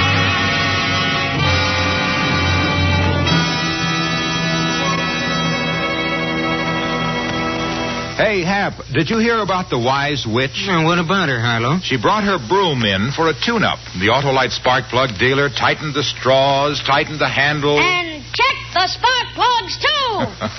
He would have if that broom had them, Johnny Plug Check. Spark plugs are the heart of a car's ignition system. One of the keys to efficient engine operation. And did the witch understand, Harlow? Why, sure, Hap. Being a sage sorceress, she knew all about ignition-engineered Autolite spark plugs. The spark plugs that are world famous for quality and dependability. Why, she even knew that Autolite spark plugs are used as original factory equipment on many leading makes of America's finest cars and trucks. Did she know it pays to have spark plugs winterized, too? She sure did, Hap. And she knew the place to go was to her friendly Autolite spark plug dealer. Because he can put in antifreeze, change grease and oil. And check the spark plugs, too. Yes, folks, see your friendly Autolite spark plug dealer and have worn-out spark plugs replaced with ignition-engineered Autolite spark plugs. And whether you choose the resistor type or the standard type, you can be sure you can't buy better spark plugs for your car because you're always right with Autolite. And now, Autolite brings back to our Hollywood soundstage Mr. Richard Widmark in Elliot Lewis's production of Too Hot to Live, a tale well calculated to keep you in suspense.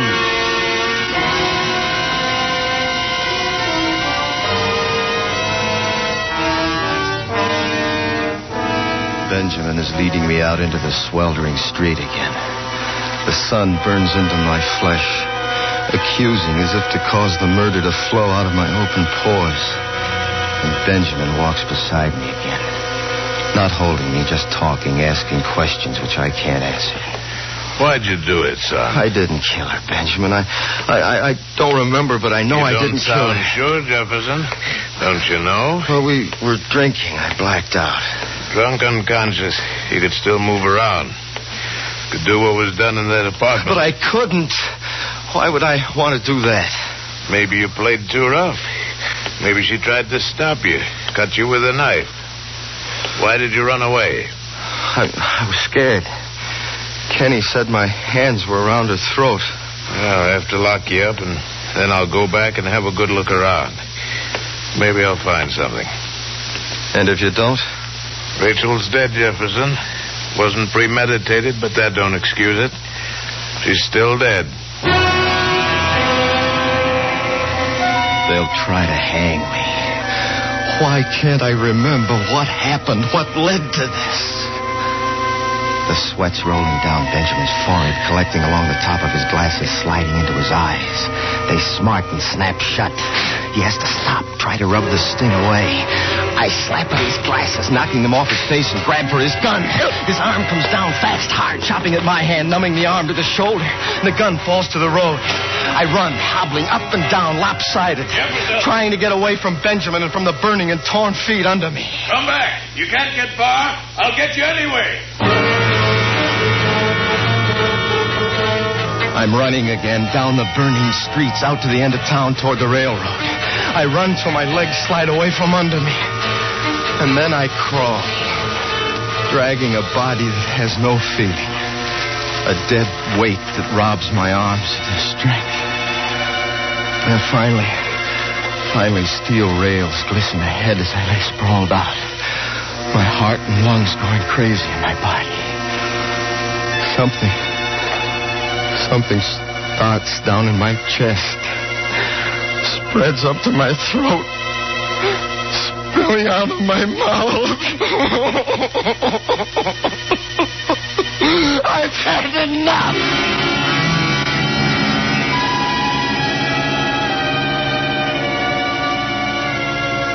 An hour's passed. and the sun is moving away toward the west. No trains have passed, but it's all right. I know what I have to do now. Find Kenny. And one way or another, force him to tell the truth. For he must be lying. I lick my handkerchief and I wipe the dried blood off my hands and feet. I comb my hair, I throw away the army shirt and move back to town. Stepping gently, I make my way up the back streets to the restaurant. Pulling my pants down low to cover as much of my bare feet as possible, I step inside. There's a stranger behind the counter. Well, howdy. Hi. Say, where is everybody in this town? Almost are out at the carnival. Some are looking for a killer roaming around. Yeah, I heard about him. Heard he was picked up a couple of miles out. Good deal. You know, Rachel worked here. Yeah, I know. Say, where's Kenny? Oh, he's out at the Clovis place. You wanted to be the one to tell Rachel's folks about, you know. Sure. Well, I guess I ought to go out there and pick him up. I don't know the place too well. How do I get there? Just follow this road down. About a half a mile out of town, you'll find a dirt cutoff. Can't miss the mailbox. Thanks. Say, if you miss him, who'll I say was asking? Just tell him his cousin Jim was here. Well, pleased to have met... Hey, you ain't wearing shoes. You're the one. You're the killer.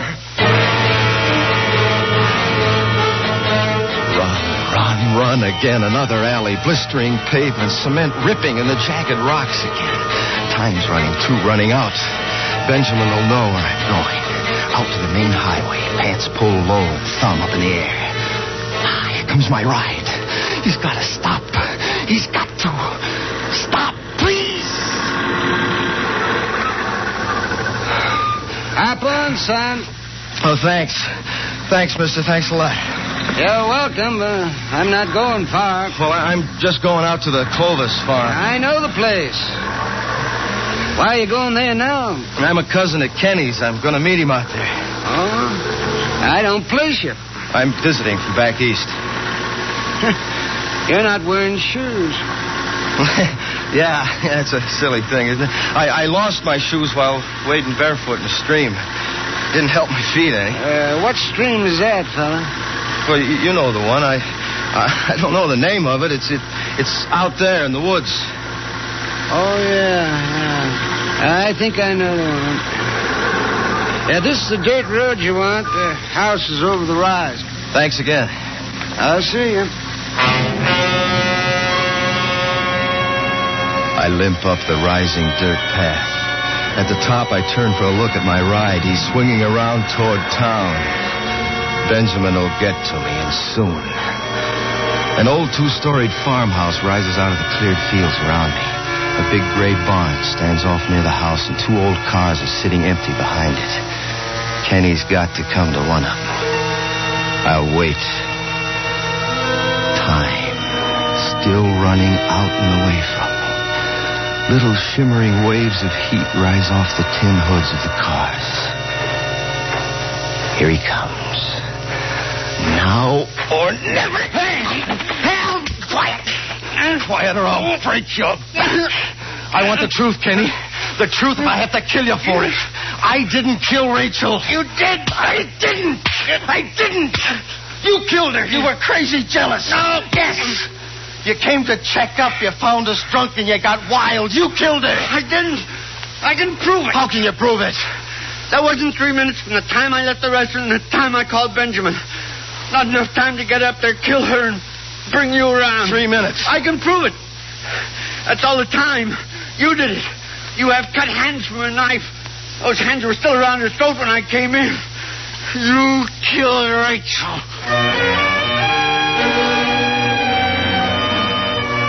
And there it is. He isn't lying about the 3 minutes. That gloating smirk on his face tells me that. I had killed her. The horror of this afternoon had been for nothing. I tried to save my life, and instead I'd proved myself guilty. Tied the rope finally and for all time around my neck. Shoot him! Don't just stand there. Shoot. He's the man who killed your daughter. He stands there watching. The gaunt sliver of a man with shins and freshly scarred wrists exposed below the edges of his clothing. A double-barreled shotgun is cradled in his arms, but he just looks at me. A wild fire striking out of the black pupils of his eyes. Shoot him! He killed your daughter! He killed Rachel! So you're her father.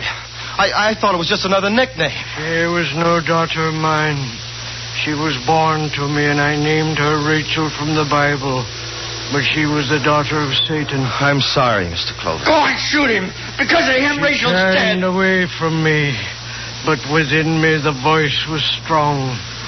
I followed her, begging, to the place where she lived. I'm sorry. I was drunk, in crazy. That apartment, the stench of drink like an evil cloud. You lying there, drunk with the devil's fever. You were there. Shut up, you crazy old fool. And it came to me like a voice from on high. And I knew what I must do. You killed her. It wasn't me, it was you. Now you did it. Why couldn't you keep your mouth shut? And you knew he did it, Kenny. You tried to make me believe that I'd been the one. Why? You and tramps like you. Always keeping her from me. Coming along every time. But I couldn't know this, Kenny. You didn't care. You laughed at me. You made Rachel laugh at me. I passed the old man when I went up. I knew as soon as I walked into the room. You tried to blame it on me. Well, why not? Wasn't the crazy old goat who killed her. Now you killed her. And you'll die for it. Give me that gun, old man. No, Kenny, not now. Come on, turn around, soldier. No. Turn around and see it when it happens. Put up your gun, Kenneth. No. No.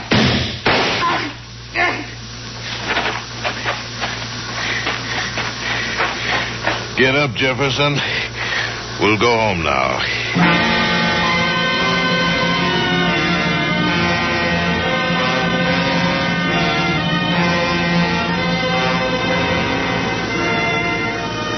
The sun is moving down low in the skies, and a cool, light breeze has come up from somewhere. I'm leaning back on the front seat beside Benjamin, breathing deeply, evenly, feeling the goodness of just living seep through. In the back seat, old man Clovis sits staring ahead, not even aware of the blanket-wrapped body of Kenny lying on the floor at his feet. If you hadn't been so eager to run, I could have saved your feet a lot of wear. I knew you weren't a murderer, son. You knew? I went back to the apartment. Old stories there, in the varnish on the kitchen floor. No bare feet around the body, but lots of hobnailed boot prints. You cut your hand on broken glass in the living room. It bled. And I was running. Well, you can stop running now, son. Stay here in town with us, huh? There's lots for you to do. Thanks. Well, it's been quite a day, Benjamin. Sure has been a scorcher. Glad to see the sun going down. On a day like this, it's almost too hot to live. No, don't say that, Benjamin. It never gets that hot.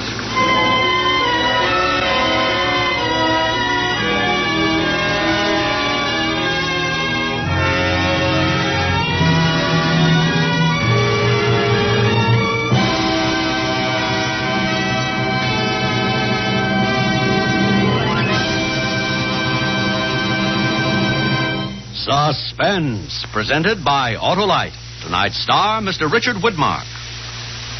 Hey, Hap, did you hear about the ghost who got stiff on Halloween? How come, Harlow? The laundry starched his sheet. Oh, that must have been cornstarch. Well, this is no corn, Hap. It's good advice. Get your car tuned up and winterized now. And remember, Autolite makes more than 400 products for cars, trucks, planes, and boats in 28 plants coast to coast. These include complete electrical systems used as original equipment on many of America's finest cars. Generators, coils, distributors, voltage regulators, wire and cable, starting motors, and electric windshield wipers. All engineered to work together perfectly as part of the Autolite team. All engineered to give you unexcelled Autolite service. Don't accept electrical parts supposed to be as good. Ask for and insist on Autolite original factory parts at your neighborhood service station, car dealer, garage, or repair shop. Remember, you're always right with Autolite. Mr. Widmark may currently be seen in the 20th Century Fox production, Darrell F. Zanuck's No Way Out. Next week on Suspense, Mr. Herbert Marshall as star of Victoria Cross. And in weeks to come, you will hear such famous stars as William Holden, Cary Grant, Ozzie Nelson, and Harriet Hilliard, all appearing in tales well calculated to keep you in suspense. Suspense is produced and directed by Elliott Lewis, with music composed by Lucien Moraweck and conducted by Lud Gluskin. Too Hot to Live was written for Suspense by Sam Rolfe. And remember, next week on Suspense, Mr. Herbert Marshall in Victoria Cross.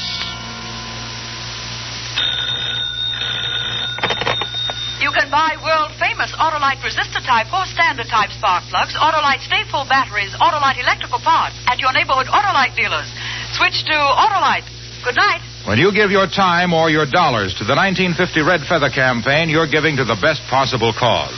Your community chest benefits everyone. Won't you help now? This is CBS, the Columbia Broadcasting System.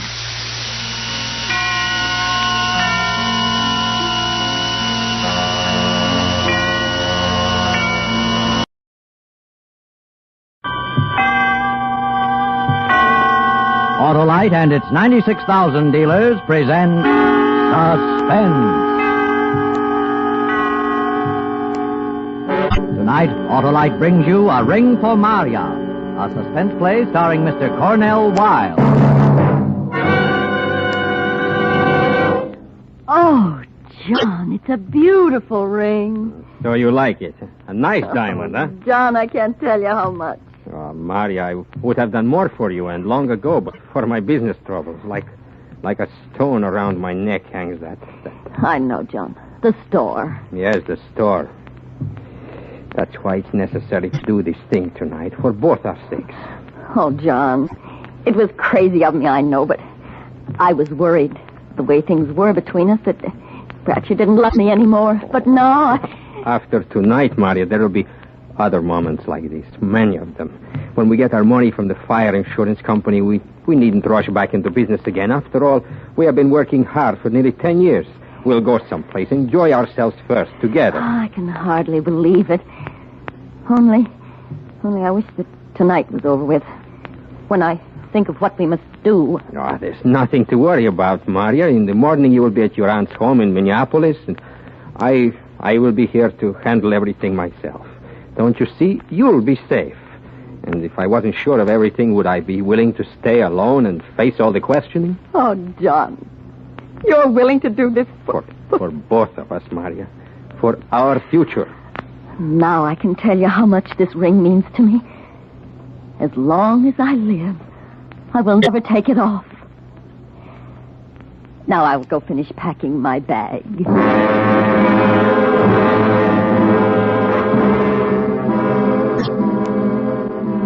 Kissed me before she went, and then I sat there on the couch and rubbed away at my mouth. She always smelled like laundry water, I thought. She was so big, older than I was. No, she had never appealed to me as the kind of woman I should have. If I hadn't been so frightened by America when I first arrived, I would never have married her at all. But Maria and the marriage settlement her father offered, he wanted her to have a nice boy from the old country, he said. Yes, Maria and the money seemed to go with this great new land. No more slaving for a living. I could start a business and this big blonde would work. But now our business at the store had gone to pieces, so burn the store. With the fire insurance money, I would have a chance for the kind of life I deserved. Oh, it was a smart touch to give her the ring. Without blinding her eyes, she'd do whatever I wanted her to do. And afterwards, there'd be no trouble divorcing her. I had tested her in quarrels. She was the kind that takes her beatings silently. In just a moment, Mr. Cornell Wilde in the first act of A Ring for Maria. Ringing in the new year early, Harlow? Why, no, Hap. Those are only the 3 chimes. What 3 chimes? The 3 chimes a year an Autolite stay-full battery needs water in normal car use. Harlow, you deserve life for that. And I'll take it if it's the longer life of an Autolite stay-full, because the stay-full gives 70% longer life, as proven by tests conducted according to SAE minimum life cycle standards. You're positive, Harlow? Positive is the word, Hap. Every positive plate in the Autolite stay-full battery is protected with fiberglass retaining mats to reduce flaking and shedding and keep the power-producing material in place. You've sure got your battery problem solved for 1951, Harlow. Right, Hap. And friends, for the new year, see your neighborhood Autolite battery dealer and have him install an Autolite Stay Full battery. A battery that needs water only 3 times a year in normal car use. And remember, you're always right with Autolite. And now, with the ring for Maria and the performance of Mr. Cornell Wilde, Autolite hopes once again to keep you in suspense.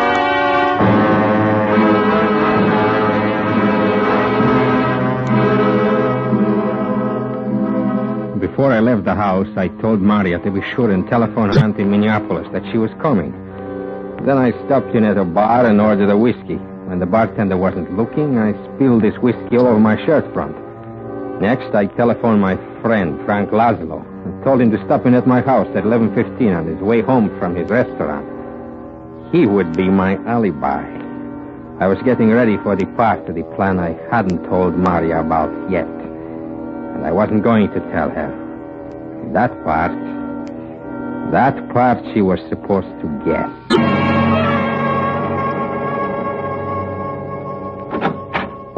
John? Oh, I'm so glad you're back. I tried not to think of it, but... John, you look... What's the matter? I can't do it. What? I can't go. I can't trust myself. I even had some drinks to get up my nerve, but...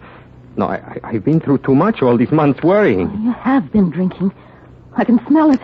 You never drink. I told you, I had to do something. I tried to pretend that I was brave, that this thing tonight, because it meant so much to us, I would go through with it, but I can't. I can't. It takes a stronger person than I am. Oh, but, John, if you mean the fire, burning the store, I'm glad we're not going. It was a terrible thing anyway. I'm glad. What are you glad about? The insurance is our only hope.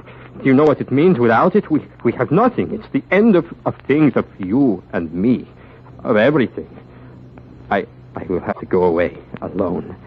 I couldn't go on with you knowing that I'm a failure as a man. John, it is not the end. Let them take the store. We'll begin fresh again. No, it was the only thing. Now we shall fail. I shall just go somewhere and disappear, and you... Yes? Yes, John? What about me? That's what I hate to think about. That I must leave you. If only this thing tonight could be done. It's so simple. It's all arranged. We would have had happiness. John, let me do it. You were willing to stay behind and face everyone while I was safe at my aunt's. Why shouldn't I be willing to do as much now that this strain has proven too much for you? You stay here, John. I will go to the store. I will do it myself and then get on the train. It will be as we planned, only... Just don't talk like that anymore about leaving me. No. I was just talking. I was just talking.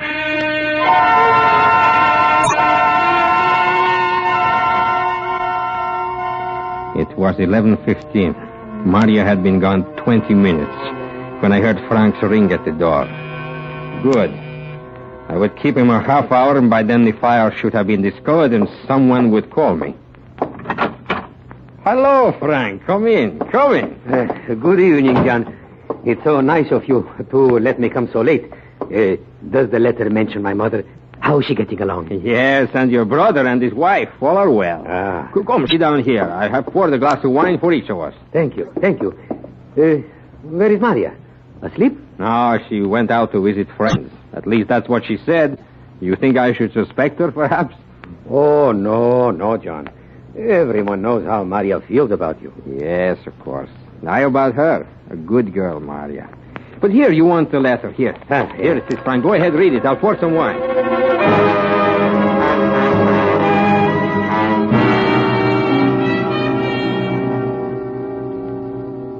John, a whole bottle of wine we put away. I'll never be able to sleep. And it's nearly midnight. Don't be foolish. It's wine, not that ink you sell for coffee. You'll sleep. Well, I'm off. Thanks for calling me about the letter. Don't go, Frank. I don't get to see you often. Your phone, John. Answer it. I will find my way out. Well, all right, Frank. It is nearly midnight, eh? 7 minutes to. Good night. Good night. Hello? Hello, is there someone on the line? What is that? Who is it? John. Oh, John. What did you call for? Oh, John, I'm burned. What happened? I fell afterwards in the dark, in the fire. I don't understand. If you were burned. I beat at them. I beat at the flames on my dress and put them out. I got up the stairs and ran from the foot. Did you remember to lock the door? I don't know. I was in pain, I do. I walked and cried. I didn't know what to do. And then I saw a little bar. I waited till it was almost empty, and that's where I am now, in the telephone booth. Oh, John, please come. Do something for me. But if you're in a bar, the people, can't they see? No, I took my coat off when I went into the store before I went down to the basement. That's why the fire burned through my dress so quickly. Now I have my coat on. They can't tell. I can't tell. Maria, do you hear me? Yes, John. I'm coming with the car. Where is the place? A little bar. Clark Street. Near the railroad yard. Yes, I know. Leave the place and wait for me behind the freight loading platform where it is dark. I'll be there in 20 minutes. Don't talk to anyone. Don't let anyone see you too closely. You understand? Yes, John. Hurry. Hurry.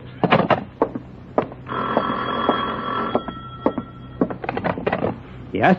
Is this the home of John Markoff? Yes. Are you John Markoff? Yes. Do you operate a stationery store at 410 Wells Street? Yes, that's my place. Why? What happened? Now, this is the police department. There's a fire there. You better get right down. A fire in my place?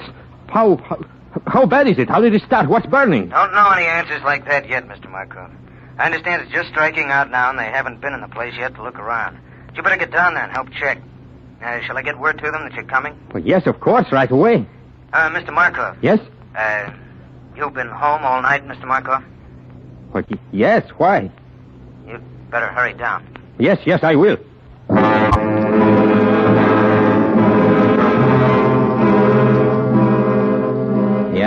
Yes.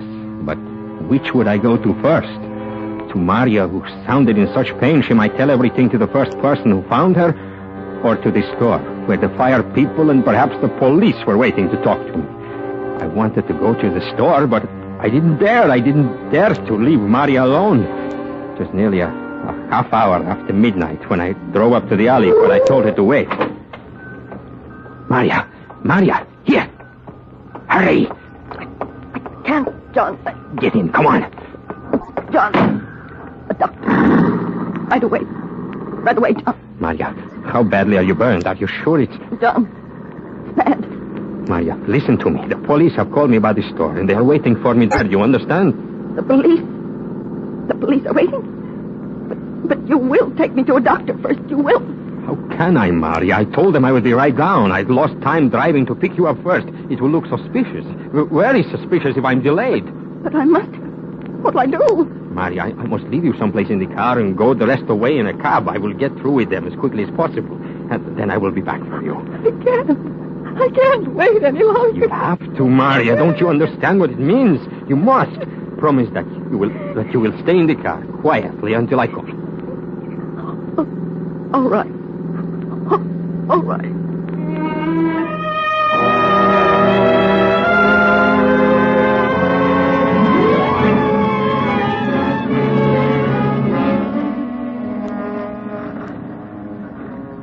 So, you wouldn't know anything at all about how the fire got started, eh? No, I would not, sir. And, you were home with this friend from 11:20 until nearly midnight? Yes, that's right. I was home with my friend Frank Laszlo. He owns that restaurant right on the corner there. He always closes up by 11, and tonight he stopped in to read a letter I received from friends of ours in the old country. All right. We'll talk to Mr. Laszlo. In the meantime, Mr. Markov, you better drop in at the fire marshal's office in the morning at 10 o'clock. You mean that I... No, I don't mean anything. Well, certainly. Anything I can do to help, I'll be there, of course. Of course.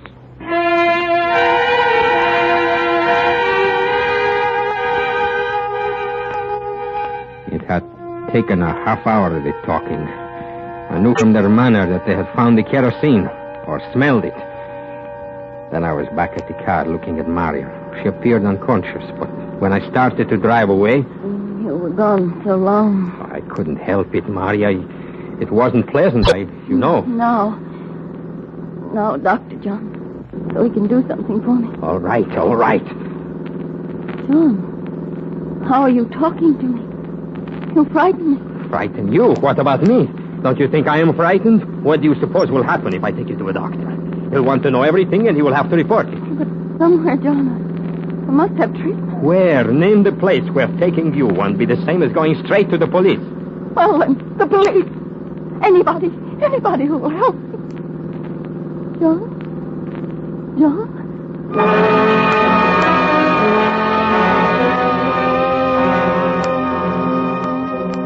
I couldn't answer her. I was trapped now, I thought. All I had to do was bring her in for help anywhere. No doctor, no hospital would treat her without reporting the case to police. To take her home. If the police caught me bringing Maria there, if they found that she was burned, I was helping her. For hours, it seemed I drove that night wandering, thinking, trying frantically to find some solution, while Maria stared straight ahead, not speaking. Sometimes she would cry, and then it was quiet again. She slept. I wanted to get away from all cars, from people. So I turned onto an old dirt road that led along the river. When I got to a dark spot, I stopped. John? Yes, I'm here, Maria. Are we at the hospital? No. And there is no doctor? No, there is no doctor. There's no hospital. And there is not going to be any. You got yourself into this, and you got me into it. When you are found burned, it's prison for both of us.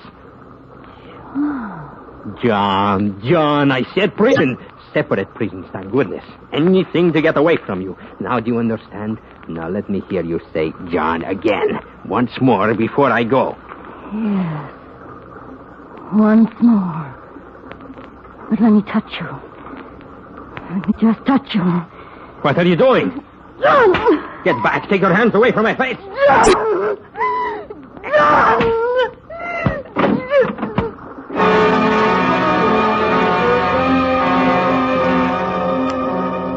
Somehow, I got out of the car and away from her. It must have been with her last strength that she attacked me, because she fell back. But then when I stopped to look back, she was out of the car and standing unsteadily on the ground. I called, but she didn't hear.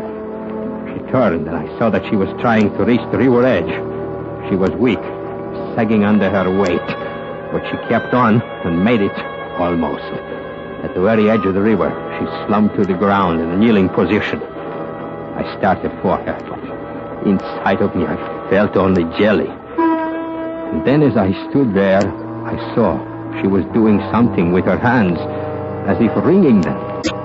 Then I realized she was taking off the ring, the diamond ring she had said she would keep on as long as she lived. It must have slipped from her hand because she started pawing around in the dirt. And then she got it, turned, and threw it at the car with all her strength. With the effort threw her off balance, and she slowly fell backward, like an old doll, into the water.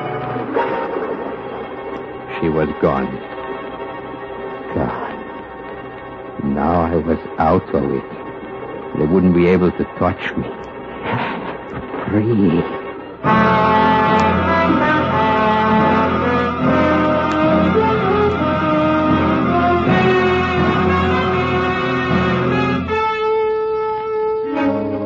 Autolite is bringing you Mr. Cornell Wilde with Irene Tedrow in A Ring for Maria, tonight's production in radio's outstanding theater of thrills, Suspense.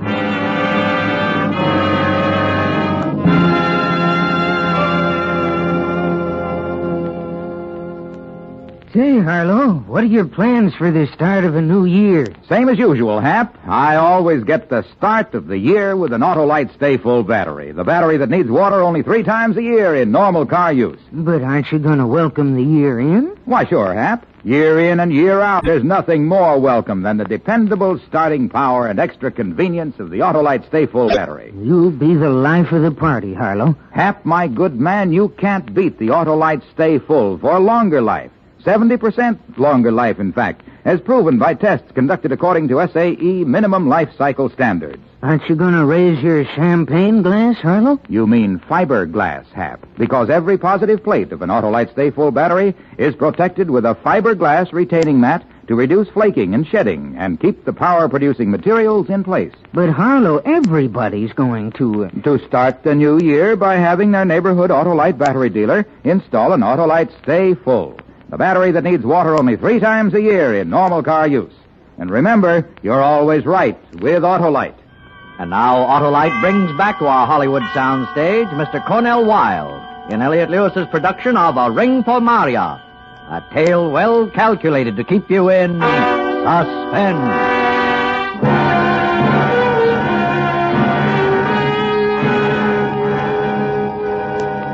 Early in the morning, I went to a police station. I had decided it would look odd when Maria's body was found if I had not reported her absence. They took her description and then... How about jewelry? Did she have any she might be wearing? Only her wedding ring and earrings, gold earrings shaped like a hoop. Nothing else? Nothing. All right, Mr. Markov. We'll call you the moment we hear anything. But I think she'll be walking in on you soon. That's our experience in these cases. I breathed easier when I left the station. I had almost told him of the diamond ring. I didn't want to because I had failed to find it when I made a hurried search before leaving the river's edge. But I knew the spot, and when things quieted down, I planned to go there in daylight and search again. It was worth too much to let go. Just now, the only thing ahead of me was the visit to the fire marshal's office at 10 o'clock. But I wasn't worried about that. Let them ask their questions. I had an alibi. I was home when the fire started. And the only person who could implicate me in any way was dead. Yes, I had to admit things had turned out not bad. Not bad.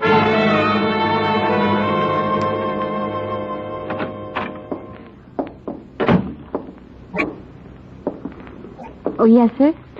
My name is John Markov. I'm to see the fire marshal this morning. Oh, yes, Mr. Markov. Just a moment. Mr. Markov is here, Marshal. Very well. The marshal is coming out, Mr. Markov. Good morning, Mr. Markov. Have a good night. Oh, sir, I had a lot to think about. Yes, I've heard. The fire, and then this morning early you reported your wife missing, didn't you? Yes, I was going to tell you about it, too. I was already informed, and I'm afraid I have what may be bad news for you, Mr. Markov. The police think they found her. Found her? How? Where? Very unusual. You reported her as alive only last night, yet this morning, a half hour ago, her body was found floating in the river. The description tallies exactly. Floating? You mean she was drowned? Maria? I don't mean anything of the kind. Come along, Mr. Markov. Police are waiting for you to make positive identification at the morgue.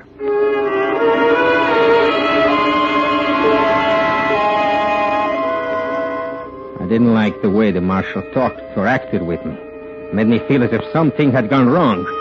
But I told myself to stop worrying. They could know nothing, especially if Maria was dead. But what did he mean talking as if she wasn't drowned?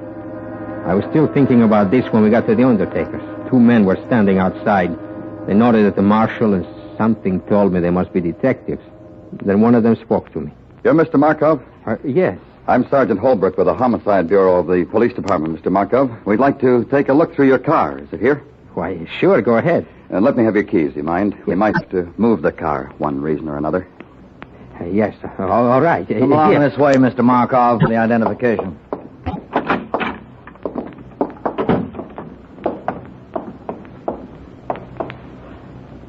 Well, Mr. Markov? It's her. It's Maria. But how? What happened? What happened was a tragedy, Mr. Markov. But do you see those marks on her body? Yes. Those marks are burns. And there was a fire in your store last night. But I don't understand. You think Maria? Marshal, can I talk to you for a moment? Oh, yes, Sergeant. Look over here.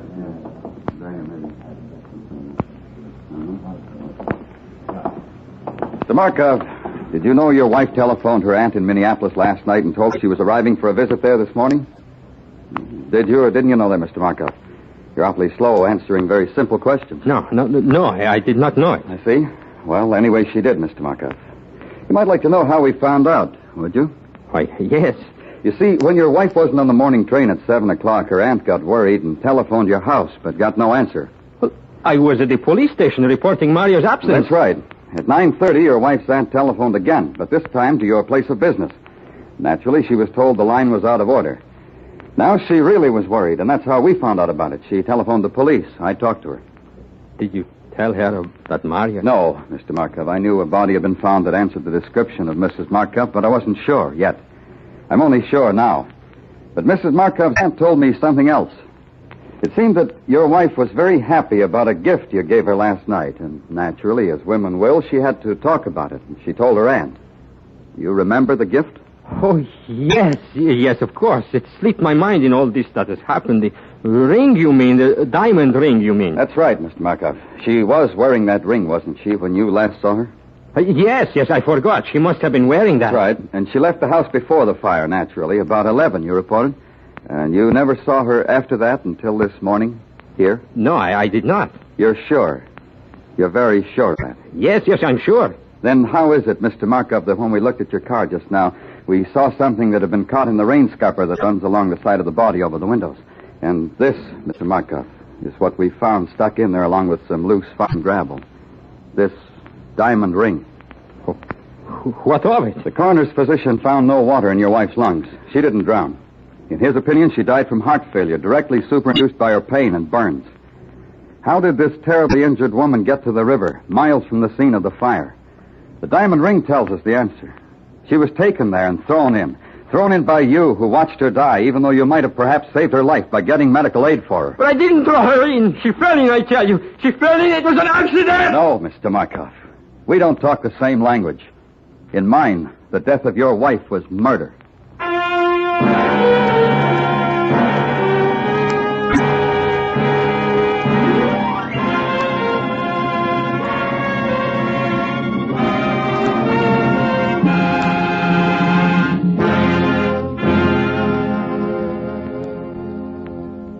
Suspense, presented by Autolite. Tonight's star, Mr. Cornell Wilde.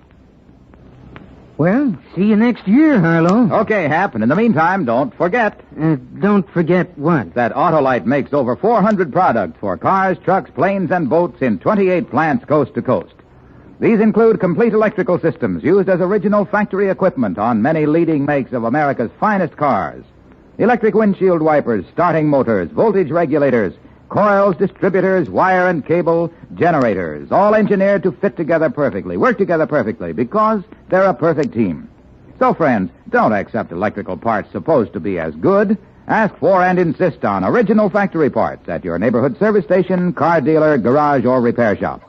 And because all Autolite parts are original factory parts, you can be sure you're right, because you're always right with Autolite. Next week on Suspense, Mr. Mickey Rooney, as star of Alibi Me. And in weeks to come, you will hear such famous stars as Ginger Rogers, Eve Arden, and Ezio Pinza, all appearing in tales well calculated to keep you in suspense. Suspense is produced and directed by Elliott Lewis, with music composed by Lucien Morawek and conducted by Lud Gluskin. A Ring for Maria was written for Suspense by Louis Pollock. Cornell Wilde is next to be seen in the new RKO Technicolor production, Sons of the Musketeers. And remember, next week on Suspense, Mr. Mickey Rooney in Alibi Me.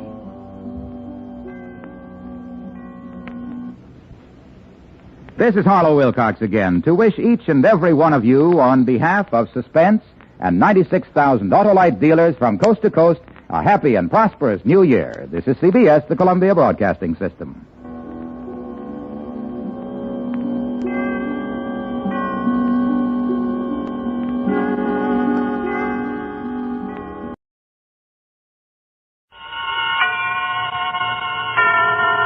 Autolite and its 96,000 dealers present Suspense. Tonight, Autolite brings you a tale of jealousy and hate on the stage of a deserted opera house. Aria from Murder, starring Mr. Ezio Pinza, who is appearing tonight by arrangement with MGM, producers of the Technicolor picture Kim, starring Errol Flynn, Dean Stockwell, Paul Lucas, and Robert Douglas. Before Before our play begins, here is a word about Autolite from our good friend, Harlow Wilcox. Hi, Hap. Where are you going? To the zoo, Harlow. Oh, why bother? I'll give you the zoo's who on the Autolite Stay Full battery. The battery that needs water only 3 times a year in normal car use. Why, that even beats the record of camels. Yes, but... And when it comes to starting a bear of an engine these cold winter mornings, the Autolite Stay Full battery is the cat's pajamas. Harlow. Why, Hap, the Stay Full is kept strong as an ox by fiberglass retaining mats protecting every positive plate. They prevent shedding and flaking, keep the power-producing materials in place, and give that Autolite Stay Full battery a life longer than an elephant's memory.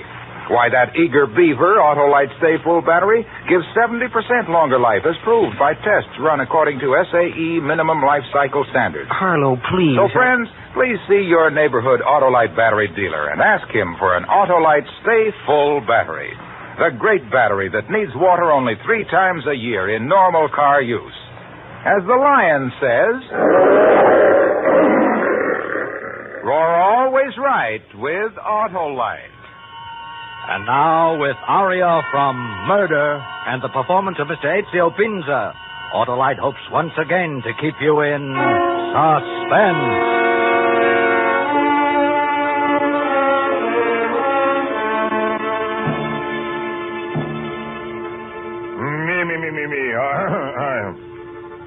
Niccolo, tonight you are singing as you have never sung before. How wildly the patrons applaud. I wonder if they would applaud so tremendously if they knew the thing that you suffer in your heart. I will call now. There is time.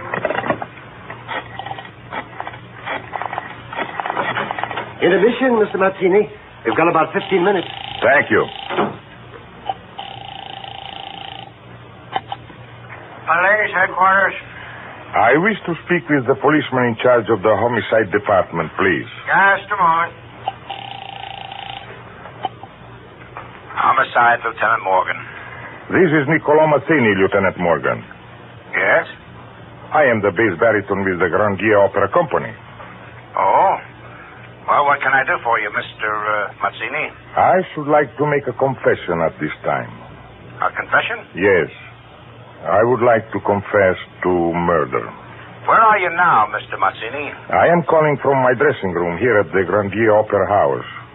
In just a very few moments, I will step out on the stage and finish my performance in Mozart's opera Don Giovanni. It is my last performance. I shall try to explain. About the confession you wanted to make, Mr. Mazzini. My explanation, Lieutenant, becomes the confession. Your law books tell you that murder begins with reason. This murder that I have committed did not begin with a reason. It began with a weakness. A weakness. My weakness was a woman. Not the woman I married, but rather the woman I loved, Leola Dantes. I was successful in hiding my association with Leola from the people around me, except in the eyes of one man, Felix Levine, the general manager of the company. 2 weeks ago, after a performance of The Marriage of Figaro, Felix sent word that he wanted to see me. I finished dressing and started across the stage on my way to his office. The opera house was deserted. And I was quite surprised to find him standing there on that barren stage, under that single work light, staring out into the darkened auditorium. Oh. I would like to talk to you, Niccolo, if you have a few minutes. Of course, Felix. There's something very important we must discuss. Oh, then by all means, let's discuss it. May I be very frank with you? I would have it no other way. Good. I am happy you feel that way. First, I have known for some time about you and Leola Dantes. So, you know about Leola Dantes. And who else besides you, Felix, knows? I have tried as best I could to keep it from the others. And my wife? Have you told my wife? No, Niccolo. I did not have the heart. I wanted to spare Irene's feelings. You? You wanted to spare her feelings? Oh, this touches me deeply. Huh? I don't know what you mean. Oh, this concern of yours, it really is not so much for me as it is for Irene. Oh, Don't be ridiculous, Niccolo. Oh, you want to spare her feelings. Don't read meaning where there is no meaning, Niccolo. I think that you've been waiting for something like this for a long time. Tell me, Felix, are you masking your love for Irene with pity? Your reason has gone. Well, what else can I believe? What other possible reason can there be for this threat? You know what these are, Niccolo? Papers? Pieces of paper? They are bills, hundreds of them. Look at them, Niccolo, bills. Bills that you have run up. Almost $5,000 worth of flowers, champagne, gifts. What are you doing with this? They were sent here to the company as attachments on your guarantee for the present season. So? So, it turns out, Niccolo, that there isn't any more guarantee. You've already been advanced way over your guarantee. At the moment, you owe the company almost an entire season. Oh, I don't believe you. It's impossible. It's not impossible, Niccolo. But, Felix, this question of the money can so easily be solved. These creditors know me. They know that next season I will take care of... Niccolo, there won't be any next season for you. Oh, I don't understand. I have a contract. I am going to break it. You've waited for this moment for a long time, haven't you? You're being very stupid now, Niccolo. I am being much more realistic about this than you can possibly imagine. Are you really? My reason hasn't gone. It's just that you have made a stupid mistake. A mistake? I am not a violent man. I dislike violence very much. But you really haven't given me any alternative. You have only given me one choice to make. What do you mean? The upper house is so quiet at night when no one is here. Listen, Felix. Not a sound. What is wrong with you? Look at the enormous shadows we throw from the stage from this work light. Are you trying to frighten me? You won't, you know. No, I am not trying to scare you, Felix. That would do no good at all. Well, then what are you talking about? The money problem was your business, but my association with Loyola Dantes was no concern of yours, Felix. Not whatsoever. Niccolo! I grabbed this shirt and twisted the collar until his face grew red. And then I yanked at the watch light, lifted it high, and with all my strength brought it crashing down on his head.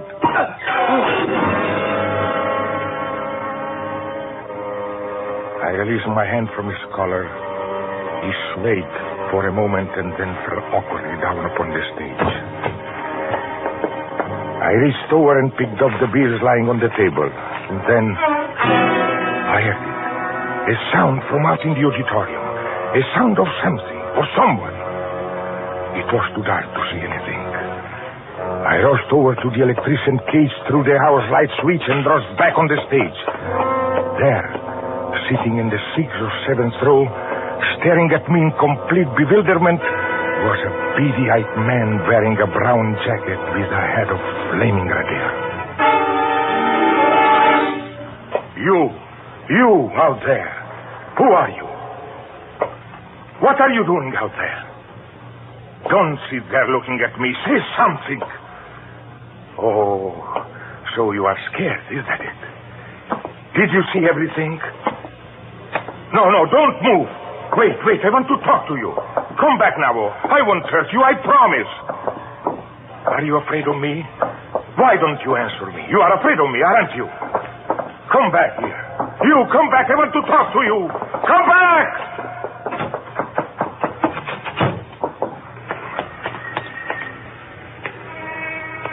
No. He was gone. I stood there and could feel the perspiration roll down off my face as I realized that a red-headed man had just witnessed the murder that I had committed.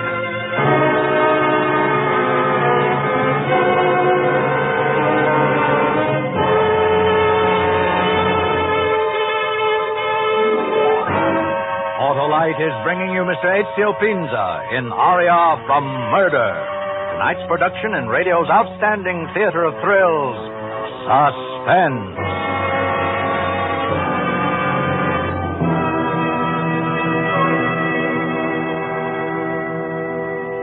Harlow, the zoo has a giraffe with the longest neck in the world. Ah, but it can't be as long as the life of an Autolite Stay Full battery, the battery that needs water only 3 times a year in normal car use. Why, that world-famous Stay Full battery gives 70% longer life. And this is proven by tests conducted according to SAE minimum life cycle standards. Harlow, when this giraffe takes a drink, the water doesn't get down for a month. But Hap, the Autolite Stay Full battery only needs a drink 3 times a year in normal car use. This giraffe's neck is so long that when his head is in Tuesday, his tail is still in last week. Now, there's a guy who needs fiberglass retaining mats to keep all the energy in one place. That's what they do for the Autolite Stay Full battery, because fiberglass retaining mats protect every positive plate to prevent shedding and flaking and keep the power-producing materials in place for fast, dependable starts. So see your Autolite battery dealer. Have him install in your car an Autolite Stay Full battery. And remember, you're always right with Autolite. And now, Autolite brings back to our Hollywood soundstage Mr. Ezio Pinza in Elliot Lewis's production of Aria from Murder, a tale well calculated to keep you in suspense.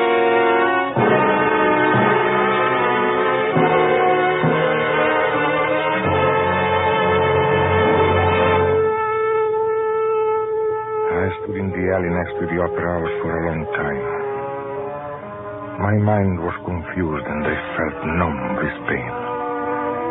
Not an abnormal reaction for a man who has just committed a murder, I believe. This witness of flaming red hair at that moment might have been on his way to the police. Oh, I was desperate. And a desperate man seeks refuge. My weakness was my refuge. And I went to my weakness.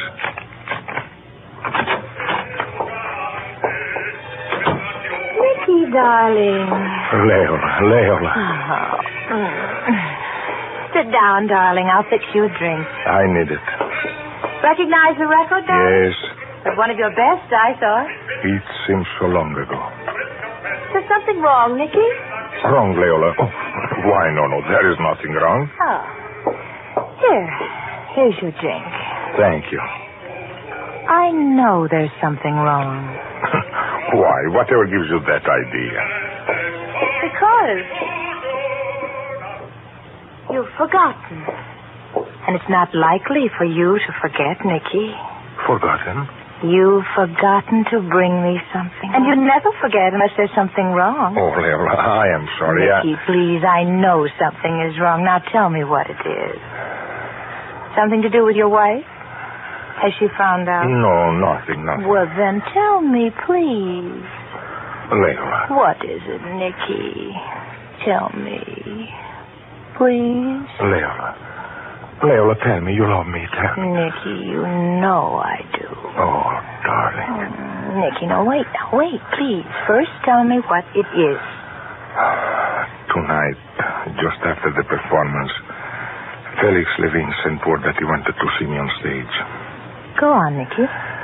He knew all about Doris. Oh, it had to come out sooner or later, didn't it, Nicky? He threatened to go to Irene, my wife. He threatened to tell her everything. And then he threatened to go to the newspaper. Oh? Do you see what that would have meant? Afraid I don't quite follow you. Oh, don't you understand, Leola? What it would involve, the scandal, the effect it would have on my reputation. I see. He offered to bargain with me. Bargain? Yes. If I would stop seeing you, he would remain silent. He became very adamant in his demand, and when I refused, he became violent. I, too, became violent, and in a rage, I hit him with the stage work light. What are you trying to say? Oh, Leola, I killed him. Nicola.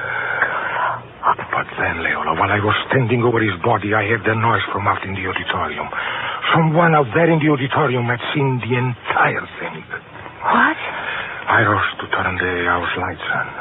A man wearing a brown coat with beady eyes and flaming red hair was sitting there looking at me. Who was he? Oh, I don't know. I've never seen him before in my life. Are you sure he saw everything? Oh, there is no doubt of it. Well, I really don't know what to say. I think I suspected that something like this would happen. Oh, what are you talking about? Well, am I supposed to condone what you did, Nicky? Oh, I need your help, Leola. My help? How can I help you, Nicky? Oh, Leola, darling, please. This isn't something I asked you to do. Best it happened this way. Because you'd have to wake up sometime. It's a hard, cruel world, Mr. Opera Singer. Am I supposed to comfort this thing? Am I supposed to become involved in this whole rotten mess all because you made a mistake? Well, don't you understand that what I did for us to keep us together? Take your last bow, Nicky. The curtain's about to ring down. Just like it falls on one of those operas you sing in. Oh, don't you realize that if Felix had gone through with what he threatened to, it would have meant losing you? Funny to see you standing there, so strong and yet so weak. So much like a little boy, and yet so very much an old man. Did you ever actually believe that I was capable of loving you? Leola, I won't believe this. I won't believe it. Put the key to the apartment on the table as you leave, Nicky.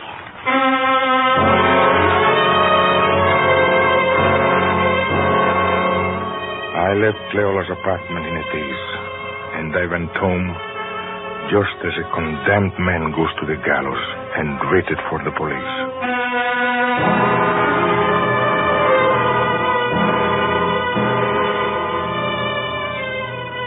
But the police never came. At least they didn't come the first day after the murder. The second day I did receive a call from the police. It was a routine check. They told me they wanted to know if I knew anything about the crime or if I suspected anyone. My answers were vague. I was safe from the police. Finally, not being able to contain myself any longer, I decided to call Leola just before my Saturday matinee of Boris Godunov.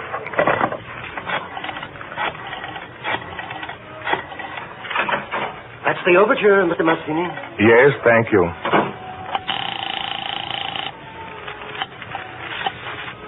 Hello? Niccolo, Leola. Oh, it's you. It looks like the police may dismiss the case. What happened to the man in the brown coat and the flaming red hair, Nicky? I don't know. Are you sure there was such a man, Nicky? Oh, I swear there was such a person, Leola. I swear to you. Then you've been very fortunate, Nicky. But why does he wait? Why doesn't he go to the police? I don't know. Oh, Leola, please. May I come to see you? Not yet, Nicky. At least not until this whole thing is over completely. Leola, please. Let's say at least until we're sure that this man in the brown coat and red hair doesn't put in an appearance. Let's wait, Nicky. Shall we? Yes, Leola. We'll wait.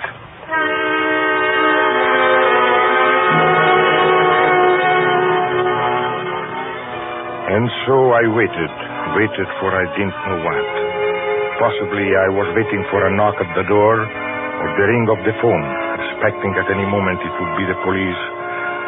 At the end of the second week, I found myself beginning to regain my composure. But yet, beneath that composure, I still waited.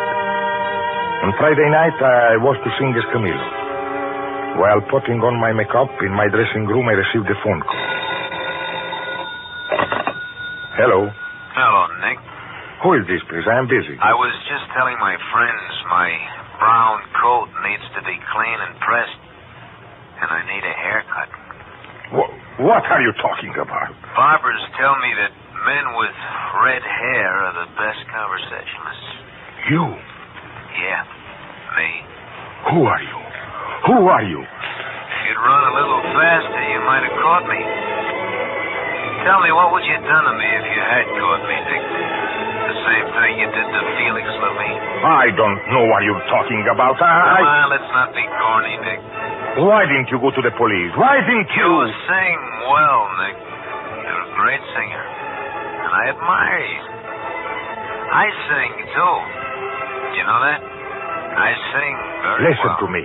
I haven't got the time right now, Nick. I think I'll call you in a day or so and let you know just how well I want you to sing. But listen to me. It's going to be an expensive song. Just remember that. A real expensive song. Wait. Please.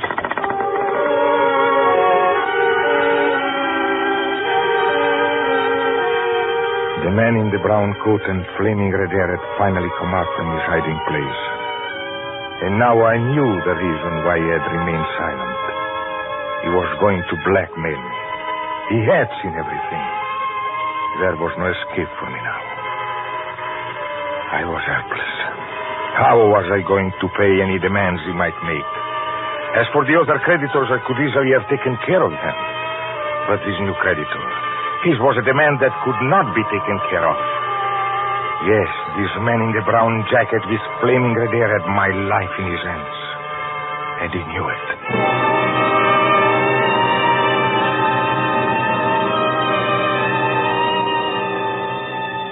That evening, my performance in Carmen was a mockery. I sang as Camillo as if in a trance. I think that even the cast around me suspected something was wrong. Saturday, I waited for his phone call, but it didn't come. Then in the afternoon, I received a call to report to the Opera House wardrobe room for a costume fitting. I went down. I walked down the long side alley entrance to the Opera House. I opened the door and stepped in. Hello, Mr. Mazzini. The doorman greeted me, and I nodded to him. And as I lifted my head, there, sitting next to the doorman, his back to me, was the man in the brown coat and flaming red hair. I walked rapidly across the stage. I made my way back to a darkened corner from where I could watch the two of them. What was he doing?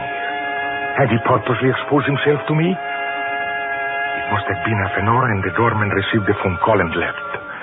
Now, the man with red hair was sitting at the stage door alone, his back to me.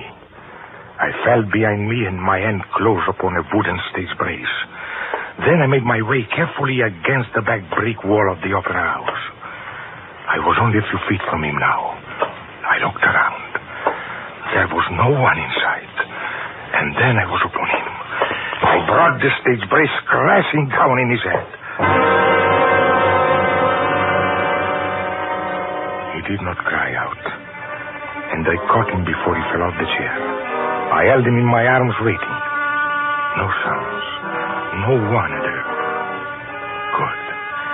I lifted him upon my shoulders and in darkness made my way back to my dressing room.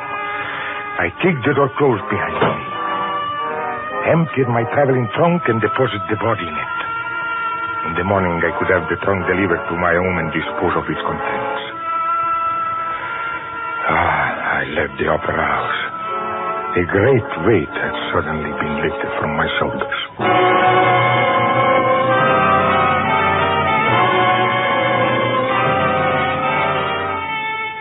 As I arrived at the Opera House tonight, I knew that I was to give a performance of opera that the patrons would never forget. A few minutes before I was to go on stage, I was putting the finishing touches on my makeup. Hello. Hello, Nick. How are you? Hi. Have you thought over what I said, Nick? Have you thought about singing for me? But you're dead. You gotta convince me, Nick. I feel very much alive. I feel like singing. This is a joke. Tomorrow, Nick. I want you to sing for me tomorrow. Sing for, say, about $25,000. That should keep me from singing. I don't understand. I'll phone you tomorrow, Nick. Wait.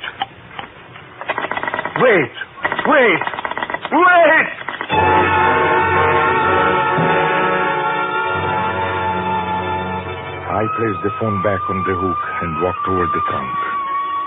I lifted the lid. The man who lay in that trunk was the man who had seen me kill Felix Levine. No, I had not made a mistake, Lieutenant. I am sure you can guess the obvious.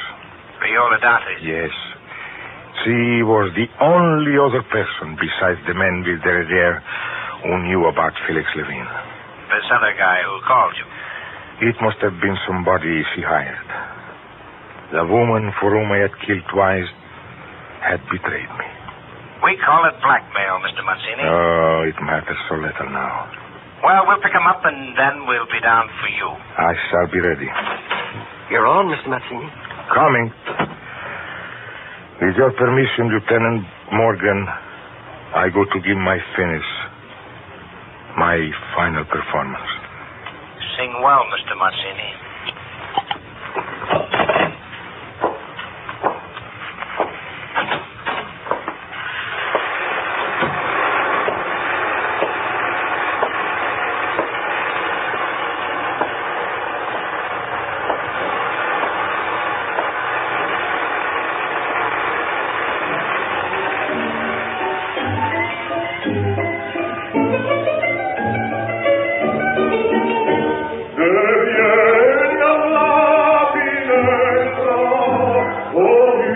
What a voice.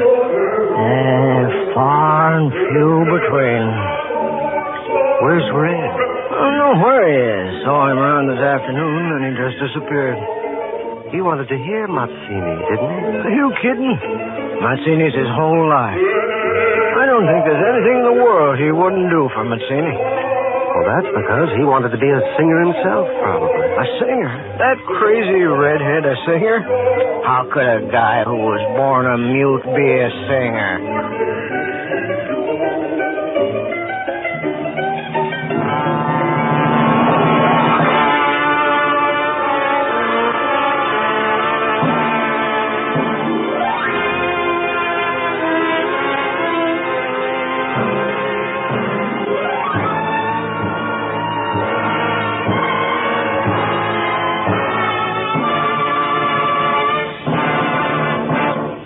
Suspense, presented by Autolite.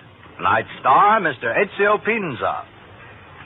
Well, Harlow, if you're through horsing around, I'll go now. Nay, Hap. Not till I tell you that Autolite makes more than 400 products for trucks, cars, planes, and boats in 28 plants coast to coast. These include complete electrical systems used as original equipment on many makes of America's finest cars. Electric windshield wipers, spark plugs, starting motors, batteries, bullseye steel beam headlights, coils, distributors, generators, wire, and battery cable. All engineered to fit together perfectly, work together perfectly, because they're a perfect team. So, friends, don't accept electrical parts supposed to be as good. Ask for and insist on original factory parts at your neighborhood service station, car dealer, garage, or repair shop. And because all Autolite parts are original factory parts, you're always right with Autolite.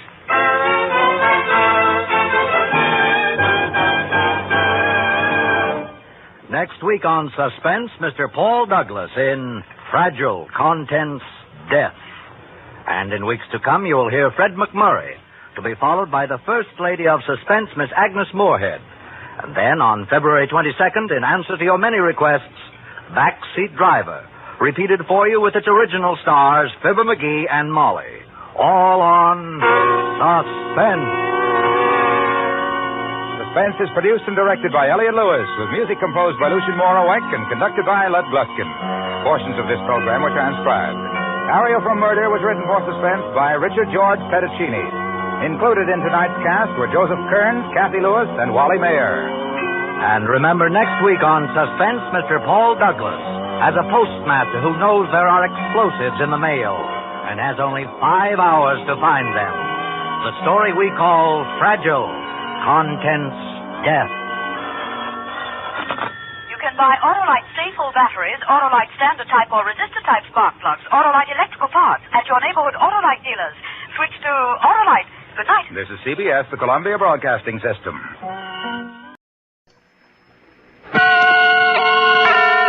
Autolite and its 96,000 dealers presents Suspense.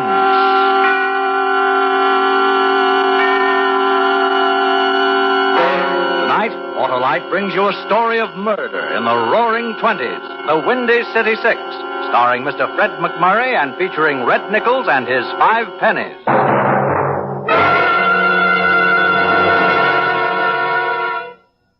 And now, with the Windy City Six and the performance of Mr. Fred McMurray, Autolite hopes once again to keep you in suspense.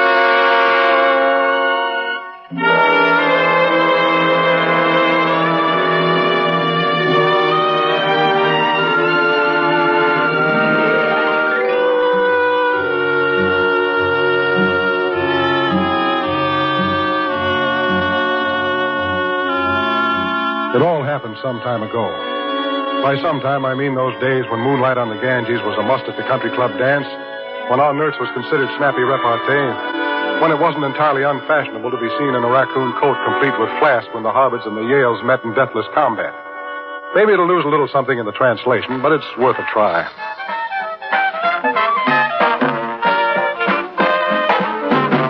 Anyway, as it happened, we were playing in a little pad on Oriole Street, Crazy Jack Fisher's High Hat. It was a speech, but then what wasn't at that time? When the breeze was off the river, you could hear the riff notes of the Windy City Six blowing uptown. Reading from left to right, there was Corny Peters on horn, Rip Jackson on alto, Thurber Jones on the licorice, Tinkle Hobson on the Baldwin, Red Moore slapping, and me on the skins. I'm Carstairs Hamilton, sometimes known as Rimshot, but more often as Ham. So we'll keep it that way.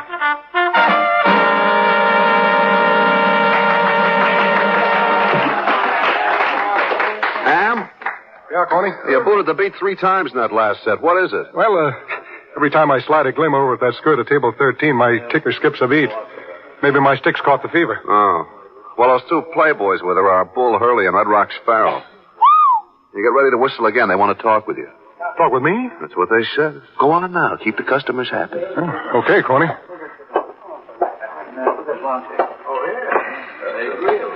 Somebody said you wanted to see me.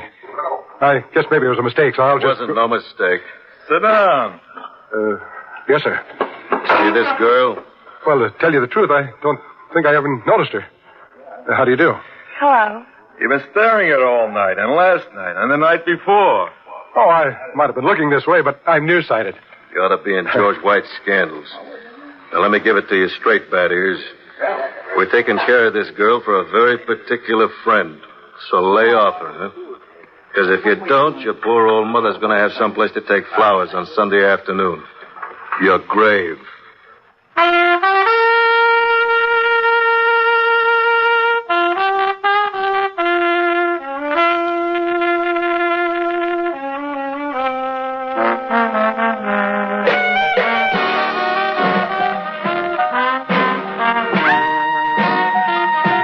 Back at my drums, I tried not to look at the girl, but I could still see her in my mind. Soft, dark hair. None of that shingled bob stuff. A real Marcel finger wave. A warm, young face. Lots more that curved down into a fur coat that must have set somebody back a whole truckload of upstate scotch. Once in a while, I sneaked a quick peek, and every time she was looking at me. And suddenly I got scared, and I lost up a couple of beats. Only got so mad he blew up. But it didn't make much difference then. Our engagement was over. Veterans all, the Windy City Six broke ranks and went into Plan B. I headed for the kitchen. That was always the best way out. In the hallway, a small blonde guy was lifting a couple of shaking hands to his face, and his eyes grew as large as 2 hard-boiled eggs just before he got it. When I got out the kitchen door, I could still see that big, black-haired, vicious-looking guy peering out into the night, trying to see who it was that passed him in the hall while he was busy killing. I hope he hadn't seen my face.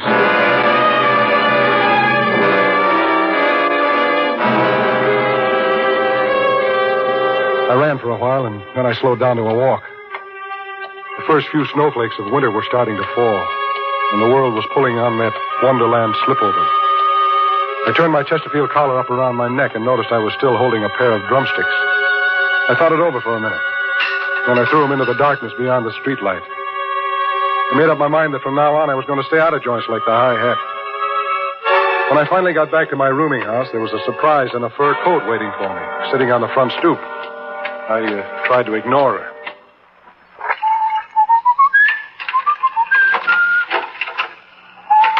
You blind or something? I suppose you get dozens of girls sitting on your step and I waiting for you. Hey. Huh? Oh, were you looking for me? What do you think I've been sitting out here in the cold for? Selling subscriptions to the Police Gazette? Sit down. Won't you come inside? It's safer out here.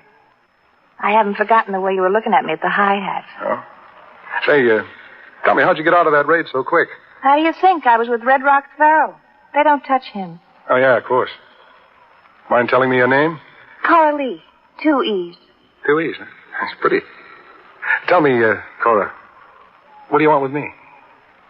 How'd you find my place? Crazy Jack gave us the address. Farrell and Hurley sent me to get you. To get me? Look, I don't know anything. I didn't see anything. I told you I was nearsighted. 2040. They got a place up in the mountains. They decided to throw a holiday party. They want a band. Isham Jones was busy, so all you guys are being picked up. I lost my drums. Don't worry, they'll get drums. Let's go. Are you going with me? Somebody has to show you the road. Alone? Look, we can talk all about it on the way. And don't get any ideas, because I might send for reinforcements. And these reinforcements will make a marine landing look like Isadore Duncan's finale. You got anything brave to say? I'll bet you I'm ready before you can count to 100. By twos.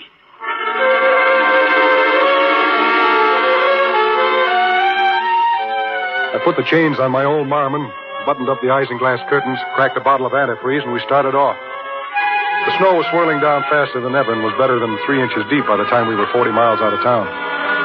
Cora was under a blanket, cuddled up next to me like she meant it, her head on my shoulder. But it wasn't as romantic as it sounds, because under the blanket, Cora was shaking. And it was the kind of shaking you don't get from being cold, but from being scared. I should have known then that something was terribly wrong, but I had to learn the hard way. Cora? Huh? Cora, why do you hang around with bozos like Red Rocks, Farrell, and Bull Hurley for? For the same reason you play in places like the High Hat. The best offer I got. Also the worst. Look, suppose I just kept going now. Somewhere out west, Chicago maybe. Would you go with me? They'd never let us get away with it. What do we lose trying? You don't belong with those guys. You belong where the air is clean and you only take a drink when you want and love when you... Please, don't. What's the matter? Did I say something wrong? Look, why don't you hit me on the head and throw me out and just keep going? Throw you out? Cora, I wouldn't throw you out to save my life. Oh, Ham, don't say that.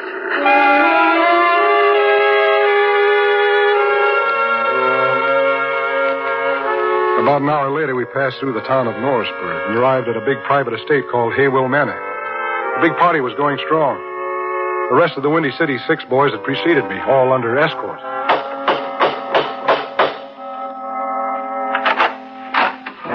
The man who answered the door was the one person I never wanted to see again. When I'd seen him last, he was killing a man at the High Hat. Well, Cora, I see you got him. You got a pretty smart way of leaving a raid in a hurry, Sonny. Kitchen door. I hope nothing happens to your luck. Kitchen door? I didn't go out the kitchen door. I always leave by the basement window. I hope for your sake you're right, Sonny. Mike, he's a genuine nice guy. Well, nice guy. I think you'll like this party. Lots of drinks, lots of girls, and lots of happy music, huh? Oh, sure. I'll do my best. Did you get my drums? Don't worry about drums. We don't have them. We'll give you a couple of skulls to be. Now go on, pour yourselves a drink and get warm. Cora, who is he? Big Mike Donovan. This is his place. He's to the rackets what Dempsey is to boxing. Yeah? Well, I'm going to tell you something about him. I hear that human life means nothing to him. That he'd kill So anybody. you heard it. Don't go broadcasting it all over the place. You want to stay alive, don't you? It's always been one of my chief aims in life. Then keep what you know under your hat, you dumb drummer.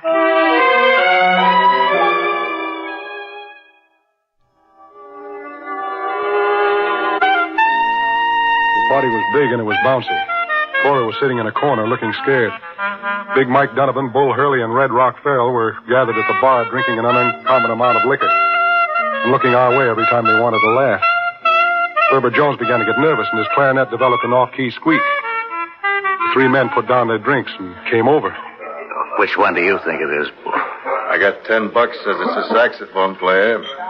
He's got a shifty look. Yeah, I'll take the bet, because I don't think he's the guy.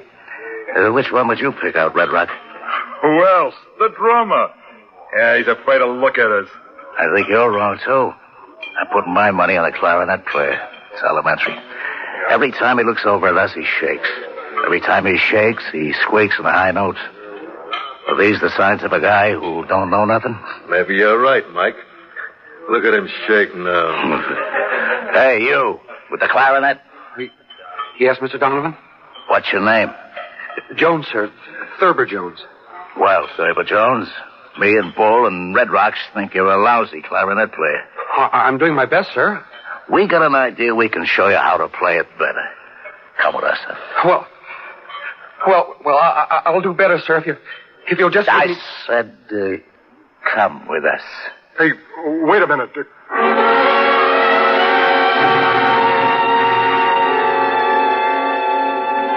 They walked outside. And that was the last time I ever saw Thurber Jones alive. The rest of us were as jumpy as cats, and we played for 2 hours without a break. Everybody was getting stoned, but I didn't dare take a drink. Then Big Mike called an intermission while they served a buffet dinner. But everybody was so drunk that nobody ate much. Big Mike began to be loud and noisy, and he started waving a gun around, boasting what a great shot he was. He kicked open a couple of French windows. And out on the lawn, of all things, stood a giant snowman. Just watch. I'll blast every lousy button off his lousy shirt. He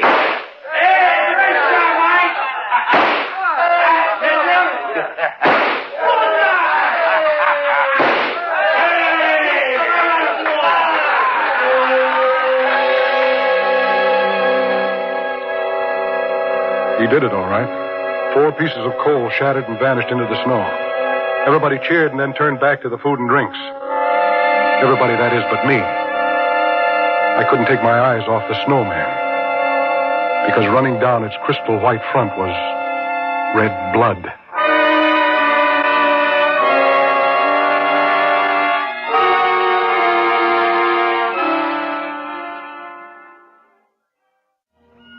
And now, Autolite brings back to our Hollywood soundstage Mr. Fred McMurray in Elliot Lewis's production of The Windy City Six, a tale well calculated to keep you in suspense.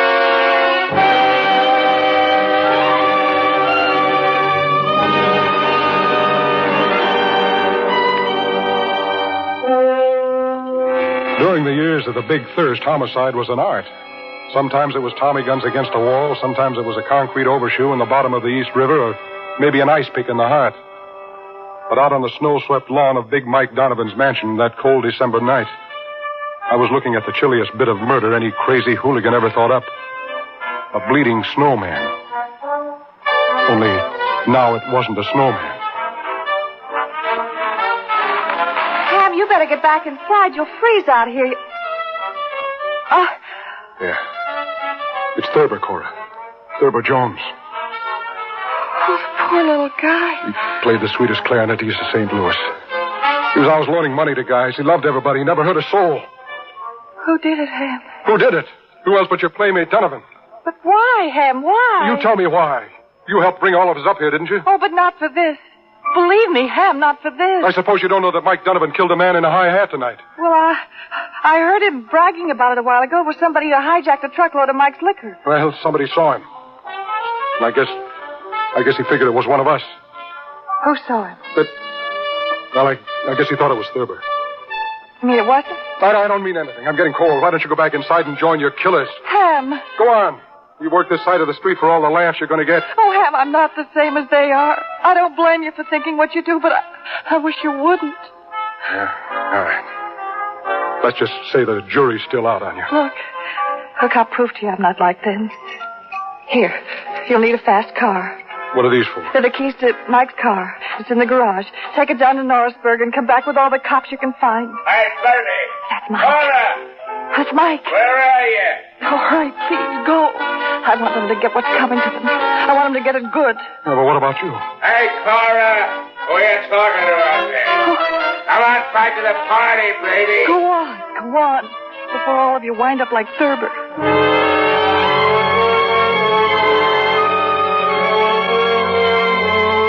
After she'd gone inside with Mike, I made a beeline for the garages and back.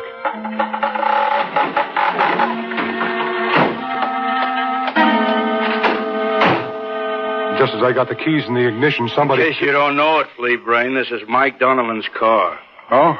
Well, I guess I must have made a mistake. Hey, take that gun off my head, will you? Mike hires me to do nothing but sit in the back seat of his car.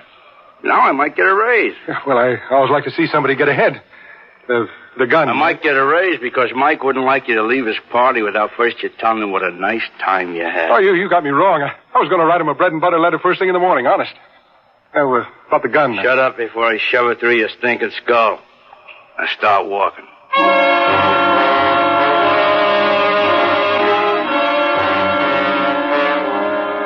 The next thing I remember was being kicked through the door of the big house. The party kept right on whirling. Nobody paid much attention. Nobody except the boys in the band. And they were beginning to get the idea. Slowly they stopped playing, and then people began to turn around and look. It reminded me of a ring of faces about to watch a hanging. What's this all about, Chick? The creep here tried to lift your car. He even had the keys. Where'd you get him? I sort of found him. Hey, you can't do that to one of my boys. Shut up, you. I said, where did you get him? I told you I found him.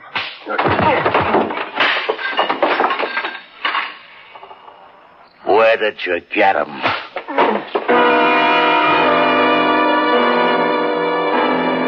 I didn't care whether I lived or died right then. And when somebody kicked me twice in the kidneys, the choice was made for me. I was sure I died because everything went black.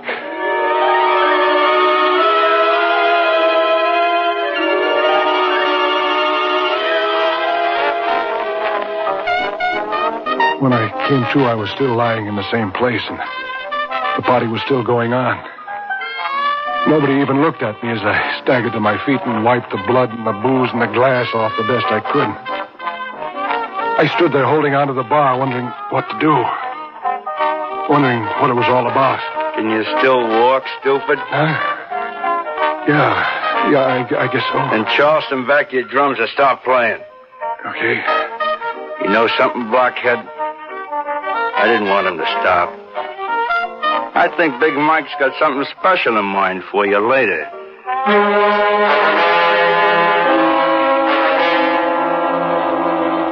None of the boys in the band even looked at me when I got back to my drums and picked up the beat.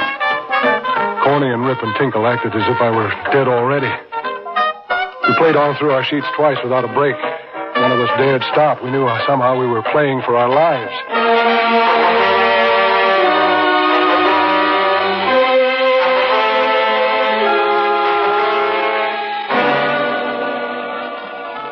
Eight's fine. Eight's fine. Come on, Ivory. Make that 8. Five Jersey cups on this one. I'll take it. Right. Long about dawn, the party turned into a noisy crap game, and nobody paid much attention to our background music. Cora was with them, sort of moving in and around. I saw her whisper something in Bull Hurley's ear, and then later she did the same thing to Red Rocks. Then she sort of sauntered over by the band, not looking at us, but we all heard what she said. Boys, keep your eye on Mike Donovan. When he goes over to Red Rocks, get ready to move. It'll be your only chance to get out of here alive. Make it good. We all looked at each other and kept right on playing, waiting to see what she was talking about. Pretty soon it began to make sense. Are you dirty here? Making a pass at my girl. I made a pass at your girl, Mike? Just told me that you and Red Rocks both made passes at her. And I'm going to break both of your necks. No, wait a minute, Mike. That's our cue, boys. Everybody up. Hey, Mike, don't forget your music sheet. Boys, this way, out through this door. Yeah, I got it. Come on. Phew. This air feels good. Yeah, it'll feel better 100 miles from here. Where's your car, Ham? It's right over there, parked in front. Come on. Yeah, I'll be right with you. Go ahead.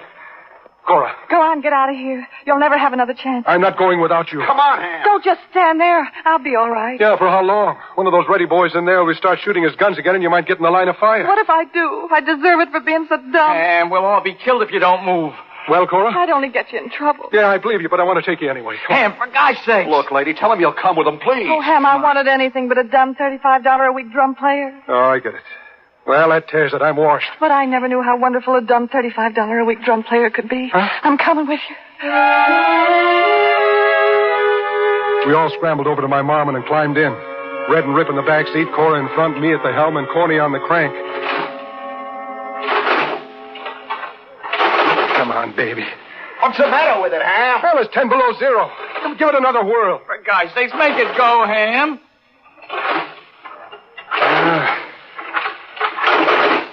Oh, no, we can't get stuck here. Well, just take it easy. It'll catch. There. Come on, Corny, get in. What did I tell you? Like a Swiss watch, huh? Let's get out of here. Hang on, we're off.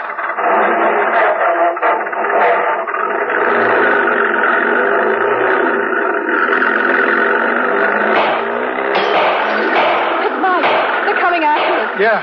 Anybody hit? No, but we're going to have to move faster than this. But don't worry, I've got her souped up to where she'll go 50. Hold on.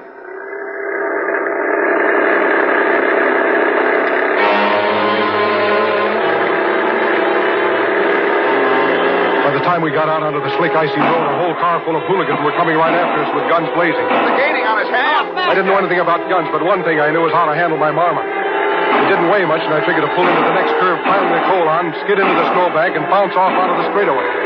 If that heavy rolls tried to make it at the same speed and hit the snowbank, I was sure to go right on through. Ham, look out, the curve. Grab on, kids. This is it.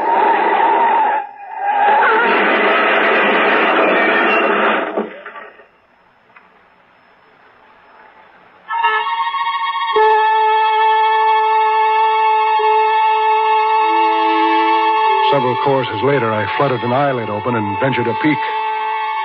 Somewhere I'd miscalculated, because we were now stacked against a giant tree right on the edge of the road looking down into the valley.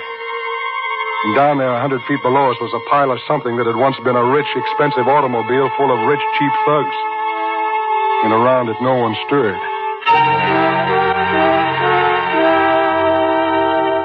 Ham, oh, darling, are you all right? Yeah, I guess so, Cora. How about you? I'm all right. How about the rest of you? I'm okay. Shaken up, that's all. I busted my lip. Look. I'll never put my bass back together again. Well, at least we're all alive. Except poor Thurber. Well, what do you say we get out and take a walk into town? This is a job for the John Laws.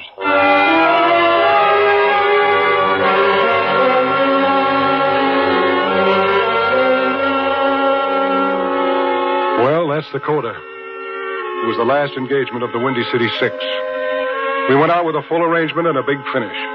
It was in all the papers. Maybe you saw the spread. The boys on the front page, Mike Donovan and company in Vital Statistics, and Cora and me in the social columns. Yeah, we did it.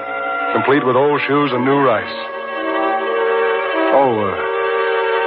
If you ever happen to get up Norrisburg way on a curve that turns on a steep hillside, with an old scarred tree looking down into the valley, take 5 and listen.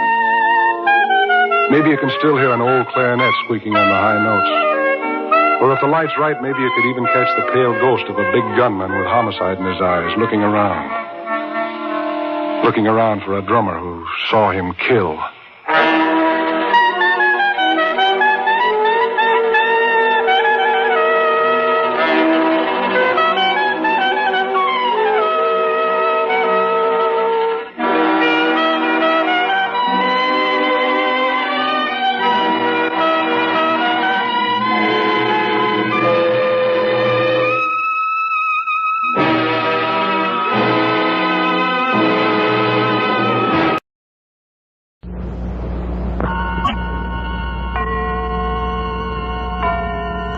Autolite and its 96,000 dealers present Suspense.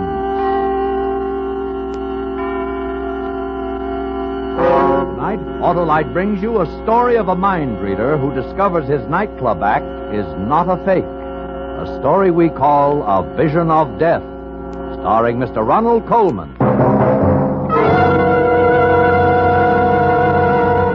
Before our play begins, here is a word about Autolite from a good friend of ours. Greetings, Sahib Wilcox. Why, it's that amazing, magnificent mystic and great glass globe gazer, Sabu the Swami. What's on my mind? You think of your best friend. Everybody's best friend. The Autolite Stay Full, the battery that needs water only 3 times a year in normal car use. Now the glass shows a glass even more powerful than mine. Well, that's the fiberglass retaining mat protecting every positive plate in the Autolite Stay Full battery. They prevent shedding and flaking and give the Stay Full longer life, as by tests conducted according to accepted life cycle standards. Now I see many smiling faces. On the thousands of drivers who visit their masterful, merry, and marvelous neighborhood Autolite battery dealers for an Autolite Stay Full, the battery that needs water only 3 times a year in normal car use. Now the crystal ball shows words of wisdom. I know. You're always right with Autolite. And now, with A Vision of Death and the performance of Mr. Ronald Colman, Autolite hopes once again to keep you in suspense.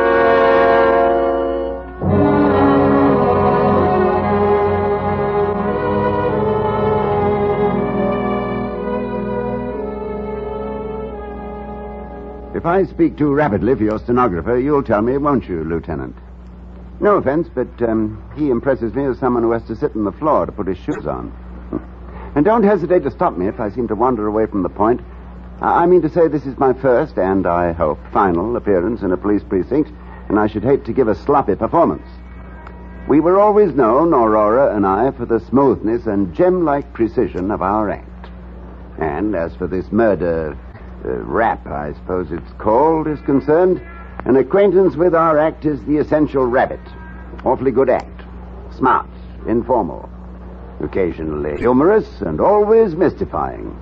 Well, the act always began with music, never with the cliché fanfare of trumpets or roll of drums. I would saunter out to the center of the floor and say something like, "Good evening. You are about to witness an exhibition of mental telepathy. Ladies and gentlemen, may I introduce Aurora, my wife." They never failed to give her a hand. What would they applaud? Why, the vision she presented as she came toward me. There has never been anyone as lovely as Aurora, the most beautiful flash in the profession.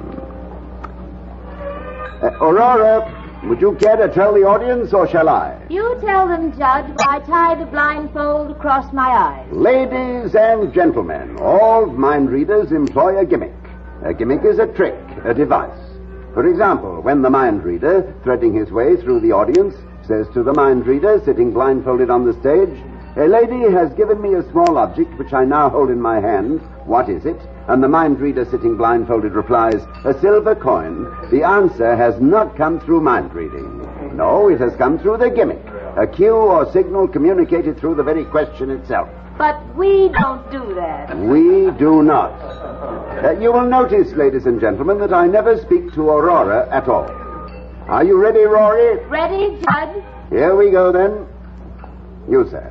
You have something? Good. Concentrate upon it, like a good chap. The gentleman holds a And you, coin madam? in his hand. It is a Mexican peso bearing the date 1892.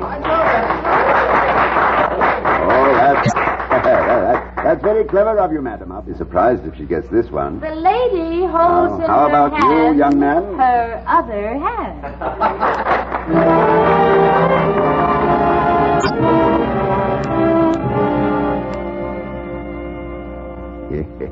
A sucker once born remains a sucker till death. The audience never realized, never in all the years we worked, that although I was not speaking to Aurora directly, my chatter nevertheless was loaded with signals and cues for her guidance. By revealing the gimmick, we concealed the gimmick, and that, Lieutenant, is the ne plus ultra of gimmicks. Yes, it was as crude as that, but it enabled us to work 50 weeks a year, here and abroad, at an average of over 1,000 a week. Of course, I always gave some credit for our success to our agent, Harry Arnold, although Rory was inclined to give him no credit at all. Good news, Judd. I've managed to book the act into the College Inn in Chicago with a 4-week guarantee. Not bad, huh? Get him. He managed to book the act. Yeah. I suppose they never heard of us in Chicago? I suppose we weren't held over there 6 weeks when we played the Sanssouci in 1948? You think it's easy to get a 4-week guarantee these days? Money is short. Money is tight. I've never yet heard you say money is long, money is loose. You have to sweat for your 10%, don't you? Yes, you do. In a pig's ear, you do. Agents. They're all like... Oh, there's gratitude for you. There's the milk of human memory. What were you when I first saw you? Nothing. Not this much. Playing 10 a day under canvas in Menasha, Wisconsin, and paid off in bottle tops. I worked. I schemed. I sweated. Listen to him. You'd think he had to get out there on the floor every night. You'd think he was the one spent 11 months, 12 hours a day memorizing the code. You'd think it was his name in lights. Agents. All they know is how to live off a dead whale. Scum of the earth. Look, I'm not going to take that from you. You hear me? You'll take it, baby, along with the 10%. You'll take it and you'll chew it and you'll swallow it and you'll keep it down, too. How do you like that? I'm warning you, kid. Don't push me too far. Now, Don't push children, me to... children, on your way, Harry, and don't let it get you down. I think 4-week guarantee is pretty good. Oh, thanks, Judd.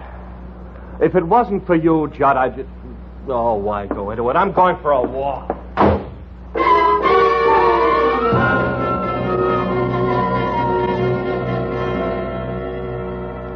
But aside from these altercations between Rory and Harry, it was smooth sailing. We wore the best, ate the best, drank the best, stayed at the finest hotels. And every Saturday night after the performance, Harry would bring us our salary. He'd bring it in cash. 1,000, 1,250, 1,500. I have the old performer's distrust of checks. Been given too many with a high latex content. Anyway, life couldn't have been more placid. And then one evening, about 5 weeks ago, soon after we opened at the Grove here in town, a frightening thing occurred. We'd just begun the act, and I was out in the audience. You will notice, ladies and gentlemen, that I never speak to Aurora at all. Are you ready, Rory? Ready, Judd. Here we go, then. Now, you, madam. The lady holds in her hand a compact. It is platinum and bears her initials R.C. You, sir. You, sir. The gentleman is holding an engagement ring. In it are 3 small diamonds. Miss. The young lady is holding... It's a small cameo brooch and... Rory! Quick, Maurice, music! I picked Rory up from the floor and hurried with her to our dressing room, almost beside myself with anxiety. I placed her on the couch, dampened a towel, and put it on her forehead, and began to chafe her wrists. Rory, honey, Rory. Judd, what happened? I was in the bar. Do you want me to get a doctor? No, I don't know. Get out. Leave us alone. Get out, Harry, get out. Judd? I'm here, Rory. Are you all right? Well, I guess so. I don't know what happened. Oh, you fainted away. Try to remember what happened. Oh, I felt funny. I don't remember. No, try, Rory, try. Try to remember. It's important. I can't. Why is it important? Oh, you don't know? Rory, you don't know? You were calling out the answers before I even had a chance to give you the cue.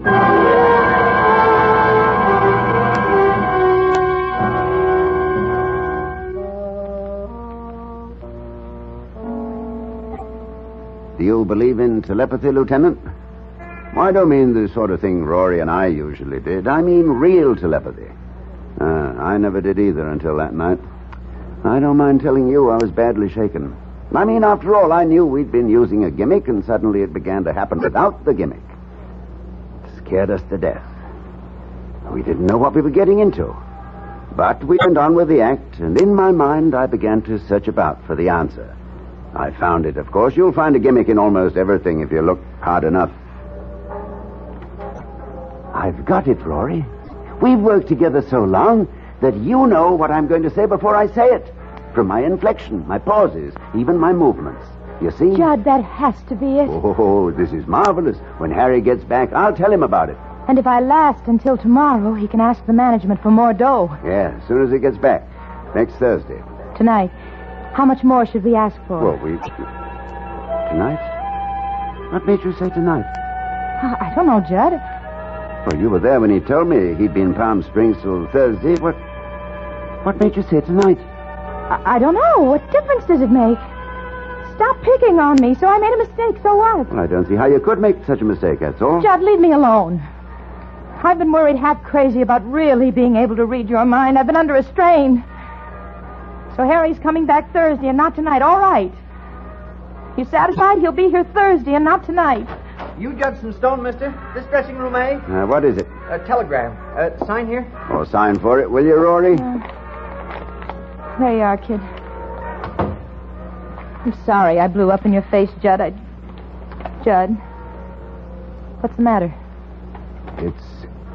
It's from Harry. He's coming in tonight.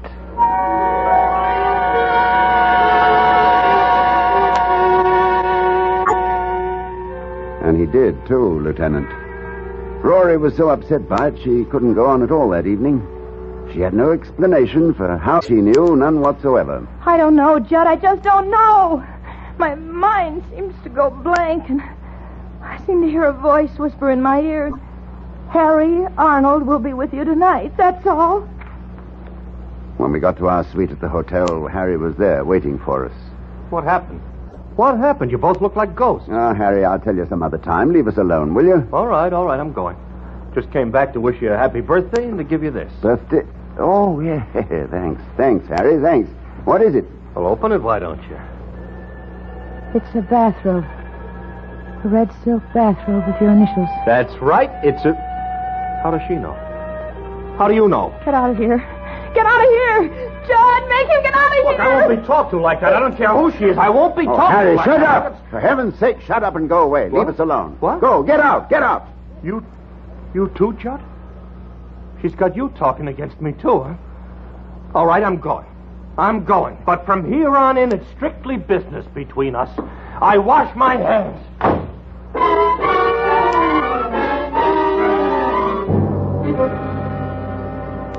He kept his word, Lieutenant. From that time on, he kept himself to himself.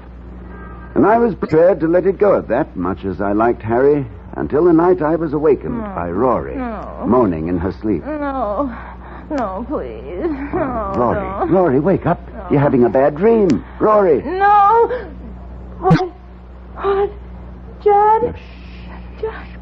It's all right. I'm here. Oh, Judd. What, Rory? The voice.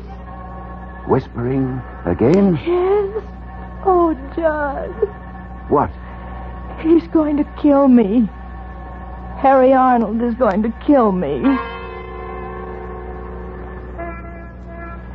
And that, Lieutenant, was the beginning of the end of that.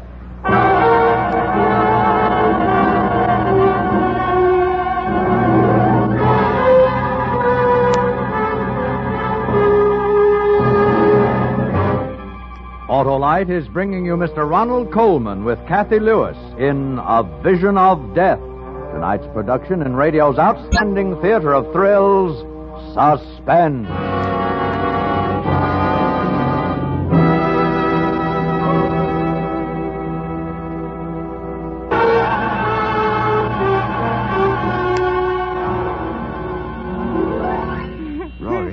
Rory, get a grip on yourself. He's going to kill me.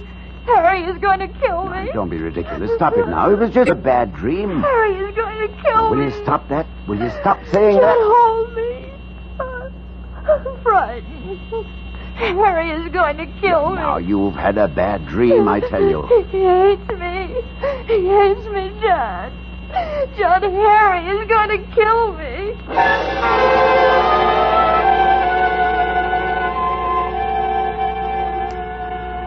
I'm a rational man, Lieutenant. I've always felt, for example, that when Hamlet says there are stranger things in heaven and earth than are dreamt of in your philosophy, Horatio ought to reply, tell that to Sweeney. I knew there was no such thing as mental telepathy. I knew it as well as I know I'm sitting here talking to you. Up here in my head, I knew it.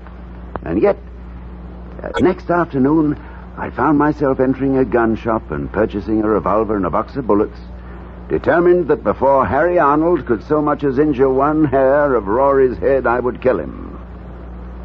I should have gone directly to the police first.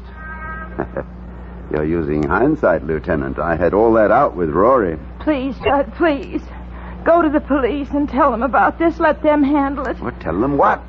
That by reading his mind, we've learned Harry intends to murder you? They'll believe us. They've got to believe us. Oh, now, you're reasoning like a child. They'll decide that it's either a publicity stunt or else that we're both lunatics. Well, if I tell them about the telegram and the birthday present... Rory, we have no proof. But we have to do something. What? Tell me what? You know he intends to kill you. I know he intends to kill you, but what can we do? I can't simply put a bullet in his heart next time I see him. How could I explain it? My wife had a premonition that he was going to murder her. Do you know when he's going to do it?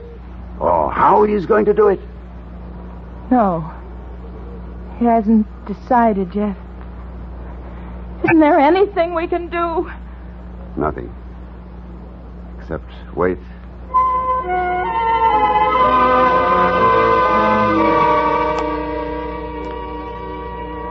I reacted to the waiting as you might expect, Lieutenant. Sleeplessness, loss of appetite, growing irritability. I flared up at everyone. Waiters, chambermaids, elevator boys, the manager of the club.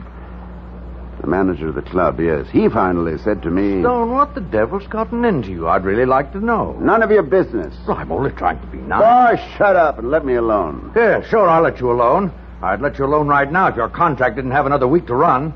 But after that, I'll let you strictly alone. You'll never work this club again. Maniac. I began to drink quite heavily, quite noticeably. I was going crazy just from the waiting. And then the waiting came to an end. It was around 3 a.m. I was sitting up in bed, in the dark, smoking, when Rory opened her eyes and said... Judd? Yes? The voice. Yes? He's going to kill me. Here. Right here, in this room. Rory. Saturday. This Saturday at midnight. John. Rory, sweetheart. He's going to shoot me. He has a gun. And he's going to shoot me. He's going to get you downstairs in the manager's office at the club. And while you're there, he's going to come up here. Rory, listen to me. I want you to listen to me. You're mistaken, do you understand? You've been having another bad dream, and that's all there is to it. No, Judd, I swear it. He just thought of it. Just this minute.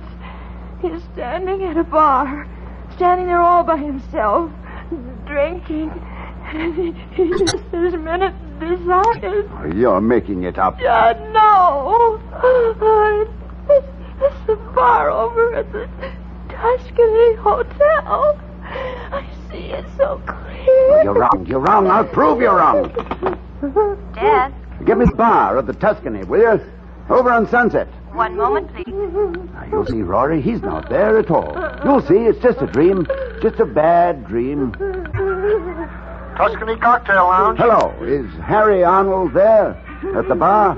Harry Arnold? No, I'm sorry, he's not. He's not, huh? You sure of that? Well, sure I'm sure. He was here all evening. Left about a minute ago. I said goodnight to him myself. You want me to call? It wasn't a dream. John. No, Rory. Don't worry. Trust me.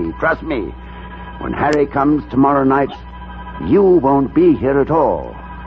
But I will.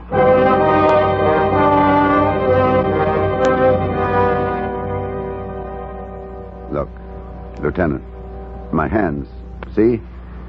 Just the memory of how I felt at that moment, and my hands begin to tremble again. Amazing, isn't it? Well, that was last Thursday night, or rather Friday morning, and towards daybreak, Rory sobbed herself to sleep. But I was restless. I got dressed and went downstairs and got into my car. A long drive has always relaxed me, but when I got behind the wheel, I don't know what it was, possibly the fresh air, but all at once I felt as though I couldn't keep my eyes open for another moment. I simply had to have sleep. So I crawled into the back seat, curled myself up in one corner, pulled the rug over me, and went out like a light. Hello, Satin Skin. Hello, Harry. I was awakened Don't around smile noon at me, by the you sound idiot. of voices. He may see us. Look businesslike. Where is he? I don't know. Since he hasn't got the car, he must be out walking. Don't you have some papers or something I could be examining just to make it look good in A case? pocket full here. All right. He fall for it last night? Just like he fell for all the rest of it. Red bathrobe, the plants in the audience. He even phoned the bar just after you left. Timed it beautifully. Oh, Satin Skin. I can hardly keep away from you. After tomorrow night, we'll have all the time in the world for each other, Harry. You bought the whole story, huh? Midnight tomorrow, your place? Every word of it. Just do what you have to do. Remember to come to the dressing room before the 8 o'clock show and tell him you've set up a meeting with Stamper, the manager, in his office at 12. I want them to shake hands and be friends again, I'll tell And them. don't forget, when you come to the door at midnight, keep talking to the elevator boy. Don't let him go, whatever you do. You'll want him to testify it was self-defense. Don't worry, I won't forget a thing. You'll handle all the rest of it? Yeah, just leave it to me. No, I mean about his gun. That's pretty important, you know. Don't worry. It will misfire.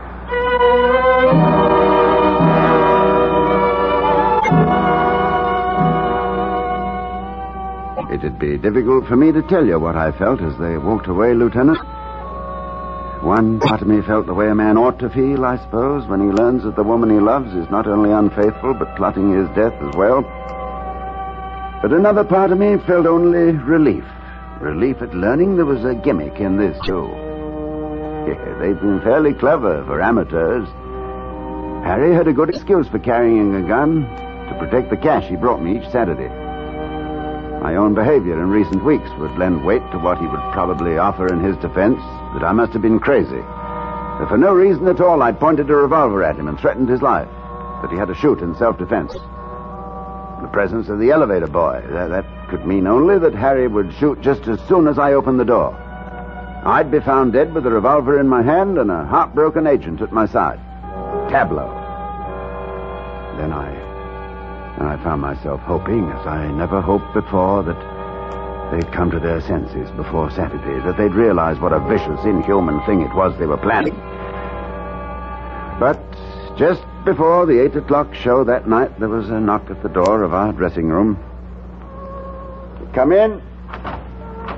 Judd, I've been talking to Stamper, the manager. He's sorry there's bad blood between you, wants to square it. I told him you'd be in his office at 12 to talk things over. All right with you? Yeah. We don't want it so we never work here again, do we? I mean, there's no reason we should. No reason at all. Button my dress, Judd. See you later, Judd. Yeah, later. We did the show and then went up to our suites. I helped Rory pack a small overnight bag. I loaded the revolver, and then there was nothing to do but wait. The minutes passed. 9 o'clock, 10, 10:30, and I waited. Judd, Yes? I don't want you to go. It's best that you do. Doesn't seem right to leave you here alone. Things might not go as I planned. I might not be able to stop him. And if I fail to stop him... No, it's best that you go. Just wait at the motel until you hear from me. What time is it? Almost 11. 2 minutes of 11. I'm out of cigarettes. Desk. This is Mr. Stone in 1101. Please send up a carton of players, will you? Right away, Mr. Stone. I want you to go now, Rory. Judd, let me call the police, please. It will be useless. We've gone into it, and it'll be useless. Then come with me. He won't find anybody here. Well, then he'd choose another place, another time. Here's your valise. You have your gun? In my pocket. You won't take any chances. I don't know what I'd do if you were hurt or anything. I won't take any chances. Let me help you on with your coat. Oh, Judd, I love you so. Yes, I know. And I love you, Rory.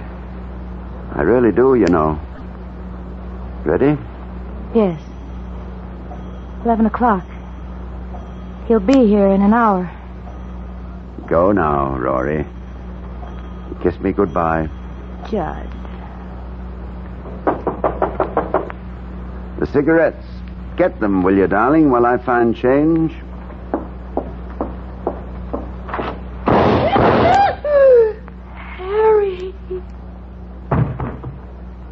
Harry. Rory.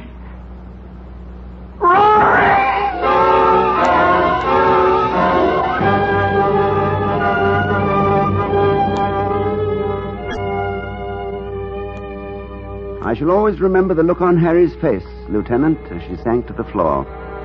They'd concocted a bad dream between them, and it had come true. I'll bet he still doesn't know how it happened, and if you pass his cell, Lieutenant, you might tell him. Whisper the word gimmick into his ear. That's what I said, gimmick. I gimmicked the clock while Rory was dressing. Set it back a full hour. It was 11 to her, but 12 to him. I adore gimmicks. Don't you?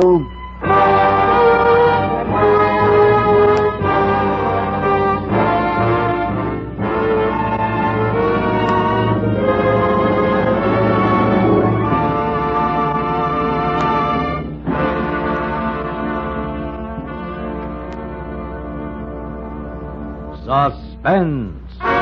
Presented by Autolite. Tonight's star, Mr. Ronald Coleman. My occult powers do reveal that every driver's automobile has a life both long and bright when it has parts by Autolite. Well, that's fortune-telling there's no doubt about, Swami. You know, Autolite makes over 400 fine products for cars, trucks, planes, and boats in 28 plants from coast to coast. These include complete ignition systems used as original factory equipment on many leading makes of our finest cars. Generators, coils, distributors, electric windshield wipers, voltage regulators, wire and cables, starting motors, and many more. They're all engineered to fit together perfectly, work together perfectly, because they're all part of the Autolite team. So, friends, don't accept electrical parts supposed to be as good. Ask for and insist on Autolite original factory parts at your neighborhood service station, car dealer, garage, or repair shop. Remember, you're always right with Autolite. Next week on Suspense, our star will be Mr. Van Johnson in Strange for a Killer. And in weeks to come, you will hear such famous stars as Miss Joan Crawford, Mr. Jack Carson, and Mr. Jack Benny, all on Suspense. Suspense is produced and directed by Elliott Lewis, with music composed by Lucien Morawek and conducted by Lud Gluskin. In tonight's play, Kathy Lewis was heard as Aurora and Larry Dobkin as Harry. Others in the cast were Florida Edwards, Joseph Kearns, and Charles Calvert. A Vision of Death was written by Jerry Hausner and adapted for Suspense by Walter Newman. Ronald Coleman may be heard each week on his own radio program, The Halls of Ivy. And remember, next week on Suspense, Mr. Van Johnson, as a man who suspects a murderer is holding as hostages his wife and child. A story we call Strange for a Killer. You can buy world-famous Autolite stateful batteries, Autolite resistor-type spark plugs, or standard-type spark plugs, Autolite electrical parts at your neighborhood Autolite dealers. Switch to Autolite. Good night. This is CBS, the Columbia Broadcasting System.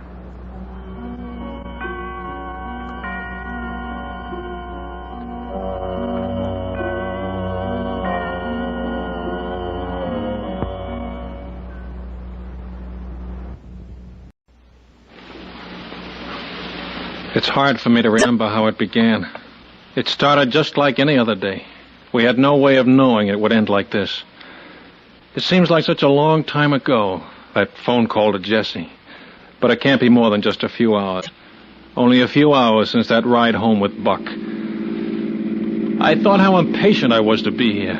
I haven't been putting in overtime lately, not with Jesse out of the hospital and little Johnny here and just beginning to know me. I couldn't wait to see them. It's been like that every night. I guess sometimes it's best we don't know what's coming. How's this, Henry? Swell. Anywhere along here, Buck. Thanks, Buck. You sure you don't want to stop in for a minute? You haven't seen the kid yet, you know. Yeah, I'd like to, but I got to get home early myself tonight. The wife's got some kind of a meeting. I'll have to take care of my own kids. Okay, see you tomorrow. Night, Hank. Night.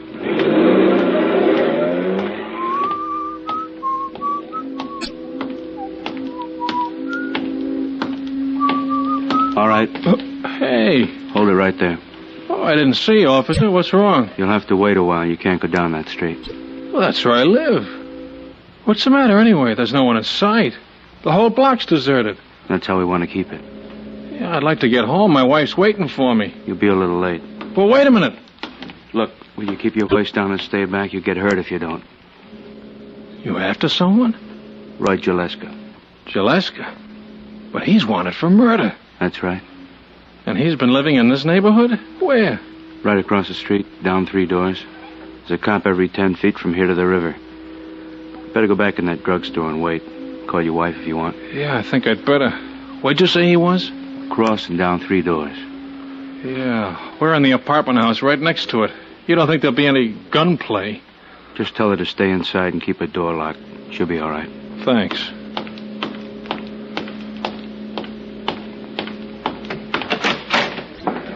Henry. Hi, Charlie. It's that Jaleska guy they're after, you know. He's been living in the boarding house right next to you. Yeah, I know. How long has it been going on, Charlie? They've been almost a half hour now. A half hour? What are they waiting for? Don't ask me. I got here about 5:30 when the police were just coming in. They only took about 5 minutes to cover the block. Then a party of 6 or 7 went in after him. And they haven't come out? No, I've been watching. Why, I wonder? You didn't hear anything that sounded like shooting. No. Ought to hear something by now. Does seem funny, doesn't it? Unless he got out of his room. But he couldn't get far. I want to get Jessie on the phone. She'll be wondering why I'm late. Oh, sure.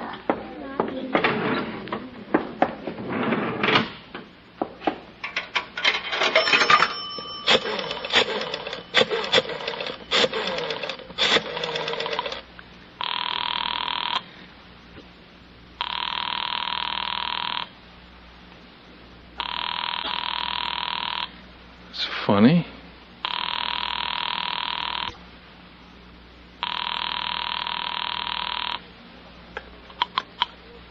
Hello? Well, what's the matter, honey? I thought you weren't going to answer. I was looking after Johnny. Are he okay? Just getting hungry. Well, go ahead with the supper. I'm going to be late. I don't want to scare you, Jess, but there's going to be a little trouble next door. I don't want you to leave our apartment. Trouble? Yeah, the police are after someone who's been hiding out in the boarding house next to us. The whole block is surrounded. I won't be able to get home till it's over, and you're not to come out. Yes. There's nothing to be afraid of, Jessie. All right. Just stay inside and keep the door locked. There's no need for that now. Goodbye, dear. What? Jessie! Hello?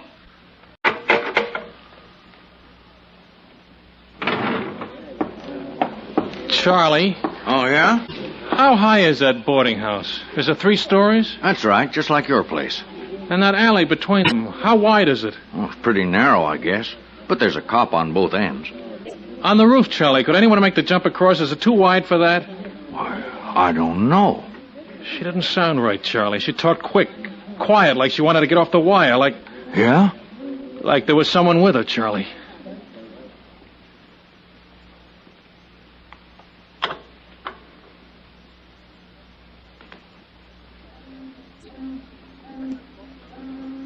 I tell you, I spoke to her on the phone about 10 minutes ago, and I'm sure there's something wrong up there, Captain. What makes you sure? She was afraid of something. I know she was. Something right there in the room with her. I didn't notice how different she sounded till I hung up.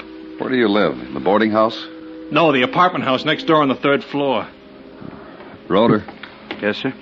Carl's got some men going into the apartment house next to Jaleska. Stop him. Yep. He's in there with her, isn't he? He's in with my wife. I don't know, fella. He could be anywhere now. You didn't find him in his room? No, he's not in the boarding house. I knew it. He's with Jesse and my son. Take it easy, Hayden. He got across the roof, didn't he? Our apartment is on the top floor. He could get in easy enough. Maybe. Let me go up there, Captain. Please let me go up there. I want to be with my wife and kid. Sorry, Hayden. If it's true, he'll use them as hostages to make us hold our fire. It's better that there are only 2. Oh, what difference does it make? Would you fire any sooner because there are only 2? It's not it at all. I'm not even sure he's there. You haven't given us any real proof. It's the only way you can make sure. Look, if everything's all right, if he isn't there, I'll call the drugstore and have him tell you so. If he is, I'll let you know somehow. We can think of some kind of a signal. You can't stop me anyway. It's my home. My wife that's in danger. I have a right to be there. I could stop you, mister. I should stop you. But you won't. I can go? All right. Listen to me. Yeah. You may be wrong about this, but... What do you want me to do? Go straight to your wife. Don't do any investigating on the way. No looking down the alley or around corners. Go there and lock the door behind you. If you pass anyone you don't know on the stairs or in the halls, keep going and don't look back. He's trapped, Hayden. And he's scared now, and he'll kill you if he thinks you're onto him. I know it. If he's not in your place when you get there, and he probably won't be, call headquarters and ask for Grimes. I'll have him standing by, and he'll flash the message to my car. If he is there, there's nothing I can tell you. You'll be on your own. But don't try to signal. You wouldn't get away with it. And it's not necessary. If I don't get your call 10 minutes after you go in, we'll know. Yes, sir. I can say this, Hayden, if he's there. Don't try anything brave. You know what I mean? Yeah. Looks easy in the movies. It usually works for the good guy. But this isn't the movies, and you'll have 3 lives at stake. Just relax, do whatever he tells you. Keep a good distance from him. Don't make any quick moves. And above anything else, don't watch a clock or the streets down here. He's been in spots like this before, and he'll know what it means. I know. That's about all I can tell you. Just be careful. We want this man, Hayden. We want him badly. But we don't want anyone hurt getting him, least of all a private citizen. You understand? I do. Thanks. Okay, Captain. Farrell's holding up his men, but he wants to know the score. Get him over to my car, Roeder, and have his men surround the apartment house. Block every exit and put someone on the fire escape on the 1st floor, but no noise. Do it quietly. Yes.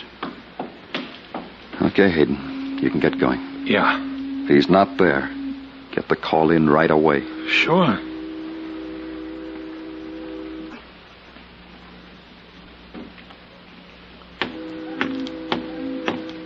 I walked fast and I didn't look around.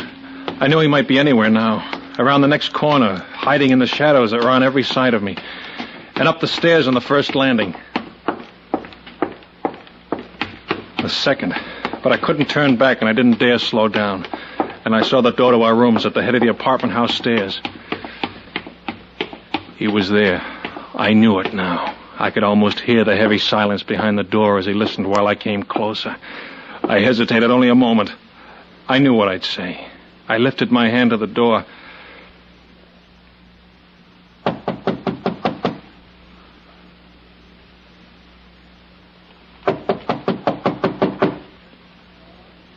Jesse? Jesse, it's me. You all right? Jess! Honey, what's wrong? Why didn't you answer my knock? Honey, is everything okay? Jess, what is it? Come in, Henry. You sounded so funny over the phone. I thought there was something wrong. It's okay, isn't it? Why don't you answer me, Jess? Henry. Henry. Where? What? Get your hands over your head. Get up against the wall. And don't make any noise. Or I'll kill you.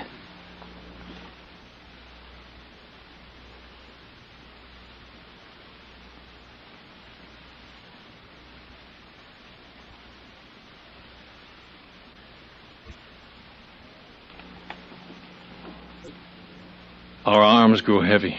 We leaned back against the wall, and I saw Jessie turn white, and our eyes began to close with fatigue. The room was quiet, and there was no noise from the streets outside. We could only wait. I watched him in the shadows and remembered what the captain said about trying anything brave. But he was smaller than I thought, and only a few feet away. And I wondered if it would really be so hard. Don't try it, mister. This is a .45. I'm not afraid of your gun. That's because you've never been hit. You're bigger than me, and I know what you're thinking, but don't try it. I'm warning you. You won't ever know what it means to wish you could die till you get a slug in the stomach. Henry. It's all right. I know he means it. I mean it. It won't do any good, you know. No matter what happens to us, no matter how long you stay here, they'll get you. Listen, they're guys just like me. Those blue suits don't make them supermen. They make mistakes like everyone else. They already made a big one. How? They shouldn't have sent you. My wife didn't sound right when I spoke to her over the phone. I came up to find out why. Yeah, she gave it away. She's sorry about that. Jesse, did It's all right, Henry. Please, it's all right. Did he hurt you, Jess? Never mind that. She just got out of the hospital. Would you like to see her go back? I hope they kill you. Yeah, they might. I thought about it. I guess maybe you better start thinking about it, too. It'll happen next time you make a crack like that. Henry, don't. I'm going to ask you a couple of questions. And you're going to give me the right answers. The right answers, mister. The first time, or you'll get hurt bad. What do you want to know? Where were you when you made that phone call? Drugstore, across the street. And your wife don't sound right. You think maybe something's wrong? Yes. You want to get up here. You want to find out why? Yes. What takes you so long? What? We don't hear you coming up the stairs till almost 15 minutes after she hangs up. What you doing all that time? No. At first I wasn't sure. She did sound like there was something wrong. It was only after I hung up and got to thinking about it that I started to worry. And then I made up my mind to come up, but it was later. You don't stop to talk it over with the cops? Oh, why should I? How could I know it was you in here? Cops all over the block looking for me. Searching every building. Streets probably closed off. And your wife sounds scared over the phone, but she won't say why. Sounds like someone's with her, but she won't say who. And you don't think it might be me? Well, yes. Maybe I began to. You don't say nothing to the cops, though? Oh. Just come up all by yourself? Yes. You sure of that? Yes. Okay. No!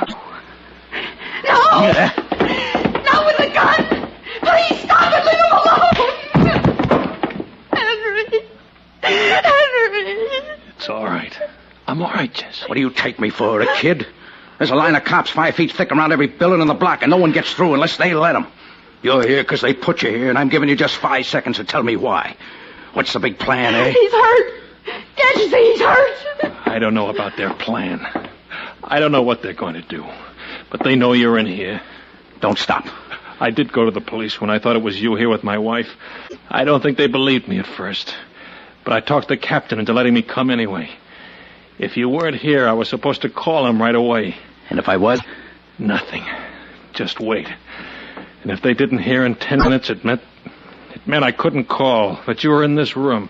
You, what time's it? Too late, much too late. They know, Jaleska. There's no more searching. Down there in the dark, around this building, they're all together. You haven't got a chance. They know. I got a chance. As long as I ain't alone, I got a chance. You, lady, go get that kid. No. Why do you want him? We'll do anything you say. You don't need to touch our kid. You look okay. You don't want to hurt the kid. Nothing'll happen if you do like I tell you. Get him, lady. All right, Jesse. Henry. It's all right. I'm sure of it. You haven't got much time, Jaleska. You know it. Killing our baby is something you wouldn't do. You can bring him in, Jesse. If you say so. You're so sure this is the end of the line for me. And those cops down there, so sure. Well, I'm telling you, I got lots of time. And you're going to help me take it. Yeah. That's right. Now back up to the wall. Peel off that jacket. What? You heard me. Take off that jacket and throw it on the floor. Sure, why not? What are you going to do? I'm not going to do anything. You're going to take it for a while. What do you mean? You don't see it, huh? I'm kind of surprised. I don't see any way out for you, if that's what you mean. They know you're here. Yeah, they know I'm here. You made sure of that, didn't you? So they're covering every way out. Doors, windows, alleys. What do you suppose would happen if I tried one of them? I think they'd kill you. Yeah. I start out that window and every cop down there comes to make sure I don't finish the trip. Maybe a couple come running up here. That leaves lots of cops down on the bottom of the fire escape. And a couple of cops up here in the room. But not many anywhere else. In the alley or on the streets. Or down near the river. They'll all be watching the guy in the fire escape, won't they? And the guy in the fire escape, he don't need to be me, does he? It won't work. You're crazy to think that'll work. I gotta take that chance now. You're going out that window, mister, and you're gonna take your time doing it. They've seen me. They know what I look like. They saw a guy in a leather jacket right close up. Now you're a guy in a white shirt 3 stories over the street coming down a fire escape. That makes you a different guy. That makes you Roy Jaleska. What if they start shooting? The minute I step out that window. What if they do? It's a chance you gotta take. You don't want me to take all the chances. Ah, a little guy. Bring him in. He's asleep. He's asleep. What's his name? Johnny. Johnny, huh? That's a nice original name. Cute little kid, too. I don't guess you'll put up any arguments, will you, mister? No arguments. And I'll be right here with both of them till I see our little scheme's working. So don't try no tricks on the way down. No. What does he mean? Henry, what's going to happen? You can read about it in the papers, Lee. Now go turn out the light. Light? Turn it out. But don't try nothing, neither one of you. You got your kid in here now, and there's no telling who'd get hit if I had to shoot wild. Turn it out, Jesse. Henry, The light, come on. Now you. The window.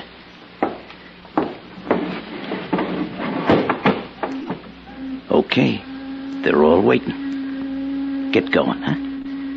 You can't let him go out there. They'll think he's you. They'll kill him. Jesse, it's all right. Hold on to Johnny and wait for me. It'll be all right. Henry.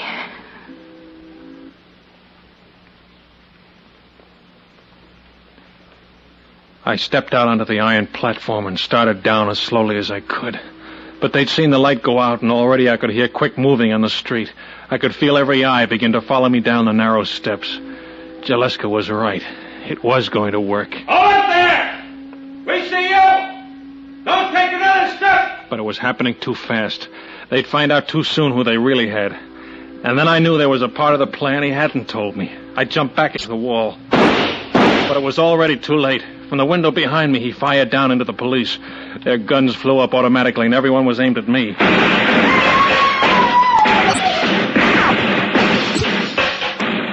Then was pain.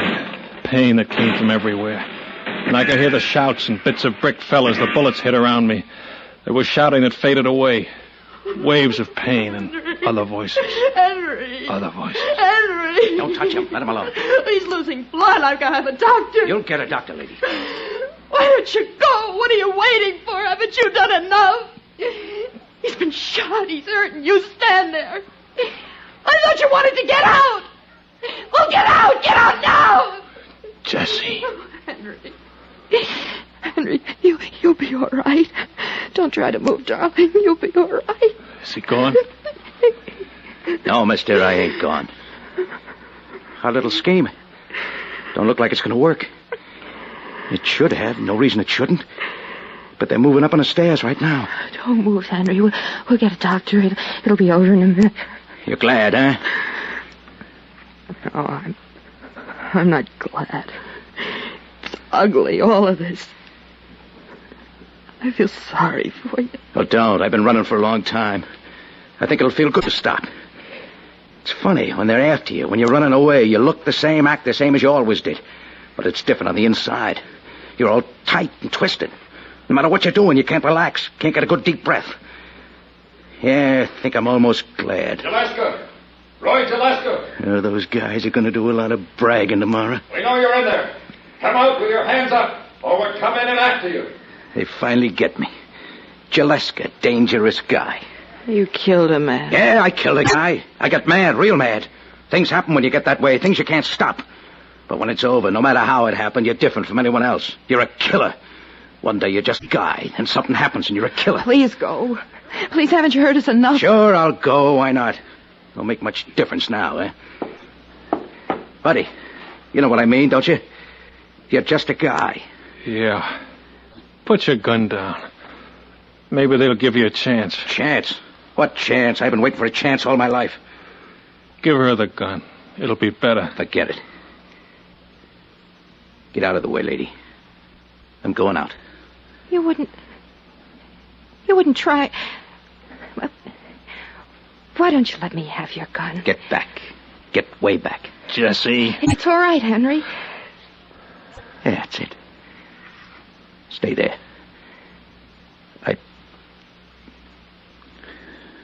Stay just like that.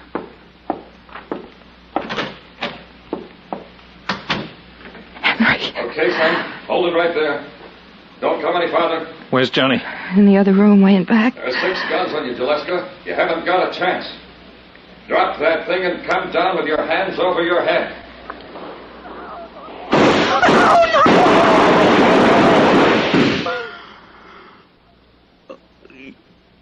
He shouldn't have. Jess. Yes. Why didn't it work? They shot at me. And then there was at least a half a minute when he could have gotten out that door. Why didn't he? What made him wait? Don't talk, darling. It's all over now. What happened? Tell me. When the police fired, he started for the door. He was almost out, and he stopped. He came back, Henry. They were still shooting. He went out onto the fire escape and lifted you into the room. Then he started out again for the door, and we could already hear police on the stairs. It was too late. Is he all right? I don't know. I think so. Will you get a doctor, please? One's on his way. Take it easy, mister. You're going to be okay. Just lie easy. Yeah, sure. It's funny. Huh? Not funny. Strange. Strange for a killer.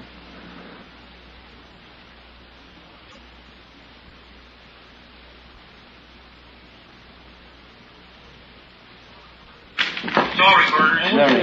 You never even had one. Oh, crap.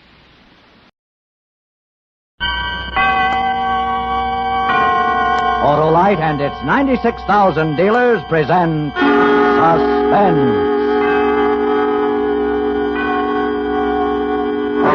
Tonight, Autolite brings you a story of love and hate. A story we call 3 Lethal Words, starring Miss Joan Crawford.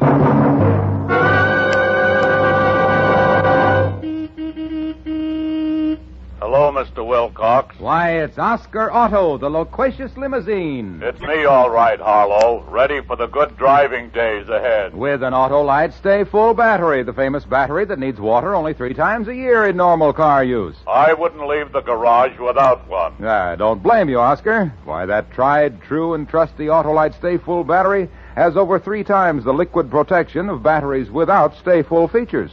That's why the Autolite Stay Full needs water only 3 times a year in normal car use. And it packs a kick that starts me quick as a flick.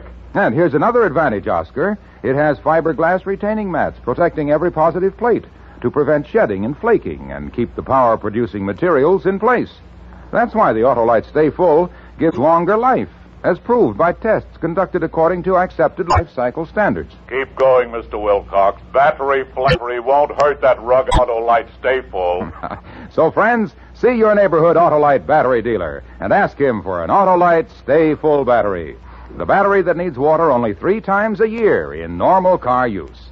Your Autolite man is equipped to give you the best in battery service.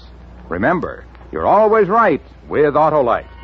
And now, with 3 lethal words and the transcribed performance of Miss Joan Crawford, Autolite hopes once again to keep you in suspense. Mr. Lewis, Miss Winters to see you. Miss Jane Winters. Jane Winters? Jane Winters? Are you sure she said... Philip, darling. Jane? Oh, Jane, I told him downstairs at the desk. I said, you must be mistaken. It can't be Philip Lewis. He's just a story analyst. They said, no, he's head of the studio story department now. And I just couldn't believe it. Because I've always remembered you as just a reader. One who used to make the most devastating criticisms of the scripts I wrote before I got sick. I've been ill, you know. Did you know I've been ill? But everything's all right now. Oh, good. I'm glad. Sit down, won't you, Jane? Thank you. Oh, I'm exhausted. I've been shopping all afternoon. I've been buying supplies for my hobby, you know. I do etchings now. Do you know what's in this bottle? Acid. Nitric acid. Eats away the steel plates, you know. Amazingly powerful. As a matter of fact, that's why I'm here. I was buying this, and I got an idea for a story. I'd like to tell it to you if you have a minute. Why, of course, Jane. Oh, Grace, if anyone calls, I'm out. Yes, Mr. Lewis. And tell Johnny Elman... No, wait a minute. I'll write it down for you. Last time I was here, Leo Burns was head of the story department. Oh, he's producing now. Oh? Doing very well at Universal. So many changes. Here, Grace, right away. Yes, so many changes. Ah, cigarette? Thanks. It's been a long time, hasn't it, Philip? Yes. You're looking well, Jane. I'm feeling all right now. I don't want to talk about me. I want to tell you this idea. It's all worked out in my mind, except the end. I don't like the end. But, well, anyway, we open in the living room of a rather nice little house in the hills above the Strip. I don't know if you were ever in the place I once had up there. Anyway, a place like that. It's around 2 a.m, and there's this girl pacing back and forth in this living room. Call her Sally. Sally Summers. She's smoking a cigarette, quick, nervous puffs. Abruptly, she flips the cigarette into the fireplace, hesitates a moment, and then picks up the phone. Sally's a screenwriter, not a bad person. If you knew her, really knew her, you'd see she's not a bad person. All she wants is a little affection, a little love. That's all she wants. She's a screenwriter, and she's 43 years old, and she's married to an actor, and he's 19 years younger than she is. It's 2:00 a.m, and she's all alone. Hello, Macumbo. Macumbo? Is Chris Summers there? Christopher Summers? One moment, please. I'll see. 43 isn't very old. She's always taken care of herself. Looks ages younger than that. She and Chris have been married almost a year, and her whole life is wrapped up in the boy, and it's been fine till recently. Recently, it hasn't been so fine. Hello? Chris, where have you been? I've been worried sick. No, I'm sorry. Mr. Summers isn't here. Not there? Oh, thank you. She's phoned everywhere. She can't find him. It's getting later and later. And there she is in this empty house above the silent, sleeping city, and she's ready to scream. Then she hears his key in the lock. Oh, you still up? Chris, where have you been? I just about decided to call the hospitals and the police. Where have you been? I don't know. Here and there. You shouldn't have waited up. But it's almost 3. I thought I didn't know what to think.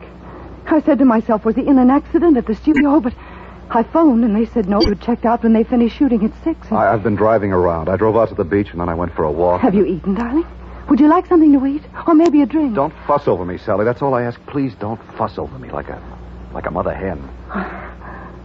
I like to fuss over you. Sorry, I didn't realize I was doing the mother hen bit. But you might have phoned me. I didn't feel like talking to anybody. Not anybody.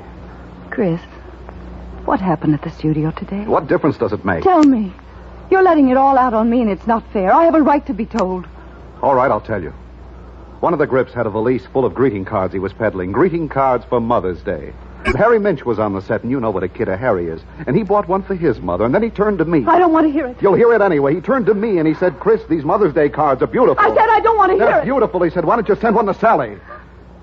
And that's not all. I won't listen. Take your hands away from your ears. Let me go. You're going to listen. Chris. I've been getting these dirty digs since we first started seeing each other. Last summer. I was doing a scene with Ada Field last summer, and someone asked me if I'd seen Sunset Boulevard, and Ada yelled, seen it? He's living it. Oh. Please. Please, no more. Please. So now you know. Chris. Look, we knew it wasn't going to be easy. There's knowing, and then there's knowing.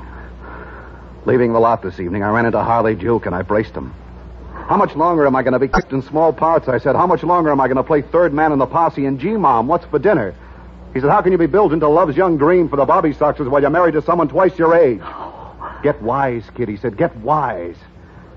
That was 7-8 hours ago. Since then, I've got wise. You what? I'm leaving you. Chris, no. No. Chris, listen to me. It's not a perfect marriage. All right, so it's not a perfect marriage, but it's the only marriage we have, and you try to make it work. For better or worse. That's what he said, for better or worse. I'm leaving. That's what I came back to say. Goodbye, Sally. Chris, no, I love you. You're all I have. That's your problem. I've got my own. Chris, I won't let you. Get out of my way.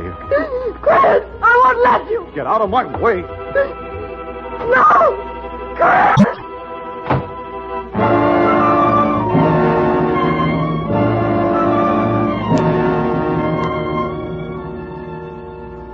Ever play with a kaleidoscope when you were a kid, Philip? Little doohickey filled with colored beads and stones. You put it to your eye and you see a wonderful pattern. You turn it a bit and you see a new pattern. Same stones, same beads. But now they make a new pattern. Love changes to hate just like that. Sally looks about the room after Chris leaves. Her gaze falls upon a little ceramic dog he bought for her on their honeymoon in Mexico. And suddenly, she seizes it. And the lamps they bought at auction. At antique shops. One by one, and the coffee table. The hutch table. The easy chair. The love seat. All the books on the shelf. Ice cream pictures on the walls.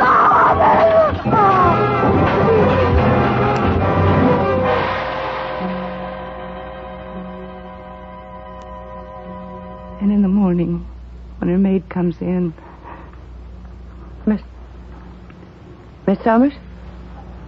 I'll destroy him. Miss Summers, honey? I'll destroy him. I'll destroy him. I'll destroy him. Hello? Hello, Dr. Colby's office? I'll destroy him. This is Miss Summers' maid. Let me speak to the doctor. I'll destroy him.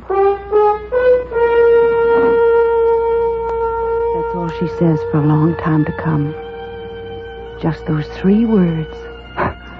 Maybe that ought to be the title. 3 lethal words. A pun, you know. Now, the next part of the story is confused to me. It's not clear in my mind at all. There are doctors in it, and People whispering to each other and looking at Sally, and a long automobile ride ending at a gate. She's taken to an asylum, a large, sprawling place like a country club with guards. And they start to put her together again. They're very kind and patient and good at their jobs. And they put all the pieces in place. All except one. She hides that one from them because there's something she has to do.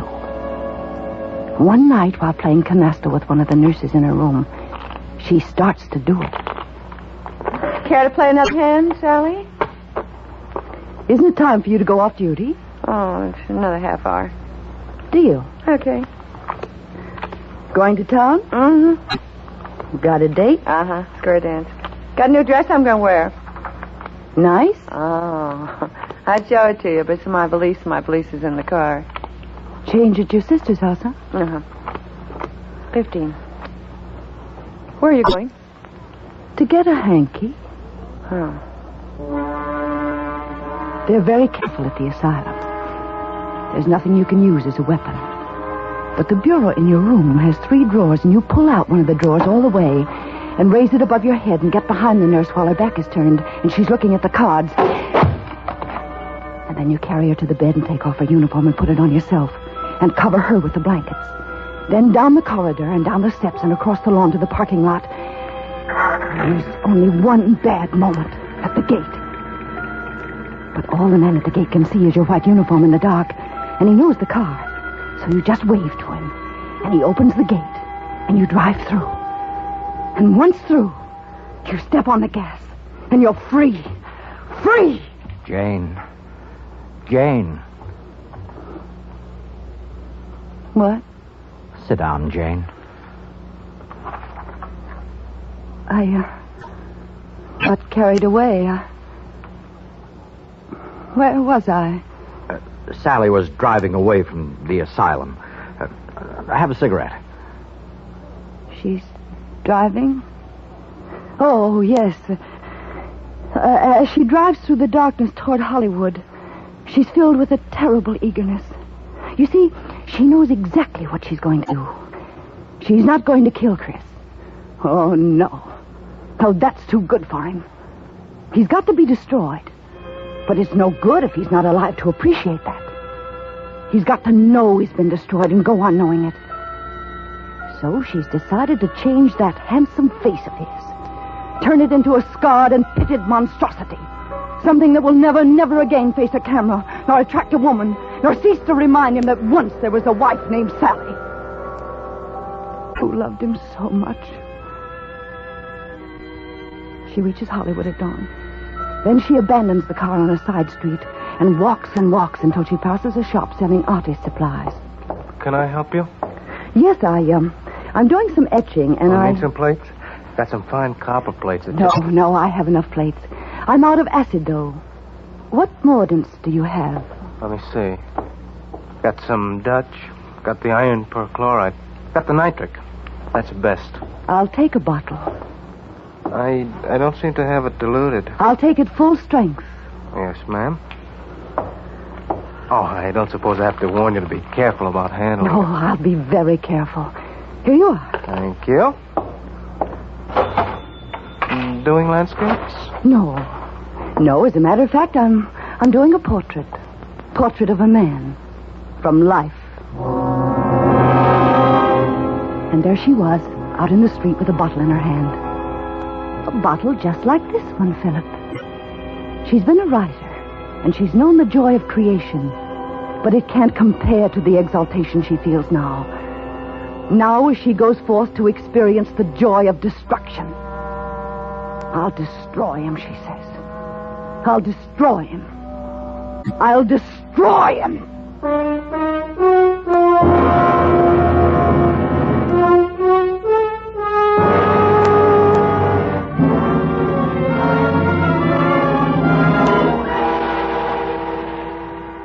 Autolite is bringing you Miss Joan Crawford in 3 Lethal Words. Tonight's production in radio's outstanding theater of thrills, Suspense.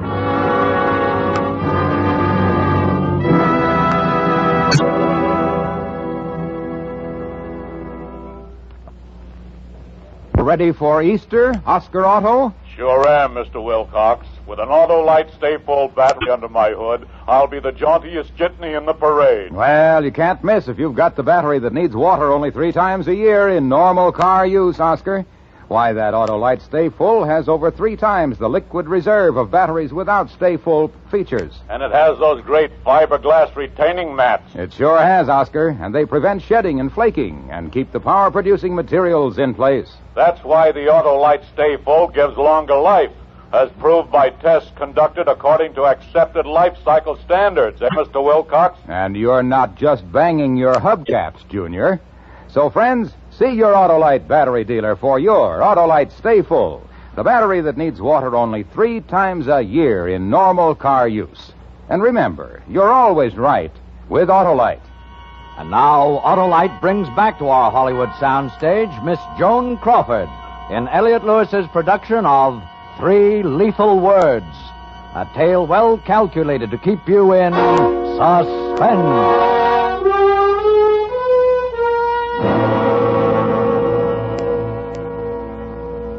Sitting here talking to you. It's like old times, isn't it, Chris? Philip. What? You just called me Chris, the name of the young actor in your story. You called me Chris instead of Philip. Philip? Oh, yes, it's Philip, isn't it? For a moment, Jane, why don't you put the bottle down on the desk? Why? Well, just put it down on the desk, huh? Why should I? Well, you might accidentally spill some, gesturing with it in your hand, and it does contain a powerful acid. Don't you think I know that? Do you think I'm irresponsible or something? Oh, no, of course. I don't think I care for your attitude, my young friend. What makes you think I can be spoken to like that? What makes you think you can treat me like this, Chris? What makes you think you can get away with it? You listen to me, Chris. Philip, Jane, not Chris. Philip. Chris is the young man in your story. Now, go on with your story, Jane. Yes, I'm enjoying it. Story? Yes. Sally Summers had just left the shop with a bottle of nitric acid in her hand. What did she do then? You really enjoy it, don't you? It is rather good, isn't it? Except the end. I don't like the end. It's not the end I want. That is she, Sally, sets out to locate Chris. She enters a drugstore, goes into a phone booth. Hollywood 95264. Hello. This is Mr. Summers' housekeeper. Is it possible for me to speak to Mr. Summers, Christopher Summers? One moment, please. Hello? Hello? Hello, Mr. Summers is with the Lucifer Labs unit. They're shooting out on the back lot today. I can't put you through to them. Care to leave a message? No. It can wait, thank you.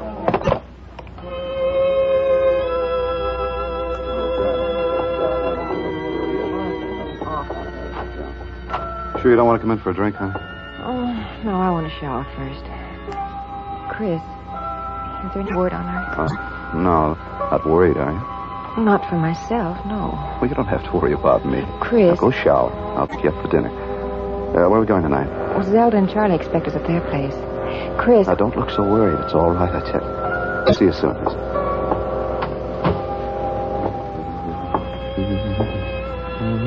Hello, Chris. Sally. Long time no see. Well, Sally, Sit down, Chris. Sit down.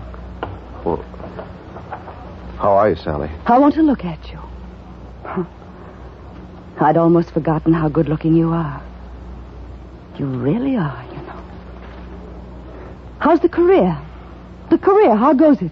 Oh, all right, I guess. Sally... Are they starring you? Beginning with this one. Sally... Good. Are you happy? No more dirty digs? I'm happy, I guess. This the picture of the lucky girl? She's lovely. So young. I'm very pleased, Chris. This is just the way I wanted you for the moment. Successful, happy, in love. Sally, I want you to know I never meant to play the heavy in your life. I know. Don't think I never felt badly about everything. I know. Words aren't much good, but I want you to know I didn't mean for you to be... I know. And if there's anything I can do for you... There's one thing you can do for me. Just name it. Look at me. Take a good, long look at my face. Why? Because I want it to be the last thing you're ever going to say!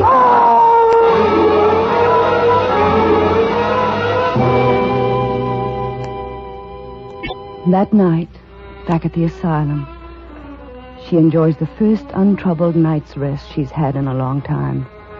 No sedatives, no wet packs, nothing. She just sleeps.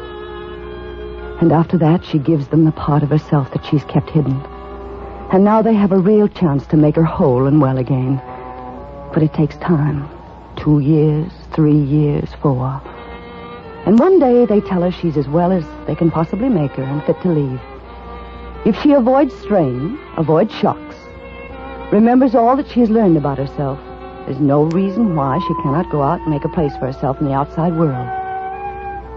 One evening, shortly after they tell her that, she finds herself in the reception office, valise packed, waiting for the car that will take her away. Her doctor is with her, saying goodbye, and there's a small radio in one corner playing a waltz. Write to me occasionally. I want to hear from you.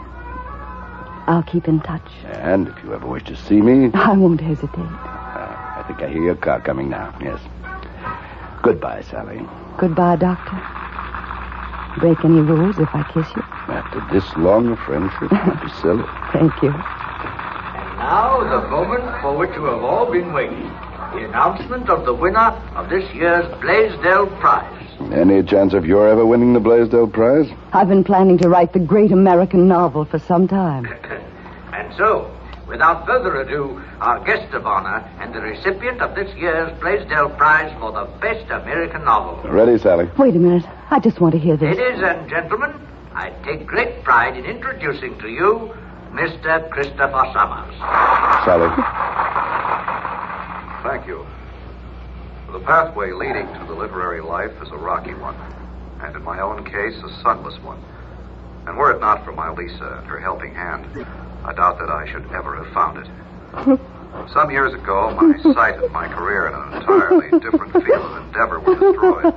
Sally. Nurse, turn her off. Sally. Sally, listen to me. Sally. Sally. But she couldn't stop laughing. For all I know, the car that came to fetch her is still waiting. Isn't that funny? Isn't that the funniest thing you've ever heard?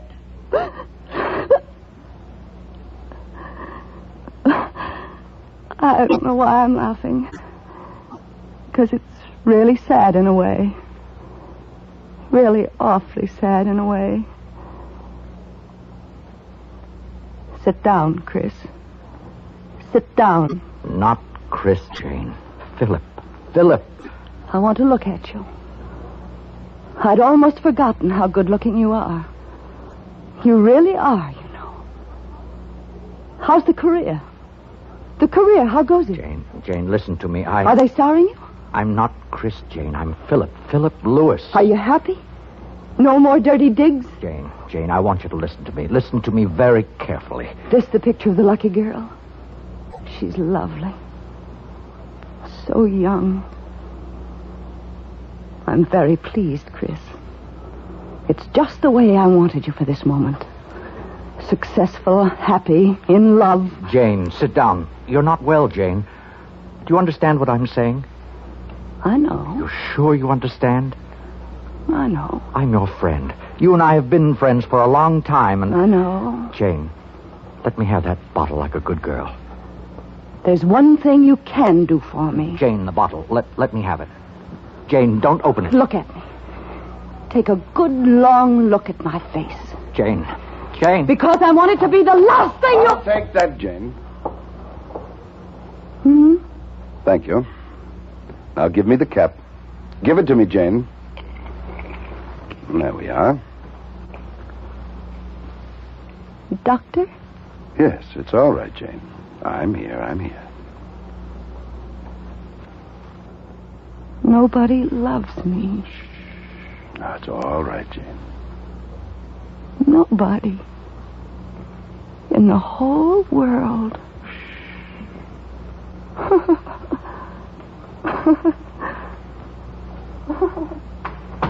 Are you all right? I think so. I'm sorry about this. It's the second time in 6 years she slipped away. Mind if I sit down? I expect you're going into shock. Do you feel cold? She wanted to sell me a story. Yes, I know. She writes it down over and over again. Paints it when we give her paints. Why did she come to you? Any idea? Yes, I knew her in the old days. Oh? Are you a writer, too? No, I'm head of the story department here. Find stories to make into movies, you know. Oh, well, it must be very interesting work. It has its moments.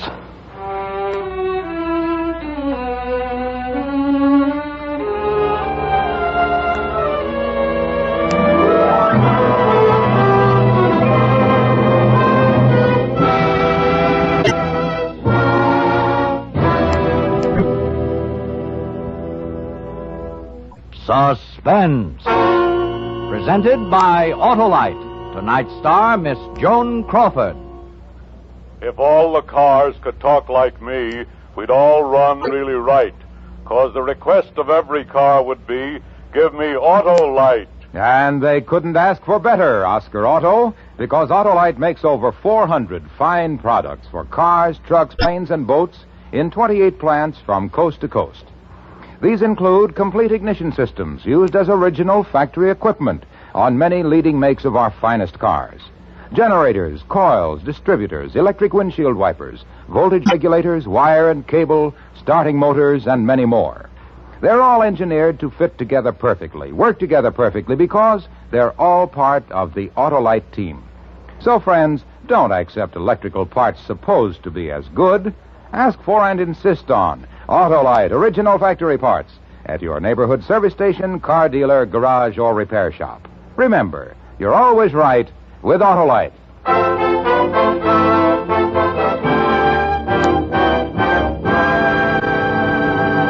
Next week on Suspense, our star will be Mr. Jack Carson in Death Pitch. And on April 5th, you will hear in his first appearance on this program, and only dramatic appearance of the season, America's favorite comedian, Mr. Jack Benny. Following Mr. Benny, you will hear such famous stars as Lucille Ball and Desi Arnaz and James Stewart, all on Suspense.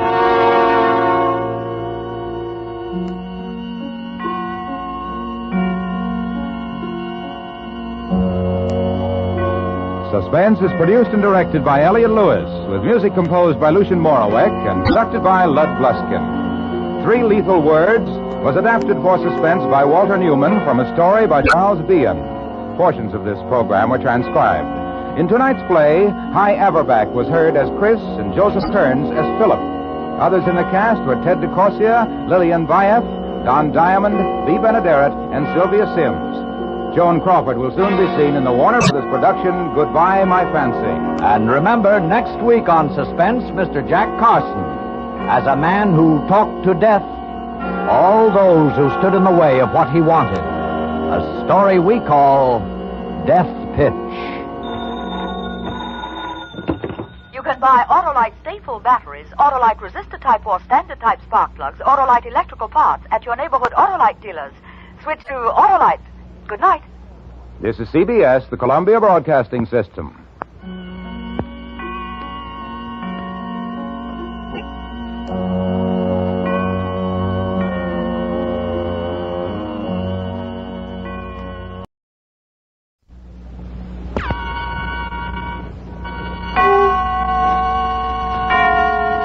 Autolite and its 96,000 dealers present Suspense. Tonight, Autolite brings you the story of a man who talked to death all those who stood in the way of what he wanted. A story we call Death Pitch, starring Mr. Jack Carson. Hey, there's Sam, my friendly Autolite spark plug man. Hi, Sam. Hello, Mr. Wilcox. What are you doing? Hunting. Hunting? For what? For cars that have lost their pep and power. Cars that are slow and jerky in traffic.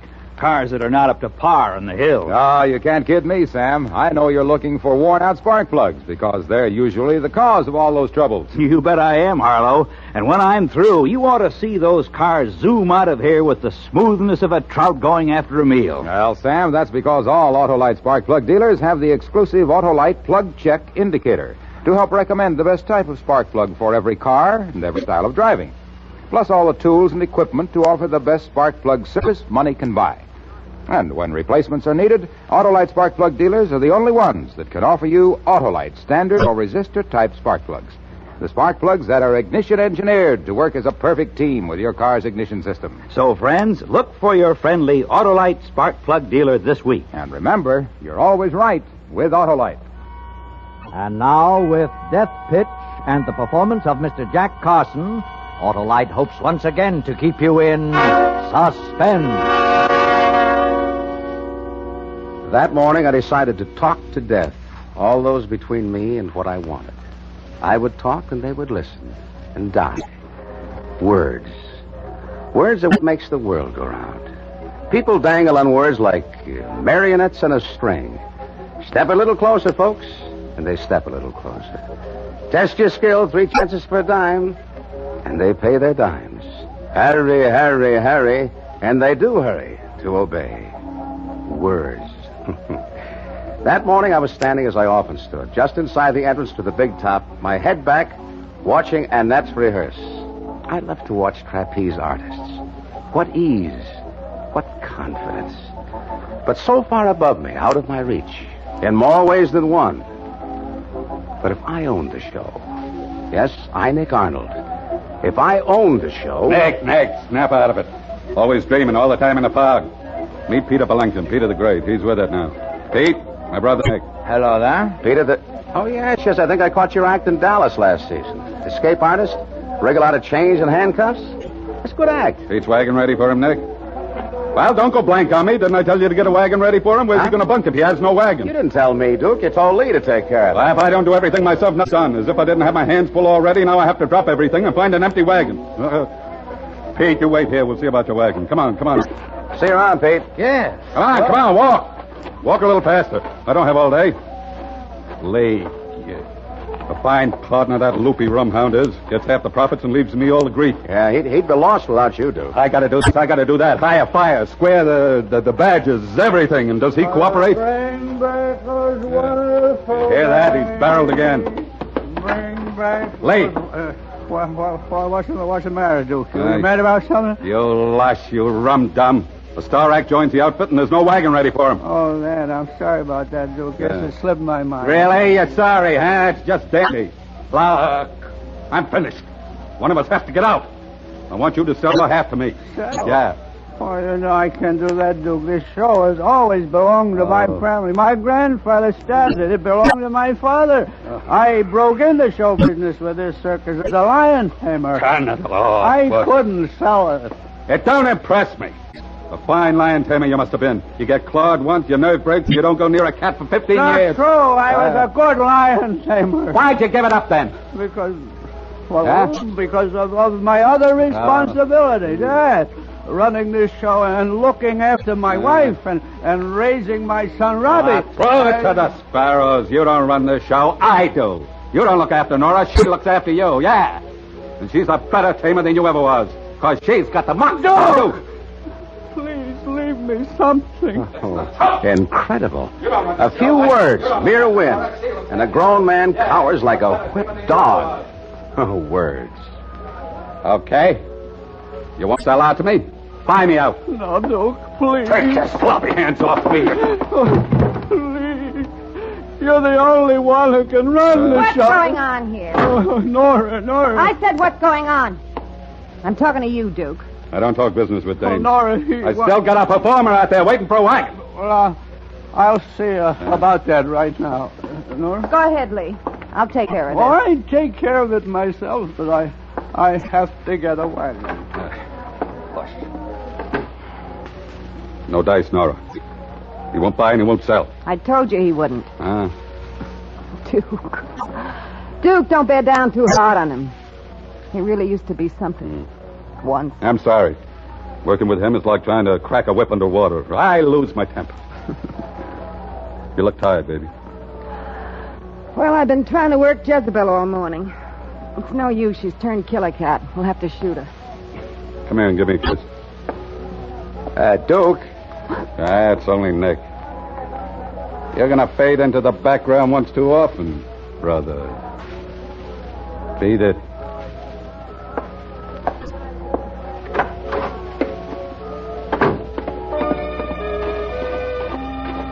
Lee. I decided then to start with Lee. With Lee gone, Duke would have Nora and the show for himself. It would fatten him like a Christmas turkey. And then, the axe. Hi, Nick. Oh, hello, Annette. Where you going? To the cookhouse. Walk me over. Was that you down there watching me rehearse this morning? Yeah. What'd you think? You're getting big time. Now, if I owned the show, I'd give you a star billing. Not only that... Here comes Robbie. Pretend we don't see him. All right. But if I owned the show, I'd make you the... Hello, dreamy eyes. You got a smile for Robbie? You grab my arm again and I'll... When you gonna give me the green light, dreamy eyes? Come on, Nick. I hate that... Just because Lee's his father, he thinks... Always trying to play footsie under the table in the cookhouse. Want me to take care of you? You? I can take care of myself. Look, they're rolling a new wagon next to mine. Yeah, we have a new star act. Peter the Great, escape artist. Oh. Well, see you later, Nick. Well, that night, sitting in the dark on the steps of my wagon, I saw Nora and Duke pass arm in arm. A little later, Robbie on his way to town. I finished my cigarette and stretched. It was time. Bring back those wonderful days. Bring back those wonderful days. Hello, Lee. Oh, you. Have a drink? Thanks. Hey, what's that, a photograph album? Yeah, looking through some old pictures. Here's me the day I first did my lion taming act. Good-looking costume. It wasn't a big success. Stopped so cold. I bet you did. Did you, Jamie? Good. Yeah, you see this picture? Me and my cats. This big one's name was Rondo. Mean cat, but I tamed him. How many did you work? 30 at one time, and then 5 tigers. Greatest thing you ever saw. I think Nora's good. Should have seen me. I'm as good as I ever was. Matter of fact, you want to know something? I'm thinking of going back to her. Really? Let's have a drink on that. You brace it. Never would have left it, you know, if I didn't have more important responsibilities. Well, it's true. It's true, you'll see. I didn't lose my nerve. Sure, of course. Why, I bet you could even handle a killer cat like Jezebel. Jezebel? I could have Jezebel purring inside of 5 minutes. Used to work 30 at one time, I tell you, and 5 tigers. Give me that whip. I'd build them in a pyramid. You 3. Those back. Hold it. Now you 5. And you. And you. And there they'd be, with the audience screaming themselves crazy. I'd like to see in action. Anytime at all. Well, how about now? With just Jezebel. Yeah, that's it, sure. Come on. Yeah. I'll show you. Yeah. You know something? When I'm done with Jezebel, I'm going to have a little talk with Nora. Getting out of hand lately. Some women have to be tamed. Well, I'm the bully boy who can tame them. I can tame anything. Anything at all.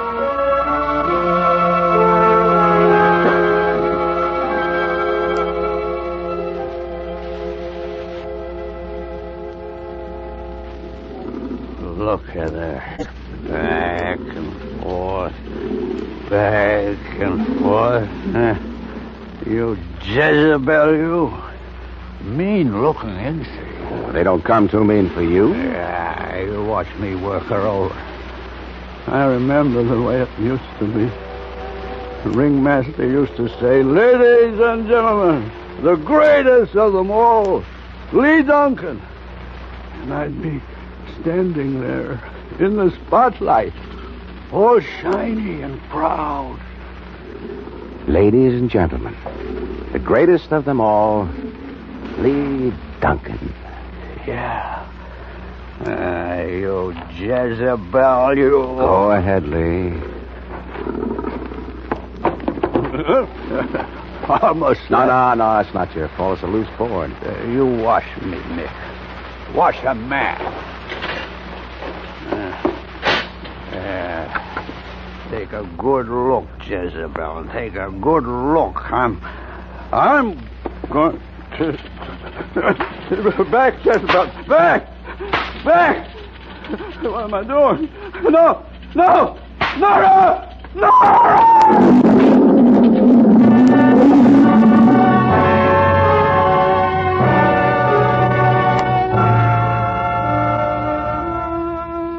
We buried Lee the next day.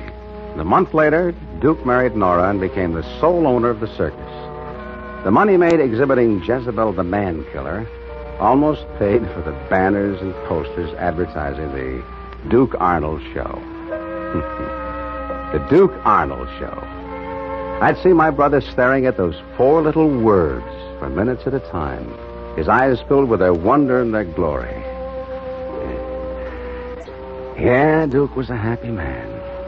Except for one or two little things. I could kill you, you little punk. Mom, stop it, Duke! What's Robbie done? I'll tell you what your little Robbie has done. He's made 3 of the Cooch kids hand in their notices. They're leaving. Walking out on the show in the middle of the season because he's been throwing his weight around. Mom, I was only having a little fun. Fun? Is that what you call it? Putting me to the trouble and expense of bringing 3 more girls down if I can find them? You stay away from my performance, you hear me, pantywaist? Leave them alone. And if I catch you annoying Annette again, I'll... Will you calm down? They can hear you all over the lot. Let him. I'm the boss. Yeah. And how'd you get to be boss? I, you little... Duke! Duke!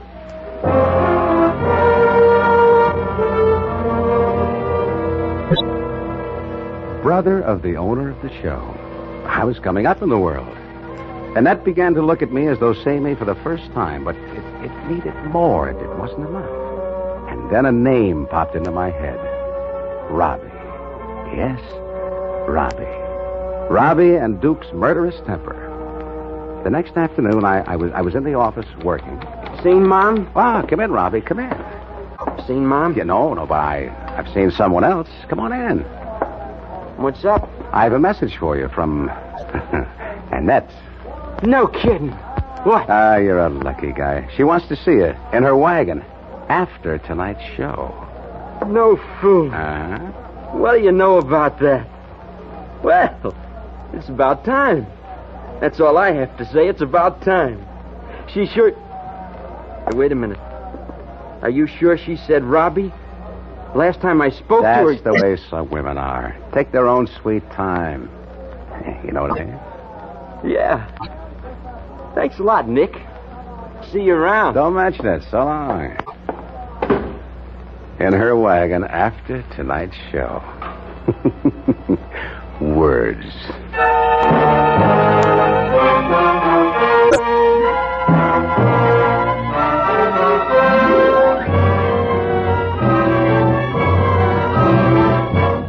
Autolite is bringing you Mr. Jack Carson in Death Pitch, tonight's production in radio's outstanding theater of thrills, Suspense.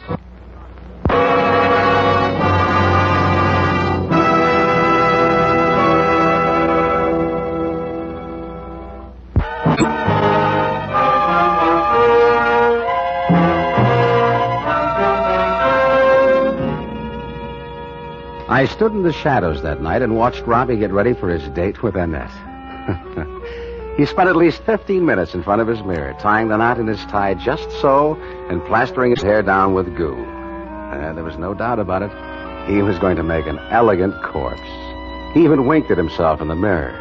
He put on his gaudiest jacket, took a large box of candy from the table, and put out the light. He came down the steps whistling and swaggering down the line to Annette's wagon. I followed.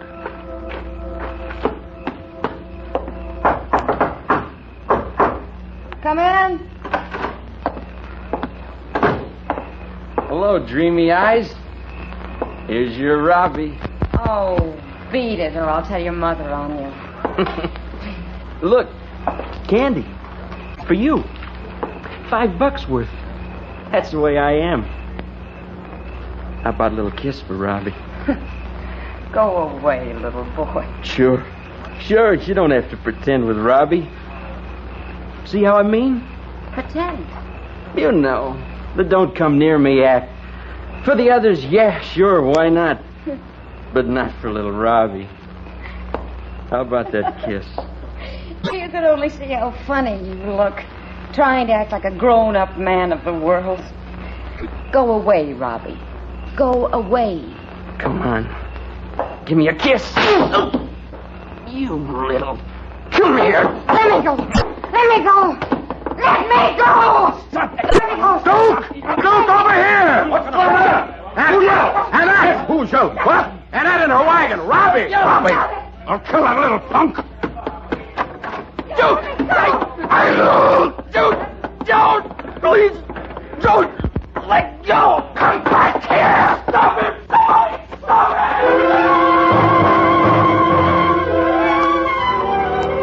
I ran after them. In the lights of the wagons all down the line, I could see Robbie running, dodging, stumbling over tent ropes, heading straight for Nora, and Duke pounding after him. When I got to her wagon, Robbie was inside, hiding behind her while she tried to keep Duke back with her whip. Duke, get back! Get back! Get back! Don't let him get me! Don't let him get me! I'll kill him! I'll kill him! Get out of my way! I'll kill him! Get out of my way! Don't let him! I told you! I told you! I told you! I told you! Nick, please, help me. Duke! Nora! Where are you going? My gun. You wouldn't listen! You wouldn't listen! You wouldn't listen!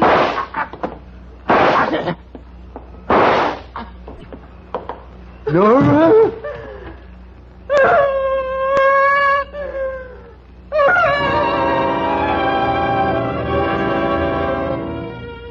I couldn't help thinking. In the beginning was the word.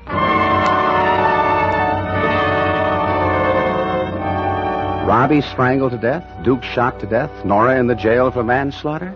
Bingo. All good things come in threes. That was good to be boss of the Duke Arnold Circus. You see, I kept the name in memory of my dear brother. But Annette wasn't turning to me as I'd planned. She was growing more and more attractive to Peter Valenka, Peter the Great. He had a sureness about him and a conqueror's strut that some women find attractive. If it were possible to describe Peter in one word, that word would be egotist. He was top star of our show and aware of it. It wasn't hard to think of the words to use. You wanted to see me, Nick? Yeah, sit down, Pete. Huh. Pete, I was wondering how you'd feel if I gave Annette star billing along with you. You know, she's getting to be a big drawing card. Sure, give it to her. She deserves it. I don't mind. In fact, I'm glad for her. Is she a bigger draw than me, do you think? Well, she's right up there with you. You know how it is. The Marks always like something new and different, and she keeps adding new routines. Yeah, I know. She's good, all right. You, think I ought to change my routine a little? No, you have a good routine, but... Well, if I may suggest... Well, sure, go ahead. Your act isn't sensational enough. After all, even though you are the best of them, escape artists haven't been too much of a novelty since Houdini. You need some kind of a flash stunt.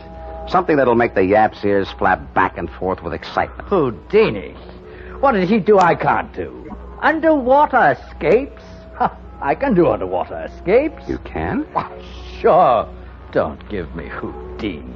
Well, say, how about something like this? Now, let's say you're handcuffed, and then after a thorough search for hidden keys, you get into a crate of some sort. The crate is sealed and lowered beneath the surface of the water. A couple of minutes later, your head appears above the surface. You're out of the cuffs and you're free of the crate, something like that. Could you do it? Oh, sure. It's just a question of shucking the cuffs. The rest is only swimming. Okay. Let's do it that way. Now, you're sure you can handle it? I don't want you to try it if it's too dangerous. I mean, maybe you're not good enough to escape from... I can escape from anything. All right, then. By the way, how do you get out of the cuffs? Or is that a strict secret? Master key. I use a master key. Yeah, but you'll be wearing only bathing trunks. There'll be a search from head to foot. What do you do? Hide it in your mouth? They can look at my mouth all they want. No, there's one place they never think of looking, the soles of the feet. I fastened the key to my arch with flesh-colored tape. Oh, I always wondered. Well, I'll start working it right away. Some kind of advanced build-up. Our next date is Scudderville. Now, there's a bridge across a pretty large stream right across the street from the fairgrounds.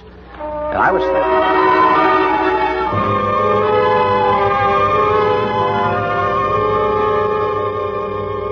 One of the most outstanding feats ever performed. You will see Peter the Great, while handcuffed, do the impossible right before your very eyes. Now, folks, you have just seen your chief of police search Peter thoroughly. Chief, come up here, tell the folks. Did you discover any keys, picklocks, or other concealed devices? I did not. Thank you. There you are, folks. And now, Peter, step into the casket. All set, Pete? Yeah. Nick, you double-check the winch and the rope. I don't want any slip-ups there. Mm-hmm. That current's like a runaway horse. Unless this casket is anchored to the bridge, I am a gone pigeon. Oh, I attended to it personally. Okay. And remember, if I'm not above water in 3 minutes, pull me up fast. Oh. Hold it, brother, hold it. As you see, the casket containing Peter the Great is being lowered into the raging rapids below. Will he be able to perform this stupendous feat? Will he be able to wake himself free? If he does not, the joke is on us. And there you are, folks. He is now below water. The casket will soon be resting on the bed of the stream, 54 feet below water. Notice the strong pull of the current. Let me draw your attention to the manner in which the rope from the casket to the winch is being strained. And also notice that... Do something, somebody! Do something! The rope stops! Do something!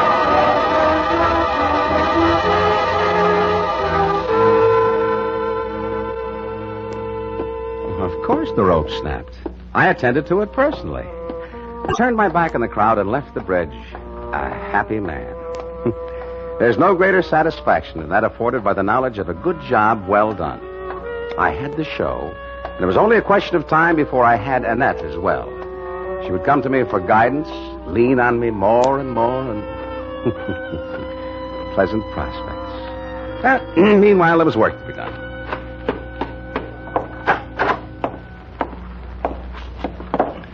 A letter to Billboard informing that Bible of the Carney world of the unfortunate occurrence of the Scudderville Bridge, then an ad for a new escape artist for the Duke Arnold Circus. Words. I draw them to me by words, move them like marionettes and strings of words. By words, I send them away. It's words that make the world go round. I sat back in my chair and looked into the future. The possibilities were infinite, stretching far beyond the canvas walls of a small Carney show. Why, I could conquer the world. Times seem always to be ripe for a man like me, a man who can manipulate people. The earth is filled with fools who are open to suggestion. If one knows the proper words, they listen. Nick! Peter? Surprise time. There's your rope. The one you attended to personally. Now, Peter, listen to me. Let me explain. You're naturally upset and excited, and I understand what you must be thinking, but please give me a chance to explain, will you? Yeah, I just did it to make it look good. I mean, more exciting, you know? You understand, don't you? You see, I knew the casket would hold a lot of air, and enough to give you plenty of time to escape even without the rope. You see? You see what I mean? Peter, tell me you understand. Well, and that's you understand, don't you? Annette, tell him to listen to me. He can't listen to you, Nick. He can't listen to anyone. He can't hear at all. The water pressure down there broke his eardrums. You can't hear me? You mean my words? I'm going to kill you. No, please stay where you are. I'll give you half the show. You can have it all. Don't come any closer. Can't you hear me? Sir Peter, the show will belong to you. The show I killed Lee for, and Robbie and Duke. Peter, can't you hear me? Listen to me.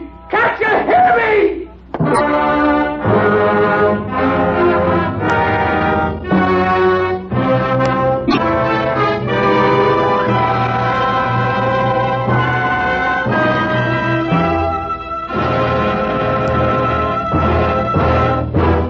Suspense. Presented by Autolite. Tonight's star, Mr. Jack Carson.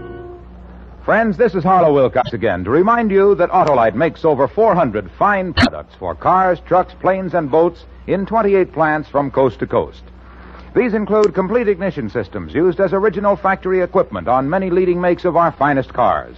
Generators, coils, distributors, electric windshield wipers, voltage regulators, wire and cable, starting motors, and many more. They're all engineered to fit together perfectly, work together perfectly, because they're all part of the Autolite team. So, friends, don't accept electrical parts supposed to be as good. Ask for and insist on Autolite, original factory parts, at your neighborhood service station, car dealer, garage, or repair shop. Remember, you're always right with Autolite. Next week on Suspense, you will hear in his first appearance on this program, and only dramatic appearance of the season, America's favorite comedian, Mr. Jack Benny.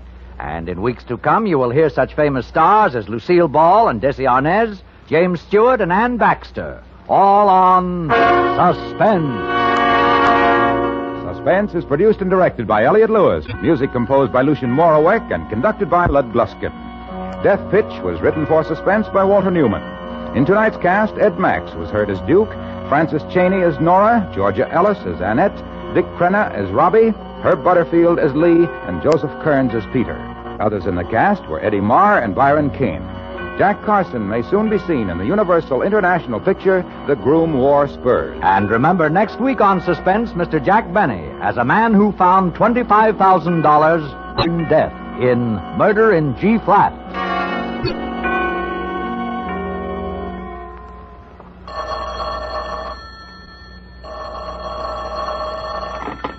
You can buy world-famous Autolite resistor-type or standard-type spark plugs, Autolite stay-full batteries, Autolite electrical parts at your neighborhood Autolite dealers. Switch to Autolite. Good night.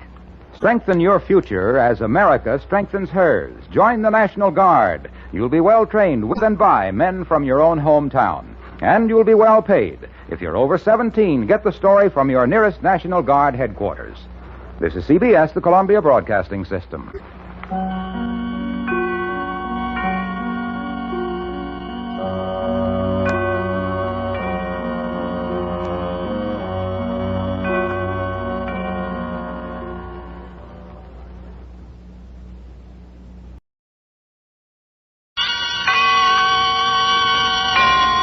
Autolite and its 96,000 dealers present Suspense.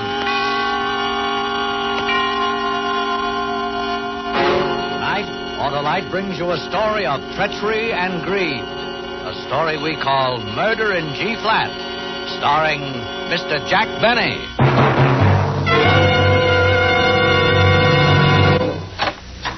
Greetings, Pepito, my favorite free holy friar. What's on the menu? The special, Senor Wilcox, is Autolite Stay Full Battery. You mean you're serving the battery that needs water only 3 times a year in normal car use? See. What is better for quick, dependable starts, huh? Ah, nothing's better than an Autolite Stay Full, that frisky friend of car owners from coast to coast. But... You don't want one, senor? Everybody wants an Autolite Stay Full.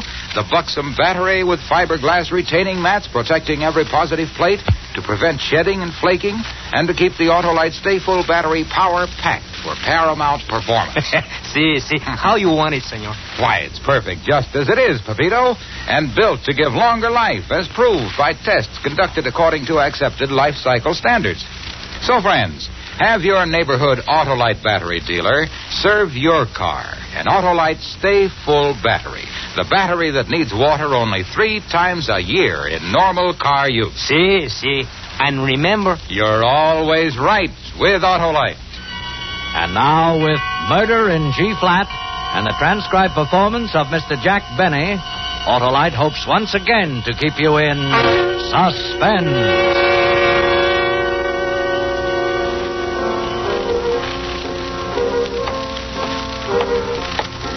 Lieutenant, in here, sir, in the rec hall. What's he doing in the rec hall? Well, he thought he'd tune the piano while I was waiting, Lieutenant.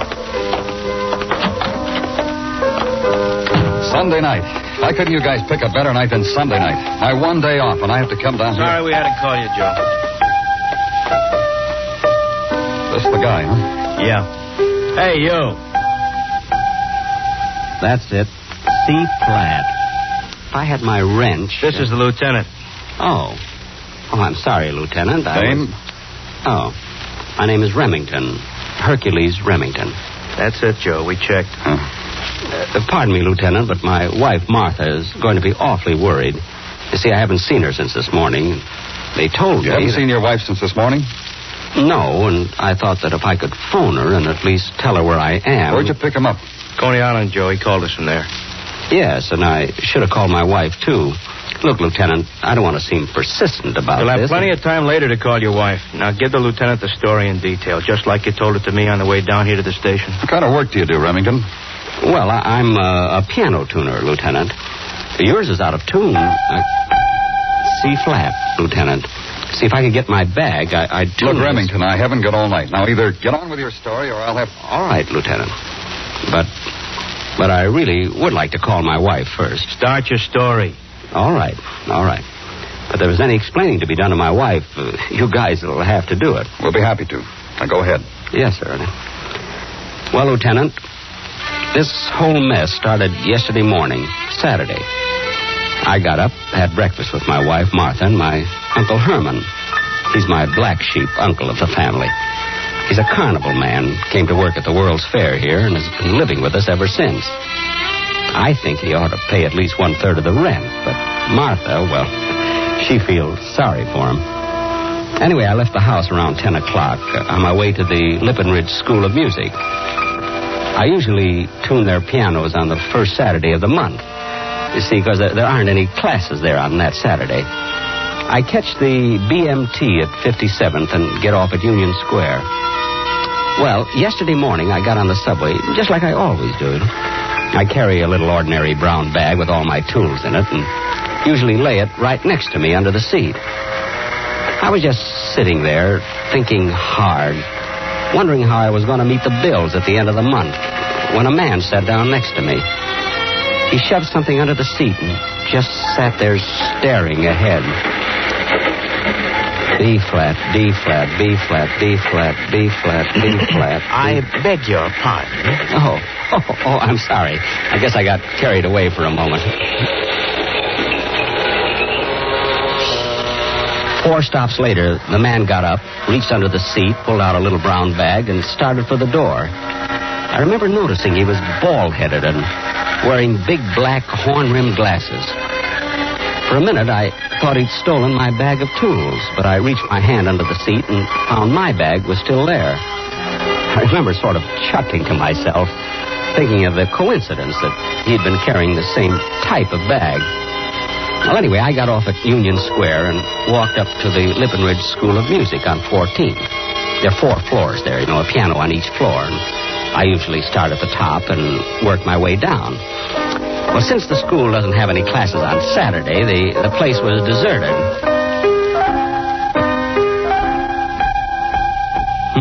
That one's sour. Yeah, D flat. Well, I'll soon have that in shape. What the... I zipped open my bag to take out my tuning hammer and my wedges, but there were no tools in my bag. The tools were gone, and in their place were bundles and bundles of crisp $10 bills. And then it hit me. The little bald-headed man on the subway. The man who sat down next to me. This bag belonged to him. He picked up mine by mistake. There was no name on the bag, no identification of any kind. I started counting one of the bundles. Each bundle contained $1,000 in $10 bills, and there were 25 bundles.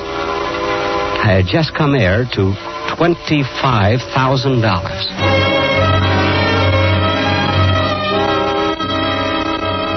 When I got home, Martha was washing some clothes out on the back porch, and Uncle Herman was rolling pennies for his pitch penny concession. I called both of them into the living room, pulled all the shades down, closed and locked all the doors, and set the bag on the table. Hercules, what are you doing back home so soon? What kind of nonsense is this, nephew? Martha, Uncle Herman. You look awful pale. I guess I do. Hercules, what's the matter with you? Listen to me, both of you. I'm rich.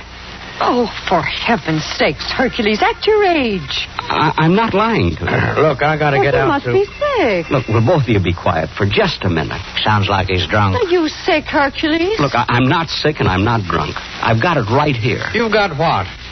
Look. Wow. Hercules. Now do you believe me? Now do you believe I'm not sick or drunk? Look at it. $25,000. $25,000? That's a lot of money. Hercules, where'd you get all this money? I found it. Found it? Found it? Yes. Listen to me, Hercules Remington. Don't you lie to me.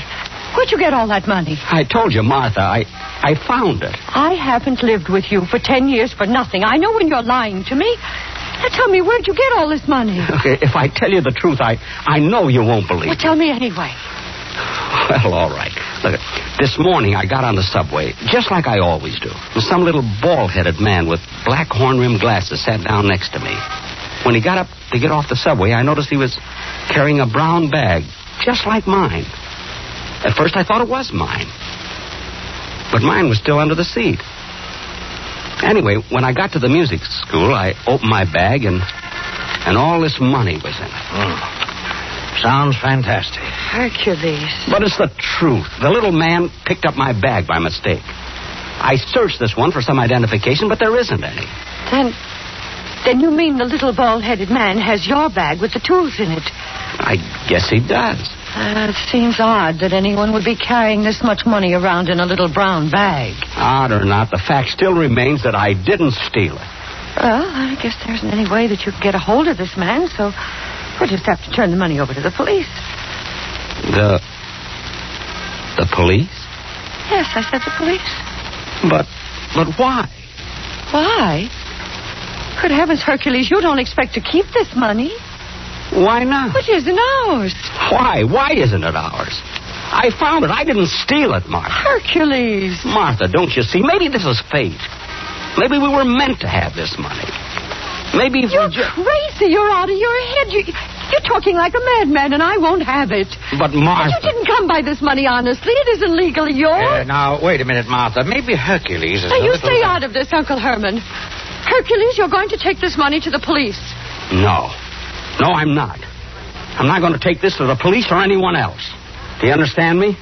I'm not going to take this money to the police. Hercules, I don't understand you at all. But mark my words, you'll pay for this. Well... Don't pay no attention to her, nephew. But why does she have to be that way? Why can't she understand me just this once? Why can't she see my side of it? See, I didn't steal this money. No, you didn't, nephew. And I'm going to keep it. Sure you are, nephew. Sure you are. You're going to keep it. You bet I am.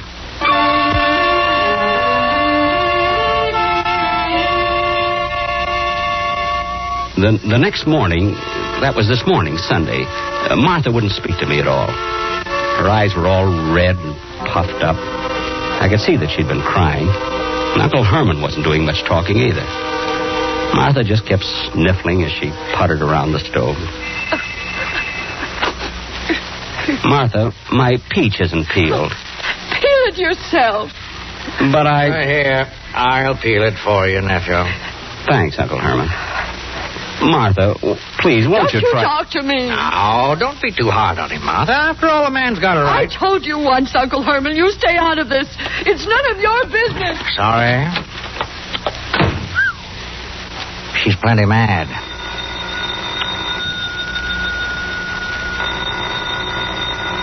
Well, ain't you going to answer the phone? Hello? Mr. Remington? Yes? Hercules Remington? Yes, who is this, please? I want to return your bag of piano tools to you, Mr. Remington. I believe there was a slight mix-up. I believe in my haste I picked up your bag instead. But how did you find me? I mean... Oh, it was quite simple. There's only one piano tuner with the initials HR in New York City. Well, what do you know? You do want your piano tools back, don't you, Mr. Remington?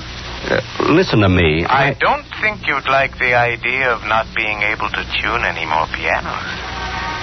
What? And I'd like to have my bag returned. Of course. As soon as possible. Yes. Tonight. Tonight? At 9:30 tonight. Meet me at Madison Square Garden. Madison Square Garden? At 9:30 at the 49th Street entrance. The door on the far end will be left slightly open. And, please be prompt, Mr. Remington, with my brown bag. You see, it will displease my business partner considerably if he finds I've lost the bag. No, all right. The 49th Street entrance, the door on the far end.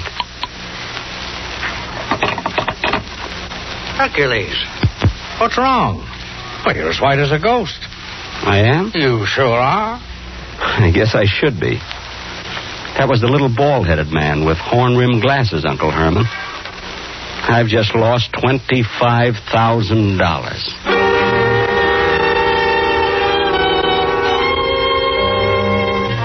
Uncle Herman went in the living room to read the Sunday paper, and I went in the bedroom to tell Martha about the phone call. But she wasn't there. In fact, she wasn't anywhere in the house.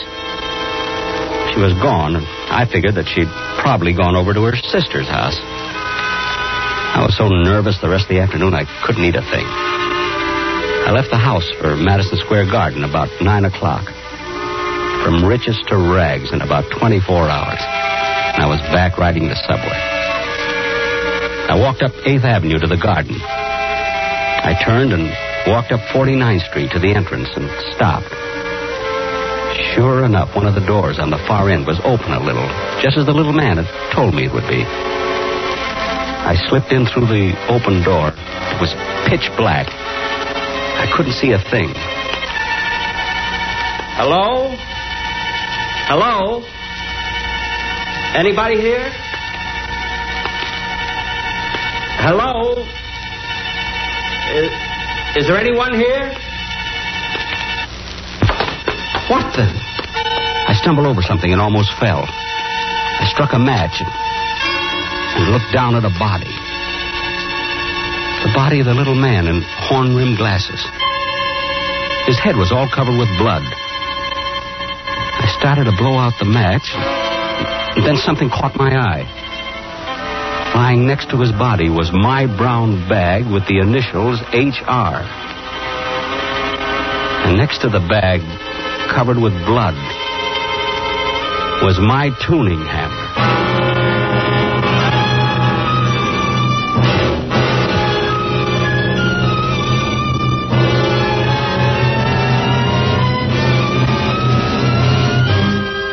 Autolite is bringing you Mr. Jack Benny in Murder in G-Flat. Tonight's production in radio's outstanding theater of thrills, Suspense.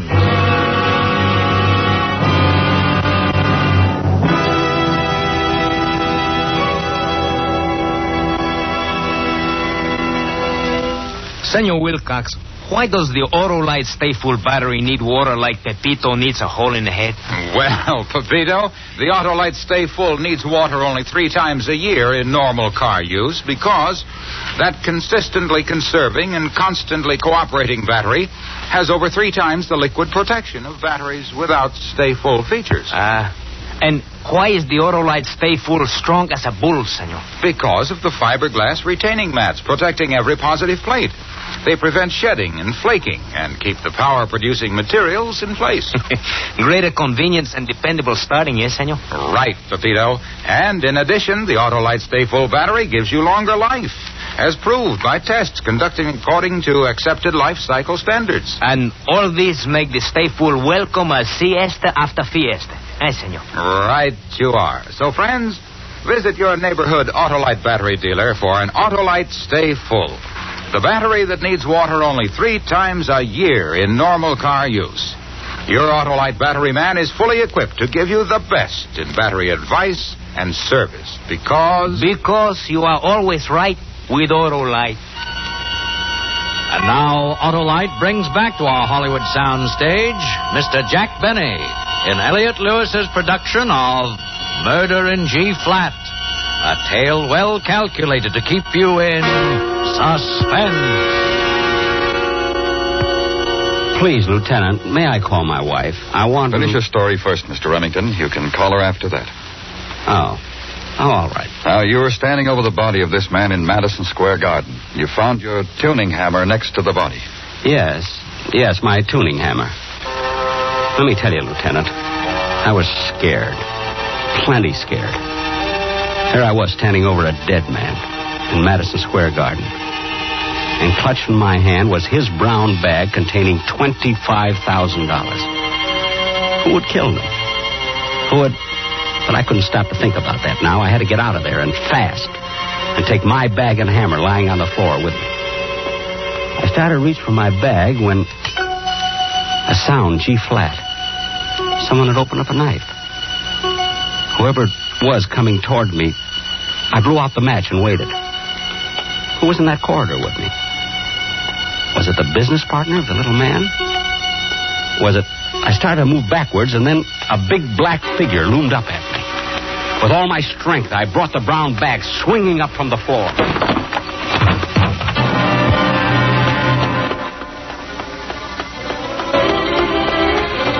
I ran until I thought my legs would drop. My mind was all fogged up now. I couldn't think straight. Who was the guy who just tried to kill me? One thing I knew for sure, I had to get rid of this money until I could think things out. But where? Where could I get rid of it? I neared the corner of 59th and 8th Avenue and then saw it. A bus terminal. Why not? A public locker in the bus station. I opened the door and walked in. Scranton, Pittsburgh, and Philadelphia leaving in 10 minutes? Yes, ma'am, in about 20 minutes. Excuse me, mister. I'd like to have a key for a locker. Just a second. G-sharp. What'd you say? Oh, nothing. What do you know? I haven't got an empty one right now. Have to wait a little while. You mean out of all of these hundreds of lockers, you haven't got one empty? Oh, I'm sorry, mister, but you can see for yourself. A lot of servicemen in town over the weekend. Well, how long will it be? 10, 15 minutes, maybe a couple hours. Okay, I'll wait. I'll sit over there. I bought a paper at the newsstand and sat down on one of the benches. I didn't even know what I was reading. I just kept... And then I saw it. On page 2. A complete account of a robbery that had occurred on Friday night at one of the downtown post offices. 2 bandits had escaped with $25,000 in $10 bills. This was it. It must have been. But would the police believe a story like that? Of course they wouldn't. I had the money, and it was my tuning hammer there, lying next to the body in the garden. I got out of that bus terminal in a hurry and walked up 8th Avenue. Where could I go? The only place I could think of was Coney Island. Coney Island and Uncle Herman and his pitch penny concession.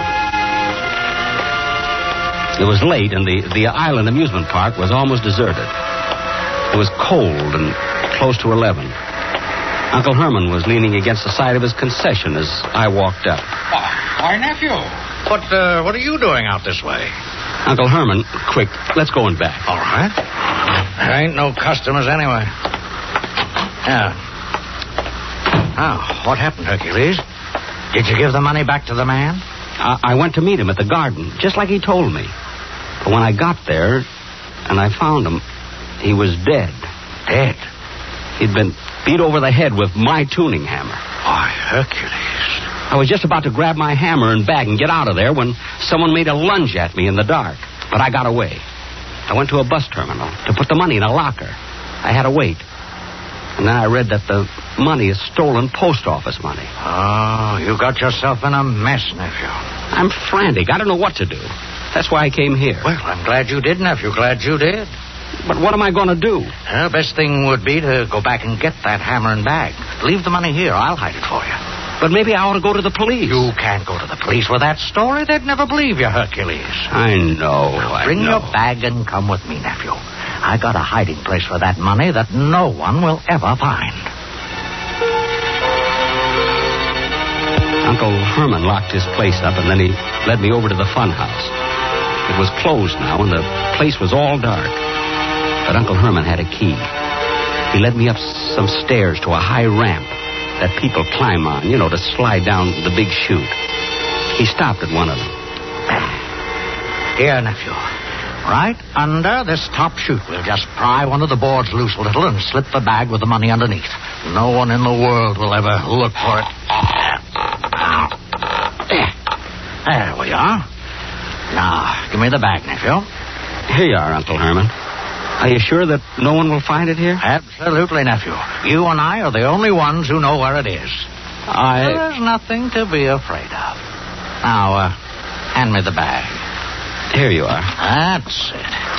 Now, let's just check to make sure that... What's the matter, Uncle Herman? Where's the money, nephew? The money? What are you talking about? It's in the... Is this what you call money? Why, this bag's got nothing in it but bundles of torn newspaper.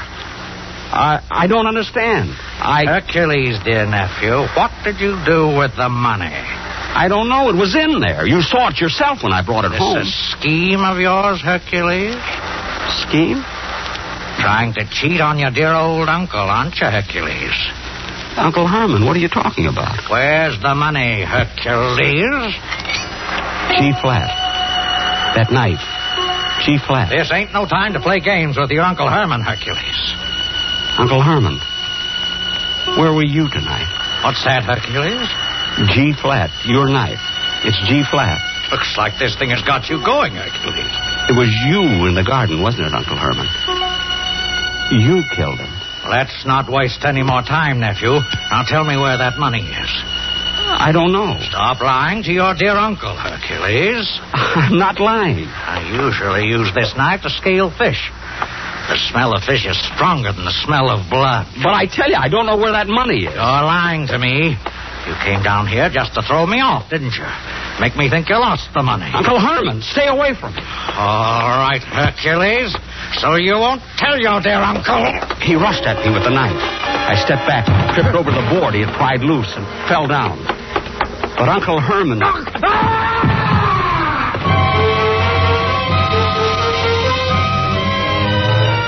He went hurtling over me, head over heels down the long slide. When I got back down at the bottom of the slide chute, he was dead. The uncle had his neck broken, Lieutenant. What about the money?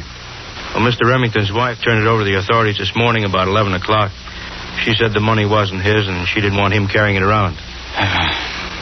Well, I guess that'll be all, Mr. Remington. You can go now. But isn't it dangerous? I mean, the partner is still... We picked up his business partner a few hours after the robbery. Oh. But just in case you happen to come across another $25,000 that doesn't belong to you, promise me that you'll get in touch with the authorities, will you, Mr. Remington? Oh, I've learned my lesson, Lieutenant. Believe you me, I have. Yeah, good. Oh, for heaven's sakes, I almost forgot. I got to call my wife. She's probably frantic by now. There's a payphone right outside in the corridor. Payphone? Yeah, right around the corner. You can't miss it. Well, she's waited this long. I think I'll just tell her when I get home.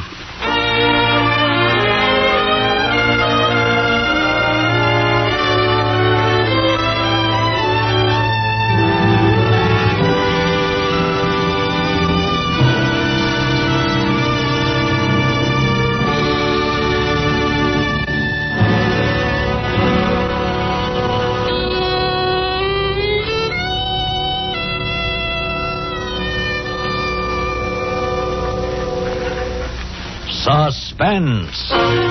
Presented by Autolite. Tonight's star, Mr. Jack Benny. Fine meal, Pepito. So long. Hey, no dessert, Senor Wilcox? I never desert, Pepito. I'm always faithful to those 400 fine products for cars, trucks, tractors, planes, and boats made by Autolite in 28 plants from coast to coast. These include complete ignition systems used as original factory equipment on many leading makes of our finest cars. Generators, coils, distributors, electric windshield wipers, voltage regulators, wire and cable, starting motors, and many more. And they're all engineered to fit together perfectly, work together perfectly, because they're all part of the Autolite team. So, friends, don't accept electrical parts supposed to be as good Ask for and insist on Autolite original factory parts at your neighborhood service station, car dealer, garage, or repair shop. Remember, you're always right with Autolite.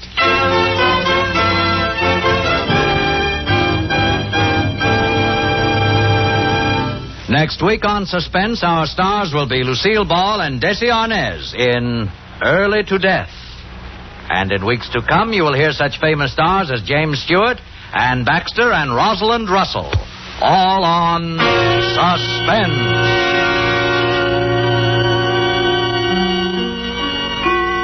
Suspense is produced and directed by Elliot Lewis, with music composed by Lucien Moraweck and conducted by Lud Gluskin. Murder in G Flat was written for Suspense by Richard George Petticini. Portions of this program were transcribed. In tonight's cast, Joseph Kearns was heard as Uncle Herman, Bea Benaderet as Martha, and Larry Thor as the Lieutenant. Others in the cast were Clayton Post, Jack Crucian, and Paul Frees. Jack Benny may be heard each Sunday on CBS on his own radio program, The Jack Benny Show. And remember, next week on Suspense, Lucille Ball and Desi Arnaz in a story about a mysterious airplane crash in the mountains of Mexico. A tale we call Early to Death.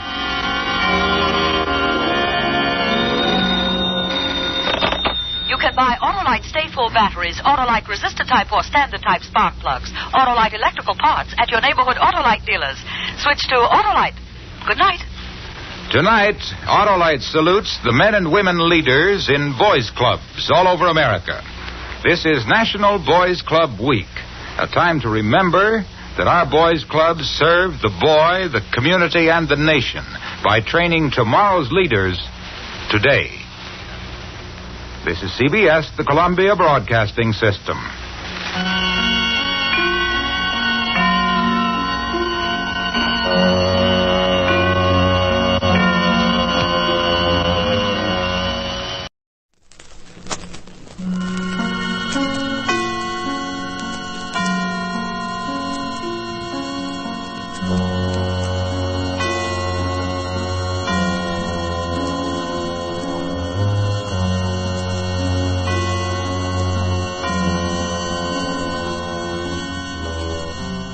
Suspense.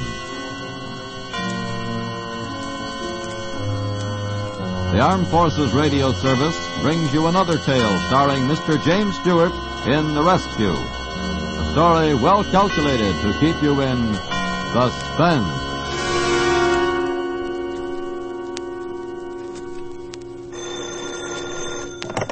Mr. Atherton's office? I'm sorry, he's out at the moment. May I take a message? A routine office lie. You protect yourself that way from the world outside. My private office was soundproof, violence-proof. It was removed from the world as a monk's cell, and that's the way I wanted it. Mine was a respectable public relations job for a national committee, with headquarters in the Wardman, one of the oldest and most respectable hotels in the capital. It was a March day of sudden warmth, the kind of pre-spring day you get in Washington. The air conditioning wasn't on yet. The window was open. The window was open. And it was through that window that the world of violence suddenly came to me, in a way I shall never forget. I was dictating to my secretary. Shall I read back that last sentence, Mr. Atherton? Yes, Helen, please do. Your recent contribution couldn't have arrived at a more timely moment nor in a more timely amount. In fact, it may make the difference between... Good heavens, what's that? Well, what is it, Helen? Girl, she's on the ledge outside the window. What? They're trying to get her back into her room. Don't grab at her, she'll jump. Oh, Mr. Atherton, how horrible. She's going to jump. Here, what are you doing out there? Don't just stand there. Now go back to your room. If you jump, it won't be a pretty death, you know. You'll go right through that glass marquee down there. Oh, Mr. Atherton, I feel sick. Go on now go back to your room. Come on now. They'll help you. No, they won't. They'll kill me.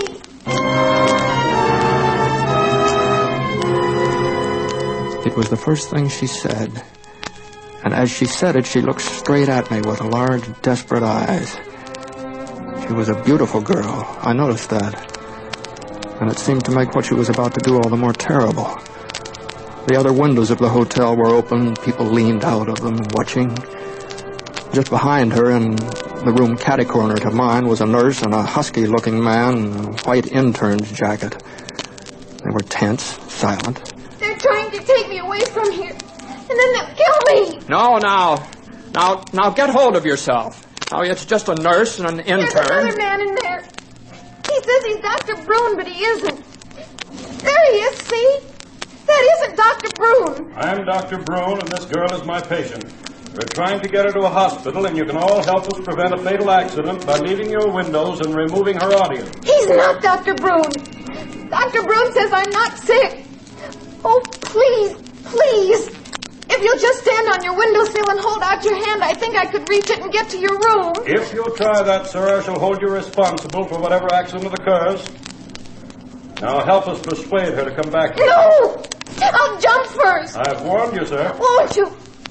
Oh, won't you just hold out your hand? Oh, don't you think you could go back to your own window? It's much closer for you. If you won't help me, at least phone Dr. Brune, then you'll know. Call him.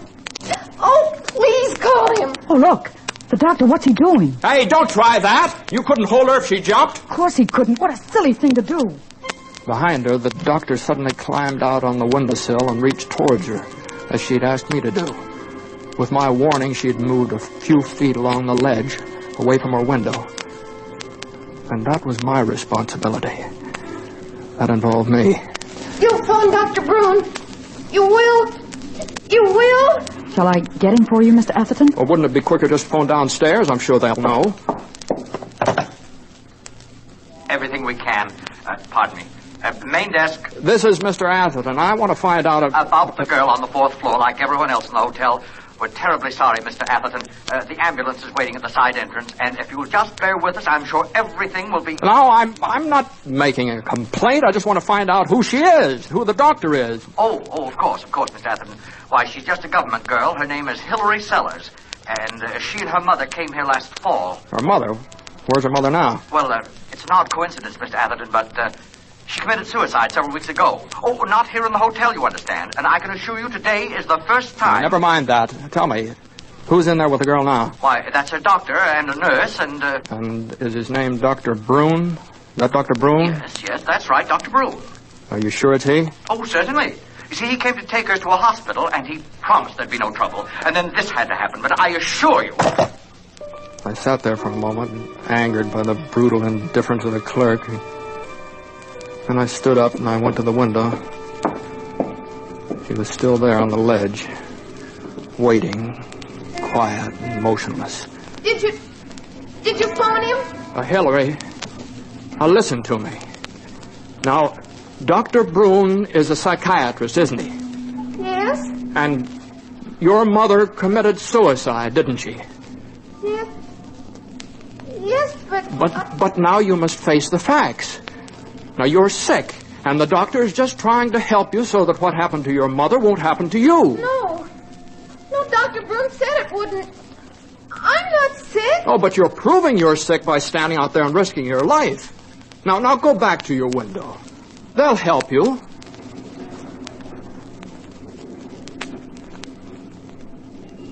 She just stared at me for a moment, and then she moved. Slowly, she inched her way backwards until she reached the window. The nurse and the intern helped her inside. The window was closed behind her, a curtain drawn.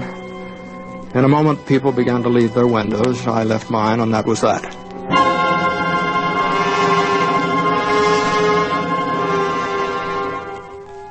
Except that it wasn't. I tried to take up the day's business again, failed.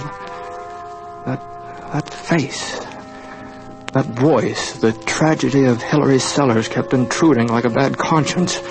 And finally, I gave it all up. I dismissed Helen for the rest of the day, and I went down to the lobby for a pack of cigarettes. And then I found myself heading down the hall, irresistibly drawn to the side entrance. At the side entrance stood the ambulance, No one was about, and after a moment I hurried back into the hall. And there, as I passed the elevator, I saw what was now the last thing in the world I wanted to see.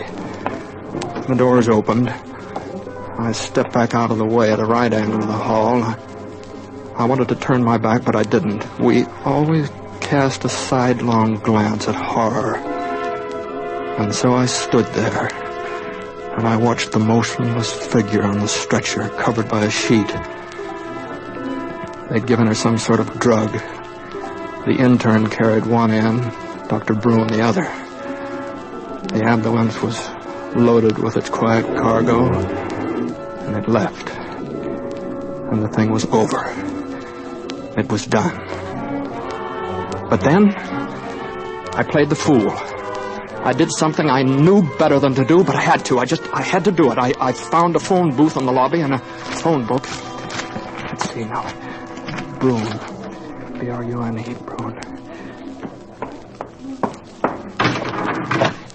It's Kimball. K-I-2-8-9-8.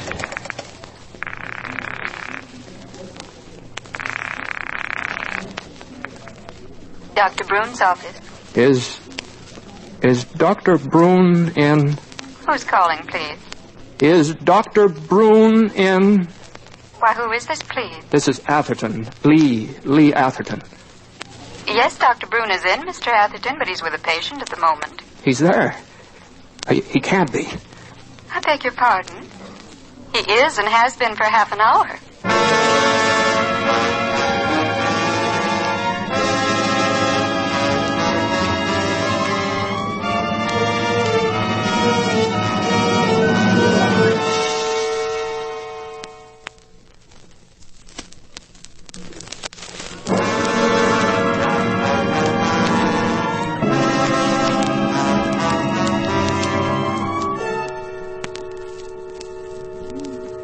Now listen to me. This is terribly important. I want to know if you're absolutely certain that Dr. Broom is in his office. Did you actually see him when he came in? Why, of course he's here. I was in the consulting room with him when the phone rang just now. May I ask why? Well, then get him. Now, I've got to talk to him now. Go on, get him. Well, all right. Hold on. Hello?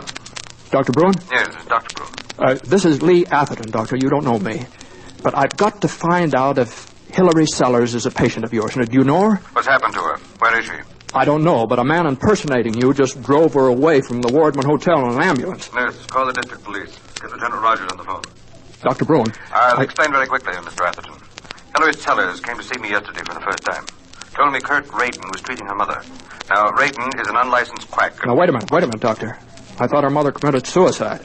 Supposedly, she jumped from the window in Radin's office. But she didn't? I think she was thrown. You mean Radin murdered her? Yes, and I informed the police of it this morning. But how do you know? Hillary told me Radin was treating her mother for a heart condition with some sort of electrical apparatus. Yes? I checked the apparatus with the police this morning. It would be dangerous even to a person with a normal heart. Oh, I see. But why is Radin after Hillary? Because he thinks she knows what he's done and he's got to get rid of her. He ducked out of his office this morning just before the police arrived. But I'm sure she doesn't know about this. No, she believes it was suicide. And she's never even met Radin. I see. Here's your call, Doctor. Oh, all right. Goodbye, Mr. Atherton. Goodbye, Doctor.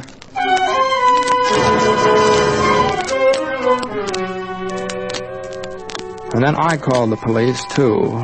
Gave them all the information I had. Found out there was nothing to do but wait. Later, as I walked through the lobby, I passed a woman seated in a chair that faced the elevators. She was utterly nondescript, wearing dark clothes, a black hat, but after I entered the elevator, I gave her a second look through the glass. There was something about that face. This whole dreadful business was discoloring everything.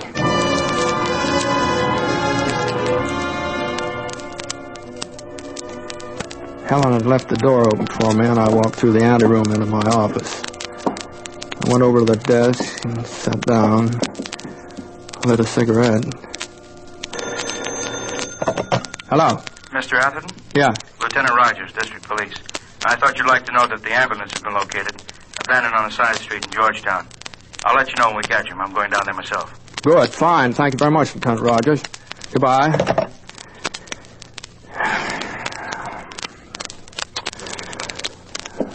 And then, again, I did something I didn't want to do, but I had to. There was that woman in the lobby. I had to take another look at that woman in the lobby. I took the elevator down and got out. She was still there, seated in her chair. She was talking to a man who stood beside her. His back was to me. As I walked by, I looked at her very carefully, and suddenly I recognized her. It was the nurse, out of uniform. I looked at the man. Yeah, Raiden. And in that instant, I understood everything. Somehow, they had lost Hillary in the hotel, carried the nurse out on the stretcher, and laid a false trail to Georgetown with the ambulance. And now they returned to find her, to kill her while they still had the chance. For them, the safest spot in Washington was the hotel. For Hillary, it was a death trap. I went quickly into a phone booth, started to call the police. And then I saw Raiden suddenly jerk his head upward toward the mezzanine above the lobby. He said something to the woman and quickly started toward the stairs. I left the phone booth and followed him. I knew he'd seen only one thing, Hillary. I darted up the stairs just in time to see him enter the door at the end of the mezzanine.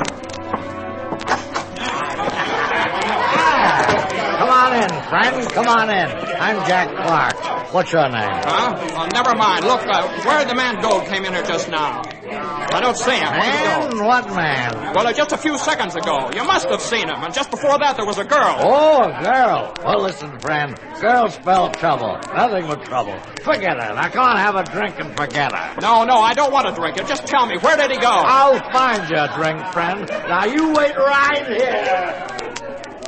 And a drunken fool staggered off through the crowd, and I looked around very carefully. The room was jammed almost entirely with men there standing around in groups, drinking, all talking at once. I couldn't see Raiden anywhere, nor Hillary. But I noticed an exit across the room, and I started to make my way toward it. Here you are, friend. Here's your drink. You thought I'd forgotten you, huh? Well, not Jack Clark, see? Well, here, take it. No, thank you very much, but I can't. I've got to go. Go? Oh, you can't go yet. The party's just started. I know, but So you won't drink with me, huh?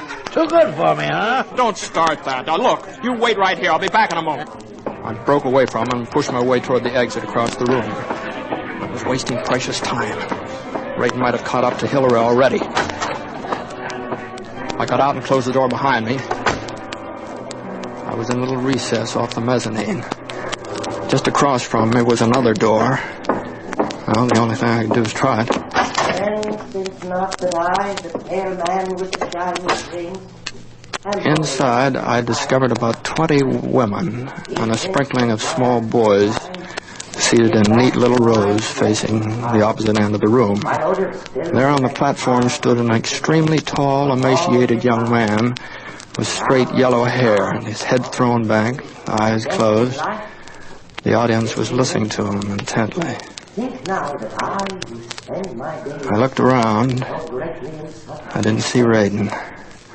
A woman was seated near the door alone. I tiptoed over to her. Really?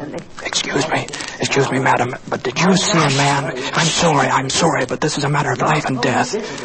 I must know if you saw a man come in here a few minutes ago.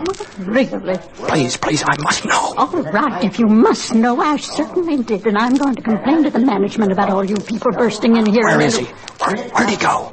He walked right down the aisle and out through the door behind Mr. Quilliam.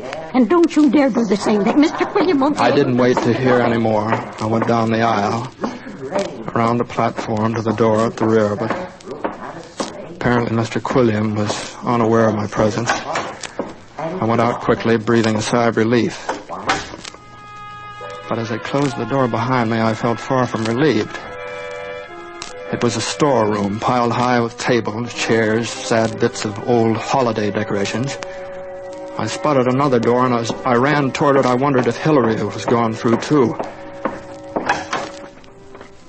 To my surprise, it was on the second-floor dining room. It was deserted now, except for a string quartet practicing on the stage. I started toward them, and then I stopped. And there, standing in rapt attention to the music, was Hillary, safe and alive, listening as though hypnotized. She stood there, her lovely face softened by the music. Then all at once she turned and looked at me. No. Hillary. Hillary. Now it's all right. I want to help you. No.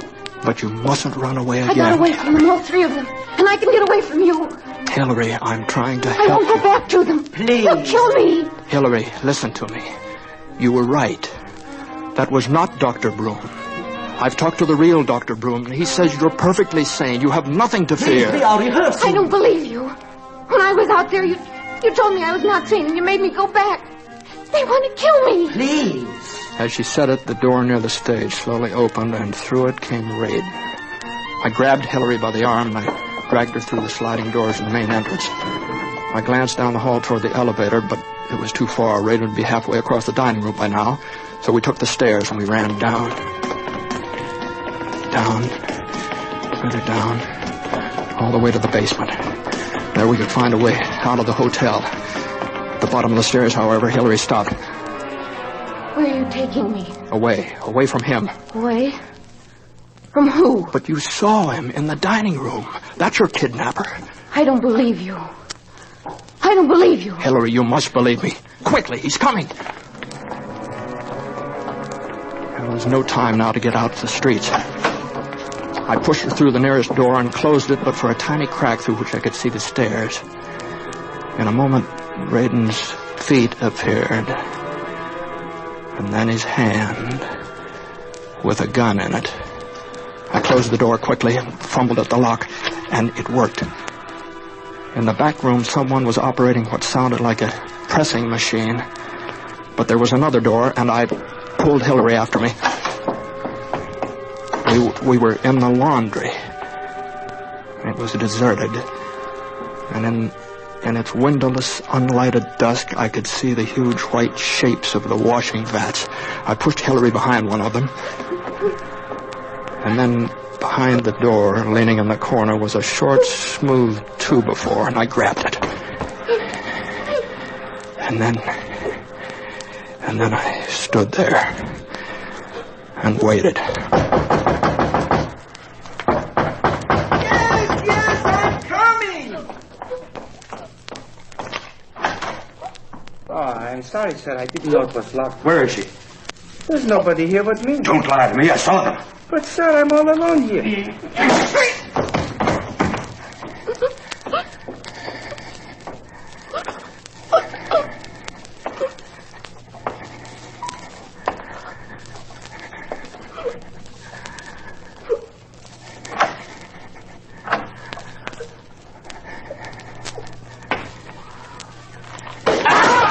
I smashed his gun arm with my club. He turned toward me momentarily confused. I raised my club again, and I brought it down. Glanced off his temple, and he slumped heavily to the floor. He lay there, quite still. The tailor appeared in the doorway, dazed.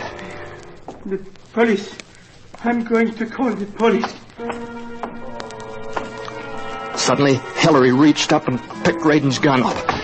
Before I could make a move, she sprang to her feet and stood there facing me, holding the gun directly at my stomach. Who are you? Who are you? Hillary, it's over. That's Kurt Raiden. He murdered your mother. She didn't commit suicide. And you're sane. Don't you understand? You're sane. You're not real. You came out of my mind. Hillary, stop it. This afternoon in the window. You were my own mind telling me the truth. That I am insane, like my mother. Now you're my own mind telling me what I want to hear.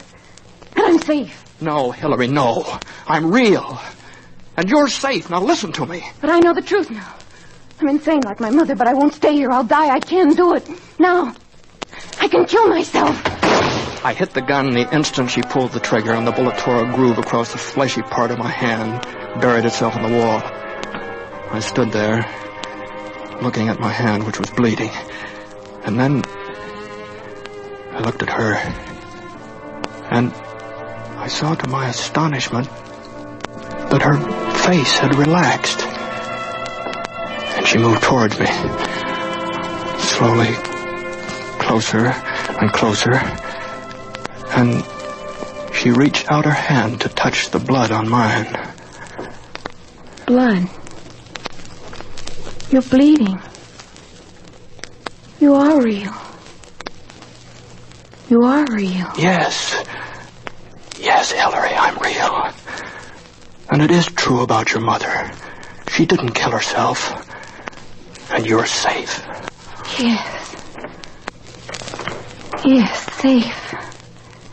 And I can believe what you tell me? Yes, Hillary, you can believe me. You can believe everything I tell you. And everything I'll ever tell you. What's your name?